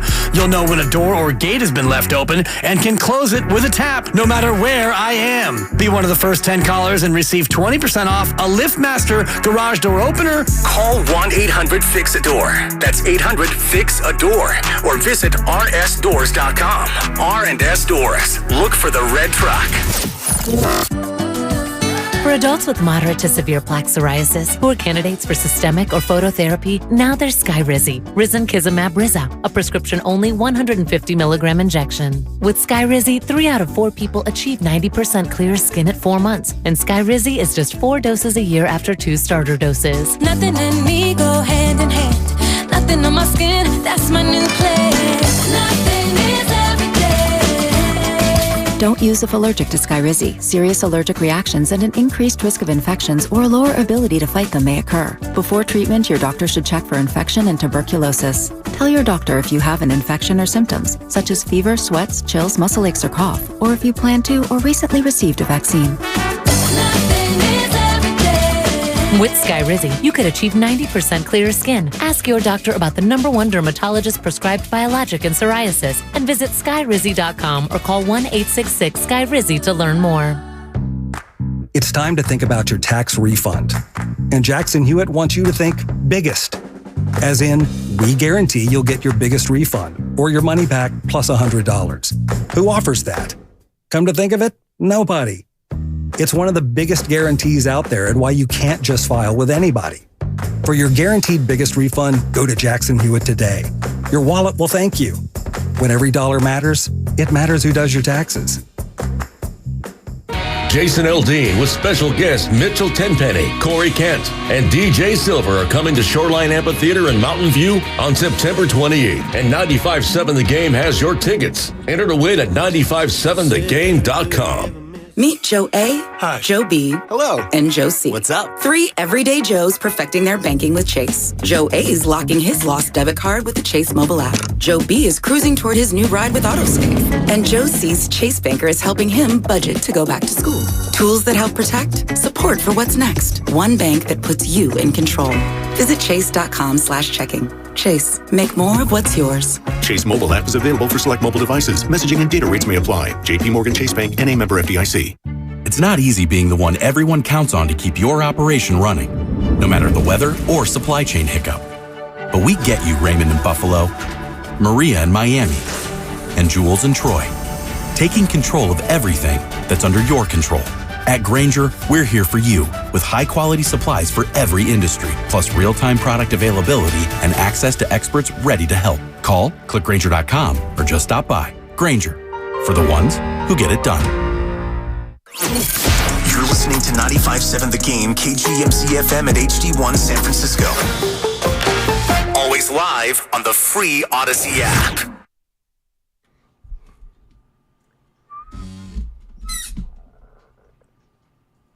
First I was on Goo's team, and then I was on Steiny's team, and now I don't know which way I'm going. This is Kevon Looney. Welcome back to Steiny and Guru on 95.7 The Game. Take it away, Steiny. Do we remember that guy's name? That was a great one. He was. He was good. He was good. Matt Steinmetz, Daryl the Guru Johnson. We got another hour to go. Are you ready? Bob Myers joined us at 1 o'clock. He's terrific. Not quite as upbeat. I Would didn't you think. be? I'm good. I said, You know what have what? I said the whole week? Bob How cancel. many Evan, rings Bob he got? cancel. How many rings Bob got? 4. Yeah, I'd be more upbeat. See, I'd be the kind of GM that if I were Bob, oh, man. Oh, we can't wait to hear this. What would go you ahead be and ask me doing? a question. Bob, how's it going? It's going dynamite. Well, you're I 29 got and 29. Yeah, that's not okay. You just traded your number 2 pick. Yeah, it's nobody can keep a dynasty going. The circle of sports always ends at some point and then restarts. So, Bob, are you telling the Warrior Dub Nation that you have no chance to win this year? I'm not saying we have no chance. I never say that with Steph Curry, Draymond Green, Klay Thompson. Those are champions. I never would say never. But if they do this, you got to understand, it's never been done before. Okay, Bob, let me ask you this. It's never this. been done before. So I've become a little more philosophical, realizing, guess what? You can't win it every year. We're going to try like hell this year. Anything to report on your contract situation, Bob? Oh, no, I'm gone. No, I'm out. Yeah, look, we've been. That's why I don't care. Dude. No, I'm just messing. Hey. Yeah. Changeover 1. Oh. It was for, we don't steal. Shasky, Allen, Dibbs, and Willard, they threw out this and almost crashed. If you could give truth serum to any Warrior Sodium player, pedophile. or that's what Dibbs I did. know. Or you heard it. Watch or yourself. executive, who would you give it to and what would you ask them? And I said to you during the break, because I'm Ricky Henderson, I'm stealing, I would ask Draymond Green, why did you punch Jordan Poole? That's what you would ask? Yeah. Somebody else said that, though. Well, that's what I'm stealing. But like that's how fascinated I am with how all that went. Like, why did Dre do that? And if you could give what is it? Truth serum? Yeah, no, but the real Sodium name. pedophile? Yeah, right. If you could give it to, who would you ask what? It's a great question. That is. I got to give it to the guy. I would ask Bob, because he'd be more truthful than Joe. I love you, Joe. I would say, explain to me in detail. Oh, wow. How winning the title last year altered your plans. Wow. You say that as if that was a bad thing. No. Winning the title out of nowhere. Does that sound like a bad thing? You're right. It sounds It's like a question. it threw something Please off. explain to me. That should be a pleasant. Altered threw something off. could be a positive. I altered my behavior. I stopped drinking. Guess what? I'm healthier. That's a good thing. How did winning a title last year alter your approach?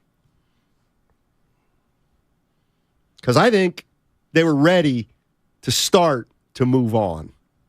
But then they won it. 18-2. Let's go to Pat in Foster City. Pat, what's up, buddy? How you doing, man? Good. Thanks for taking the call. Sure.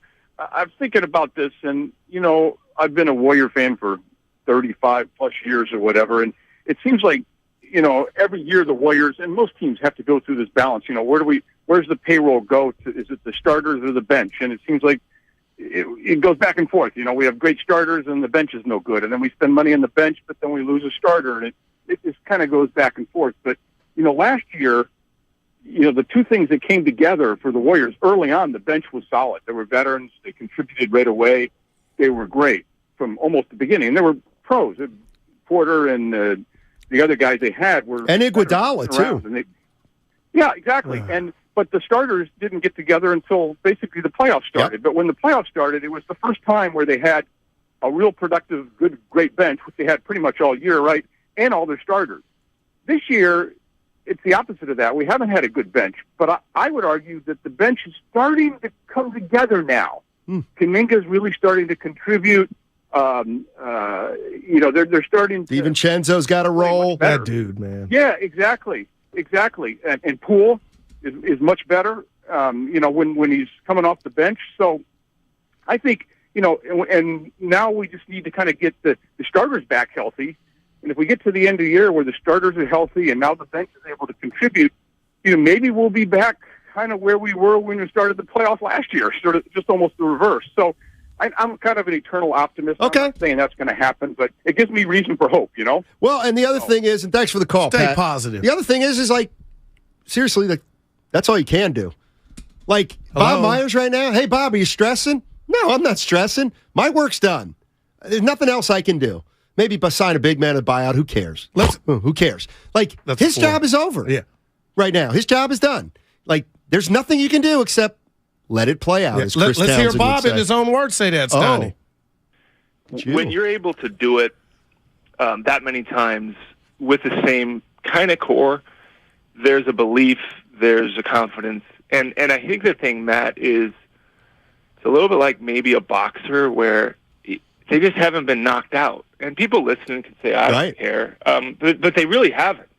And so we'll see how long they can keep going before that happens. Well, you just said it. He said what we've been saying back and forth for 2 months. I want you to respond. Do me a favor to David Anderson on YouTube. Oh. Guys, Kuminga's still chasing dudes and not closing out on shooters. Again, I'm about the Warriors. I'm not going to single out a 20-year-old. Why would you single out a 20-year-old when you're trying to win back-to-back titles? I love the young people. Because you're going to need them. How many minutes did Kuminga play last night? Let me bring it up to you. By the way, this was after let's his put the game rat that on we the didn't table. like against the Lakers. Let's put the rat on the table. You know what hurt the Warriors last night? Their starters couldn't keep it close until Ty Jerome got in the game. Who had a great game. I'm thinking myself, can they get it to the 3-minute mark of the third quarter close so that Ty Jerome can come in and give them a lead when the starters get back? Yeah, 22 minutes for Kuminga. 5 of 12, plus 2, 16 overall points, 5 rebounds. But Jerome was balling, Stoney. 17 minutes, 3 of 5. What are they going to – somebody's going to be off. It's him or Lamb. And Lamb just seems like he's been forgotten. I get why, but his rhythm is it's done. He was in a zone, his version of a zone, Stoney. Who? Lamb. Okay. And now he's just just on the farm by himself. And damn it. Oh. R.I.P. to the great beautiful Raquel Welch. Now, her and Pam Grier for me, boy. Jim Brown. It's interesting. It's a little different era. Now than it was. I try to stay on the straight and narrow here and not offend anybody. She was back in her day one of the original sex symbols. Yeah, I have a wife. Look at you. We've great actress. We've divorced ourselves from that term a little more these days. Sweet. Defining somebody by just their external characteristics. But certainly I'll agree with you. Raquel Welch was not a schnauzer. Yeah. Okay. Ooh, that's the worst word. Yeah. Yeah, she wasn't a schnauzer. Does that offend anybody? Not Except me. It shouldn't. She was beautiful, schnauzers, but and she was schnauzers great are at what she did. Jim Brown used to date her. You know how I know I work with young people? Because we talked about Raquel Welch on the before the show, and I said, Barbarella.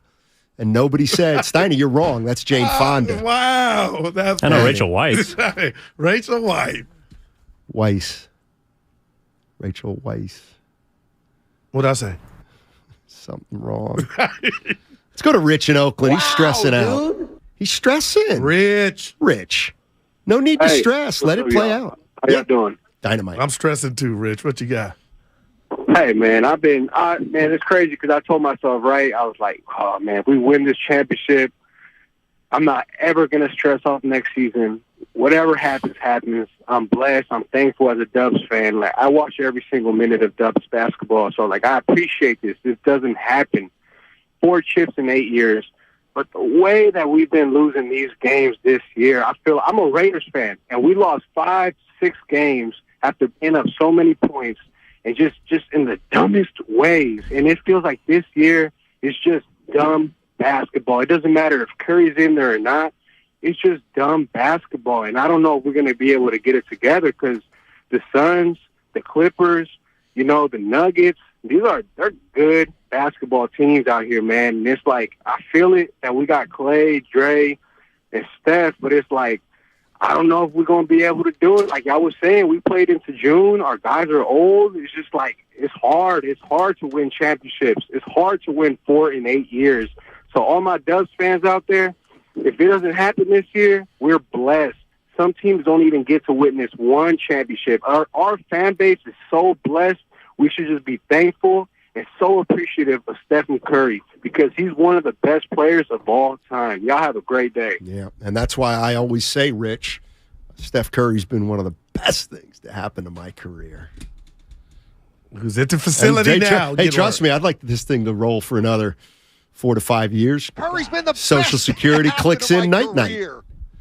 Mm-hmm. Hey, I went to that website. What website? The Social Security one where you can kind of gauge. Oh, man, I thought you meant. I've never felt older in my life. I thought you meant lay out. I'm sorry, I interrupted you. Finish and then lay out for me, would you? That was it. But I've never. I was like, dude, what am I doing? When you said website, I thought you were gone to MatthewSteinmetz.com. Oh, no, yeah. I told Ibanez about that. New content on MatthewSteinmetz.com. Tell us you who. can find new content every day or two. Look at my boy. Popping them out. This one was about Glenn Robinson. Oh, wow. Yeah. Not that one. Read? Not the guy who went to Purdue. Played for the Bucks. Big Dog. Not him. No, that's what somebody who actually accomplished more in his basketball career than the Big Dog. And that would be Glenn Robinson, the all-time winningest Division III coach. Your guy. 967 wins. Is he still with us? Oh, yeah. Oh, that's awesome. Yeah. I'll check it out. Yeah, okay. You know what else I should start doing? I'm thinking about. Should I get back into? I mean, I could use the blog and start writing about the Warriors. But again. The way you light up, I could write on the Warriors again.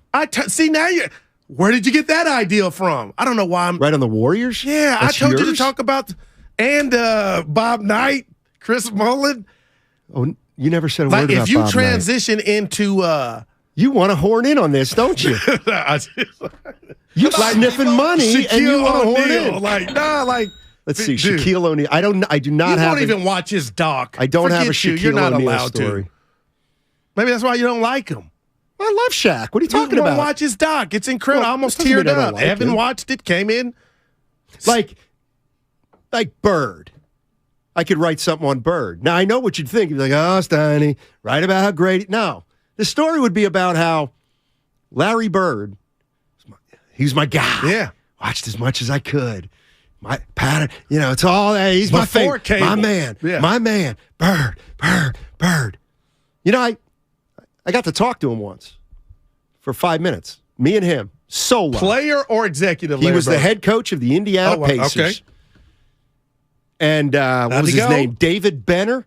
The PR director of the Pacers said, Steiny, I can get you 5 minutes with Larry Bird alone. Come on, man. I said, I'll take it. And you know what we talked about? Eric Dampier. He was the subject of what the a entire downer. Mississippi's finest. I had one opportunity to speak to my idol about anything under the sun. And you didn't tell him you were his idol? Did you tell him? I did not. That is such a way because you were too. I was a media member at that time. And how about this? Here's the one. Sometimes you got to say, "Hey, look, man. Let me tell you something. I can't believe." Here's the one thing I remember him saying. Bird used a phrase or a word I'd never heard. Well, I'd heard it, but hadn't heard for 40 years. We're talking about Eric Dampier, and he said, I think Eric Dampier's got a bright future. I was excited when we drafted him because they traded him for Mullen. He goes, I was going to come in all summer, and we were going to work out together, me and Damp, because I think it was going to be real work. It wasn't like he was going to come in here and Jimmy Jack around. Bird said Jimmy Jack. I hadn't heard it. Yeah, I liked it. Shout out Jim Jackson. All right. I hadn't heard it. Let's go to Some ugly. people calling you gutless. Why? Because I didn't say, Larry. Larry. No, I know I'm supposed to be a working media member, but right. oh my God. There's an exemption for everything. No, once. there's not. Yeah. No. Hey, Larry, you're my guy. The other thing, He you realize probably when you're remembered wearing you a forever. credential, you can't ask for an autograph. You realize that, don't Come you? on now. Okay. I just want to make sure you know that. Ugly Timmy is in Oakland. Hey, Ugly Timmy. Hey. I want to see him. Sure. Yeah. Hey, how's it going, fellas? What's up, Ugly?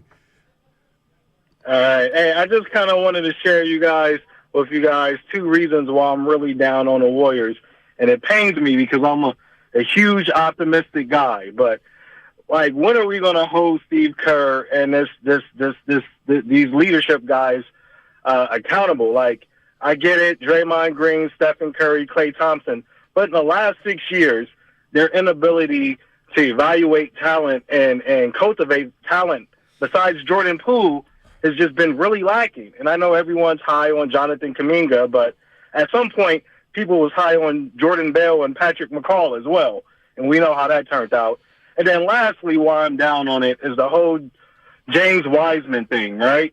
Like, it seems like there's no vision with Bob Myers and Joe Lacob and Steve Kerr. Like, what is the vision for the Warriors going forward, right? Like, at one point in time, Bob Myers said that the Warriors are light years ahead of everyone else, and I believe Joe Lacob. That was But Joe it's like the Lacob. field is- That was Joe Lacob. Joe Lacob, right. But it seems like the field has come closer, or the Warriors have come down, right? And the field is narrowed.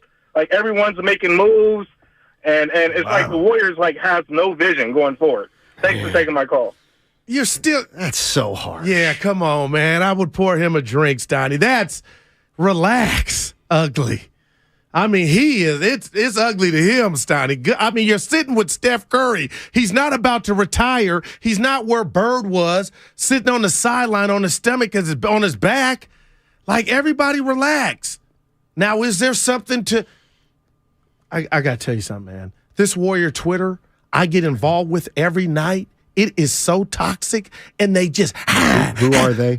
People I don't know, followers, but they go at each other. Some positive, some negative. But today, they're in the chat talking about Kerr. The defense is not there because players have tuned him out. Like, take the knife out of Kerr's bag. He's got 4 titles.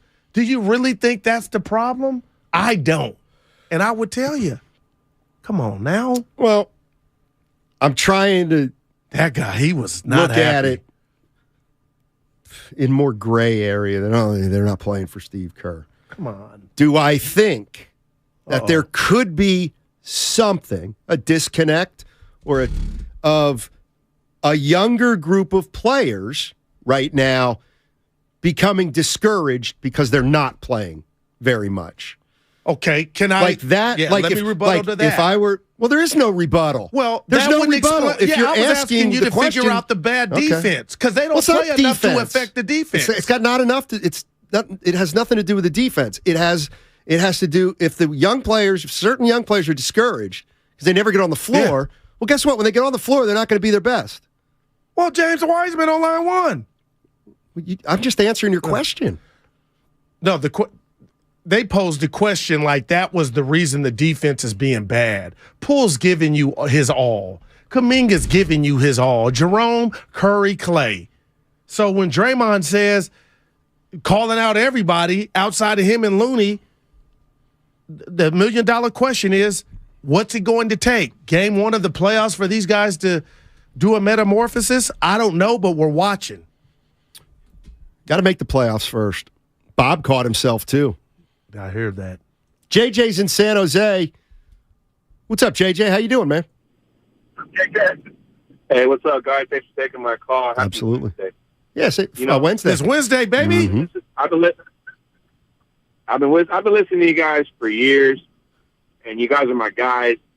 And Steiny, you're a bit of a pessimist. You but think? It's okay, bro. Like, I given you. I'm hoping you'd come around one of these years, but that's just the way you are. You've never thought that the Warriors would ever win any championship, That's even when Durant. Oh, please. That's ridiculous. That is absolutely Guru sips the ridiculous. Sprite. So I'd be looking at one of the greatest teams ever assembled and said, no, they can't. Come on. Please. Go ahead. But I remember, Stein, you were hoping that things just wouldn't fall apart. You were questioning if they could keep it together. Of course. Right? Because I have a sense of history in this league. And our league. I'm just saying, but either way, what's going on right now, it's Jim Morrison. It's the end. I watched Apocalypse Now the other day, and the very first scene is when they got Jim Morrison, this is the end, and all the palm trees went up. And oh, man. That's what's going on right now. It started with a punch. It's continuing now because ain't nobody hearing Dre when he's on the court. No one is giving him the leeway anymore, especially if Curry's not there. So, to me, unfortunately, you guys are all making points. They're not in a good spot, and I just don't think it's enough for them to move forward. No, who's negative now? Yeah, we're gonna find out. You can't. Hey. Oh, wow! How fast did he do that? Gosh. You ever hear this song, Goo? Yeah. No, you haven't. How does it start? Why would I What's the say first yes? line? It doesn't What's even the first matter line? now. The fact that This you is thought, the end. I was Listen to getting it. ready to say it. Dude, you're incredible. I didn't say it. JJ did, ladies and gentlemen. Golden State Warriors. Turn it off. This is not the end. Come on. I could have. You like that. Hey, you want to laugh? I didn't think you'll say laugh at this humor. Of course, I would laugh at Carlos myself. in Concord, Xfinity Mobile text line. Guru telling everyone to relax is like Draymond telling everybody to give more effort on both ends. Dude, come on, man. Everybody just... 3. That's a 3 from Evan. Everybody relax. You got off on that song. That is true, though. You tell people to relax when you're more uptight than everybody. You know who you reminded me of? The guy can't... What's his first name? You know who you remind me of? Mick Cronin. The UCLA coach. I'm thinking That's who you remind me Lavin of. right now. I want you to picture a guy about 5'6", stomping and yelling on the sidelines. Yelling, stomping his feet, yelling. And then calling a play over and go, you got to play with more poise. I like that. You're Mick Cronin. Kerr had some of that in him last night. You're out of control, and you're telling people to be more poised. No, I don't like Mick Cronin. I think Kerr was hot last night. What do you mean? He was letting the officials know. He's into it. He needs a break. He'll be on with Damon and Ratto today. I think 4. There you have it. Get the time right. I guess it might be 5. It's 5. Okay. 5 o'clock. 888-957-9570 is the number. Half hour left in, well, a pretty damn good show, I must admit. I think today we're kind of knocking it out of the park. I think you've seen a different side of me, no doubt about it. And you're seeing a guy who's a cooperator, who's a diplomat. Warriors Wednesday. Mm-hmm. Goo. Friedman's Appliance. They've been around for 100+ years, since 1922. I want you to visit friedmansappliance.com today. They're what it's all about. I'd be a great cop. Hey, it's Dan Dibley from 95.7 The Game, and I'm excited to let you know that the San Jose Earthquakes are taking on the Vancouver Whitecaps for their 2023 home opener, Saturday, March 4th at 7:30 p.m. The Quakes will be celebrating the 20th anniversary of the 2003 championship team by giving away 10,000 championship jerseys. There will be a special halftime ceremony featuring your favorite 03 alumni and debut of the supporters section. Get your tickets now at sjearthquakes.com. Mom, Dad, Sis? Here we go again. Why are you in a suit? Picture, if you will, a world with the best network imaginable. I'm talking about the Xfinity 10G network. Go on. Mom, remember how your reality shows wouldn't load with all of us online? Now you can binge. And Susie, we'll have fast internet in the basement. Nice. If you have any questions, here's my card. This is just your name on a gum wrapper. Introducing the 10G network only from Xfinity. The future starts now. Now through March 21st, new customers can get 200 megabit Xfinity internet during our limited time Xfinity 10G network launch celebration for just $25 a month for 2 years. Plus, there's no annual contract required and you get Wi-Fi equipment included. Go to xfinity.com/10G, call 1-800-XFINITY, or visit a store today. Requires paperless billing and autopay with stored bank account. Restrictions apply. Taxes and fees extra.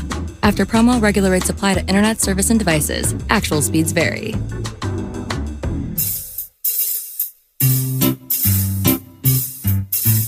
1-877 Cards for Kids. KARS Cards for Kids. 1-877 Cards for Kids. Donate your card today. 1-877 Cars for Kids. KARS Cars for Kids. 1-877 Cars for Kids. Donate your car today. With car prices at an all-time high, our donors are now getting highest receipts ever. Donate at carsforkids.org and your car can be picked up tomorrow. 1-877 Cars for Kids. KARS Cars for Kids. 1-877 Cars for Kids. Donate your car today. Now accepting donations of land, homes, buildings, or any kind of real estate. Bear Robotics makes robots for restaurants. Automated servers to do the heavy lifting. But get this, our office, it wasn't automated. Paper invoices going in and out, getting lost. We don't do that anymore. Now we've got Bill. It automates our finances the way we automate restaurants. With Bill tracking our invoices and planning payments, we can focus on growing. The old way, not going back there. Automate your finances with Bill. Learn more at Bill.com. The following is an attorney advertisement. If you get sidelined by a workplace injury, the workers' compensation attorneys at Boxer and Gerson can help get you back in the game. Our team of skilled attorneys will fight by your side for the treatment and compensation you deserve. We care about justice for injured workers. That's what makes us Northern California's premier workers' comp law firm. Call Boxer and Gerson at 510-345-2341 or visit boxerlaw.com for a free consultation. Boxer and Gerson, your life is worth the fight. Get in the zone, AutoZone. Welcome to AutoZone, America's #1 brakes destination. We have the pads, rotors, drums, shoes, and brake fluids to improve your stopping power. Right now, save 15% when you get any 2 Duralast rotors with a set of Duralast brake pads. Missing a tool?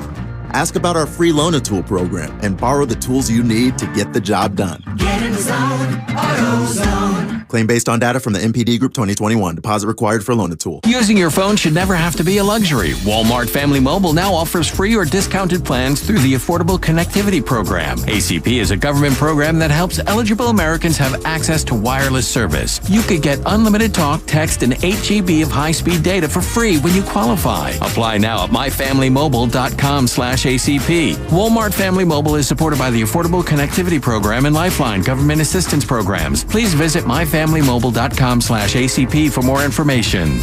Hey guys, this is Keenan Thompson. I have a problem with you. Yes, you.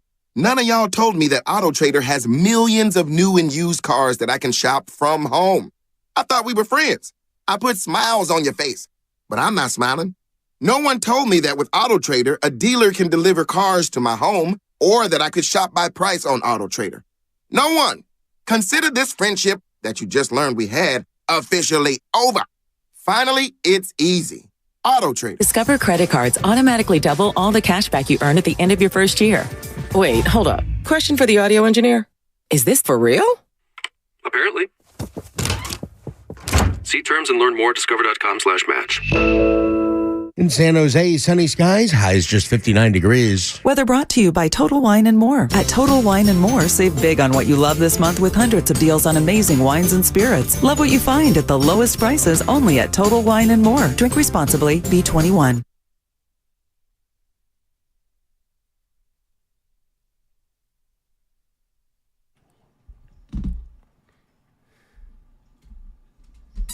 Don't let us win a championship. Now, back to Steiny and Guru on 95.7 The Game. I love it's not my. That was not my idea. Everybody's gonna be like, "Hey, Steiny, you think you're funny?" Because I'm doing it. Yeah, yuck. You do that when they lose. Now, I will say this: the Doors also have that. First of all, that song's like 12 minutes long. But they have another song that would also fit, that's about 10 minutes long, and it's called "When the Music's Over." What the F do you got? It's called "When the Music's Over." Yeah. When the music's over, turn out the lights. Turn out the lights. Now, my only problem with that Turn out the lights. is I feel like you're truly being serious. Like that's your real singing voice. Well, that was my real singing voice, yeah. Oh, yeah. I don't have a very good singing Dre voice. doesn't get a lot of credit for saying that last year. Don't let us get in the playoffs. Well, and it's interesting. That didn't get a lot of run. Because and he was right. Well, it's interesting. Go ahead. The league may have let him win a championship. I mean, Denver was banged up. Memphis didn't have Morant. Whose fault is that? That's what I'm saying. And Things what fell about into place. Boston's excuse? Can I read you an email? Give it to that I got. Text or email? It's an email. This is my guy Harry. Okay. Your imaginary friend. No, he's real. That's not his real name. Go ahead. I call him Harry. And lastly, if I hear Guru say one more time, "Hey, Steiny, they won the chip. They won it all a few months ago. They're still the champs. I think I'm going to lose it." Well, he's not done. Not done. Go. Whoa. Guru, Harry says, the Warriors were handed the chip last year. The teams they played were missing their stars. Don't you get it? You think the Warriors would have beaten Denver if they had Murray and Porter? This is so incredible. Or Memphis if they had Morant? Or even Dallas if they had Tim Hardaway Jr.? The Warriors were not the best team last year. That is so negative. And that's an email. By the way, that's an email. Somebody sent it to me. It's not me. That's not me. I didn't say it. But that's a haterade. That's a whole Gatorade full of haterade. But it's not fact. The fact is he pointed out some things that were true. But if you're hanging on to Hardaway Jr., who I love, by the way, come on. The Warriors did what they did. They didn't get anybody hurt. They took advantage of a situations. They're champs. I want Harry not to get lost if the Warriors go back-to-back. Harry is on my list. HARRY. Harry, don't get lost if they do it again. And the fact that they just won it a few months ago, those are facts. June. Ain't even a year old. They are.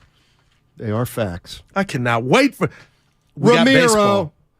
What? We got baseball. The Pike. Yeah. Seriously. I put it out the Giants' projected lineup. I'm going to give it to you. Ramiro. What's up, Ramiro? How you doing, man? Hey, what's up, guys? How you guys doing? I'm a new listener, but I love the banner you guys got on my way to work. Thank you. Wow. Yeah, I'm on the younger side, but, I like listening to you guys. Well, what is that? Hey, hold on. Whoa. You're on the right. What does that mean? He's on the younger side, Goo. Wow. Now that's a shot. Hair game second to none on this show. What do you mean? Yeah, you don't want to compare scouts with us. What's up, buddy? I love the show, man, but I feel like there's a couple of things, like, for the Warriors, like, in the short term, I still think the league and us as fans, we take the loss of Steph Curry being injured for granted because it just shows you how much he needs this team. I still think they can make a run, but he's got to be healthy. And another thing, I think for the vision, looking forward for the Warriors, I almost kind of compare it to the Giants. The Giants have had all this success winning 3 World Series, and the Warriors with all those championships. I question, some of those core guys if they have that hunger. Like, hey, we've been there, we've done that before. We have the rings. It's not a big deal. We're making millions. If we don't make it, we don't make it. We don't. There's always next year until we're done. So I kind of look at it that way in a sense. I'm just trying to be realistic, I think. Appreciate it. And here's one part of being realistic that I'll just throw to you. And this is where I don't think anything's ever black and white. Ever. So let's say you're Myers or you're Lacob. What are you laughing at? What are you in his ear about? Because I was about to accept our show, but go ahead. Well, how did I start it out? You said nothing's black and white. Now, I said it, then he hit me in the ear. I'm going to give you a 4 of it. Go ahead. If you're Myers. So if you're Bob Myers and you're assessing see, this is where I do. The Warriors won it last year, but to not acknowledge how it happened, I think, is delinquent. In other words, if you're Bob Myers, okay, and you lost the 73-game season. See, you won 73, lost in the finals. Okay, now I look at the season, all right? Yep. Look at what happened, and I'm like, we up 3-1, whatever. We blew it. We blew it. Okay. Last year, you look at what happened. Everybody came back right before the playoffs. They put it all together.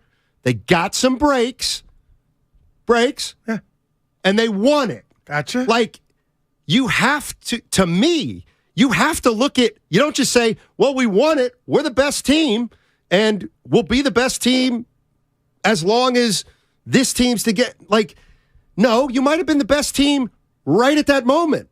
Like, right at that moment. Right. Which you were, obviously. Okay, yeah. But what I'm getting at is, like, but they didn't. Okay. Let me let you like, they like, you're acting like they rested on their laurels. They did nothing but take advantage of the situation. And I would say you're acting like you watched the 73-win Warriors play last year. To that and I'm point, saying, man, they just, they won it, but boy, they won it by the beat skin of their teeth. Team with a bunch of studs everywhere. So now they're worse, and other teams are better. Hey, I'm not saying what you're saying is unfair, but what I think you and guys like Harry and the caller are missing is there's a guy named Steph Curry who has, on 3 separate other occasions, done the same thing.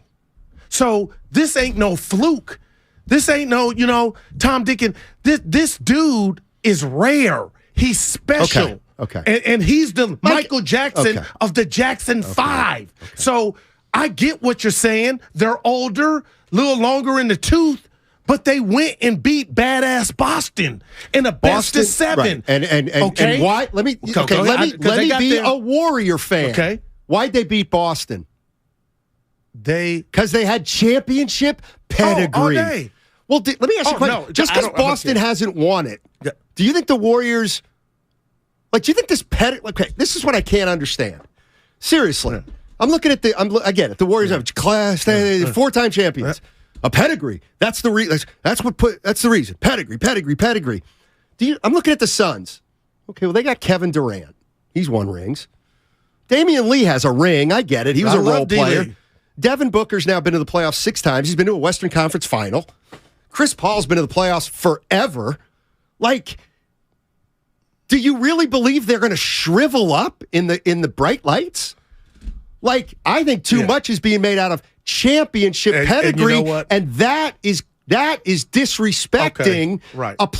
You know who else has championship pedigree? Kawhi Leonard. Right. And you know who else does? Norman Powell. No doubt. And you know what? Paul George has gone deep in the playoffs a lot. Okay. Or a fair amount. Jokic, Denver, has he won it? No. But guess what? They made it to the Western Conference Finals, came back twice from 3-1. Like, I think we're making it too black and white that the rest of the league's got no pedigree and the Warriors have it all. Okay. So from here on out, because I've been using pedigree, and I will not. And the reason I will no longer use it until the season is over is because you just painted the picture that we're robbing the Warriors of saying they played better basketball. They made shots when it counted more so than their opponents. Yes, sir. Every step of the way. And you know why? Because they got a future Hall of Famer, once-in-a-lifetime player in Steph Curry, Klay Thompson getting his groove back, Jordan Poole. That is what I'm banking. Andrew Wiggins, the back cuts, and the style of basketball they play. Because real quick, the Phoenix, that tragedy that took place in their building, that stench ain't gone just because you brought Kevin Durant.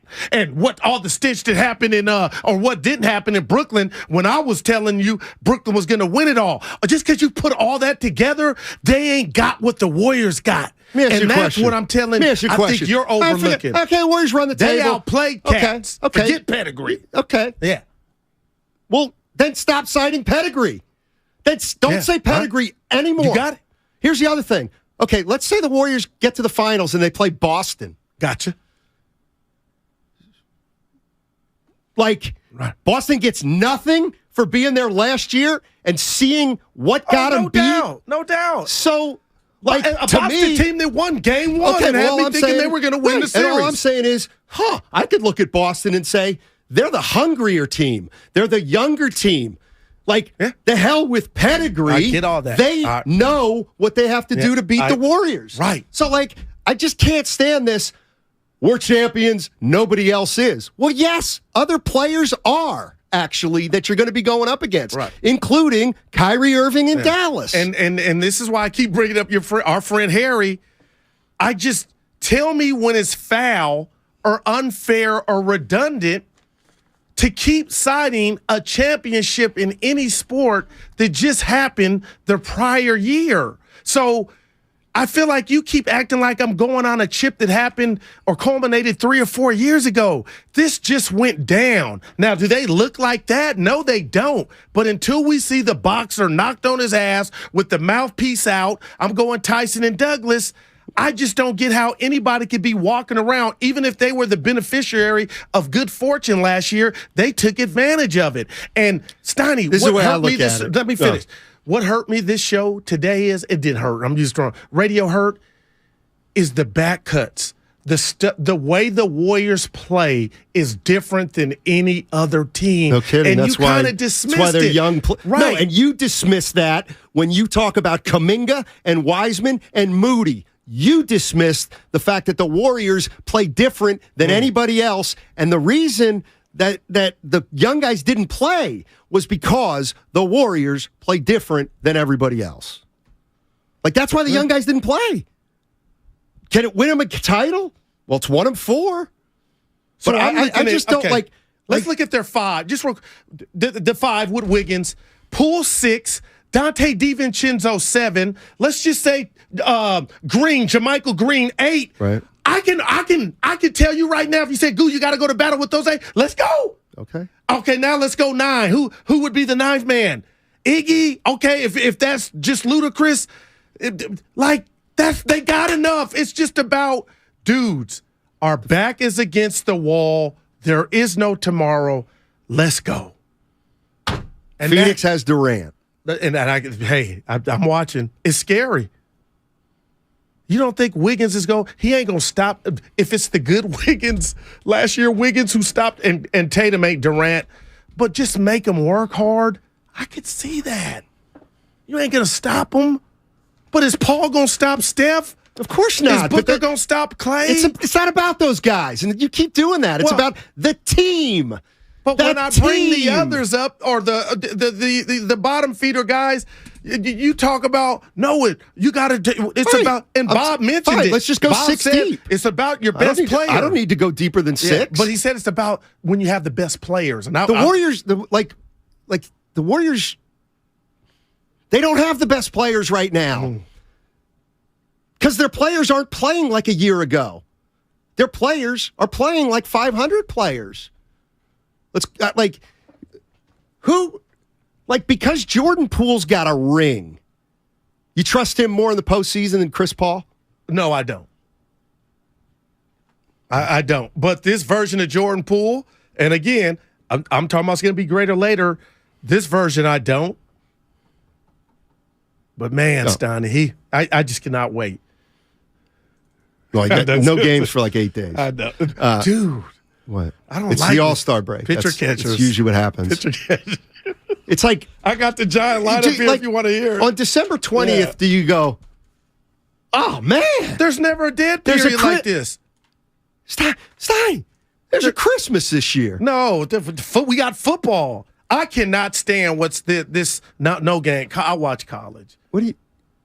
I cannot stand what we're about to embark on with no games. But we got games tonight. Wiseman's debut tonight. Games tomorrow. Back to Wiseman. And then the embarrassment over the weekend. What are we gonna do Monday, Tuesday, and Wednesday? Well, you're not here Monday. You're taking the easy one out. I forgot. It's boy. What you doing after? I'm juiced. I forgot. That guy's love in my San job, Francisco. What's going on, that guy? Hey, fellas, great show.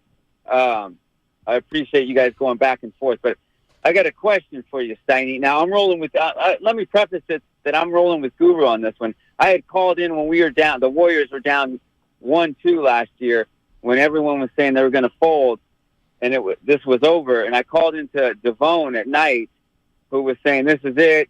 The Bulls, they're going to run it, meaning this young studs. I said, nope, it's not going to happen that way. Look, these guys, they may be older, but they're smarter, and they're going to play smarter basketball. So to end the story on that, Devone told me to call back after that series, and I called back, and he apologized because in the end, the Warriors won it. And until you knock Tyson out and he doesn't get up, then he's still the champ, right, Stu? So he's still the champ right now. No doubt. No doubt about it. Here's the analogy to use. If If you're going to use the boxing analogy, here's the one you use. All right. The Golden State Warriors, they were the champions 9 months ago, but they've vacated. They got the belt. Right, but they've taken the belt because they vacated their title. And I'll tell you why they vacated their title. What I missed? What you missed? I'll tell you what you missed is that now we got a tournament. We got things have changed. You're no longer. You're still the defending champs. I got my belt. But we have to open it up now to a tournament. Okay, gotcha. Okay, a tournament. Yeah. WBC. Okay, we're gonna get 16 boxers, and we're gonna have a tournament. Yeah, same one you had last year, right, Jack? Yeah. So get in this one first, and then you have a chance to win a title again. But until you can even crack the top 16, like we can't put a broken down fighter into the tournament. That's too dangerous. So the first thing you have to do, Warriors, to prove that you're even worthy, forget about of winning another title, but of even competing with the teams. Yeah, I didn't. Yeah. But right? I'll tell you what. So here, let me ask you this. Let me ask you this, Warrior fans. They're in the play-in today. Let me ask you this, Warrior fans. If the Warriors have a play-in game, they have a play-in game and they lose, okay? Oh, Jesus. Are we still going to say, nobody's ever knocked them out in a series? They've never been knocked out in a seven. Nobody's ever beaten Steph, Clay, and Draymond in a series. Like, okay. Mm-hmm. Yeah. Now what do you got? Yeah. Well, Clay wasn't in the he wasn't in the Memphis how about one. This? He wasn't in the Memphis one. What are you talking about? The play-in, I thought was, the people who say the Warriors core was Clay playing when they lost to Memphis.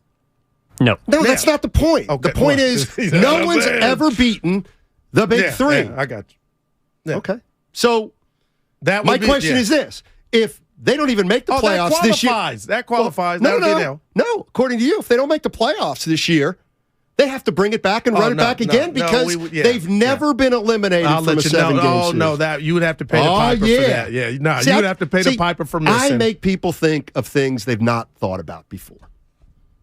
If that's how you feel, you need to. No doubt about it. Hey, real quick. Yeah. I was thinking about you with the Chief win. They are a dynasty, right? Who? The Chiefs. Because you talked about even when you lose, if you get.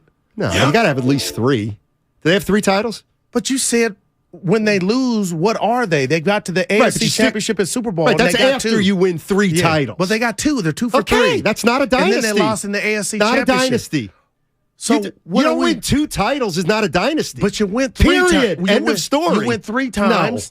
No. You went to 3 now. Look, you don't have to explain it to me. And then you lost the game before to get there. You don't have to explain it to me. That was the Matt There are no dynasties. No, it's not, Goo. You said the Warriors had won 3 so titles. So what are the Chiefs missing for a dynasty? Another title. 2 titles is 2 titles. 3's a dynasty. Look it up in the Merriam-Webster. The credit, and it stuck with me, the credit you get for when you don't make it. Because the Warriors have already won 4 titles. So their dynasty is still going because they had a dynasty at 3. We got to pick this up tomorrow. You cannot have a dynasty with only 2 titles. You don't think it's different in the NFL? No.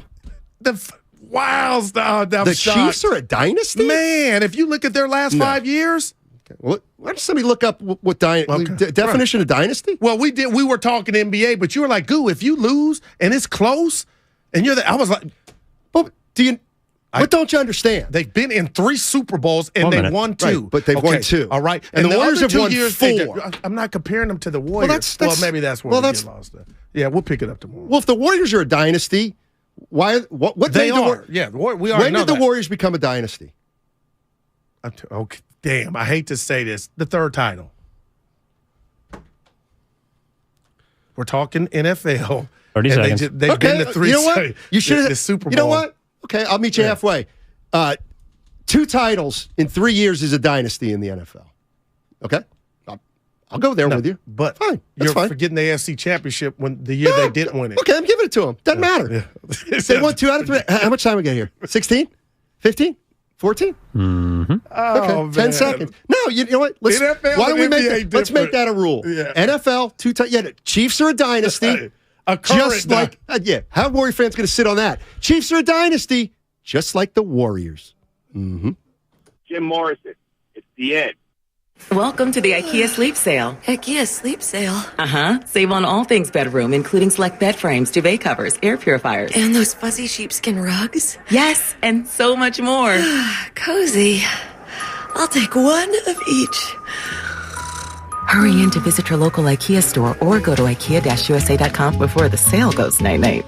Offer valid 2/15 to 2/26. U.S. only while supplies last. Selection may vary by store and online. See store and IKEA-USA.com for complete terms. Restrictions apply. Hi, I'm Aaron, owner of California Deluxe Windows. Ever notice? When your neighbors get new windows, there is a large black eye of broken stucco, uneven plaster, and even mismatched paint. At California Deluxe Windows, we never leave a ring around the window. Why? Because we are one of the only companies in California who custom crafts every window and door to your home's exact measurements. Almost everyone else on the radio is a distributor. They grab a window from a warehouse, break open your walls, shove it in, and patch things up. At California Deluxe Windows, we take pride in our work. Our installation technique is so precise, we do not break your stucco. Your house could be covered with potato chips, and we wouldn't crack one. Call now, and for a limited time, you get 30% off your entire order and 24 months of interest-free financing. 800-874-3600. 800-874-3600. That's 800-874-3600. California Deluxe Windows. Windows engineered for life. Certain terms and conditions apply. CSLB number 774518. Every small business owner knows business happens everywhere. The office, the warehouse, or on the road. And no matter where it takes you, there's one solution to help your business thrive. Comcast Business Complete Connectivity. It's the largest, fastest, reliable network with advanced gig speed Wi-Fi and cyber threat protection in one solution. Get started for just $49.99 a month. Plus, add Comcast Business Mobile and you can save up to 60% a year on your wireless bill. And ask how to get up to a $750 prepaid card. Flight 291 is now aboard. Yep, you're going places. And when you get there, be ready to do business. The complete connectivity solution from the company that powers more small businesses than any other provider. Comcast Business, powering possibilities. Ends 2/21/2023. Restrictions apply. Requires EcoBill and AutoPay. New 50 megabits per second internet and Comcast Business Security Edge customers only. Equipment taxes and fees extra. After 12 months, regular rates apply. Gig internet required for gig Wi-Fi. Mobile Savings compares pricing of top 3 carriers. Make connections that count at Evergreen Valley College and get free tuition when you enroll for 6 units or more. That's right, free tuition and no student fees this spring. EVC is an award-winning transfer college and has the 4th most diverse faculty in the country. And with EVC alum earning more money than nearly every other community college in the country, you can take classes and transfer or fast-track your career. Enroll for classes today and get free tuition for the spring. Visit evc.edu for more information and enroll for classes at evc.edu. That's evc.edu. Golfers, tee it up at the Golf Mart with the new 2023 Aerojet woods and irons from Cobra Golf. The new Aerojet woods are designed with a unique aerodynamic shape that delivers faster clubhead speeds for longer drives. And the new Aerojet irons are made with hot face technology, so every strike delivers more distance. Elevate your game by swinging into the Golf Mart and get custom fit on the new Cobra woods and irons today. The Golf Mart, unmatched expertise, unmatched service. Kevin Mack talks with Matt Hardy. There's nothing like a wrestling fan, for better or for worse. How do you handle that, though? We're talking about people talking about your family, what they don't know about your family or your brother or you. How does one handle that from a day-to-day basis? Something I joke about with the Young Bucks all the time. I said, if you would vanity search Matt Hardy on Twitter, I said, after you got through 100 replies, you'd want to quit the business and never be seen again. It's just, you just learn to deal with it. You know what I mean? It's the Kick Rocks Wrestling Podcast with Evan T. Mack. Subscribe now on the Odyssey app or wherever you get your podcasts. Hey, I'm Andy. If you don't know me, it's probably because I'm not famous. But I did start a men's grooming company called Harry's. The idea for Harry's came out of a frustrating experience I had buying razor blades. Most brands were overpriced, overdesigned, and out of touch. At Harry's, our approach is simple. Here's our secret. We make sharp, durable blades and sell them at honest prices for as low as $2 each. We care about quality so much that we do some crazy things, like buy a world-class German blade factory. Obsessing over every detail means we're confident in offering a 100% quality guarantee. Millions of guys have already made the switch to Harry's, so thank you if you're one of them. And if you're not, we hope you give us a try with this special offer. Get a Harry starter set with a 5-blade razor, weighted handle, shave gel, and a travel cover, all for just $3 plus free shipping. Just go to harrys.com and enter code KICKOFF at checkout. That's harrys.com, code KICKOFF. Enjoy. If you own a business, this has been a bumpy ride. From pandemic to inflation, I'm sure you could use a break. If your business has 5 or more employees and survived COVID, you might be eligible to receive a payroll tax refund of up to $26,000 per employee. The challenge is getting your hands on it. Hi, I'm Howard Mackler, and that's why I founded GetRefunds.com to cut through the red tape and get you that money. The team of tax attorneys we have put together are highly trained in this little-known payroll tax refund program. We do all the work, charge not a dime up front, and simply share a percentage of the cash that we get for you. Businesses of all types qualify, including those who took PPP, nonprofits, and even those that had increases in sales. We have helped return over $1 billion to businesses, and we can help your business too. Just go to GetRefunds.com and answer a few questions. This payroll tax refund is only available for a limited period of time. Don't lose out on up to $26,000 per employee. Go to GetRefunds.com. That's GetRefunds.com. You're listening to 95.7 The Game, KGMC FM and HD1 San Francisco. Always live on the free Odyssey app.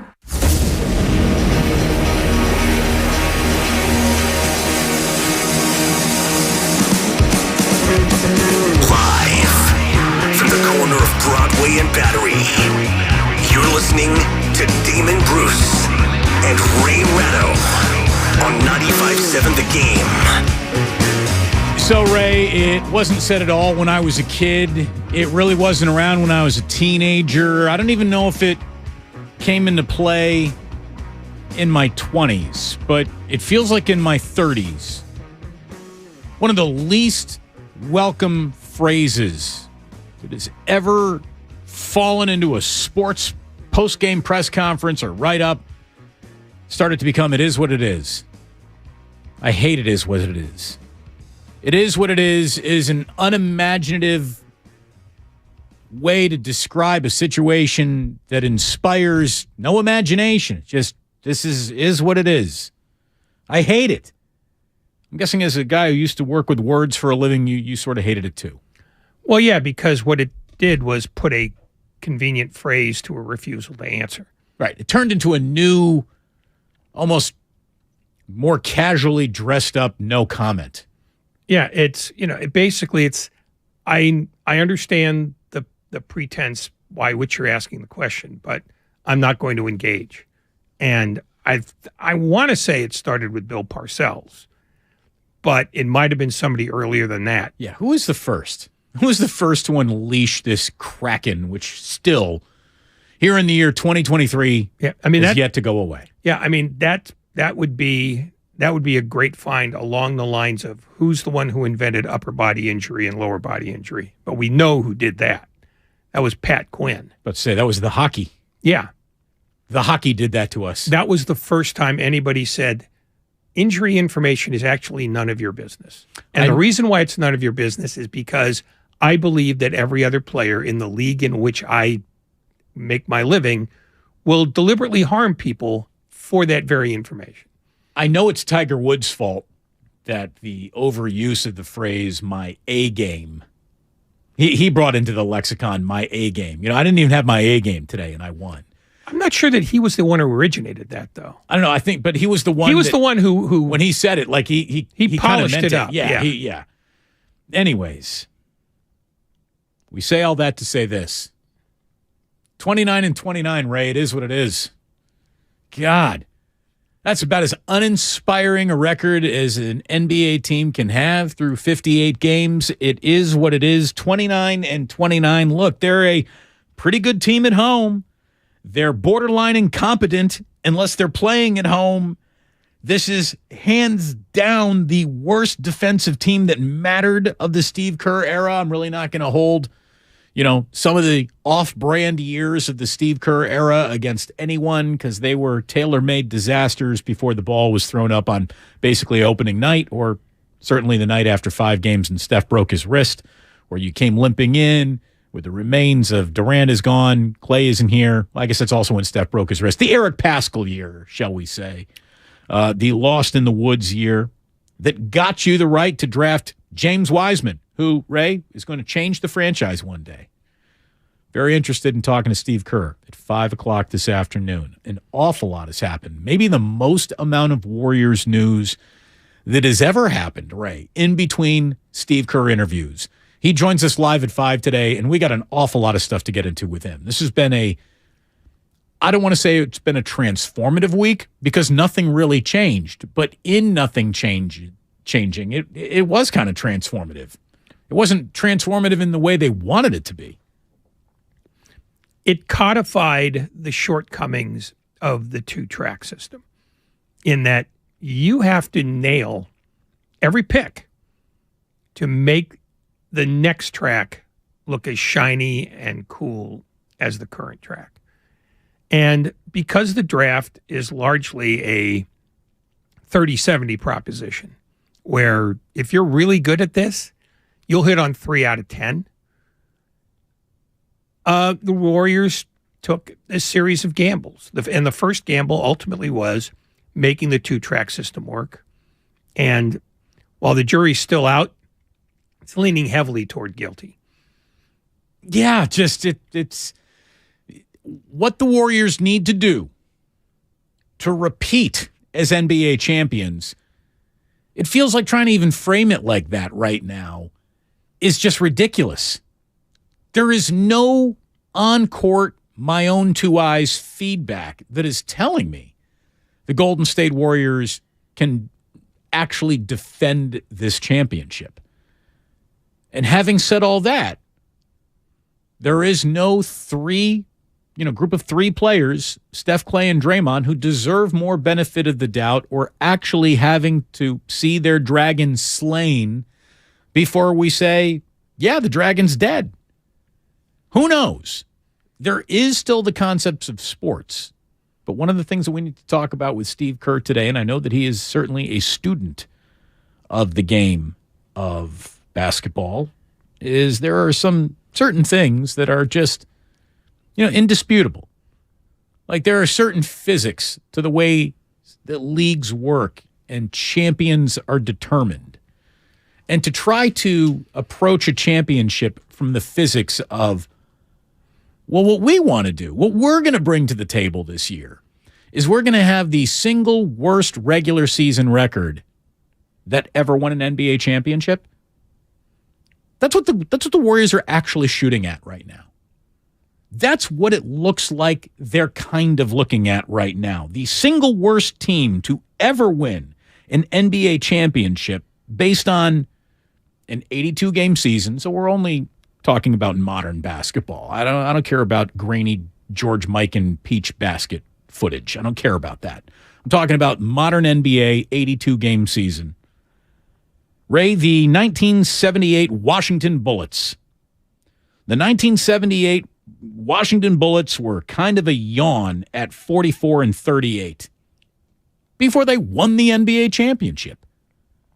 It's the worst team based on regular season record to ever win an NBA championship. For the Golden State Warriors to come in at 44-38, they're going to have to go 18-6 in their final 24 games. Does this look like a team to you that's about to go 18-6 in their final 24 games? Are you sure your math's right? Is my math right? I'm trying. That doesn't seem right. 29. That'd be 47 wins if they're 18-6. I'm talking 44. I'm going to have to do the math again on this. Yeah, it's going to be 13 and 38, and it's going to be 13-9.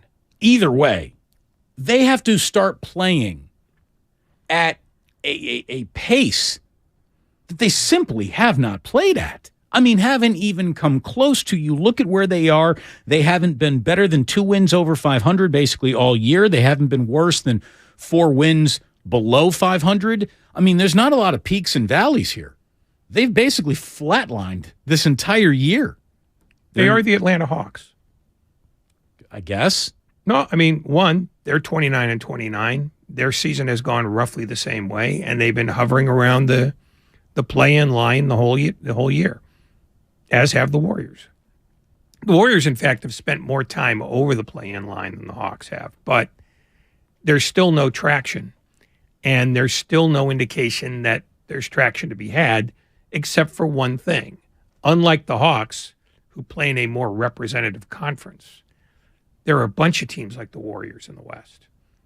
Well, that's the thing. They're the most 500-ish of a whole bunch of teams that are kind of 500-ish. But they're the most 500-ish as you can actually pretty much get as an NBA team. I saw Anthony Slater go through the actual numbers here, and it's ridiculous how right down the middle of average they are. They're 29-29. They've scored 6,878 points. They've allowed 6,873 points. Their offensive rating is 14th. Their defensive rating is 15th. And right now their seed is a 9. And they're lucky to have that. They certainly are.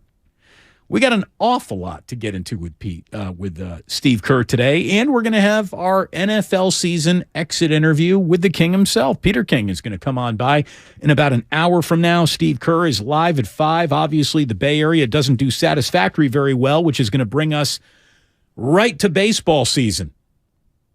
Because I either need the Giants to be an unexpected delight, Ray, or an unmitigated disaster.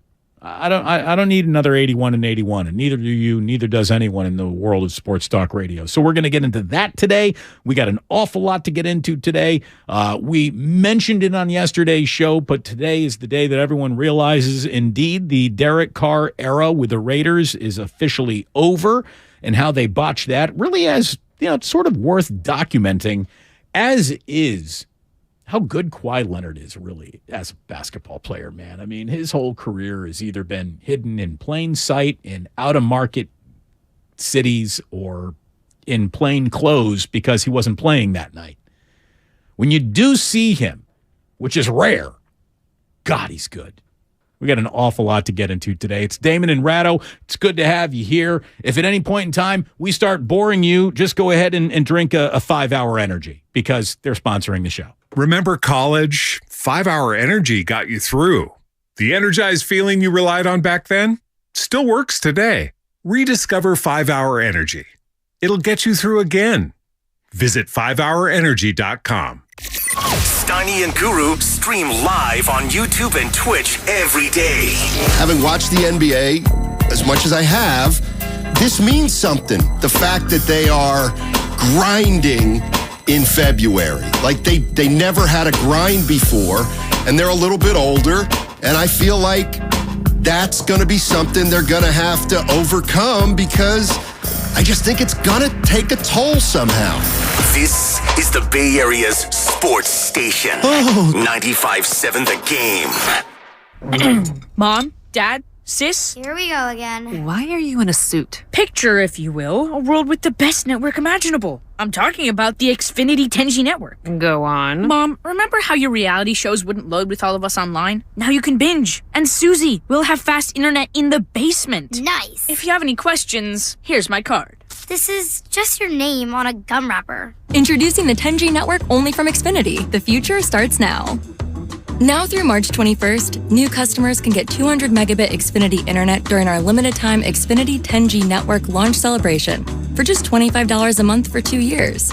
Plus, there's no annual contract required and you get Wi-Fi equipment included. Go to Xfinity.com/10G, call 1-800-XFINITY, or visit a store today. Requires paperless billing and autopay with stored bank account. Restrictions apply. Taxes and fees extra. After promo, regular rates apply to internet service and devices. Actual speeds vary.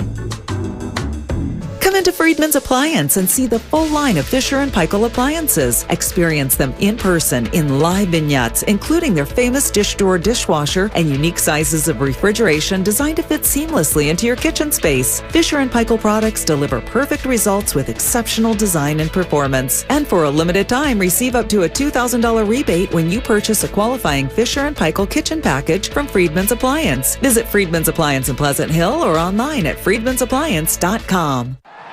Hey, it's Tiki Barber. When part of your offense isn't firing on all cylinders, it shows. And sometimes the only solution is to replace that part with something new.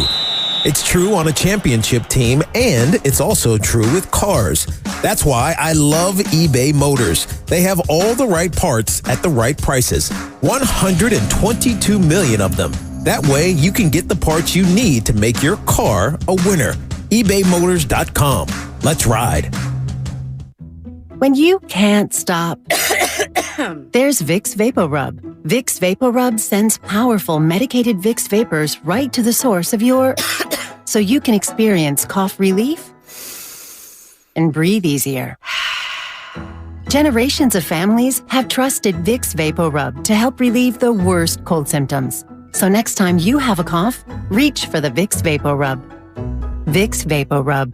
Cough relieving is believing. So yes, it was after midnight and the glue on your kid's mission project refused to dry. But once everything was finished, you realized the smooth white and terracotta make this piece of history beautiful. CertaPro Painters has good news. Your home paint project doesn't have to come with the frustration and panic of your child's 4th grade project. Skip the stress and still end with the look you love. To get your painting project started, go to CertaPro.com. That's Certa with a C. Each CertaPro Painters business is independently owned and operated. License information available at CertaPro.com. The other day, I bought a cockatoo. Hello! He's a handful, but I'll manage. Just like I manage without home internet. Sure, my mobile hotspot is slow and makes streaming shows unbearable, but I'm making do. Oh no, who's this? It's mating season, Dad! No home internet? It's not that bad! Don't settle. Get Xfinity Home Internet for just $19.99 a month for 1 year with a free streaming box. Call, click, or visit a store today. Restrictions apply. Not available in all areas. Requires paperless billing and autopay with stored bank account. After 12 months, regular rates apply. Offer ends 2/21/23.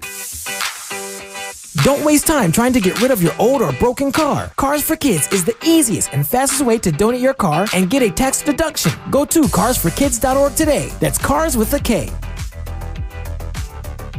Prescription products require an online consultation with a healthcare provider who will determine if a prescription is appropriate. Restrictions apply. See website for full details and important safety information. Subscription required. Hey guys, did you know there's a generic form of Viagra that works just the same but is 90% cheaper? And you can get it online? Go to 4hims.com/joy. At Hims, you'll get a free medical consultation and discreet shipping if prescribed. You'll love your results. To start your free online visit, go to 4hims.com/joy. That's FORHIMS.com/JOY. Ever since we got Xfinity Mobile, the whole family now has the fastest mobile service. My little brother has no idea how lucky he is. Back in my day, we didn't have it nearly as good. Oh yeah? Back in my day, you couldn't even stream outside the house. I don't like to think about it. Please, back in my day, we had phones with cords, and they were mounted to a wall. Forget phones. Back in my day, we wrote letters. Remember, Herman? Oh, I remember. Vintage texting. Cool. Switch to Xfinity Mobile, the fastest mobile service with 5G and millions of Wi-Fi hotspots. Get the best price for 2 unlimited lines with 5G compared to the lowest price plans of the top 3 carriers. Just $30 a line per month. Visit Xfinity.com/fastestmobile to learn more. Wait till you hear about how we rented movies. I don't think she's ready for that. From Xfinity, home of the 10G network. Restrictions apply. Xfinity Unlimited intro service and Xfinity Internet required. Taxes and fees extra. Reduced speeds after 20 gigabytes of usage. Data thresholds may vary. They say they'll get your biggest tax refund. Jackson Hewitt says your biggest tax refund guaranteed, and a chance to double your tax refund. Thousands in weekly prizes during the Double Your Refund sweepstakes. Your biggest refund times 2, twice the money, so forget about them. File your taxes on the double at Jackson Hewitt today. No purchase necessary to enter or win. Open to U.S. residents 18 or older who file a 2022 federal tax return. Promotion ends 4/2/23. Visit jacksonhewitt.com for rules.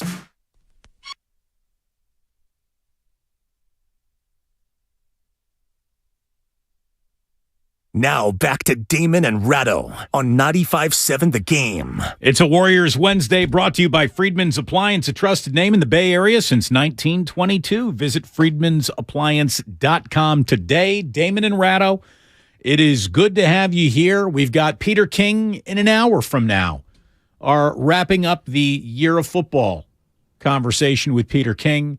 At 5 o'clock, we've got Steve Kerr. An awful lot to talk about with Steve, who last night was asked about how he feels about being 500. It's where we've been for the year so far. We've been up and down and right in the middle of the pack on offense, right in the middle of the pack on defense. And I think we feel like could be better. We've lost a lot of games that we felt like we should have won, but we didn't win them. So we are where we are. And good news is there's a lot ahead of us. I think this week off will be great for our guys. And hopefully we can come back from the break refreshed and make a push. You know, perception, though, Ray, does become reality because he can talk about, we're right in the middle of the pack offensively. We're kind of in the middle of the pack defensively, and the numbers bear that out. But it feels like they have no offensive problems really at all. I mean, they don't. They really don't. They're a very good offensive basketball team. Their shot selection could improve. The way they go about their evening, just hunting points, could definitely improve. Going to the rim more, attacking more, getting to the foul line more, getting the other team in foul trouble. Like all the things that all good basketball teams want to do, they could do more of. But defensively, they do not feel like a middle-of-the-pack team. I don't care what the numbers bear out. They feel like they're hardly even trying, especially in some of these road games.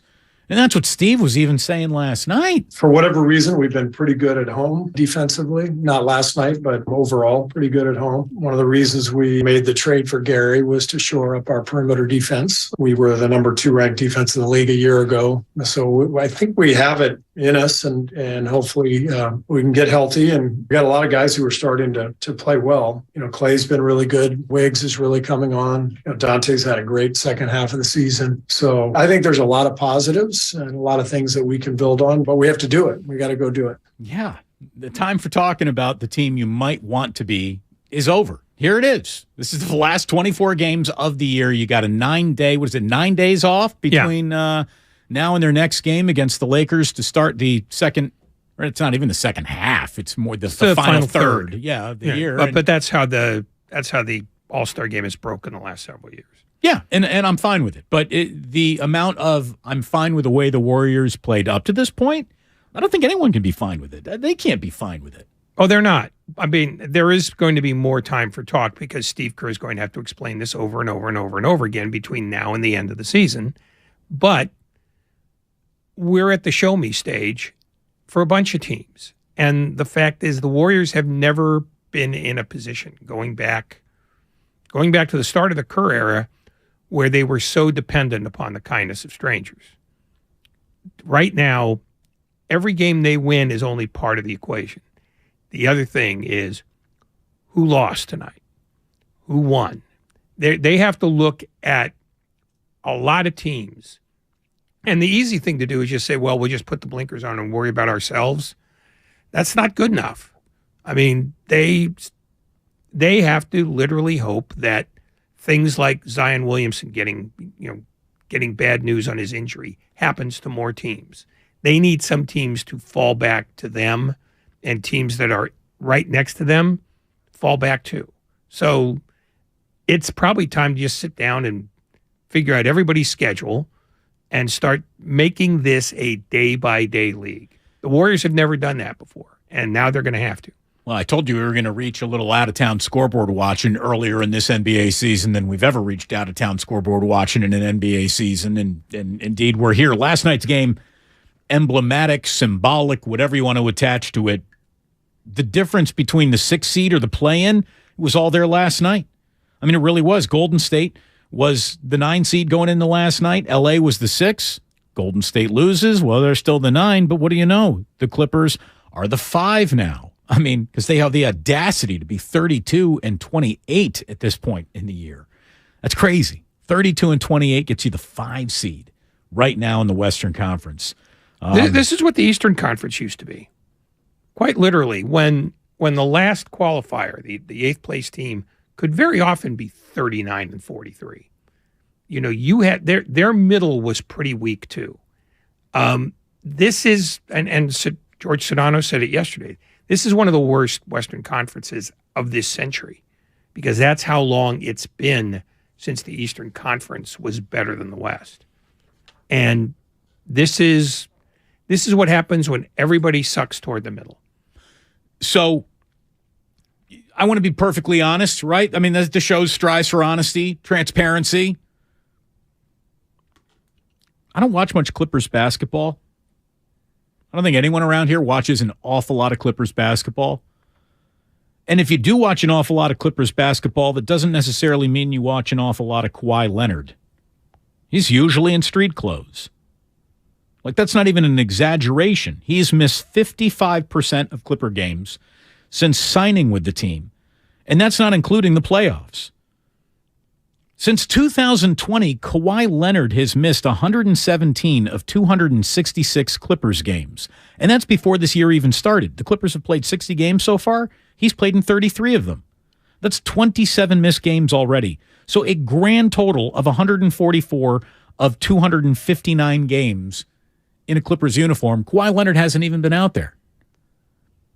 And just to double down on the honesty, like I was saying, you know, before he got to L.A., I wasn't watching that much Raptors basketball.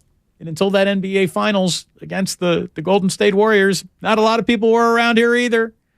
And before he got to Toronto, not a lot of people spent a lot of time watching the San Antonio Spurs. Not a big national team, not a team that was usually on your Thursday night game and you're going to stick around because you're going to watch Shaq and Kenny and Ernie and all that. No.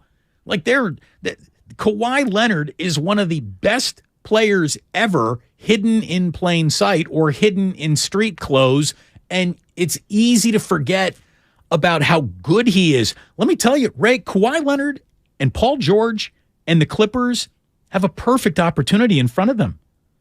This is a conference for the taking. Straight up.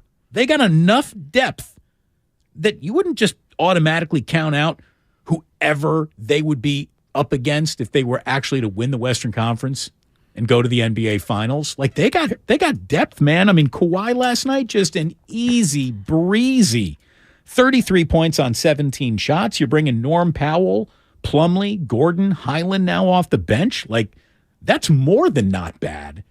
That's good. That's really good. Remember when Robert Covington was a thing?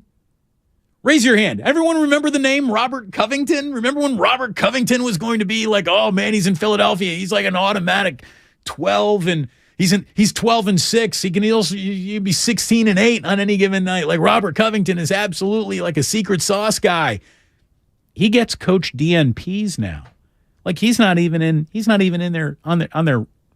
their radar really. And they got Robert Covington. Like, that's how deep they are. The Clippers got an opportunity, Ray, to go to the Western Conference Finals right here, right now, if Kawhi Leonard and Paul George stay healthy. And yet, not even about their health, but the Clippers have this way of not being all they can be on a regular basis. Oh, yeah. And that is a history that has become so huge that the magical appearance of Kawhi Leonard and Paul George is not in and of itself, dispositive of their history. Their history is what they are. Yeah, we know who they are. We know who they are. And the problem with suddenly looking at them and going, yeah, I think they could beat Denver, is the fact that the Clippers are not a terribly deep team either. And they are winning more on defense than offense at a time. The Clippers are deep now. Well, Clippers are deep. They're very deep. I'm not sure how deep they are yet, because I need to see more than what they did at the trade deadline. They are who they are until they prove me wrong. I I don't know whether all these moves that they made to seemingly make themselves better. Well, you've seen 4 quarters of it. Well, that's my point. Right. That's why I'm not going to give them, they're deep now, just because they got more players. Sometimes you have a trade deadline that accomplishes nothing. And this could be that. So for me, the Clippers are who they are until they prove that they are not. And by that, I mean where you can trust them on nights when Leonard and George are off. That's a deep team. And I don't know that they are that. Well, and look, you're right to be skeptical about any Clippers optimism. There's no doubt. But they got just as much talent as anybody else in this conference. Except Phoenix. Even Phoenix. Phoenix is one Chris Paul hamstring away from being in an awful lot of trouble, and they just all met 5 days ago. You want to talk about haven't even played a game together yet? The Suns haven't even played a game together yet. This Clippers team, besides their new additions, actually has a little simpatico. They've got an underrated coach, and if they can stay healthy, Kawhi Leonard is good enough to do this by himself. He's kind of already done that twice in his career, and he's got the trophy case to sort of prove it. I mean, I'm looking at the Clippers in a different light. Granted, they played the we don't play defense on the road Golden State Warriors last night, which is going to make anybody look good. But, man, I think the Clippers are halfway decent, and they might never have a better shot than the shot they got right now, because this is the most wide open this side of the bracket's been in forever. But when you describe the Clippers but dismiss the Suns are the same thing. I mean, when you say, well, Chris Paul's a hamstring away, well, who's more of a hamstring away than Kawhi Leonard? Fair enough. I mean, that's why I'm not going to jump on that bandwagon any more than any other, with the notable exception that Kevin Durant changes the equation in ways that Kawhi Leonard doesn't. And I mean, I'm not saying that at all, because I've never, ever seen Kevin Durant win a single thing without hanging off of Steph Curry's leg. And Kawhi Leonard has literally gone to 2 different cities and shown everybody no one's got a bigger one than mine. But he has not been there. Well, you just said the stat yourself that he misses 50% of the game. He does. So, but, I mean, when he is out there, like I'm saying, if there were ever a year for the Clippers to get healthy, and they're kind of deep right now, you should do it this year, because you're never going to find a more open opportunity to get into a 7-game series and see what you can do than what they got right here. I'm not selling you the Clippers. I'm not trying to sell you the Clippers today, but coming out of this conference could 100% happen. I like the Clippers to come out of the West more than I do the Golden State Warriors. Would you join me there at the very least? That's not a bold stance. Okay, well, that's what I'm saying.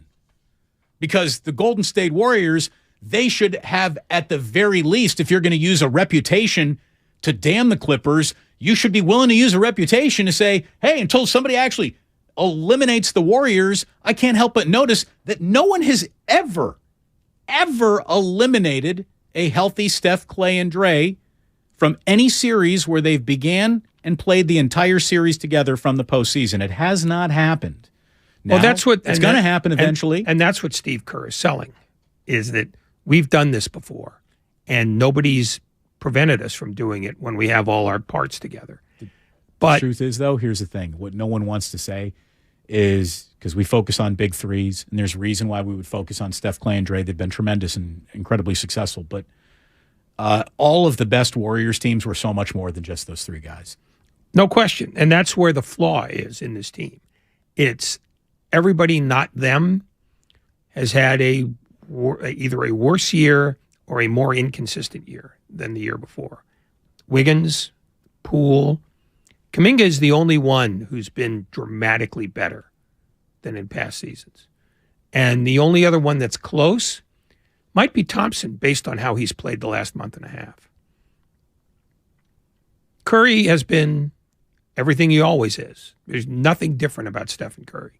Draymond Green has been exactly as good as he's been in his best years. But the maddening thing is the details are escaping a lot of these guys, which is why they're 29 and 29 instead of 39 and 19.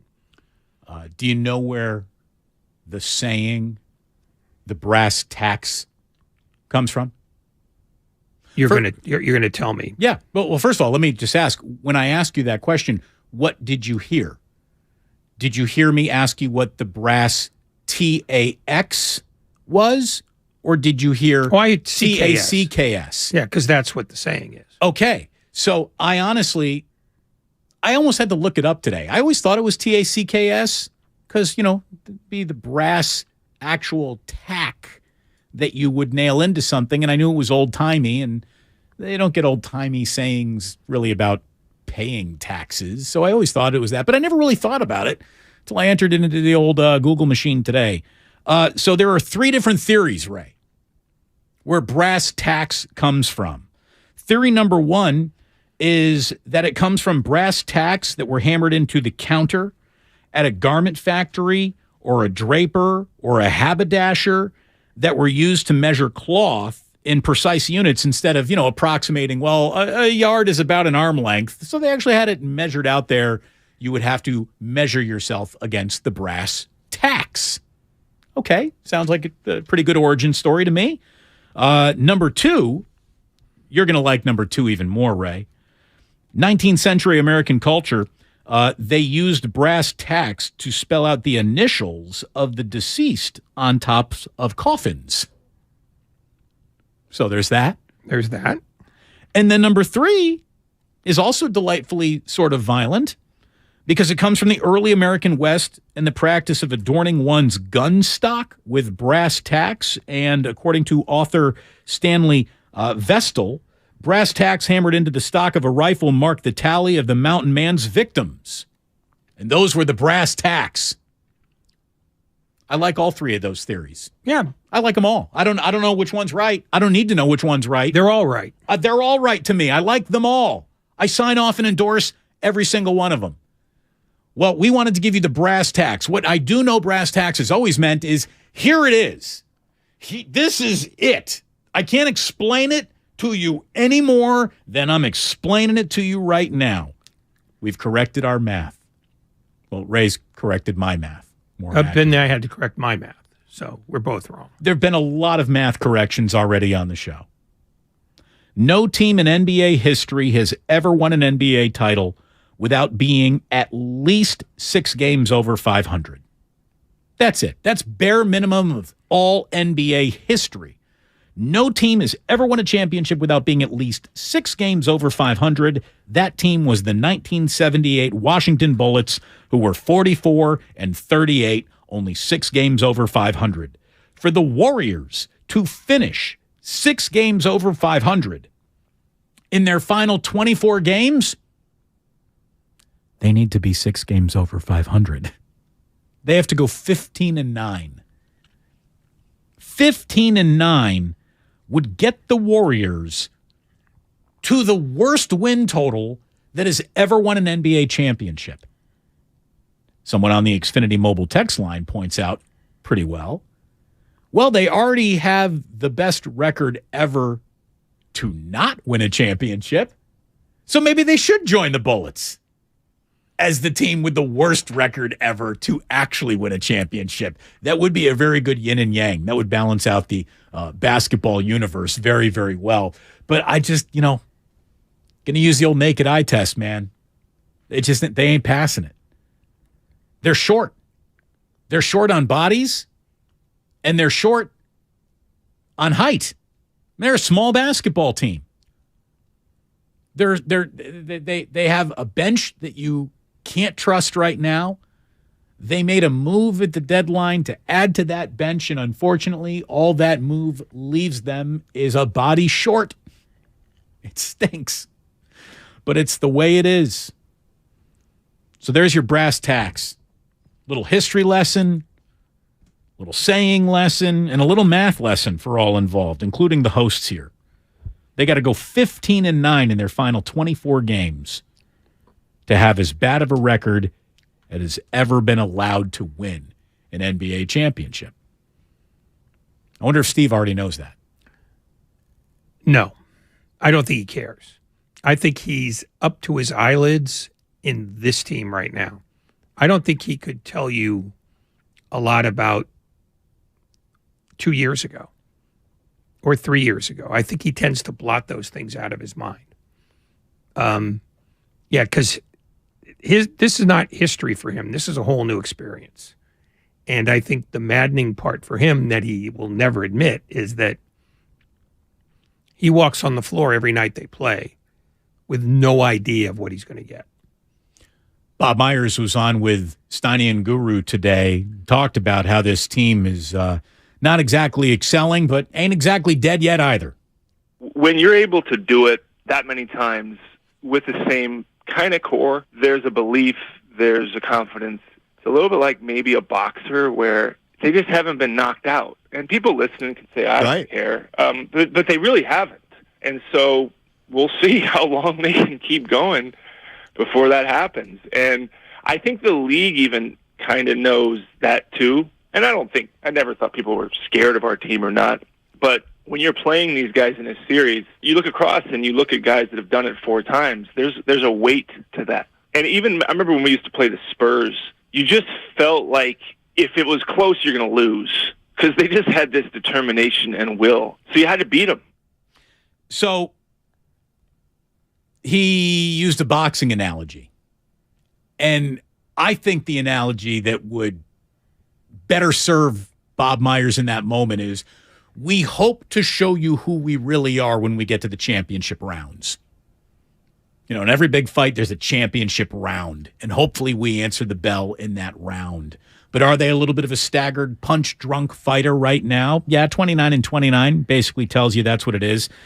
He also, Ray, said that no one was ever scared of us. That's untrue. The NBA was terrified of the Golden State Warriors for a 3-4 year run there. You had teams basically punting on the idea of even trying to compete. The Warriors had so locked down the "we got this" just feeling around the NBA. There was no point in even gunning to get the Warriors. That's how dominant they were. That's actually why I respect a little bit of that Daryl Morey Houston Rockets team, because they did go for it in a time where just about the rest of the NBA decided, yeah, we're punting. We're punting on this 4-year window. It's not going to happen for us, so we're not even going to try. And then he says, the Warriors didn't scare people. They did. But this time around, I don't think they're going to. I don't think their reputations are going to scare anyone. Just the reputations of Draymond, Steph, and Clay this time around. As a matter of fact, if you're picking paths through the postseason, I would rather be on the Warriors side of the bracket than I'd rather be on the Suns or Nuggets side of the bracket. And I think the rest of the NBA probably would too. Oh, why would you want to avoid a play-in team? Let's be honest. That's what they are right now. The whole idea of 82 games, as onerous as it is that it tells you who's what. Doesn't tell you who's going to win all the time. But the number 1 and the number 2 seed win an awful lot of the time in this league. And there's a reason why ultimately these regular season games matter. It allows teams to show what they are. You look at Denver, you can't come away not being very impressed. You look at Memphis. They're a weird counter-punching team, but they're still going to be a tough out. And then you look at the Celtics, you look at the Bucks, and probably Philadelphia, and you go, those are going to be hard teams to play. In fact, I think you almost know that the East is going to give you either Boston or Milwaukee. Milwaukee is on a heater right now. And there's only 2 other teams that could possibly crash that party. One wouldn't be a surprise, Philadelphia. Cleveland might be the surprise that could crash that party. It would be a surprise to me, because I think there's a definite difference between those 3. We got tiers, and Cleveland's on that bottom tier. But we have much more coming up right after this, including the fact that the Warriors were in a game last night right up until they weren't, when they gave up 44 points in the third quarter.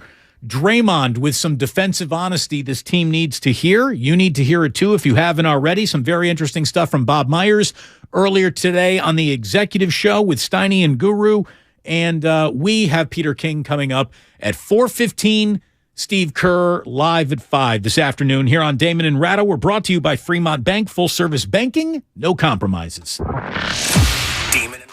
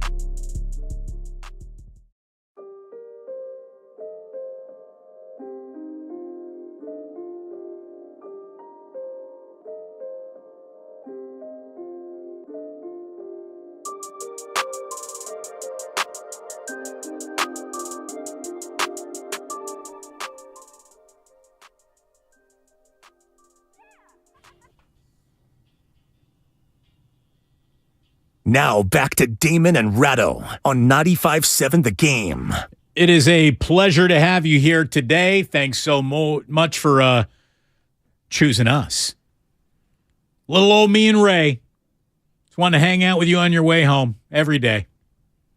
And it is the one day of the week that everybody actually comes into San Francisco. Wednesdays, it feels like San Francisco's back. Mondays, not really. Tuesdays, Thursdays, a little. Fridays, back to being a ghost town. Yeah, Wednesday and Thursday. Well, Friday's always been like a ghost town because everybody comes in and then leaves at 2. Exactly. It's we ought to try that. It's a California Friday.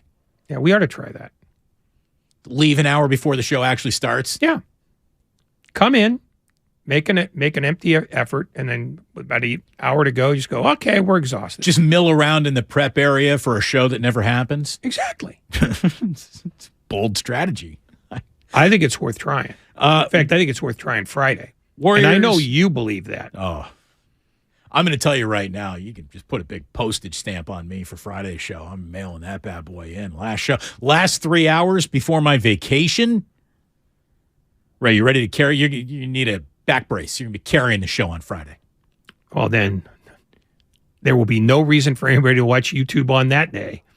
Warriors Community Foundation excited to announce that the February auction presented by Cache Creek Casino Resort, it's live now through Sunday, February 19th. They've got a wide variety of items up for auction, including signed jerseys, tickets to upcoming games, and a chance to meet some of your favorite athletes in person. Don't miss out on an exciting opportunity to give back and score some amazing memorabilia. At the same time, visit warriors.com/auctions. And again, Steve Kerr live at 5. When we get into our 4 o'clock hour, in about 10 minutes from right now, we're going to kind of shift gears to the NFL. Peter King is joining us for his end-of-the-year exit interview at 4:15. The Warriors last night, Ray, were in a game right up until they weren't. Like they were actually playing pretty well, all things considered, out on the road. And it was sort of entertaining. And the ball was hopping around, and man, there was one like tic-tac-toe pass that it was one of the prettier plays of the entire year that Draymond found, I believe, like a cutting. Was it Ty Jerome? Like I thought we were going to get the official Ty Jerome game last night. He was playing well. He was sort of cooking last night, and everything. Then on a night where Curry's not playing, and you hope you're going to get like a team-wide contribution. It looked like that was about to happen. You had 7 guys in double figures last night. 7 guys in double figures.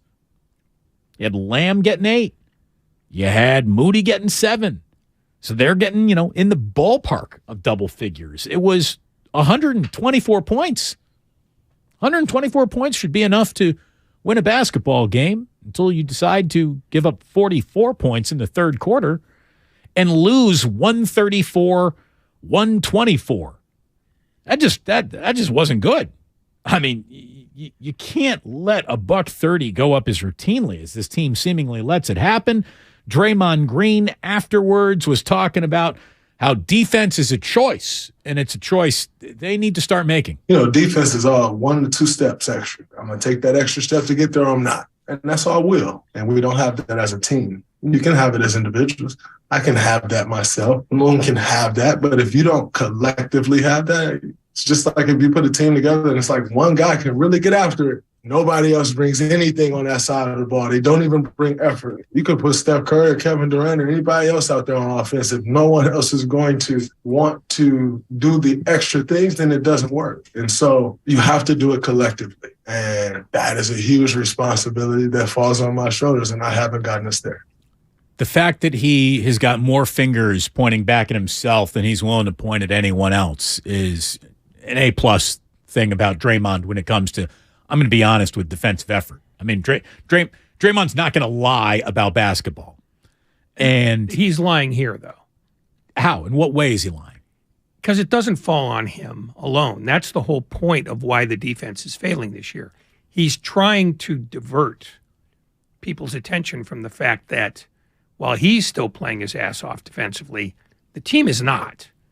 And that's where the problem is, because it doesn't fall on him. That's what he said. He said it's a collective effort. It's a choice of will that we're not making. That falls on me. Well, it is his side of the table. But he's not the only guy who gets to sit at that table. I mean, the fact is he's covering for a number of players who night in and night out either play it or they don't play it. And because I think this is almost team wide, I think if we were going to credit him with honesty, as much as we're crediting him with, taking a bullet to save the platoon, he would say, we haven't done this. We as a group haven't done this over and over and over again. That's why we're in the hole we're in. Well, he did kind of say that. He did, but he did it in such a way that he says, draw your attention to me, blame me for that. And he is the least blameworthy of the defensive. Yeah, but that's what leaders do. I mean, that's what leaders do. Okay, but it's not.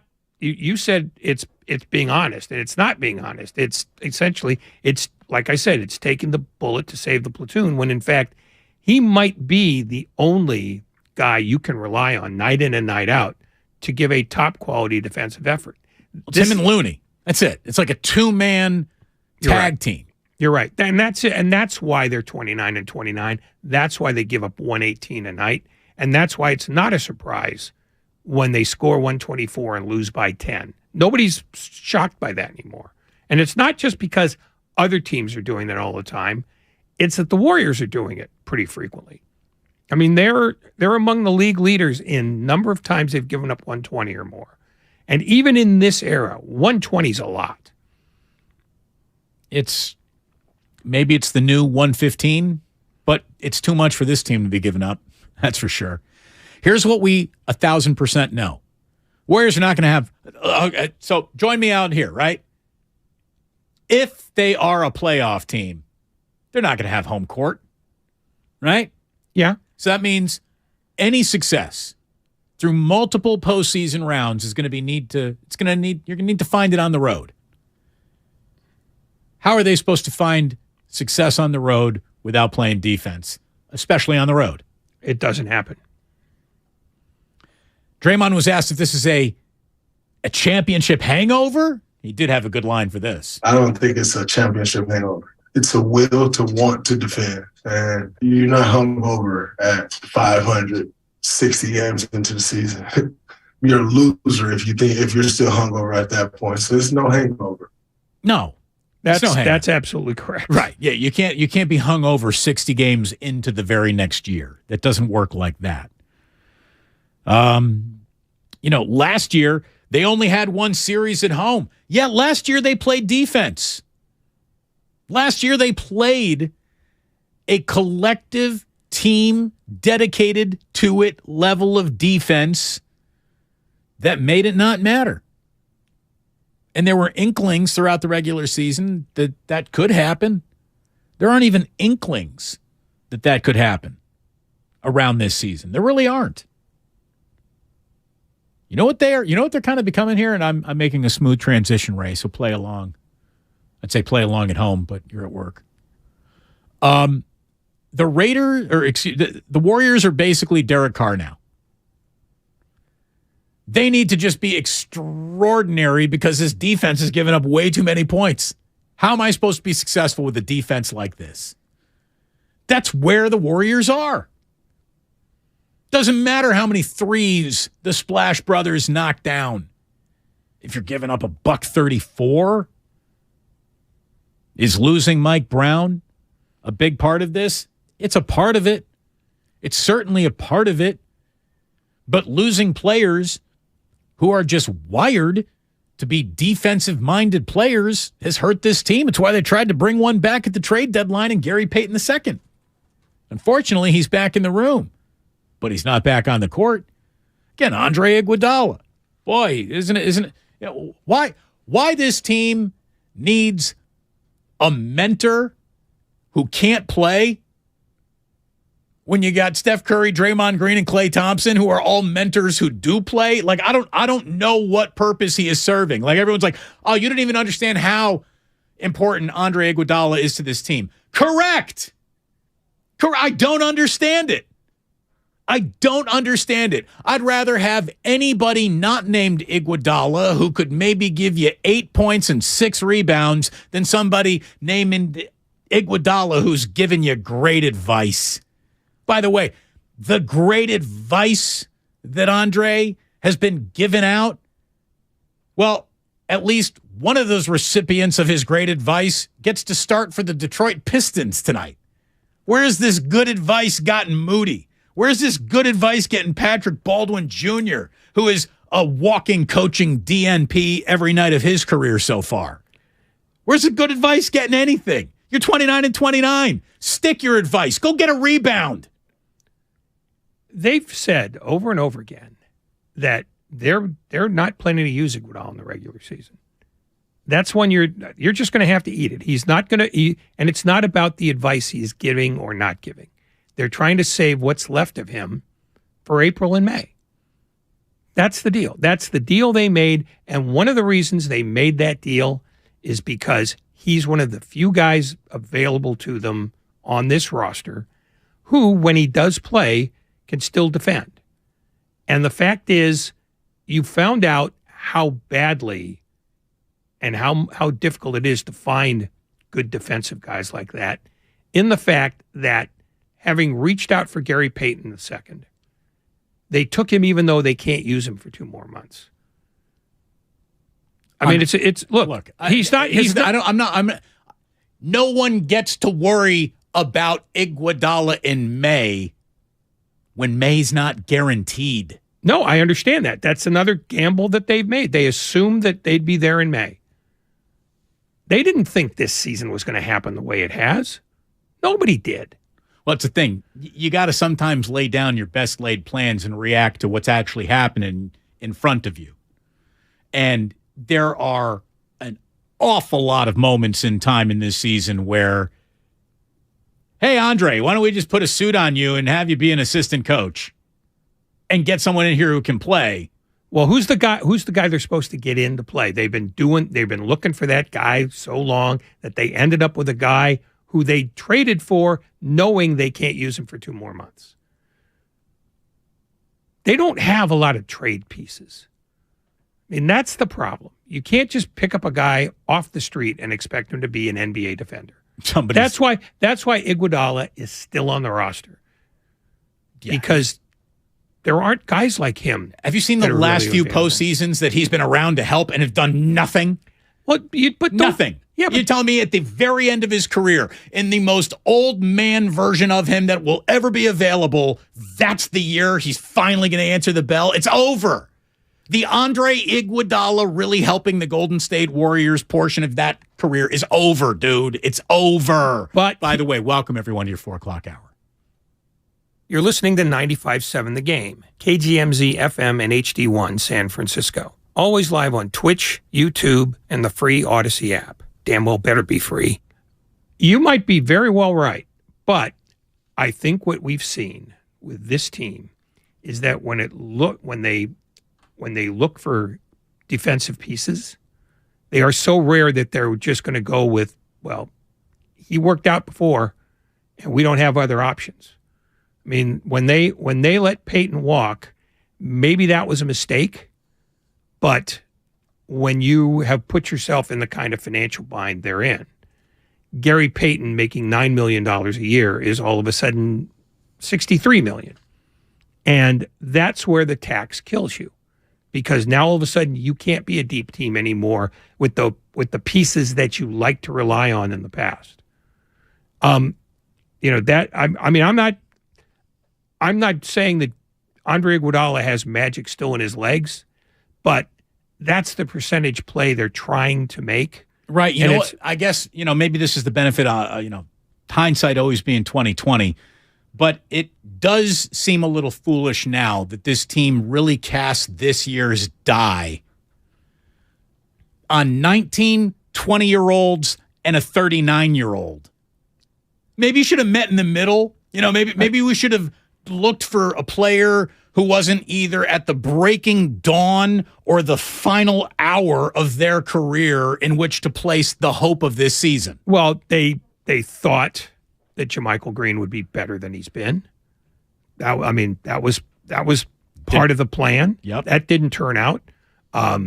They thought Dante DiVincenzo would be helpful, and he has been, but he didn't start that way because he was hurt. I mean, they made gambles on those guys in their roster that didn't work out or didn't work out quickly enough. And even now, I don't know that Dante DiVincenzo was a superior defender. I mean, he is what he is. They lost the ability to have a roster that had more lockdown guys than the other team had guys. That's where the difference is.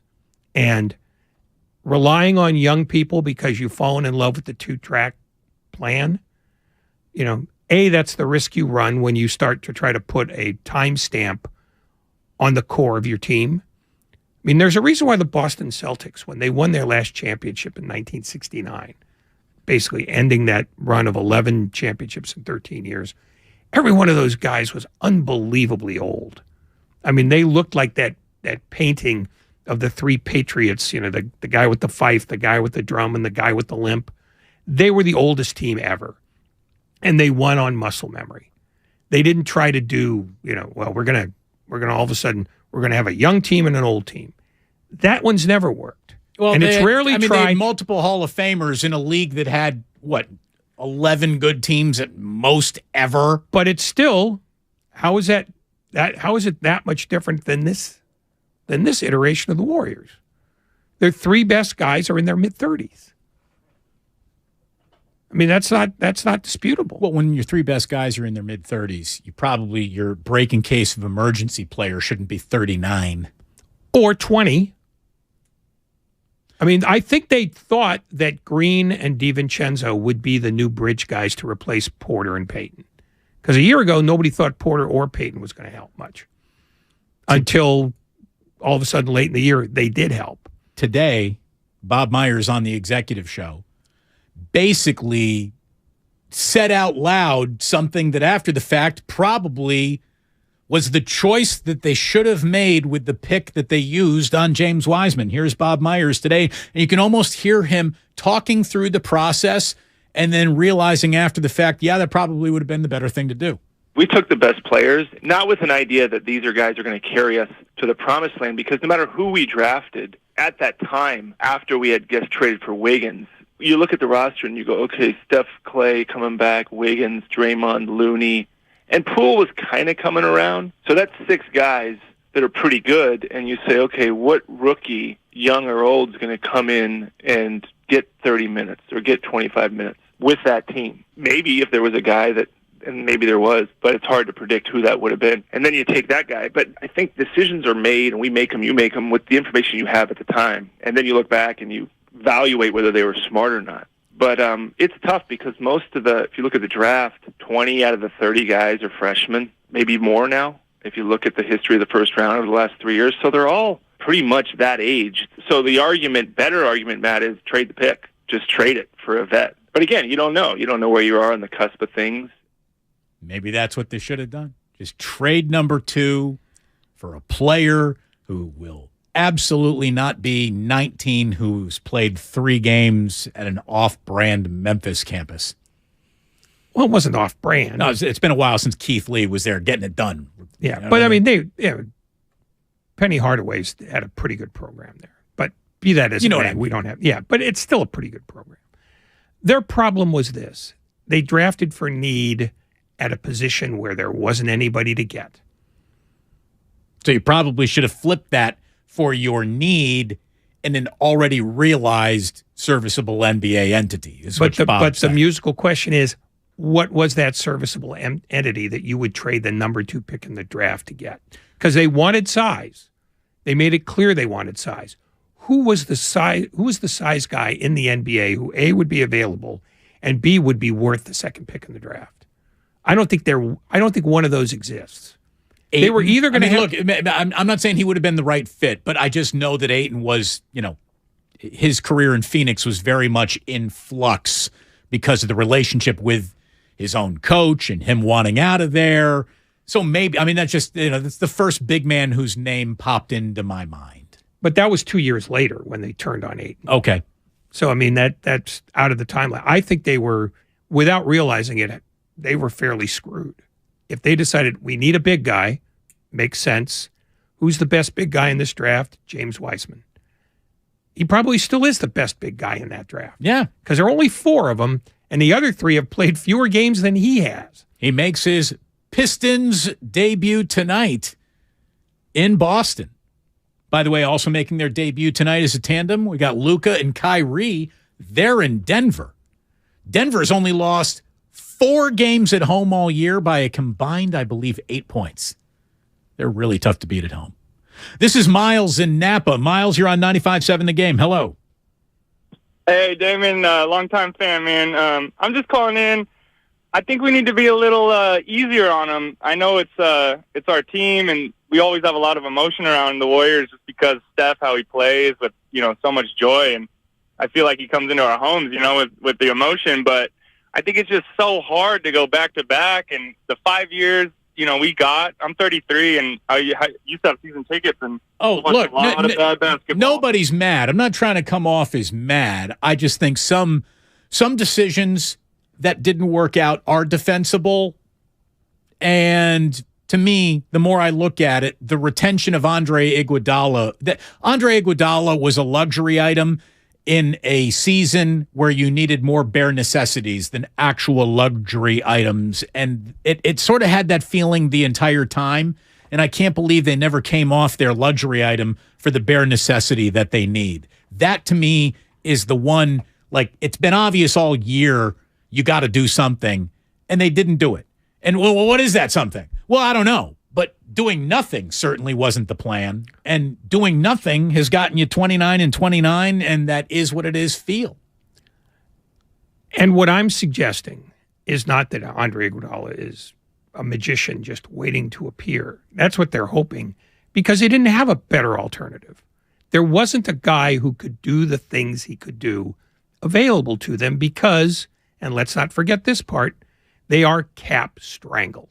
And they have finally reached the point where Joe Lacob is making decisions based on money, because that's what happened with Gary Payton II after a superb playoff. They let him go because of money.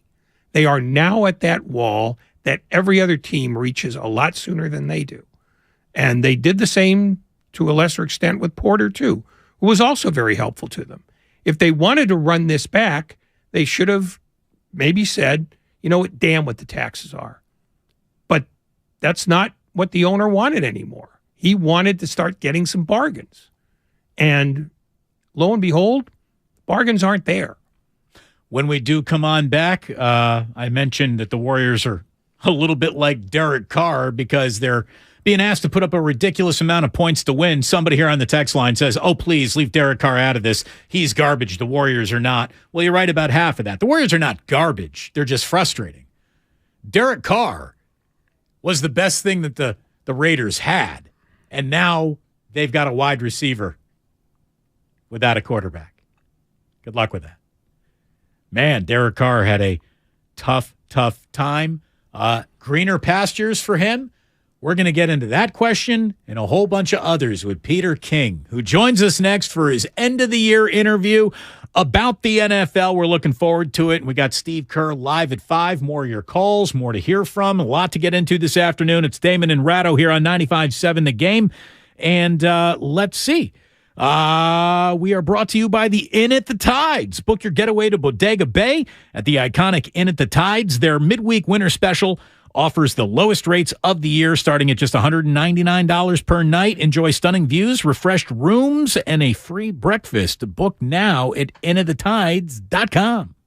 Drowning in IRS debt? If you can't afford to pay your IRS debt due to economic hardship, you can now be free of IRS collection efforts by taking advantage of a special IRS tax hardship program. This program allows Americans who owe the IRS to resolve their delinquent tax debt once and for all. In some cases, maybe even reducing what you owe significantly. An open phone line has been established by Community Tax for consumers to call and see if they qualify. Simply dial 800-269-3454. If you owe back taxes to the IRS and cannot afford to pay them back or have years of unfiled tax returns, help is standing by. Just call the Community Tax Helpline today at 800-269-3454 for the help that you need. Don't take on the IRS alone. They can can attack your wages, savings, pension, home, and even your Social Security check. Call 800-269-3454 to see if you qualify. That's 800-269-3454. Mom, Dad, Sis? Here we go again. Why are you in a suit? Picture, if you will, a world with the best network imaginable. I'm talking about the Xfinity 10G network. Go on. Mom, remember how your reality shows wouldn't load with all of us online? Now you can binge. And Susie, we'll have fast internet in the basement. Nice. If you have any questions, here's my card. This is just your name on a gum wrapper. Introducing the 10G network only from Xfinity. The future starts now. Now through March 21st, new customers can get 200 megabit Xfinity internet during our limited time Xfinity 10G network launch celebration for just $25 a month for 2 years. Plus, there's no annual contract required and you get Wi-Fi equipment included. Go to Xfinity.com/10G, call 1-800-XFINITY, or visit a store today. Requires paperless billing and autopay with stored bank account. Restrictions apply. Taxes and fees extra. After promo, regular rates apply to internet service and devices. Actual speeds vary. 1-877 Cars for Kids.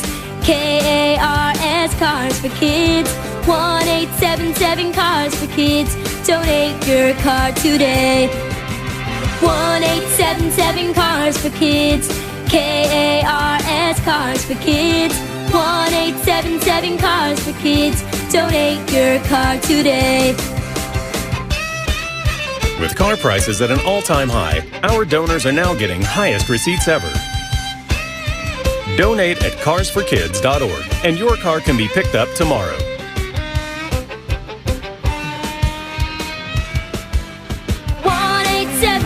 Cars for Kids. KARS Cars for Kids. 1-877 Cars for Kids. Donate your car today. Now accepting donations of land, homes, buildings, or any kind of real estate. Come into Friedman's Appliance and see the full line of Fisher & Paykel appliances. Experience them in person in live vignettes, including their famous dish drawer dishwasher and unique sizes of refrigeration designed to fit seamlessly into your kitchen space. Fisher & Paykel products deliver perfect results with exceptional design and performance. And for a limited time, receive up to a $2,000 rebate when you purchase a qualifying Fisher & Paykel kitchen package from Friedman's Appliance. Visit Friedman's Appliance in Pleasant Hill or online at friedmansappliance.com. It's Big O Tires, buy 2, get 2 tires free sale starting tomorrow. This deal comes once a year on select in-stock sets, and with the purchase of a tire protection package, 1-year alignment, and installation package on all 4 tires, you'll get 4 tires for the price of 2 at participating Big O Tires. It's time to think about your tax refund. And Jackson Hewitt wants you to think biggest. As in, we guarantee you'll get your biggest refund or your money back plus $100. Who offers that? Come to think of it, nobody. It's one of the biggest guarantees out there and why you can't just file with anybody. For your guaranteed biggest refund, go to Jackson Hewitt today. Your wallet will thank you. When every dollar matters, it matters who does your taxes. Without the ones like you, who work tirelessly to keep things running, everything would suddenly stop. Hospitals, factories, schools, and power plants, they all depend on you. No matter the weather, emergency, or time of day, you're the ones who get it done. At Grainger, we're here for you with professional-grade industrial supplies. Count on real-time product availability and fast delivery. Call, click Grainger.com, or just stop by. Grainger, for the ones who get it done.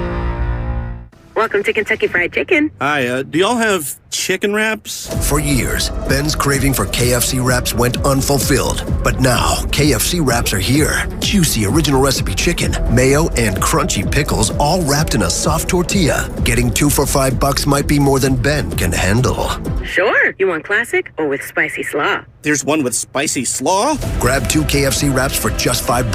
That's finger-licking good. Prices and participation may vary. Limited time offer. Tax extra. San Francisco weather, 41 degrees with some clouds tonight. Weather brought to you by Jackson Hewitt. Need bucks? With Jackson Hewitt, don't wait weeks for the IRS to send your tax refund. Get up to $3,500 today when you file your taxes with Jackson Hewitt. Details at jacksonhewitt.com. Noel Gallagher's High-Flying Birds and Garbage are coming to the Concord Pavilion on June 6th, and 95.7 The Game has your shot at tickets. Head to the contest page at 957thegame.com to enter for your chance to win.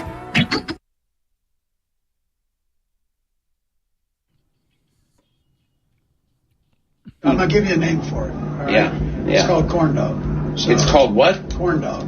It's not called corn dog. Oh, yeah. Is it called corn dog? There's nothing better than a good corn dog with some mustard and ketchup. But he doesn't step into the huddle and say corn dog. Oh, no, he says corn dog. Now back to Damon and Ratto on 95.7 The Game. It is a Warriors Wednesday brought to you by Friedman's Appliance, a trusted name since 1922. Visit friedmansappliance.com today.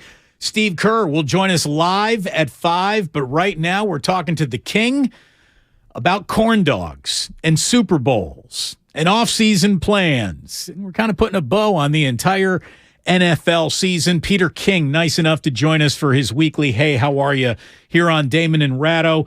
And that bit of information you uncovered, talking to Andy Reid about the play that won the Super Bowl, basically, they ran it to both sides of the field. I guess that's corn dog right and corn dog left. Is that what we're looking at here, Peter? Yeah, I mean, you know, so you saw in a bit of an ugly way how the sausage was made because, honestly, okay, so let me set the scene a little bit for you.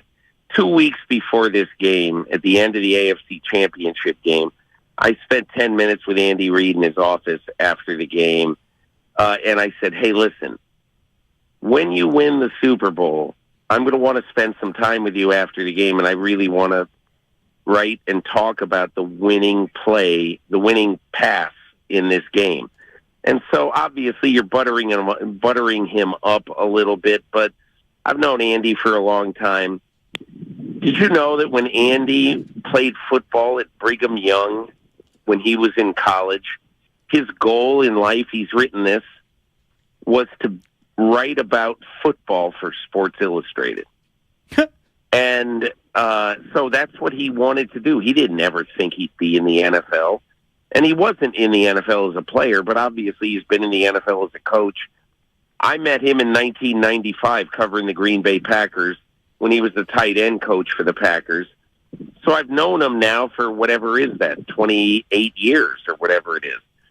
So anyway, the only reason I say that is that I told him a couple of weeks ago that I wanted to talk to him about the winning play in the game that he would call, obviously. And so, you know how everybody says sports writers don't root for teams? I don't root for teams. I root for my story. And I knew my story would probably be better at the end of the day if Kansas City won, even though I think I was going to get some good stories out of Nick Sirianni as well. But anyway, the point is that, you know, at the end of this game, I went down to see Andy Reid, and he told me about this. And I'll be honest with you, I don't know how it was portrayed in the video. My videographer, Annie Koblitz, this was a cubicle that we were in, a very small office. And she scrunched herself into the corner and barely could fit our two large bodies into the video. But anyway, when the first thing he said was corn dog, I'm thinking to myself, he's kidding me. They don't call a play corn dog. And again, they did call the play corn dog. As Eric Bieniemy told me, I don't know, 10 minutes later, I said, why in the world you call it corn dog? And he said, well, because we like to eat. And, the coaching staff. But really, if you think of what coaches do when they name plays, is they name it based on, like, corn, okay? This was a corner route run by Kadarius Toney. And so when you say that it is corn dog, you got to figure that something in there has corn as the first syllable. And it was a corner route. So Kadarius Toney sprints on jet motion, stops, comes back, runs a corner route, and that's it. But anyway, that's sort of the story of corn dog. Do most play, I don't want to say gadget plays because that's demeaning to the play, but do most plays get called in the huddle like that, just like two words and you're done? Or do they like to wrap themselves up in verbiage? That is a great question, okay? And, a bunch of people have said to me, there's no way Mahomes would in the thing called corn dog.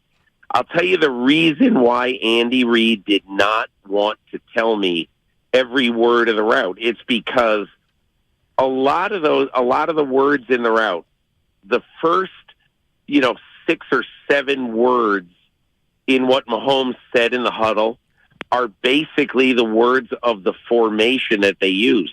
So if they give away the words of the formation that are used, Andy Reid's going to have to go to training camp next year and, change the words of the formation. And at the end of it, the end is the words of the running play that Patrick Mahomes is going to call, because remember, on this play, this was not supposed to be a pass to Kadarius Toney. The number one thing when they left the huddle was that Patrick Mahomes was probably going to hand this to Jerick McKinnon, who was a sidecar to him as the shotgun quarterback in the backfield. The reason why he changed his mind and did not give the ball to Jerick McKinnon is very simple. He is supposed to look when Kadarius Toney goes into motion. Patrick Mahomes' job at that moment is to see when Kadarius Toney turns around and goes back to the sidelines, is anyone following him? If somebody is right on him, he's going to hand the ball to Jerick McKinnon. But what he saw at that moment was that no one was following Kadarius Toney back to the sidelines.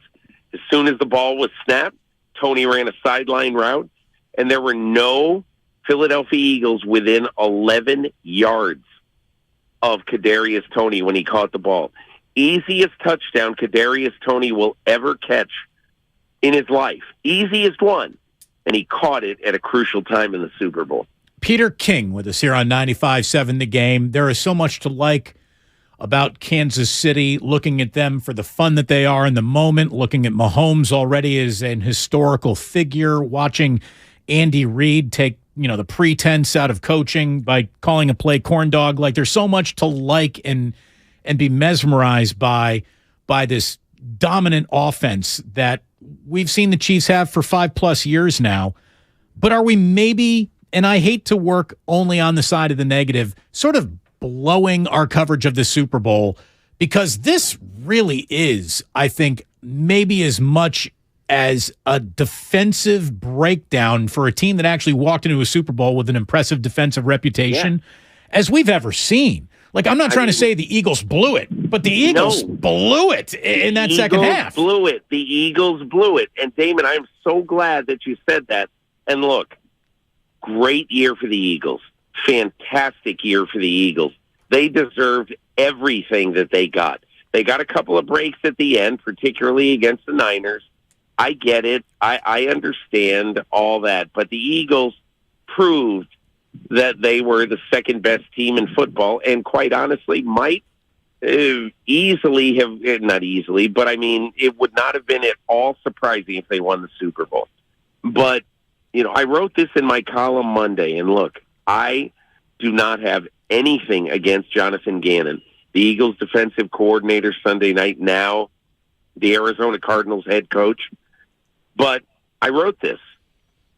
I felt for Jonathan Gannon because if I were doing the interview in Tempe, Arizona on Monday before he got hired, I would have said to him, hey, okay, it's understandable that a very rarely called motion by Kadarius Toney would have resulted in a touchdown with 12 minutes left in the game. And, okay, anybody can get fooled once. I understand it. They only ran this once in 1,200 previous offensive snaps this year. But they ran it with 12 minutes left in the game. And then 3 minutes later, on the next series, on the left-hand side of the formation, Sky Moore did it. And you know what Philadelphia did? Nothing. They blew it. So you're right. You're absolutely right.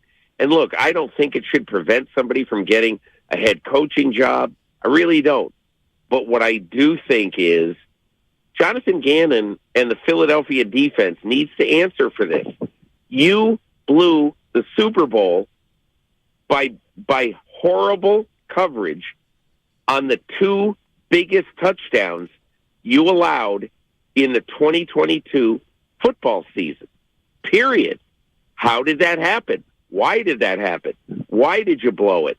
And if I were Michael Bidwill or Monty Austinford, whoever's doing the interview, I would have wanted to know that. Sirianni's losing both of his coordinators to head coaching opportunities. So what does next year look like for him and the Eagles? I know you spent quite a bit of the week around the Eagles and Sirianni. How will he forge on with a new coaching staff? Look, I interviewed on a Wednesday afternoon during Super Bowl week Howie Roseman for about 20 minutes. He was on my podcast last week. He was frank and fantastic, I thought. And I have a lot of admiration for Howie Roseman. He they easily could have won this game. And if they did, it would have been Howie Roseman as the architect of two very distinct Super Bowl championship teams, 5 years apart. Different coach, different quarterback, all different skill players.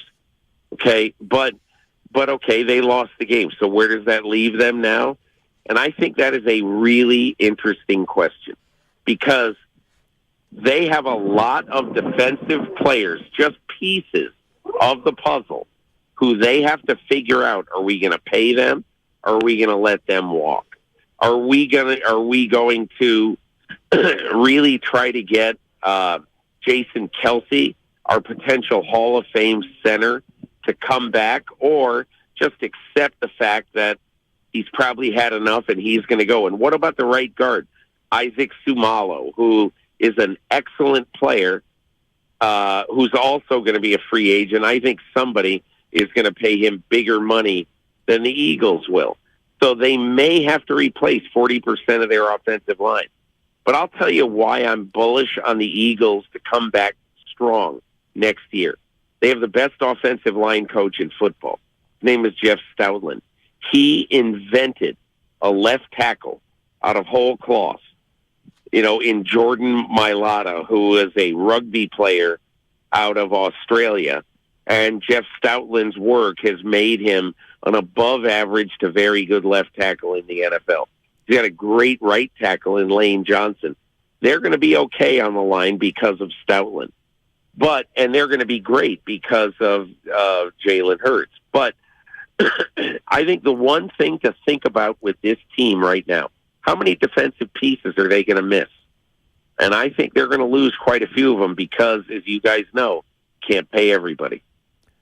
You mentioned Jonathan Gannon. You didn't mention Shane Steichen, but we'll just throw him in the mix here since he got the job in Indianapolis. It brings up the age-old question, what does Eric Bieniemy have to do to become a head coach in this league? Is the answer any different than it was a year ago or 3 years ago? Or is he simply pigeonholed as the guy you have to talk to even though you have no intention of hiring him? Well, in this particular year, he interviewed with the Indianapolis Colts.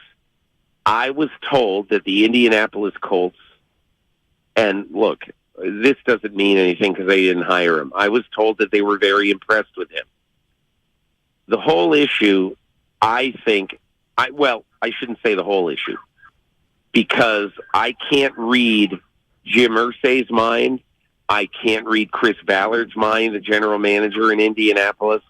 But the thing I can tell you is that teams put a premium on offensive coordinators who call the plays. Shane Steichen calls the plays. And, in this particular case, Andy Reid calls the plays and Eric Bieniemy does not. Now, I'm not saying that's everything. It isn't everything, obviously. But Shane Steichen calls the plays, and that gives him an advantage when he goes in to do interviews. So, to me, I think that's a factor. But I think it a little bit hollow after a while when Kansas City has had this phenomenal success.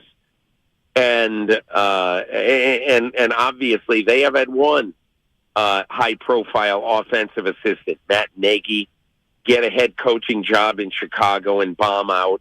And so you say, well, why hasn't Bieniemy gotten a chance? It's a very good question to ask. And if I were the NFL, I'd be outraged that they went 1 for 5 and a 2-time Super Bowl winning offensive coordinator, Eric Bieniemy, is not number 2. Peter, let's ask you about the new defensive coordinator of the San Francisco 49ers, Steve Wilks. He gets to sit down with a group that is, very much ready to go out and play as they are right now. We'll see what the offseason brings him in terms of some fancy new toys, maybe a new interior defensive tackle, maybe a new corner to work with, a safety. What is atop the Wilks wish list as he gets ready for his first year with Kyle Shanahan? If I were Steve Wilks, if they asked me if for one player in free agency who I could have, I would say I want Javon Hargrave, the defensive tackle of the Eagles. That is the guy who, in my opinion, is going to get rich somewhere. I don't know where. I don't think Philadelphia will re-sign him because I think Philadelphia believes in their ability to develop and mine for new players all the time. It won't shock me if they re-sign Javon Hargrave, but he's been a great player for them. And I think an interior force on the defensive line would be a great thing for Wilks to add. But, look, I like Steve Wilks. His players love playing for him. I think it's an excellent hire, and I don't think he has the kind of ego to say, hey, listen, we want you to continue what Robert Saleh and D'Amico Ryans have started. We want to continue with much the same stuff we were doing on offense or on defense. I don't think Steve Wilks has the kind of ego to say, I have to put my fingerprints all over this. And I'm sure that he told Kyle Shanahan in his interview the exact same thing. Next time this year will be the 20th anniversary of the last time a team won back-to-back Super Bowls. If we accept the thin reed of history here and assume that the Chiefs will not repeat, who's your best choice to win next year? Eagles. I love Jalen Hurts. I love the development program of Howie Roseman. And my number 2 team there would be either San Francisco or Buffalo. I think Buffalo is going to come back with a vengeance. I think that they got socked in the jaw. They thought that they had everything to build a new, excellent long-term team, and they got beat up by Cincinnati in the playoffs. And look, Cincinnati could come back too. I think Cincinnati's going to start to get picked off a little bit with its players. I think the Bengals got very lucky. They kept their offensive and defensive coordinators, from leaving, and I get that. But tell you what, the Bengals cannot pay everybody in this year. They have to pay Joe Burrow, and they got to get ready to pay T. Higgins and Jamar Chase. So I think the draft is going to be really, really important for the Bengals this year. But I would say those are the teams that I would expect to see next year. Peter, let's go through a real quick offseason quarterback lightning round, starting with the 49ers week 1. Brock Purdy or Trey Lance? Who's starting? Brock Purdy. I just think that Kyle Shanahan is not going to forget 8 wins in 8 games in huge, huge moments and getting his team within 3 quarters of playing in the Super Bowl. Derek Carr. How much did the Raiders blow his departure? What's the best landing spot for people to maybe see him in a different light? I don't know enough about what happened this year in Las Vegas to blame either side, but I do know this, that Josh McDaniels was absolutely in love with Derek Carr. When I saw McDaniels and Carr together at the end of July, something happened. It is weird to see them give up Derek Carr for nothing And I think Carr, just a gut feeling. This is not on any inside information. My gut feeling is he ends up in New Orleans. You have the ability to put Jimmy Garoppolo in the best situation you can. Where are you plopping him? I would put him in Houston, and I would say to whoever Houston is going to draft this year, you are going to be like Carson Palmer his rookie year in Cincinnati when he had John Kitna. This will be different. Jimmy Garoppolo is better than John Kitna was.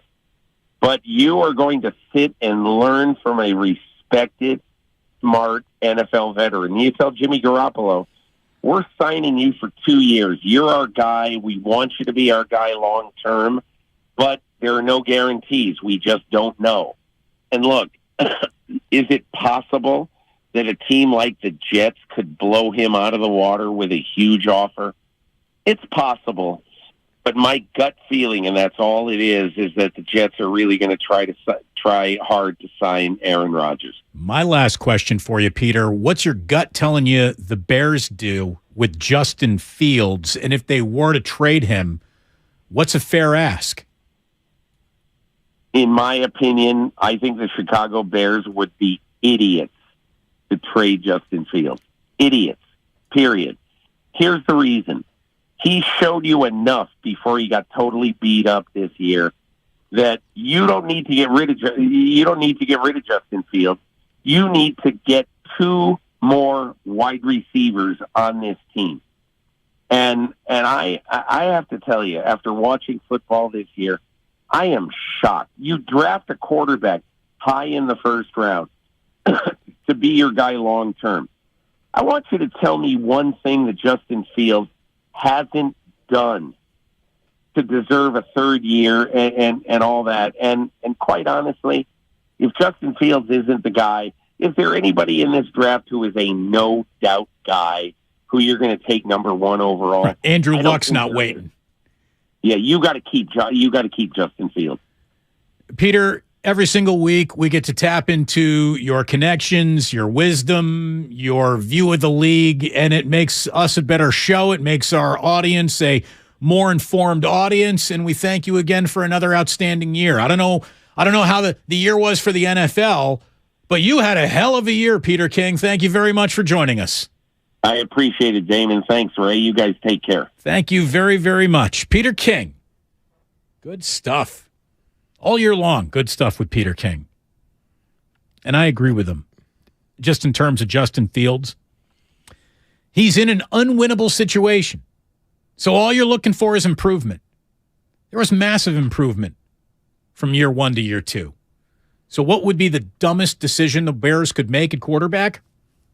That's probably what they'll do. Well, they'll keep him. They won't draft a quarterback, but they also won't improve all the other areas of the team that made them 3-14. So sounds about right. Yeah, I mean, I'm not sure that their decision on Justin Fields makes them the dumbest team in football, but it's everything else that makes them the dumbest team in football. Awesome stuff from Peter King. When we come on back, we'll squeeze in a call or two before we get to a conversation we've been really looking forward to. So much has happened to the Warriors since the last time we said hello to Steve Kerr. He joins us live at 5, and that is coming up next here in our longest commercial-free segment of the entire afternoon. Damon and Ratto on 95.7 The Game, brought to you by Fremont Bank, full-service banking, no compromises. Damon and Ratto get Steve Kerr's reaction to the trade deadline. Today at 5. One of the keys for us with the deal is that Gary is an easy fit. We just watched him help us win a championship. Steve Kerr, today at 5 on 95.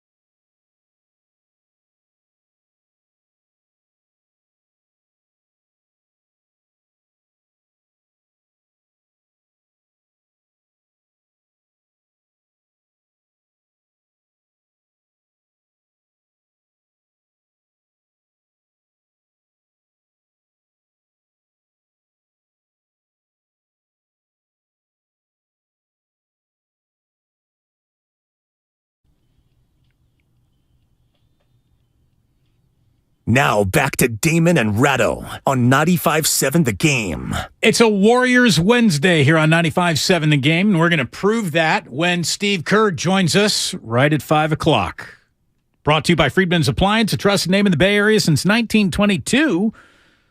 Visit friedmansappliance.com today. Again, Warriors Wednesday. And Ray, you and I have sort of an interesting little bit of a distraction on TV, and I wonder if Steve Kerr might be distracted by the same thing that we are anticipating we'll see here in just a matter of moments, because tonight in Boston, the Detroit Pistons are taking on the Celtics, and James Wiseman is not on the court right now, but in 10 minutes from now when Steve joins us, he might be. He may have made his Pistons debut. Oh, there he is.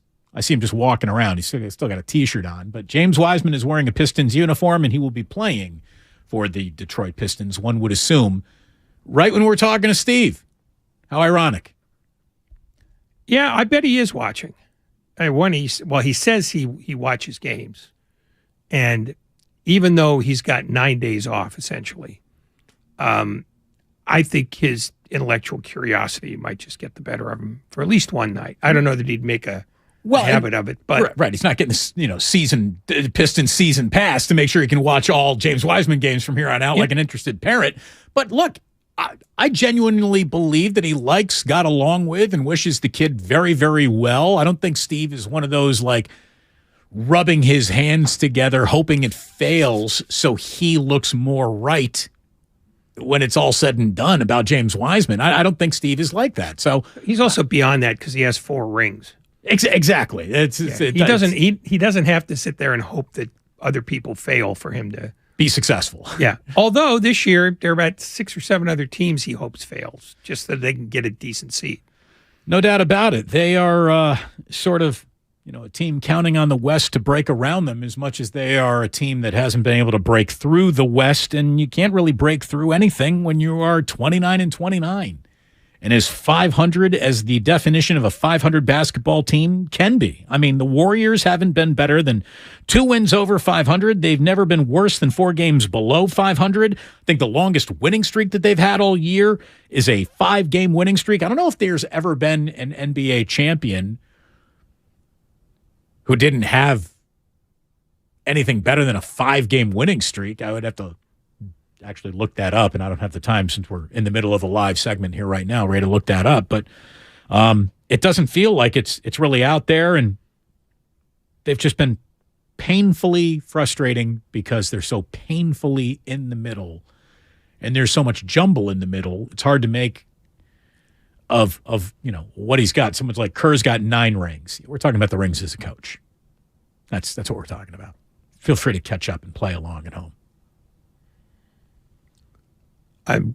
Are you done chastising the person that you've never met before? Yes. Okay.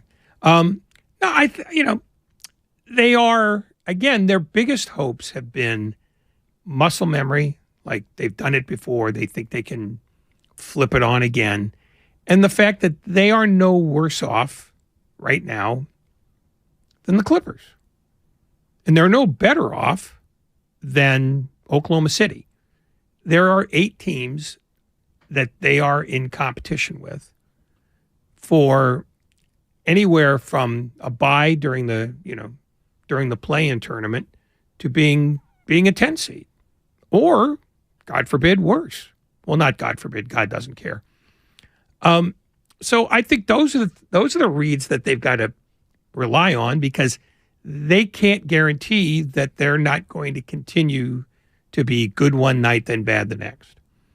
And that I think is probably the central theme of this season. It's not that they're terrible at anything. It's that they're terrible when compared to far better Warriors teams, but they're no better and no worse than about 16 teams in the league. Right. It's not the worst defensive team in basketball. It's just the worst defensive team of the Steve Kerr era for any of the teams that have mattered and counted in the Steve Kerr era, because the year wasn't dashed due to injuries before we tipped off game 1. So that's where the level of frustration is. It's easy almost to be less frustrated with a team that's worse. Because you're not constantly teased. You're not constantly reminded like, hey, this could be a lot better than it actually is. And that's what the Warriors have been. They've been 2 steps forward, 3 steps backwards all season long, and they've never really come off the pace. Again, if the entire season was measured on an EKG, there aren't a lot of dramatic peaks and valleys. It's just all flatlining. Yeah. There are only so many ways you can hammer this flat and try to figure out trying to get a different shape. And there really isn't one right now. And I don't know that there will be any signs of that until Stephen Curry comes back. And even then, who knows? Because they weren't particularly wonderful when he was playing. No. So, my advice to Warrior fans, such as it is drink. Get it ready. Stay drunk until you get some indication that things might change, because game in and game out, they haven't. To your lips or in the air. Be ready to go in one of 2 directions. Oh, both. This is Leo in San Francisco. Leo, you're on 95.7 The Game. What do you got? Hey, gentlemen, how are you doing today? Very well, thanks. This issue, listening to Myers earlier and anticipating what Kerr's going to say in his interview, I think the bottom line, and Ray touched on this earlier, this was not about anything more, this trade of Wiseman to trade, anything more than about money. All about money. If you look at from a basketball perspective, and what we've been talking about and hearing all day, is that the perimeter defense is really weak. Well, what do you need on the backside? Well, they've been complaining. You hear everybody say, well, they need more size back there. If your perimeter defense is that weak, then, you should have a shot blocker back there. And if you got somebody who's 7 foot on your roster who has demonstrated he could block some shots and at best maybe alter some shots, rebound a little bit, and make up for that, perimeter defense that can't seem to stop dribble drives, why would you get rid of them if it's not all about money? So, I know Kerr's going to, say, Gary Payton 30 helped us win championship. Well, not really. Help him secure a 3rd seed. He didn't play most of the Memphis games when he got hurt. He didn't play at all in the conference finals or the NBA finals. So, to trade for him and think that somehow, an undersized guard, and I'm not taking anything away from him because he played well during the season, is going to, change the complexion of this team. If you listen to what Draymond says, it's a collective that need to play defense. Well, so hold on, Leo, I love your TED Talk, but he did play in the NBA Finals, Gary Payton did, and he will hopefully provide them some point-of-attack defense, and that's one of the areas that Steve says they need to, improve in. And when it comes to Wiseman and him just being dumped over cash, there's no doubt that the money was involved. But if you did have a player who lived up to all what you'd think, the stereotypical results that you'd get with a big man, defending the rim, rebounds, all of that backline defense that you were talking about, Leo, if he were those things, he'd still be on the team. He'd still be playing, and this team would happily have paid the tax. They didn't want to pay the tax on a player who wasn't the promise of his physical attributes at this point in time for them, and obviously, and I wonder if Steve will admit to this when we talk to him in just a handful of minutes, if they really, truly, honestly thought that even 2 or 3 years from now, he was going to turn into the player that would then help them, I think they would have gone through the growing pains still. I think they would have. I don't think they would have made a cut him, save money decision if they really thought that they were looking at a top-of-the-line NBA front court player as soon as he grew into his body and now the puppy's big enough to fit his paws. I think that they would have bit any financial bottom lip to have kept the right player. James Wiseman wasn't the right player. Yeah, and the other thing is, and we should never lose sight of this, their window, such as it is, for a championship is still open. But it's not going to be open for a long time but that makes you more impatient about things you wanted to be patient about earlier in the year. And when they went shopping to see what they could get, it seems pretty clear to me, at least through inference, that there wasn't much of a market for him, which I think we could have anticipated given the fact that he has no resume. And so what they did was have to get other teams involved, because I don't think they went into the trade market saying, we need Gary Payton Jr. By the way, I'm not to interrupt you, Ray, but he's out there. James Wiseman wearing number 13 for the Detroit Pistons. Well, he's out there. Yeah, you just said a bad pick, but I'm not going to micromanage anymore. No, I think I think they viewed this as the best they could do. And I think it probably was the best they could do since they waited till the end to do it. It just, they had finally said, you know what, if we're going to make a run here, we can't carry a guy we can't play. They're already doing that. They're already doing that with Andre Iguodala, right, who at least has a resume. But Wiseman sitting on the bench, not playing, didn't prevent them from winning last year. No, it's true. But what I'm saying is, you're not going to carry him again when you don't have better alternatives on the floor night in and night out. Let me quickly welcome everyone here on a Warriors Wednesday to your 5 o'clock hour. You're listening to 95.7 The Game, KGMZ FM and HD1 San Francisco. Always live on Twitch, YouTube, and the free Odyssey app. Damn well better be free. Steve Kerr joins us on the Bud Light guest line. All guests appear on the Bud Light guest line. Bud Light, easy to drink, easy to enjoy. And Steve is brought to us by Xfinity. Supercharge your home or supersonic Wi-Fi.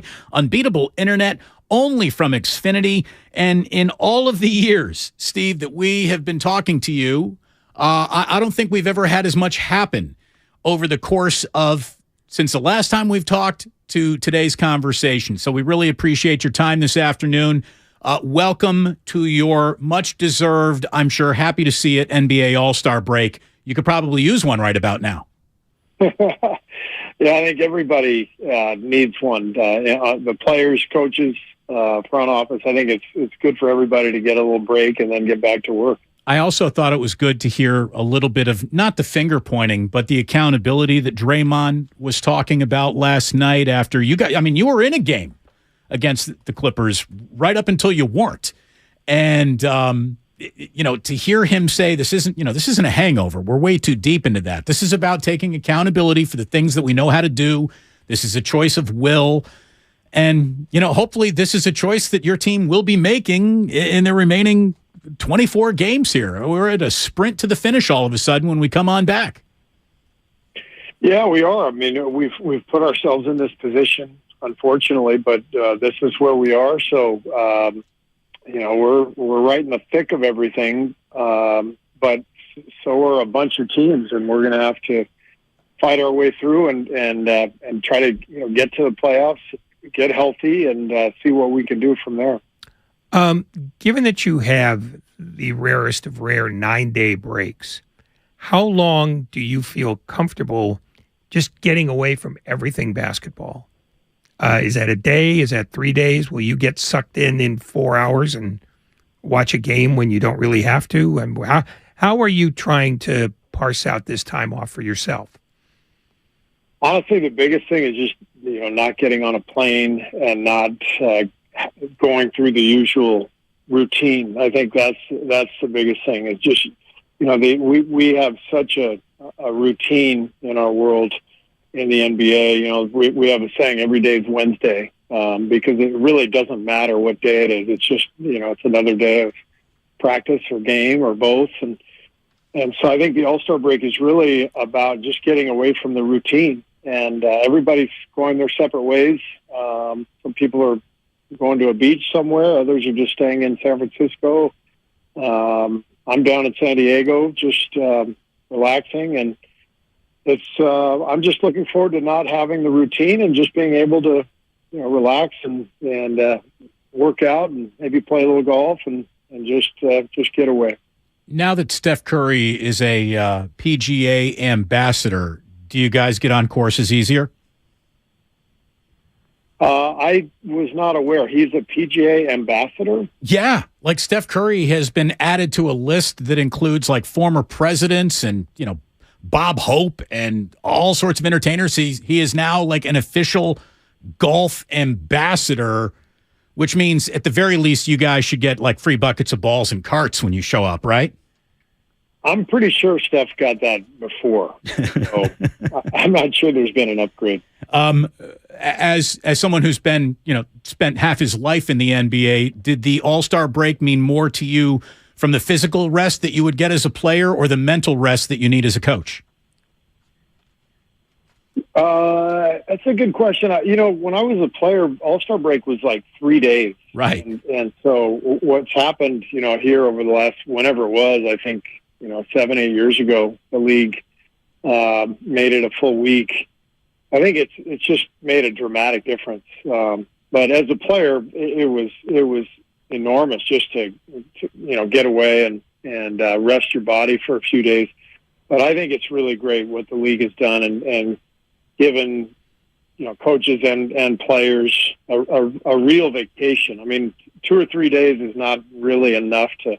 And back then, the guys who were in the game or in the contest, 3-point or skills competitions, they really didn't get any time off. So I think this is really much needed for everybody, and I know everyone's looking forward to it. How much did this long break off after last night's game make you or allow you to feel comfortable playing Klay Thompson? Or will we be seeing him, pretty much like in your final 24 games, you could use as much Klay Thompson as you can possibly get. Might he play all 24 games? It's going to be up to the performance staff, but the fact that they felt comfortable with Klay playing last night is a good sign that that he's ready for more. So I would anticipate that he's going to play in more back-to-backs, but obviously everything is fluid, and we just have to see where he is at every given moment. As a general rule, across the league, and I know you can't speak for every team, but is this about the time of year when load management tapers off for all but the hopeless few that don't really have any playoff hopes at all?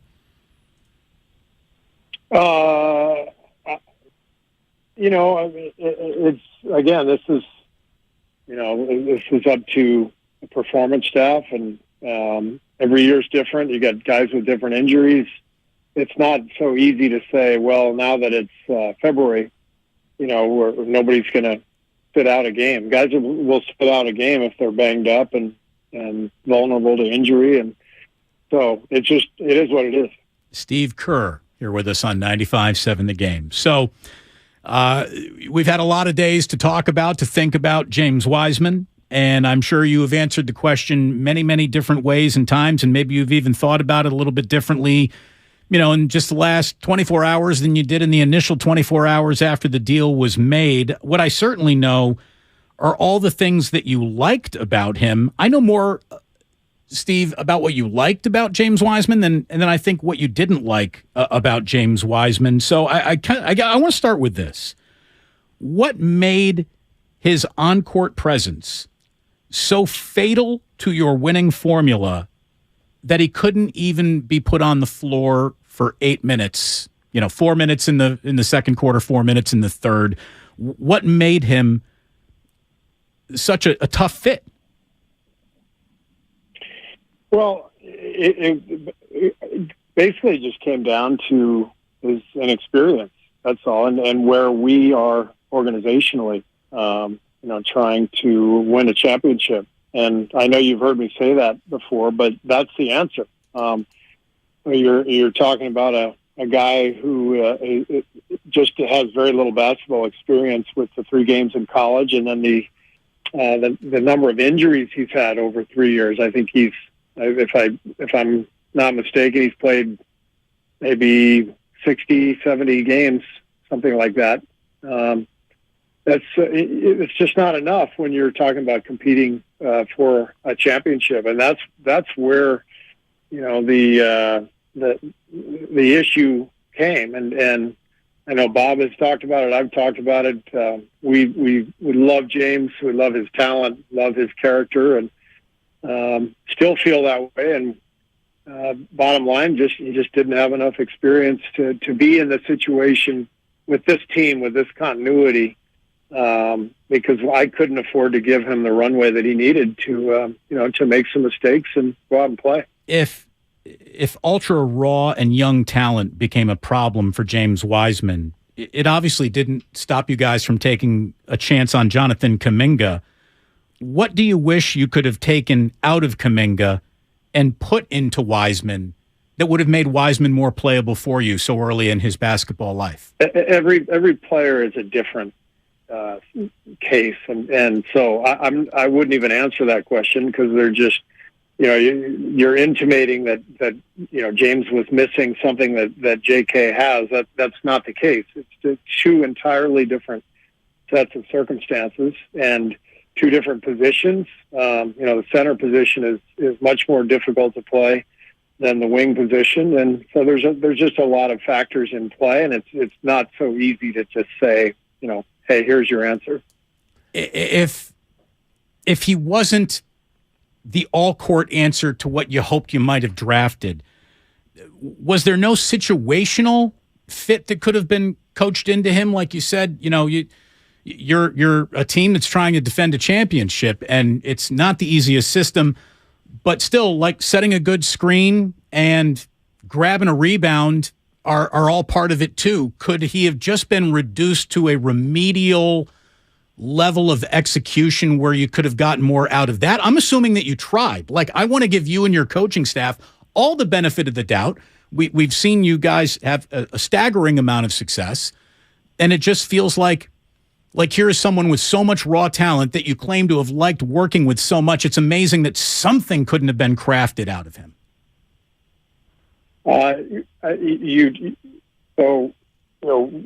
In 3 years, his first year, he started much of the year, played significant minutes, had I think a good rookie season, played a lot, and then he got hurt. And then I think that's the biggest thing, is that you have to factor in the injury. He missed a year and a half of play and was finally healthy this year. And we were doing exactly what you were just saying, giving him some minutes, trying to find a good role for him. We started the season out that way. He was in the rotation, then he got hurt again. And so, you've watched it all. I know it'd be really nice to just say, well, couldn't you have done this? Couldn't you have done that? Bottom line is you go down the path as a team with all of your players, and you try to figure out the best way to develop everybody, best way for everyone to succeed. And generally you figure it out as you go. And when you figure something out and you realize this isn't working, you've got to move on. And it's best for the player, and it's best for the team. And it's as simple as that. I know you're looking for the magic pill, the answer that you want, but everything is right there before your eyes. Everything that you've seen, everything that we've talked about, the transparency, I don't think I can answer it anymore. Speaking of players you don't have right now, what was your reaction when you found out that Gary Payton II didn't pass his physical, and not only couldn't pass his physical, that he's essentially going to be sort of put on blocks for the next month to two? Yeah, it's disappointing, obviously. I mean, we were excited about Gary's addition. We know what he did for us last year, and we needed immediate help. We needed a boost at the deadline, and that was one of the reasons for the deal. So, finding out that he was going to be out for a while was frustrating, but that's the way it goes. That's what it is. So we got to find a way to keep moving forward and hopefully get him back at the end of the year. Beyond that, though, when you first heard about it, was your first instinct, nah, that's not funny? Of course he passed. What did you throw against the wall when you found out? I didn't throw anything against the wall. I mean, this is, you go through this stuff, and every year something different happens. Players are injured, players are traded, stuff happens. one year we had the worst record in the league. Last year we won the championship. It's just life. It's just stuff happens. So I don't spend my time throwing stuff against the wall and lamenting things. And you just keep moving forward. You just keep dealing with what is happening right now. It must be wildly frustrating, though, Steve, to see two team doctors diagnose the same players so differently. I mean, there's a wide chasm between, we played him last night, the Portland Trailblazers did, and you guys saying, we can't play him for a couple of months here. It just seems like it's two totally different sets of X-rays that team doctors were working off of. I mean, there must have been a level of flabbergasted that came with such an extensive prognosis of the layoff. This is why I like being a coach better than being a general manager. As a coach, you just you deal with what's right in front of you. As a general manager, you've got all kinds of stuff like that to deal with. And I know Bob has talked about it, and Bob is limited in what he can say, and so am I. So, we are where we are. Is as the weekend went on and the decision was being made to whether to accept the trade or not, were you just sort of sitting in the room letting Bob make the decision? How much input did you feel comfortable having, because the machinations were in some ways sort of above your pay grade? Yeah, we had a meeting early in the week, maybe Monday, with the coaching staff and the front office to talk about all the different possibilities and how would this guy fit, how would that guy fit. Bob's great about that, just collaborating and getting opinions and making sure we're aware of what's happening as a staff. And then the next few days, it's just a matter of Bob's doing all that work. I'm preparing for games. I think we were in Portland for the last 2 days before the deadline. So if he had anything to share with me, he would call me, and if not, then he wouldn't. And and then I think we got back late at night after the Portland game, when the trade deadline was like noon the next day, and that's so he called me that morning, and that's when everything came to fruition.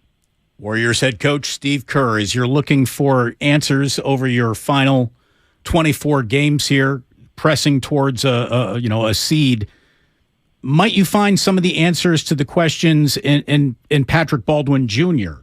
Because I mean, you're basically left painting with the palettes that are on your board right now, and you're not going to have Gary Payton II until quite a bit of time. So you got to deal with what you got to deal with. Is there anything that you can maybe find in him, since he hasn't been explored very much? What's his progress? How does he avoid becoming, James Wiseman Part 2, for a lack of a better way to describe it? I don't even understand why you would phrase the question like that. Patrick Baldwin is a rookie, and he's running his own race, and he's done really well this year. He's playing in Santa Cruz tonight.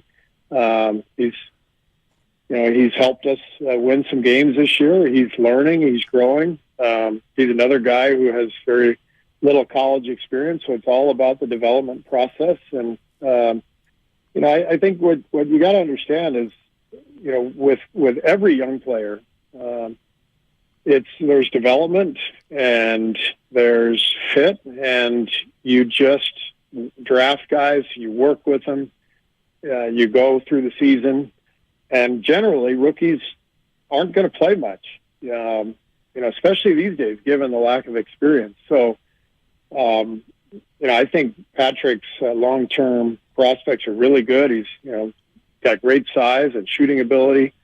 He's a great kid. So we're really excited about him. But, I just think it's so unfair to make any proclamations, about him or even James, or it's just, but I guess this is the way it is. So you got to ask what you got to ask. When do you come back to San Francisco and get re-immersed in all all of your tasks? I mean, how long do you, I don't want to say feel comfortable, but how long a break do you feel is best for you before you start getting antsy and want to get back involved as much as you're involved on a day-to-day basis?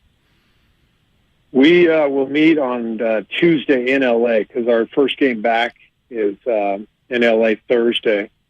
And so we're going to practice Tuesday night and then Wednesday.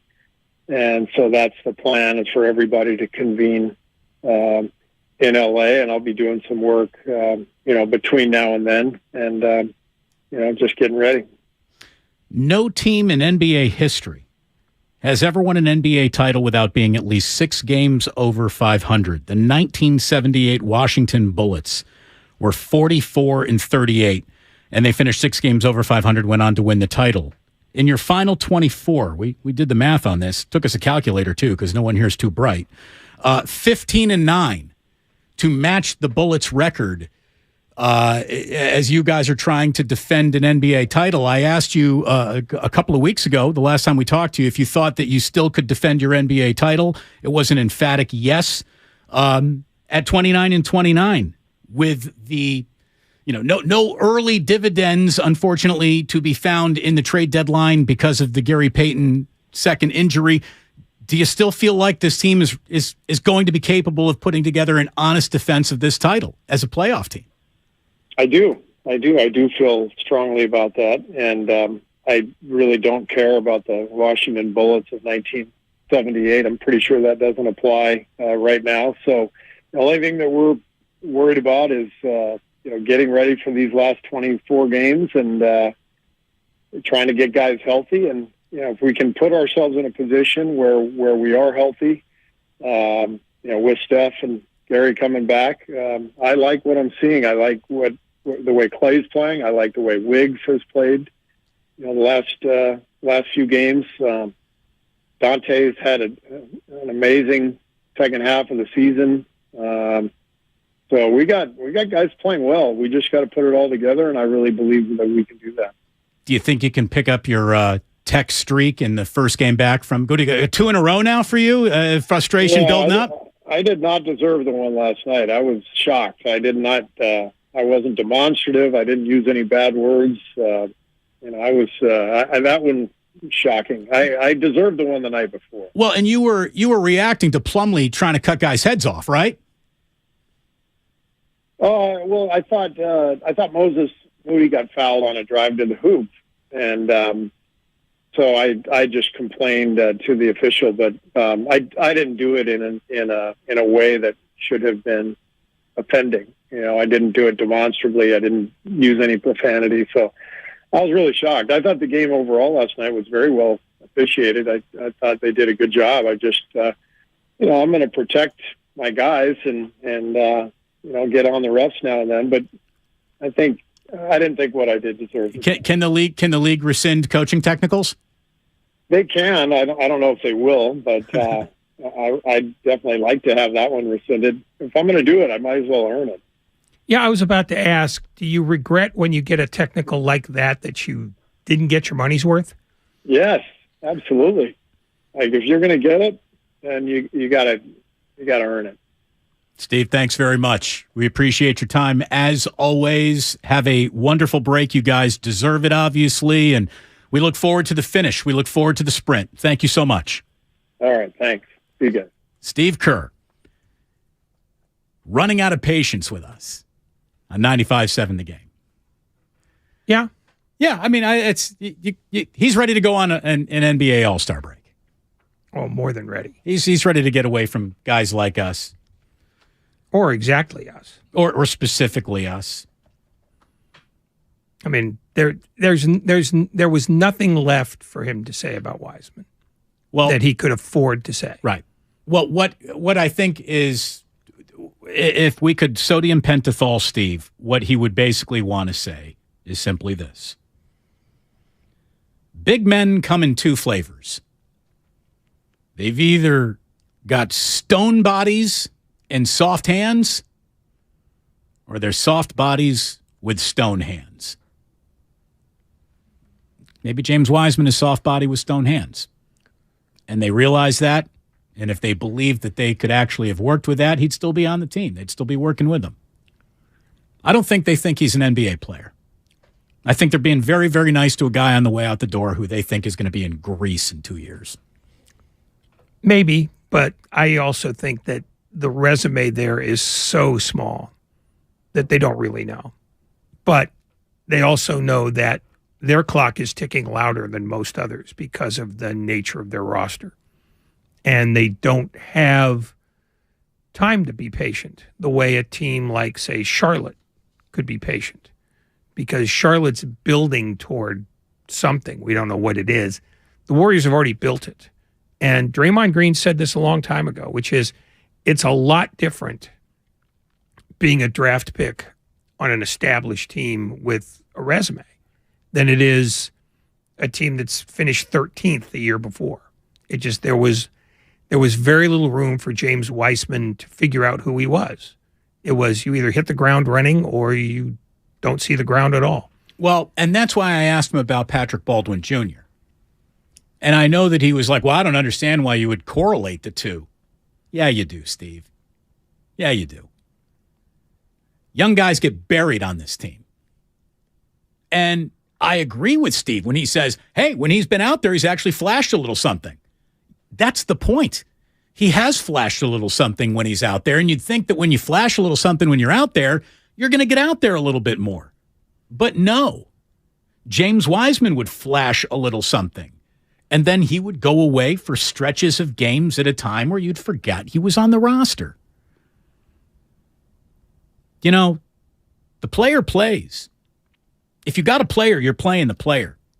And you're going through what you think are the developmental hiccups along the way, and you do it in the name of the player plays. That's what I'm worried about. Because the players that they draft don't play. And that is either a bad fit from the drafting process or a bad fit from a coaching them up to be ready standpoint. The Warriors are really, really good at a lot of things that you got to be good at to be successful in this league. I don't know if player development is necessarily one of them. However, we're seeing Jordan Poole come along. We're seeing Jonathan Kuminga come along. So again, I'm not trying to accuse anybody of being really good at one thing and totally bad at the next, but every team has its challenges. What I don't want to hear is that, well, there's just no time to play them. We're too much of a veteran team trying to defend our title to give developmental minutes to young guys. Nonsense. We all agree that there are too many games in the season. So the season's got like 40 frickin' mulligans built into it as it is, especially this year. There are all kinds of opportunities. Every single NBA game ever played had an 8-minute stretch if it didn't really matter somewhere in the second and third quarters. It's how the game, it's how the league works. I'm not going to argue with you because most of the time that is how the league works. But I think were expecting different things from James Wiseman than James Wiseman expected for himself. And I think they struggled to get it across to him that they wanted him to be a certain kind of player. And he struggled with how to be that player. And I think ultimately what happened was the fact is they are trying to win another championship. And they don't believe in giving away minutes because it usually doesn't pay off. I mean, they wanted him to be better, and I think they did try to coach him up. And I think they decided, well, clearly they decided that, look, this well is just, it's running dry for us. But I don't think this was a matter of, bad player development as much as it was they tried to draft for a specific need in a year in which that need couldn't be filled, and they didn't like whatever it was they were hearing when they started to float around the idea of trading the pick. I mean, just at some point you either have, I mean, without knowing the details of it, at some point you either have to decide that Bob Myers knows what he's doing or he doesn't. And even when you know what you're doing, sometimes you swing and you miss. Yeah.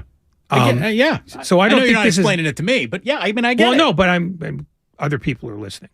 So I may be talking to them as much as it disgusts me. Just talk to me. Just look me in my eye. You talk to me. Ew. No, I think they wanted a different center than James Wiseman could be. And they saw enough in practices, workouts, in the G League, because it wasn't just, the 60 games he played here that they were evaluating. They evaluated him on an almost daily basis. And I think they came to the conclusion that they can't wait much longer. In fact, they couldn't wait any longer. And it didn't help that above and beyond the injuries and everything else, there were tax ramifications. The Warriors are no longer the freest spending team in the league. They did that, and they got to where they are because of it, but it wasn't going to be an unlimited pass. And at some point, if you decide you're going to stay with Wiseman, you're going to be paying a 9-figure tax for that. And that's a lot of what it was involved in their decision to move him.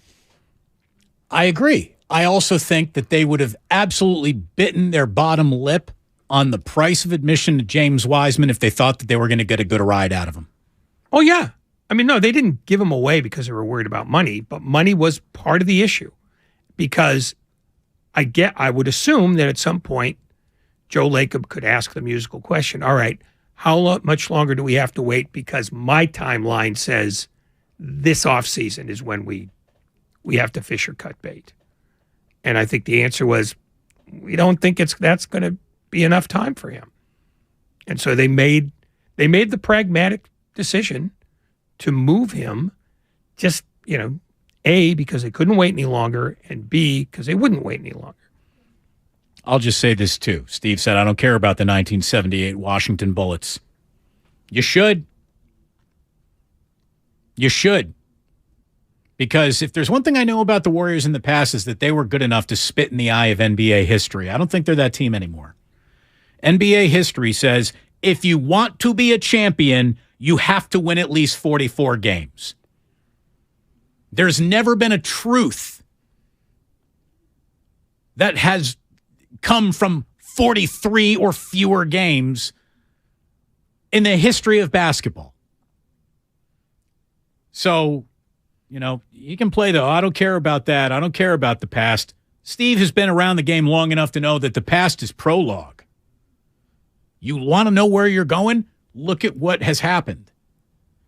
This team, the Golden State Warriors, must go 15-9 in their final 24 games to qualify for the bare minimum of wins any NBA champion has ever been allowed.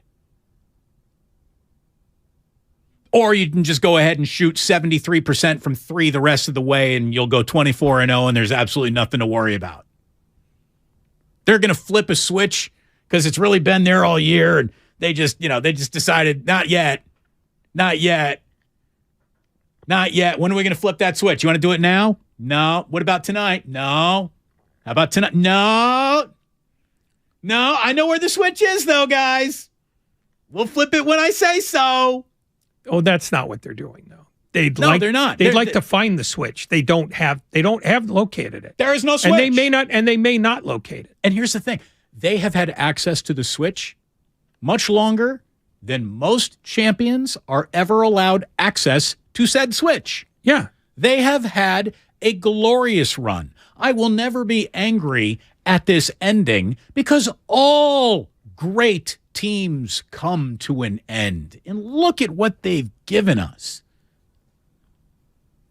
But this is either a massive moment of rebooting and then the next 3 years are going to be completely awesome, or this is the beginning of the end. If not, then we really don't need an NBA regular season ever again. Like the Warriors, at no point in time should we use a single bullet point of regular season data to ever to even try to frame. Like, we shouldn't even bother broadcasting their games anymore because the Warriors postseason is untethered to the reality of the regular season.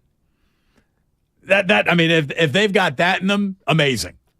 Yeah, but if they have that, they'd be swimming against the tide of almost all NBA history. Exactly. I mean, so don't pretend that the 78 bullets don't matter, Steve. They do. But to be honest, they really don't matter. All they are is the outlier that proves the rule, which is the regular season matters because seeding matters, because early round matchups matter.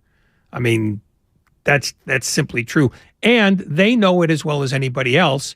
It's just they can't affect where they are right now because they can't get any headway. Their inconsistency is what defines them this year and what made and will likely doom them. Do you think Bob Myers ever walks up to Steve Kerr in an honest moment and says, "How come you don't draft the players or play the players I draft for you?" No. I think they talk so much all the time that they already know the answers why. Maybe.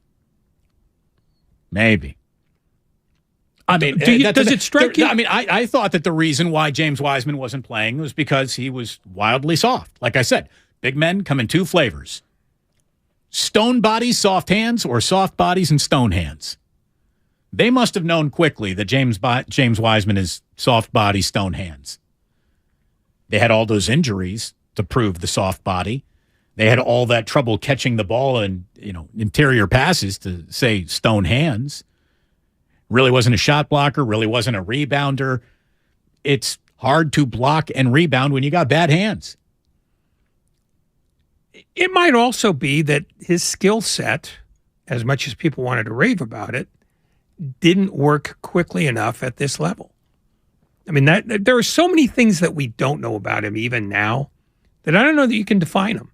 And I think it's going to take, whatever's left of this season in Detroit and wherever he lands next, if he doesn't, stay with the Pistons, that's when we're going to find out what he is and what he isn't.